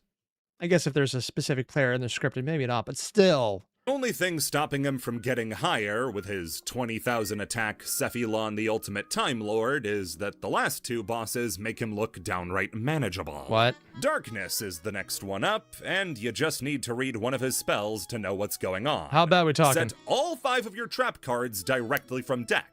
And the second trap lets you apply all the effects of the following 3 traps at once. Banish a card, increase a monster's attack by 4,000, and burn a player for 4,000. The secret effect on the field spell recycles these every turn and means that anytime you need... If you don't stop and negate... So you negate the 4,000 damage and you have someone who can take damage in defense mode, or you die every turn until you figure out how to win. Need to, you can just activate them all again and make sure whatever player is trying to play doesn't get to. And you make sure that your monsters never get destroyed. One of those monsters also lets you steal any monster from your opponent's deck you want, and the other also resets all of your trap cards. Number 1, though, wasn't a question. Do you just play this as, I counter everything, fuck you, or else? Oh, God. Because I don't know how you're supposed to beat Dawn 1000. The 100,000 attack instant loss number IC 1000 Numeronius Numeronia is bad enough, but they adapted some of his most broken cards, like Numeron Calling and the Revision counter traps, that essentially force your opponent to play cards they don't want to. If you actually want to try a boss duel, work your way up in this order, or else you're gonna get stomped.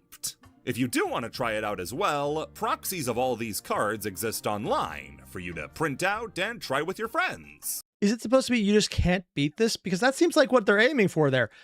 Unless you're talking about the cards where you're explicitly saying you cannot take damage this turn as an effect from a spell that immediately goes away, so you don't have to counter it or destroy it long term, so you just don't take damage. I don't see any other way that works, such as emergency polymorph everything. I don't know. How do you beat that other than sheer bullshit? And you can't really just hand them out either. So just, I guess, just fuck with people in really odd decks maybe, or just go full control until you just happen to burn them and they just can't do anything. You basically have, you have to play infinite floodgates, don't you? Just like, hey, you know that thing you want to do? You're not doing that thing anymore. Oh, God. Have fun arguing over who gets to be the boss. Oh, so they're not scripted. It's actually someone getting to play as the archenemy, essentially. Oh, yeah. You basically start by playing unfair, and there's no other way around it. 2020 r/anime shipping poll. I'm sorry, they did it. Which is the weirdest ship? I mean, the obvious one is the Yugi Kaiba ship. That's just where everyone goes immediately, because yaoi is a thing. Also, Bill, Night Shroud 0 and Infinity is referenced in Arc V when Supreme King Z Arc uses Supreme King Gate 0 and Supreme King Gate Infinity as pendulum cards. And Cyber mentioned, yeah, Dragoon said 0 and Infinity played all the traps between them, with it going in order, while the others became modifiers for the effect.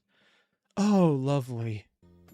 Oh, good. We're finally back on home turf. Shipping? So, how do I explain this? Or is it Reddit? A crack ship is a takeoff of shipping, the act of viewing 2 characters as romantically involved. When they're not. It's a pretty common idea that most people have done, whether they realized it or not. Yu-Gi-Oh! Is at no loss for ships. For example, this would be Cyrus and Karibo from Series 1. I'm always saying Cyrus because he's literally right there and there's no actual connection. The series has heavily featured romance as a key aspect of its characterization, both explicitly and implicitly. To circle back to a previous entry I played off as a joke, Yu-Gi-Oh! Is a very gay franchise, with homosexual under- and overtones present in a majority of series, Really? with ships like Yugi and Atem, Jaden and Jesse. Are you saying that Yugi and Tem is a ship? I mean, actually, gotta say it's two guys who are very intimately close together and are even sharing space within the same body. I don't see how that could possibly be gay. A just almost direct one-to-one metaphor of a man being inside a little boy. There are so many things wrong with everything I just said. I don't see where this is possibly going. Yusei and Bruno, Yuma and Astral, and Playmaker and I. On top of that are the more hetero ships for people who can't take a hint, like Yugi and Taya, Jaden and Alexis, Yusei and Akiza, so on and so forth. The only straight Yu-Gi-Oh! Protagonist. Isn't the Yugi and Taya actually canon, though? Maybe I'm wrong about that one. Also, I thought the ship for Jaden was Yubel. Yeah, I haven't finished it. How do I know? Oh, you wouldn't call that a crack ship, though, Purple? Yeah, I guess that's the point. Is from the worst series. How about that? Crack shipping is a term used to refer to a ship that is completely insane. A crack ship will often pair up characters who have little interaction. Oh god, it's the Elsa Spider-Man thing all over again, isn't it? Oh no. Also, I know that's from Fire Emblem. I just don't know which character. No interaction, or who aren't even from the same series. This is on top of more biological differences like species. Sonic and Amy is a ship. Sonic and Humphrey Chipton Earwicker is a crack ship. One that got a lot of attention following the abridged Bonds Beyond Time movie was Yusei x Dual Runner, where Yusei is more interested sexually in his own motorcycle than he was in Akiza. Yeah, she was so shafted in the later half of the series, more people want to see him get with a motorcycle. Okay. There's also shipping for Kaiba and Joey, as well as Kaiba and Serenity, which I can only imagine is some strange form of Oh yeah, Joey's sister. I actually forgot about that one. Oh god. fanfiction for the previous example. But it's actually Kaiba who we're going to be focusing on. This is like... So if the crack ship is someone completely unrelated, so it's probably not Yugi, it's probably not Joey, how much crack we talking about here? Is it going to be Isabel from Animal Crossing again? Everything gets there eventually. Being asked to speak in front of a class, being picked as the loss condition. See, Oh, no. Kaiba loves the Blue Eyes White Dragon. It's his ace monster. I mean, they made it a girl, so it's not really that much of a crack ship. Wait, is that the joke? He's themed most of his adult life around it. He's built a jet in its honor and then made a card out of the jet. He loves it so much that in a totally yandere move, he destroys the only copy he doesn't own. So what if Kaiba really liked Blue Eyes? Kaiba x... I'm not sure this is a crack ship. Maiden of Blue is a thing. Even I've heard of that card lore. Blue Eyes White Dragon is a ship that's half joking, half serious. Because Only half the people are making the joke that you can't make something into a plane if you don't want to f it first. Are you sure We now about know that? who made this post. The other half actually watched the series because this is canon. During the Millennium World arc, we learn about Seto's ancient Egyptian ancestor, helpfully named Seto, and his love, To be fair, it's not the dumbest name. Kisara. Kisara was a slave Seto rescued from captivity, only for him to pay the price of having his village torched by the slavers and his mother killed. In return for his kindness, Kisara revealed that she possessed the soul of the Blue Eyes White Dragon, and used it to destroy the slavers and get revenge. Later, she would be found again by Seto and used as a pawn by Akhenaten, with him brainwashing Seto and Kisara saving his life by absorbing a blow meant to kill him. Her spirit managed to kill Akhenaten before being sealed away, and she promises to serve Seto and give him the power of Blue Eyes. Originally, this was meant to get much more focus in the Millennium World arc, down to Seto rebelling against the Pharaoh Atem, but for reasons we'll touch on later, that wasn't possible. It would be kind of funny if the irony being Seto in the past was a poor kid rebelling against power, and now he's literally, I have money! Again, I like the juxtaposition. Yeah, this is just canon. I kind of knew about this, but I also never got to this part of Yu-Gi-Oh! Because I just didn't have cable at the time. Or a functioning TV time. Or a functioning TV. Yeah. I knew about Maiden of Eyes of Blue for different reasons. I actually didn't know about... I think I knew a bit about this, but I wasn't sure if it was a fever dream or not. Kisara would eventually be adapted into card form with Maiden with Eyes of Blue. That I knew about. A monster that, when targeted, unleashed blue eyes. Yep. So yeah, Kaiba actually did have a relationship with Blue Eyes in ancient times that informs his current-day obsession with the card. Yep. Where this all culminates is in 2020, so I could say anything and you'd understand why people were doing it. He's not wrong. It makes sense. I hate how much sense it makes. On Reddit's r/anime, they were holding their 2020 shipping poll, an annual poll to decide who is the best couple in anime. And it was a stacked... Really? Amelia X Subaru? Professor Oak X Muck? Principal X Deer? What are we even looking at? A bunch of anime I don't know, apparently. Lineup. Real killer's row of people I've never met before. The roster was mostly joke entries like Principal and Deer. I mean, isn't Jesse and James just canon? I mean, I always figured it was. Maybe I'm wrong. From Nichijou, but you also got the sense that a lot of these were just people. Eren and Mikasa. Oh, that definitely aged. Yeah, I mean, let's put it this way. She definitely made an impact on him. Got the final say. I could keep going if you want.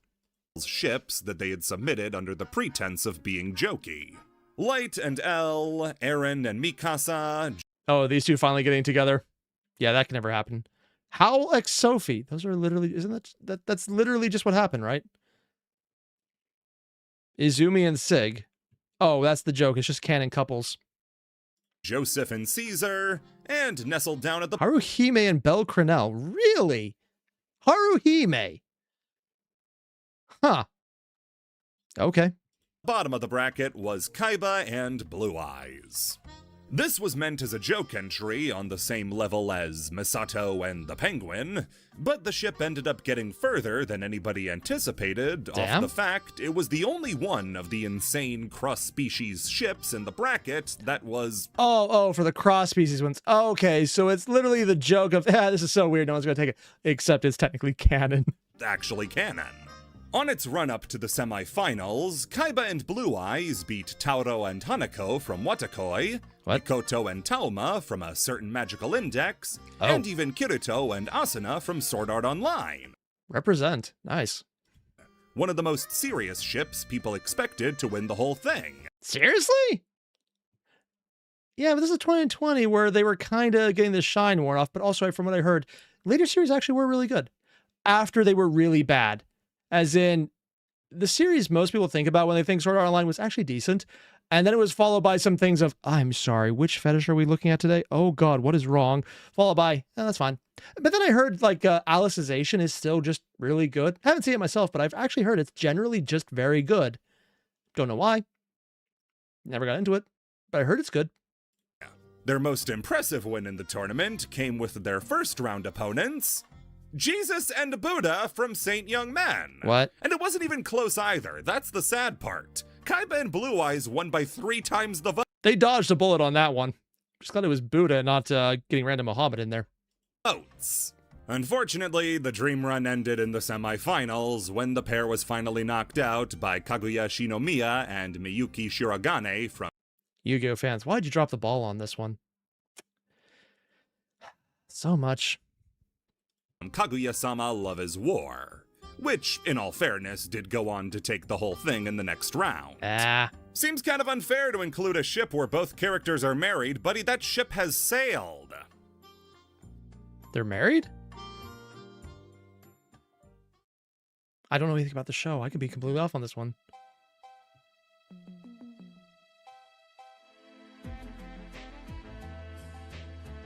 Functional misprints. What?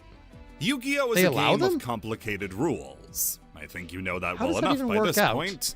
One thing that you're told all the time when getting into Yu-Gi-Oh! Is that if you just do what the card says, you'll be fine.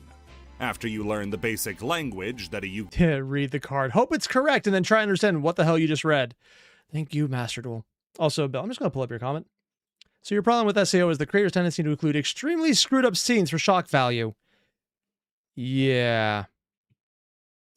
SAO was a popular thing to dunk for a while. I'm assuming dunk on, or you just like were drinking whenever something came up that was weird? Yeah. Log Horizon and .hack are so much better. I mean, by the time SAO came out, I think a lot of the people who liked .hack had moved on to SAO because it was similar enough that they could get the fix of not having a new .hack for probably quite a few years at that point. Log Horizon always seemed good. It just didn't the series just kind of die? Like, I don't remember if it ever even reached an ending. It just kind of did that thing where the animes do where it's like, we're going to eventually get to the ending. We're going to end it here because we're not actually reaching it. Yeah, I'll give credit to SAO. When they finished a season, they kind of finished a plot line at least, so it didn't feel like you were just hanging out in the middle of nowhere. Yu-Gi-Oh! Card uses, you're going to have a much easier time. Of course, though, that's only when the card actually decides to be honest and tell you what it does. Misprints aren't an uncommon thing in Yu-Gi-Oh! Seen a few of But them already. where a misplaced foil or incorrect name can cause confusion, Yes. misprints in the effect text can be much more serious. Oh. Functional misprints are when the effect text of a card doesn't line up with what the official database says the effect text should be, and the card as a result has a different effect. Ooh. Also, deleted. Thank you for becoming a member. Thanks, man. This can happen for a few reasons, like a screw-up in localization. And rarely do cards make it to market like this, but when they do, they require immediate attention. And probably become incredibly valuable collector pieces for the few people who get them before they're recalled. Or more likely, just written out. This also isn't the same thing as an errata. Also, I'm being told the reason that actually, I'm just going to pull this up right here. Log Horizon never finished because the creator went to prison for tax evasion. Yeah, that would do it. That's a good reason for it not to go further.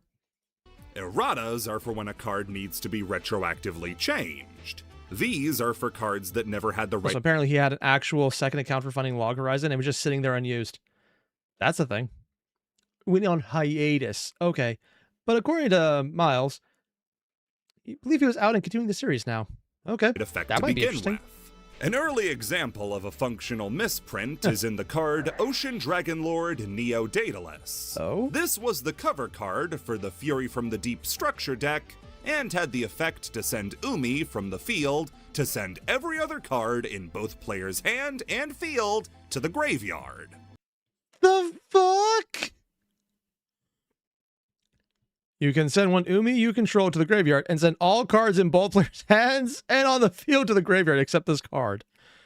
You know, if I didn't have Zeus, I'd probably say that's crazy. You might recognize that this is a strictly better Chaos Emperor Dragon, with its ability not having a life point cost and leaving itself alive when you played it. Yes! The summoning condition is also easier, because it doesn't have one. Neo Daedalus is supposed to follow the theme of structure deck bosses from the time and be terrible. It cannot be special summoned except by attributing one Levia Dragon Daedalus. So it explicitly just says, tribute one monster. Oh no. With its summoning condition being tribute of the original Daedalus to summon it. The original run of structure decks, though, had a misprint in it that excluded the Daedalus condition, meaning... Wait. It was... Send Umi on your side of the field to the graveyard. Without the Oh, you just have to... It's just a stand-up summon, then. Just tribute something, you're good. The card was normal summonable. To rectify this, Konami would reprint the deck with the correction and ask players who had the incorrect versions to send in their cards to get the corrected one. This, I can imagine, had 0 takers because why would I swap my card for a weaker version? A similar thing happened in Germany 8 years later when Again? the card Sophia, Goddess of Rebirth was he's mentioned released. this before. This was one of the major characters in the dual terminal storyline and was treated as a big deal. Oh. With its See, I don't really know the end of the dual terminal storyline, so this will be interesting for later on. effect being to banish every other card on the field, in the hand, and in the graveyards upon its unnegatable summon. Oh. The trade-off for an effect this good was that you had to tribute one each of the special card types at the time. Oh. Ritual, Fusion, Synchro, and Xyz. I think the hardest part there is finding a ritual nowadays if you wanted to bring it back. The German misprint of this card, though, made it an instant include in every deck. What? When it said Ritual, Fusion, Synchro, or Xyz.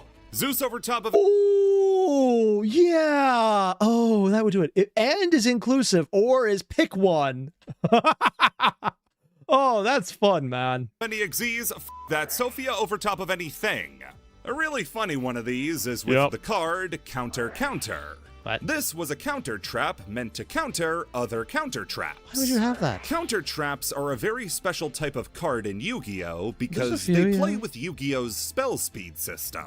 How it works is that a normal activated effect that would start a chain, like Stratos, is spell speed 1.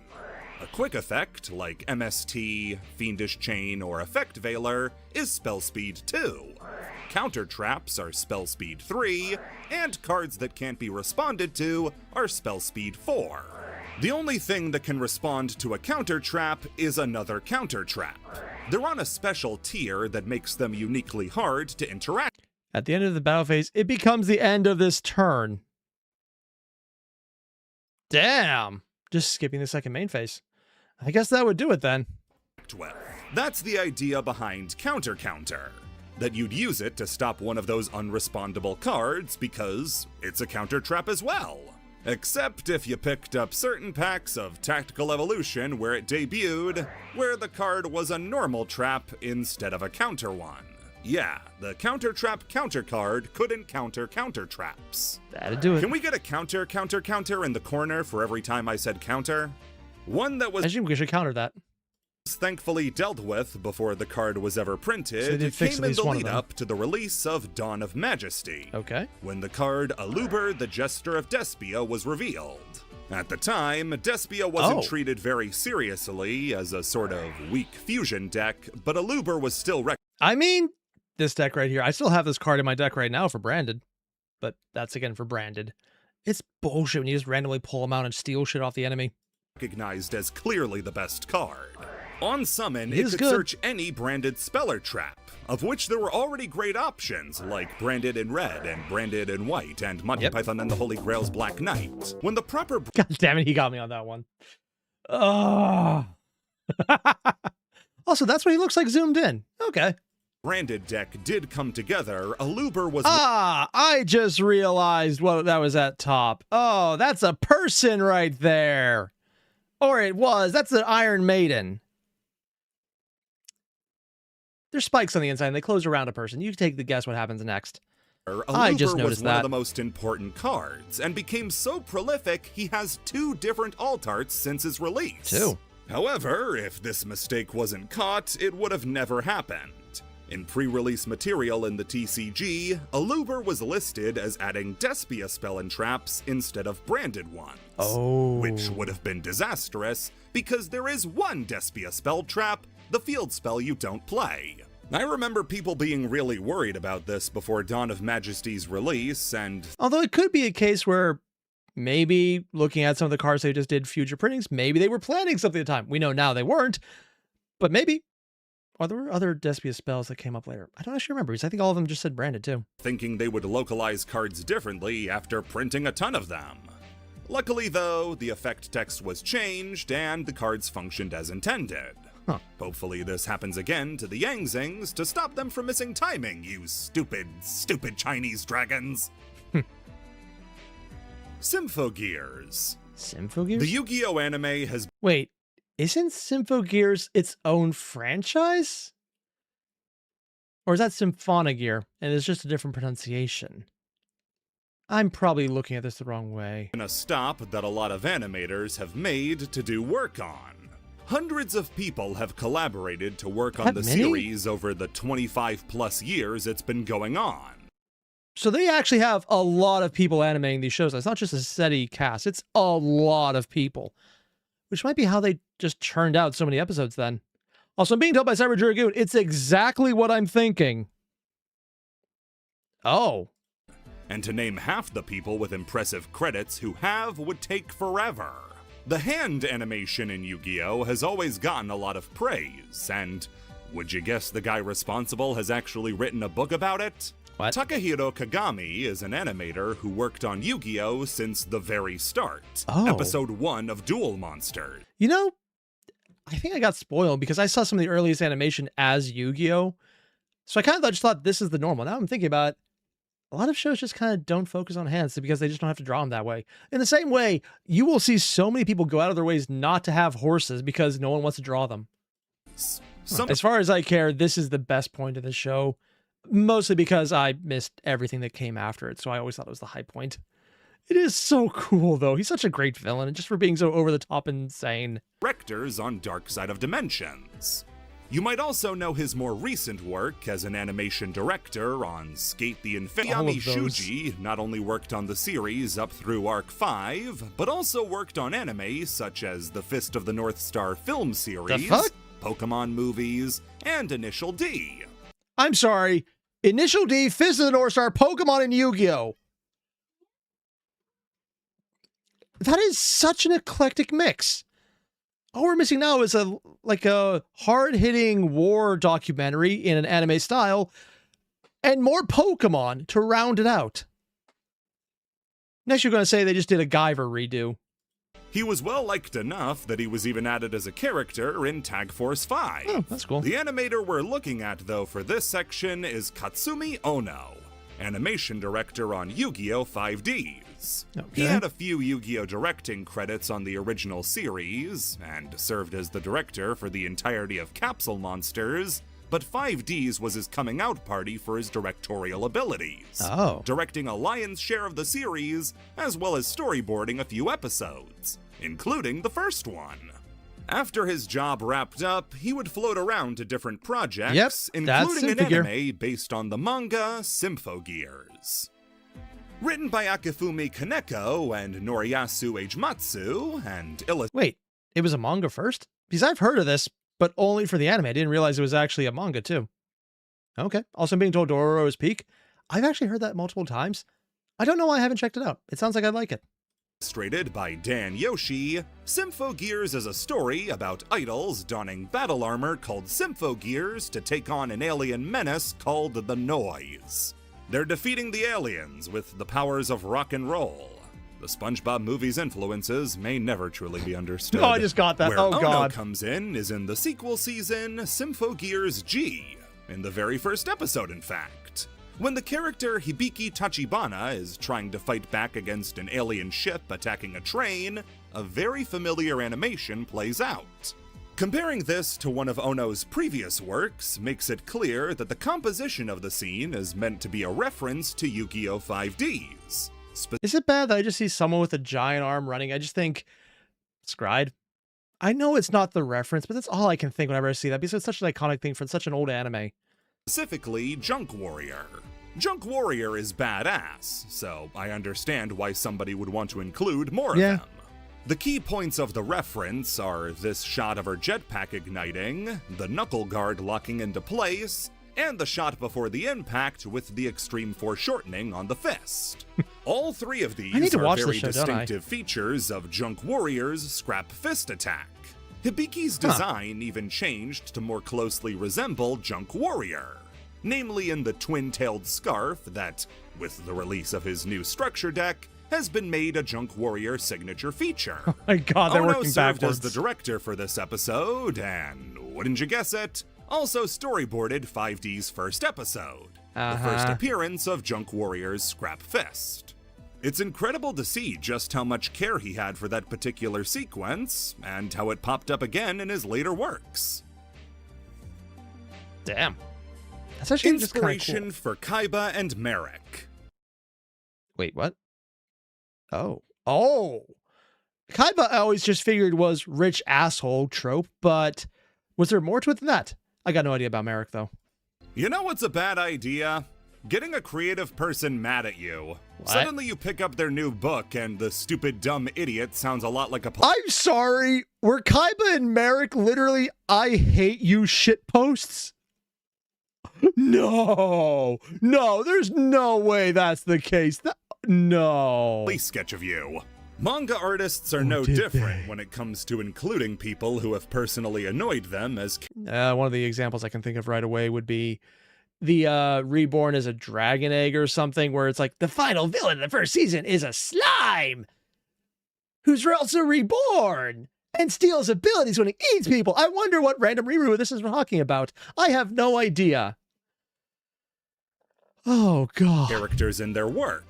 And in Yu-Gi-Oh's case... Wait, does that mean that he accidentally gave a character made off someone he hates the coolest card and made them an absolute unit? For the Merrick guy, it's like, oh, that's horrible. On the other hand, can you imagine being the bully and knowing that you were ever immortalized as one of the coolest characters in fiction? That has to feel weird, where the guy you picked on is like, hey, I'm going to make a cooler version of you than you can ever compare to. That would be really weird. It also gave us some of the most beloved characters in the franchise. At the core of Yu-Gi-Oh's appeal is Kazuki Takahashi's love of gaming and hobbies. Yeah. The man loved so many different games, which meant inevitably he had to deal with some capital G gamers. However, this case was actually Takahashi hearing about it secondhand from a friend. Oh, The okay. friend was visiting a game shop to learn a new game when he noticed somebody without anybody to play against. When he approached the guy and asked him if he could teach him the new game, the guy responded by condescendingly telling him that he would, after Takahashi's friend collected 10,000 cards. Takahashi was so annoyed at the elitist attitude of... Seriously? Why? That's just such a stupid thing to say. Like, you're in a game shop alone, not playing games. Oh, it's probably trying to save yourself some face by acting like you're tough, as opposed to no one wants to deal with you. Yeah, this isn't elitist. This is pretend elitist. I have nothing, but I'll pretend I have everything. It's also just as annoying, so yeah. This guy. Oh, and the camera overheated. Well, we'll let it cool down a bit. New format. Yeah, I thought we could make it all the time. That he decided such a person would make a great villain. So Yeah. when it came time Arrogant to make a assholes do it. villain for the Magic and Wizards chapter of Yu-Gi-Oh, I wonder if this guy ever found, because it wasn't direct involvement, so they might not know who did it right off the bat. Oh, if they know exactly who this is this something that's even been released? Oh, I kind of want that to be the case. drew on this encounter to make Seto Kaiba. Kaiba's bragging about having the rarest cards and flaunting his advantages over the people around him was inspired by a guy being a dick when he didn't have to be. In the end of volume blurb, where Takahashi tells this story, he ends it out by saying, Oh, this isn't even just random details. This is something he explicitly wrote into knowledge. I'm looking at the wrong camera. I just realized that. Okay. Everybody be nice when you play cards. As showing the poverty and squalor he lived in before making the original series. Because he was even reached out to by other creators who were like, you know, animators, and so probably not exactly financially solvent. And they were asking him if he was okay. Yeah. Assistants hounding him. While I've never been a mangaka and I've never actually had assistants hounding me, I completely get the idea of just, hey, let's not bring our phone. Let's just not do that. It does sound kind of nice, actually. Assistants! I have a great new idea for the next villain. He's a dark and evil spirit who annoys and pesters an innocent man with calls to meet his deadlines and stop having fun. Oh my and God. they're the devil. It's a good idea, right? The duality and inner struggle between Merrick and Dark Merrick was really based on Kazuki Takahashi getting annoyed at his assistant for wanting him to get back to work. Oh my God. It's so passive aggressive, but at the same time, I think this guy is okay with this. The assistant's probably like, I inspired one of the coolest characters and villains. Oh yeah. It gets pointed and goes like, I'm that guy. Oh man. More hateable character you couldn't invent. Kazuki Takahashi designed games. Others? With the love Kazuki Takahashi had... Because we knew about the version he did with the Dungeon Dice Monster. So, wait, games plural. So it's probably more than just 2. That would just be a couple at that point. For gaming, it's natural to find out he wanted to get into How many game design others himself. did he do? I think it's more than natural for anybody who plays a lot of games to eventually wonder, what would it be like if I made one myself? Yeah. No, I have. After dedicating so much of his life to a manga about gaming, and even wrapping up Yugi's story with him becoming a game designer, all he needed was an excuse for him to try it himself. And wouldn't you guess it, making its upsetting third appearance so far is 2020 and the COVID-19 pandemic. Oh no. Are these all the games Takahashi ever made? Probably not. They're just the ones that he shared publicly on his Instagram page. Oh, there's other games he actually shared. Okay. Also, is this his entire house? God damn, that's actually pretty cool. And that leaves us with 3 games made by the creator of Yu-Gi-Oh! That aren't Yu-Gi-Oh! 3? The first one is the only one without even an idea of a rule set. Oh, it's a laser game. I've actually seen things like this before. That's kind of fun. Dragon. Determining how Dragon would have played based on the small model Takahashi made out of cardboard and old boxes is hard. No, actually, unironically, I've seen games working on this principle because it's just directing laser beams. Like, literally play with lasers sometimes. It's actually really fun. Mostly because lasers! And the rest of it comes, but it's also just lasers, man. Even he didn't have rules by the time he posted the set. But the way it's drafted makes me think it was some sort of laser light game. Yeah, like they the exist. dragon pieces would have shot out a little laser, like a cat toy. Oh, you're probably, I guess, one of the ways you can make it work is redirecting the laser based on where the circle is pointing, and you're trying to just move cars to hit the enemy while block them from you. Or the... Yeah, it's like... That's a kind of interesting way to do it, actually. I would love to see how this works. Laser chess. That you would bounce off of little mirrors, trying to set down pieces to hit your opponent while avoiding their beam. Yep. Just an idea, but the best part of the proposal has to be the chibi artwork of Kaiba and Joey on top of these custom 3D art of it. printed blue eyes and red eyes, accompanied by artwork of Joey and Kaiba trying With to the duel mask.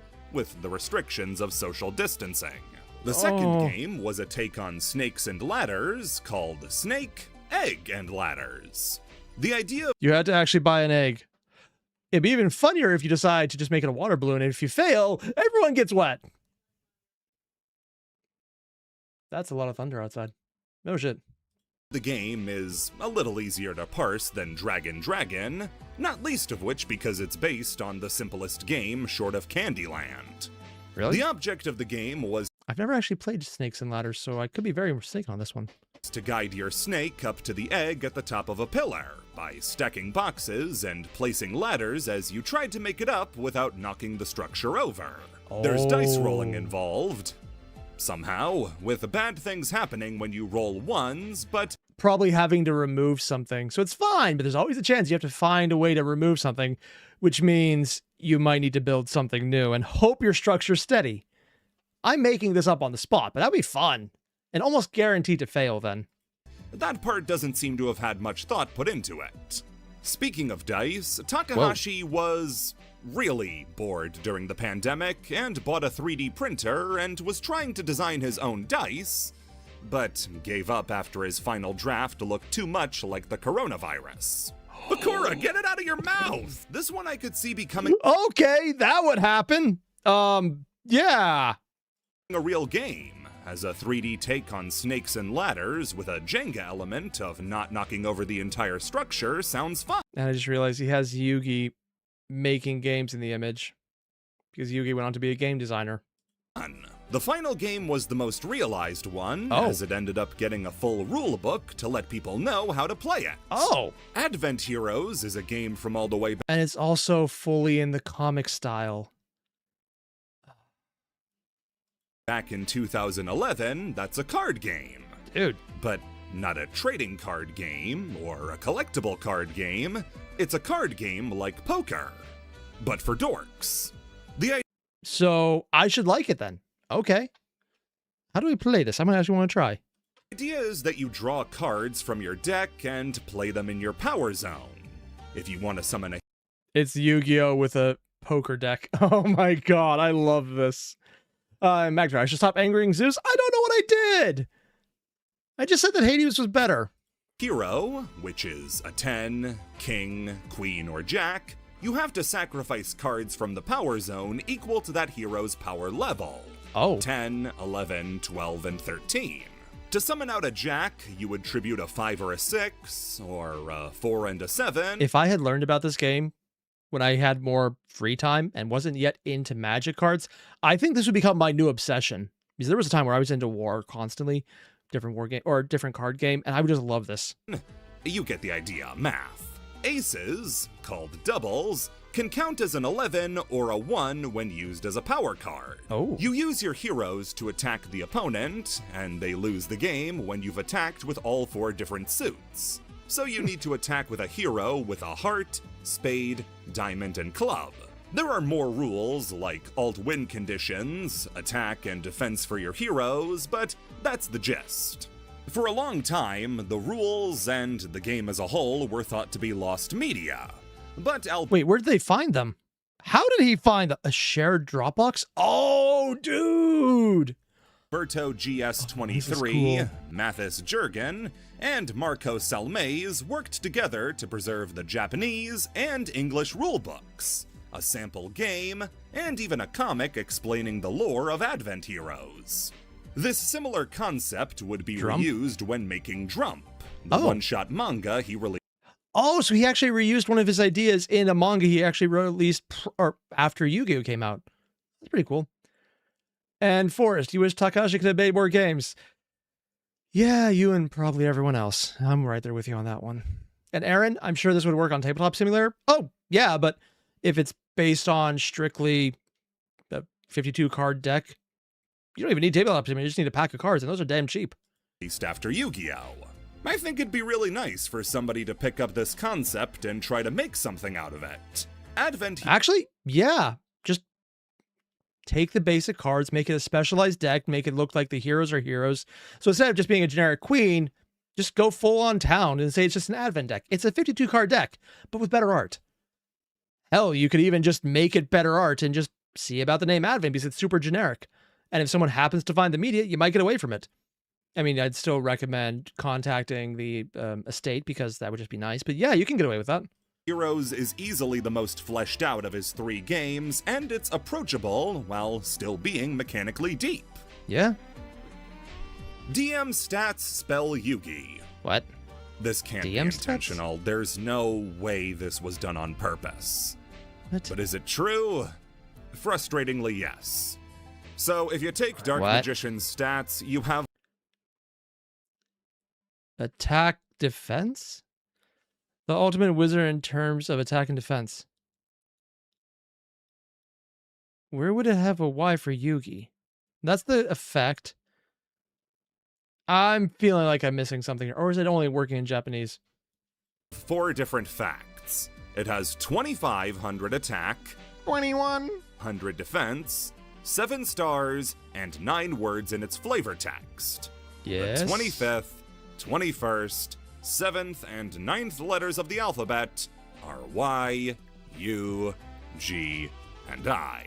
So it works, but it's more just like random bullshit and it's Yugi's card. Especially since, you know. Yeah. It's complete and utter bullshit. It's made in English where it works. But it's kind of funny that it does. Numerology is funny, especially when you don't take it seriously. And the people who do, run. I refuse to believe this was intentional. There's planning out the Yugioh friendship name with Yugi and Joey, but there's no way this was intentional. There's just no way. Yeah. There's an entire brand of people who do this for Taylor Swift, trying to understand the number meanings of everything she does. It's all bullshit. But people get really into it, and they will hurt you. Run. I'm not joking about this. Like, they scare the shit out of me, man. It's Stalkers. Morbin time. What? No, we're going to jump back to camera 1 for this one. Just to give my idea about the fuck are we talking about here? Oh, still not working? Okay, it is working out good. Dr. Michael Morbius, the living vampire, a new Marvel legend, was a character created It's in a thing. 1971 by legendary comics writer Roy Thomas and acclaimed comics artist Gil Kane. Originally, he was created as a Spider-Man antagonist with a sympathetic edge. A famous biochemist who tried curing his own rare blood condition using vampire bat DNA. Yep. He was complicated, a victim of his own creation who wanted to return to his previous life while craving blood and finding Spider-Man's blood to be the perfect sample to, if not reverse, then slow down his vampiric shift. I mean, have you ever seen just robbing a blood bank? Morbius would appear on again, off again for the next few decades, Blade the Vampire Hunter. And technically not a vampire. regularly tangling with Marvel's most famous vampire, Blade, until making his biggest appearance so far in the 90s Spider-Man cartoon. Oh. This also allowed him to shift to the less gory and more family-friendly idea of being a plasma-drinking vampire who didn't bite people, but used these weird little suckers on his hands. It's like, I know I've seen this before, but I just thought it was so weird. I must have just removed that. Also, the plasma in your blood is just the liquid port of it, excluding the blood cells and the platelets and all the other stuff that make it up. It's literally just drinking the liquid proportion of your blood. It's still drinking your blood. It's just without the red. You leave that behind. That's so weird. After does this go to this, Yu-Gi-Oh? Morbius made more sporadic appearances in Spider-Man comics and parts of the Marvel Universe that lent more into the supernatural, being an early member of the Midnight Suns, a Midnight Suns? I don't actually know what that is. Also, yeah, full vampire on this one. Again, I'm not as much on comic lore. Did they randomly just get Takahashi to do this or something? team comprised of characters like Ghost Rider, Blade, and Man-Thing. Yep. Morbius, though, was never an A-list Marvel character, or even Spider-Man villain. He got a movie that I'm sure Marvel wishes you didn't remember anymore. Or Disney, for that matter. If he ever got adapted, it would never be for more than just a story arc. Also, I'm being told, according to Magnetar, so like JoJo vampires drinking with their fingers. Wait, that's how they did it? I was unaware of that. Okay. Usually an adaptation of his introductory It's arc time to where morph. Spider-Man had all those arms. He wasn't even on the level of somebody like Shocker What? or Tombstone. I'm sorry, he literally just has a Shocker-themed buggy. Oh, someone's just having fun with this. They were more likely to show up in a cartoon or something than Morbius was. The only reason you were likely to know about Morbius was because of one particular string of bad decisions made by the dumbest people in the world. What? The story of Spider-Man's film rights is one of the most headache-inducing in all of films. Marvel had to sell the film rights to a lot of their characters in the late 90s to afford to stay afloat through very harsh financial times. I wonder if this actually... No, when they sold to Disney, was Disney prior or after they started the film franchises, which kind of elevated them to be, oh yeah, Marvel's a household name? I don't even know. And that meant when they wanted to make their films, New fighting their combos? film rights were scattered amongst different studios. Yeah, which I think they're still Fox figuring out owned now. the rights to X-Men, Fantastic Four, and Daredevil. And now Disney owns those. Oh, that's where it's all coming together. It's all Disney now. I'm sorry, does Yu-Gi-Oh happen to own part of Marvel? I mean, I guess Takahashi would want to, but also I'm being told by Force it was after they got started. Oh, okay. Universal owned the Hulk, while Sony owned the rights to Spider-Man. And out of all of them, really, Universal wanted the Hulk? Okay, that's a choice. That's definitely a choice.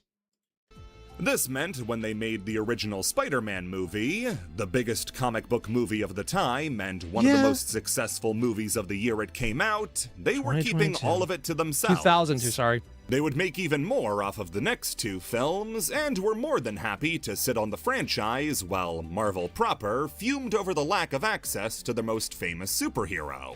With the rights to the character slowly beginning to slip away, and their attempts at rebooting falling flat though, Sony would eventually strike— Yeah, they did do a lot of reboots. I've heard some of them were fine.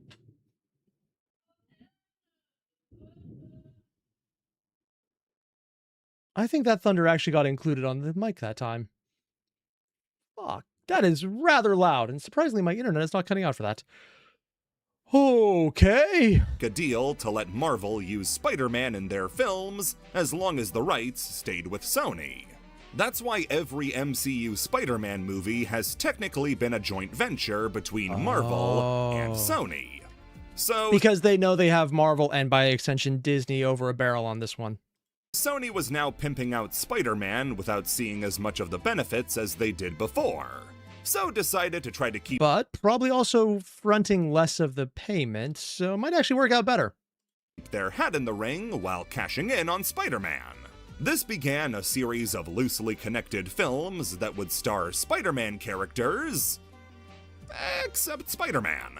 The Venom films, which I heard were fine, like not good, just not bad either, just they're fine, they're just perfectly serviceable. Initiative started with Venom, a character whose origins are so linked to Spider-Man that his design is just a corrupted version of his. Yes. They fixed this by removing the chest symbol, but not the eyes, which are directly based on Spider-Man's own mask. Yeah. Since the movies made over $1 billion for Sony, they decided that meant people were really into Spider-Man for the side characters. Really? And greenlit a shotgun's blast worth of spin-offs about Madam Web, Craven, El Muerte, never mind, and— They actually— wait, that's a real movie? I thought people were joking when they mentioned Madam Web and Craven. They didn't— no one's that dumb. Like, the B-list characters you get occasionally on there, like, were they at least good or— oh no. Also, King Dragon. I mean, the monsters are called Warrior Monk of Tenny and Dragon Immortal of Tenny. Just gotta think of the Tenny archetype is based on Shishia. I mean, I wouldn't be surprised. Yeah, sure, why not? Yeah, thank you for the distraction, because I don't want to believe these are real. That's just stupid. And Morbius. The Morbius movie would be— wait, I know Morbius is real, unfortunately. Oh god, were they all real? No. Released on April 1st, 2002, bet on the nose there, guys, and was immediately called the worst movie of the year. Its visual effects were terrible. Its plot was dumb. It had Matt Smith doing push-ups. It was a mixed bag. Immediately, people dunked on the movie for its terrible quality and mocked it like they would any other flop. But it was on April 2nd when a Twitter user tweeted, "The best part of Morbius was when he said, 'It's Morbin time,' and morbed all over those guys." Oh god, it's actually happening. Of course it was during COVID. So this is where it actually started. Because I've heard of the Morbin time meme. I didn't realize this is actually just started on Twitter. That makes me feel a little bad about it. Also, Codemaker. Madam Web within the different Spider-Women across the comics. Oh, so it's literally just multiple people and they just kind of made one person out of it. Ah. This started a fucking fire. People were smitten with the phrase Morbin time. People were repeating it all over the place, and they were making Morbius edits with it. They were going to go see Morbius, but getting really upset when it wasn't in there. It even reached back to— wait, people actually thought that was in the— of course they thought it was actually real. It was just a meme, though. It reached around to Jared Leto, who posted a video reading a fake script for Morbius 2, It's Morbin time. I mean, unironically, if they just made a joke copy altogether with— you know what? Throw in Deadpool, anything goes. Why not? I don't doubt it was even a factor in Sony's decision to reissue the movie start the meme of people saying, "Please reissue Morbius again. We were all busy that weekend." So what does any of this have to do with Yu-Gi-Oh? God. The poster who said Morbin time was Rada. He did it again! What? What do you gotta say for yourself? I'm sorry, he's the one who did that! Freaking Rada brought back Morbius.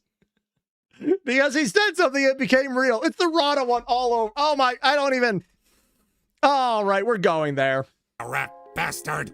Did you know Piston Hondo is reading pirated pages of Sailor Moon in the corner breaks during title defense in Punch Out? He legitimately got Sony to double down on a financial disaster. Oh God, he is probably legitimately on a hit list by that company. It's just one of those, when we can get away with it, we're going to. And they're only distracted right now based on everything else. Oh God. Ah, funny man. This is my it's life so we're funny when talking it's about. you, isn't it? Oh my God. I can't. It's, the literal last one was just a giant shit post, and yet it fits. Goddamn Rada. It's Morbin time. I didn't. Apparently, I have heard of Yugi tubers prior to this, and that was the excuse.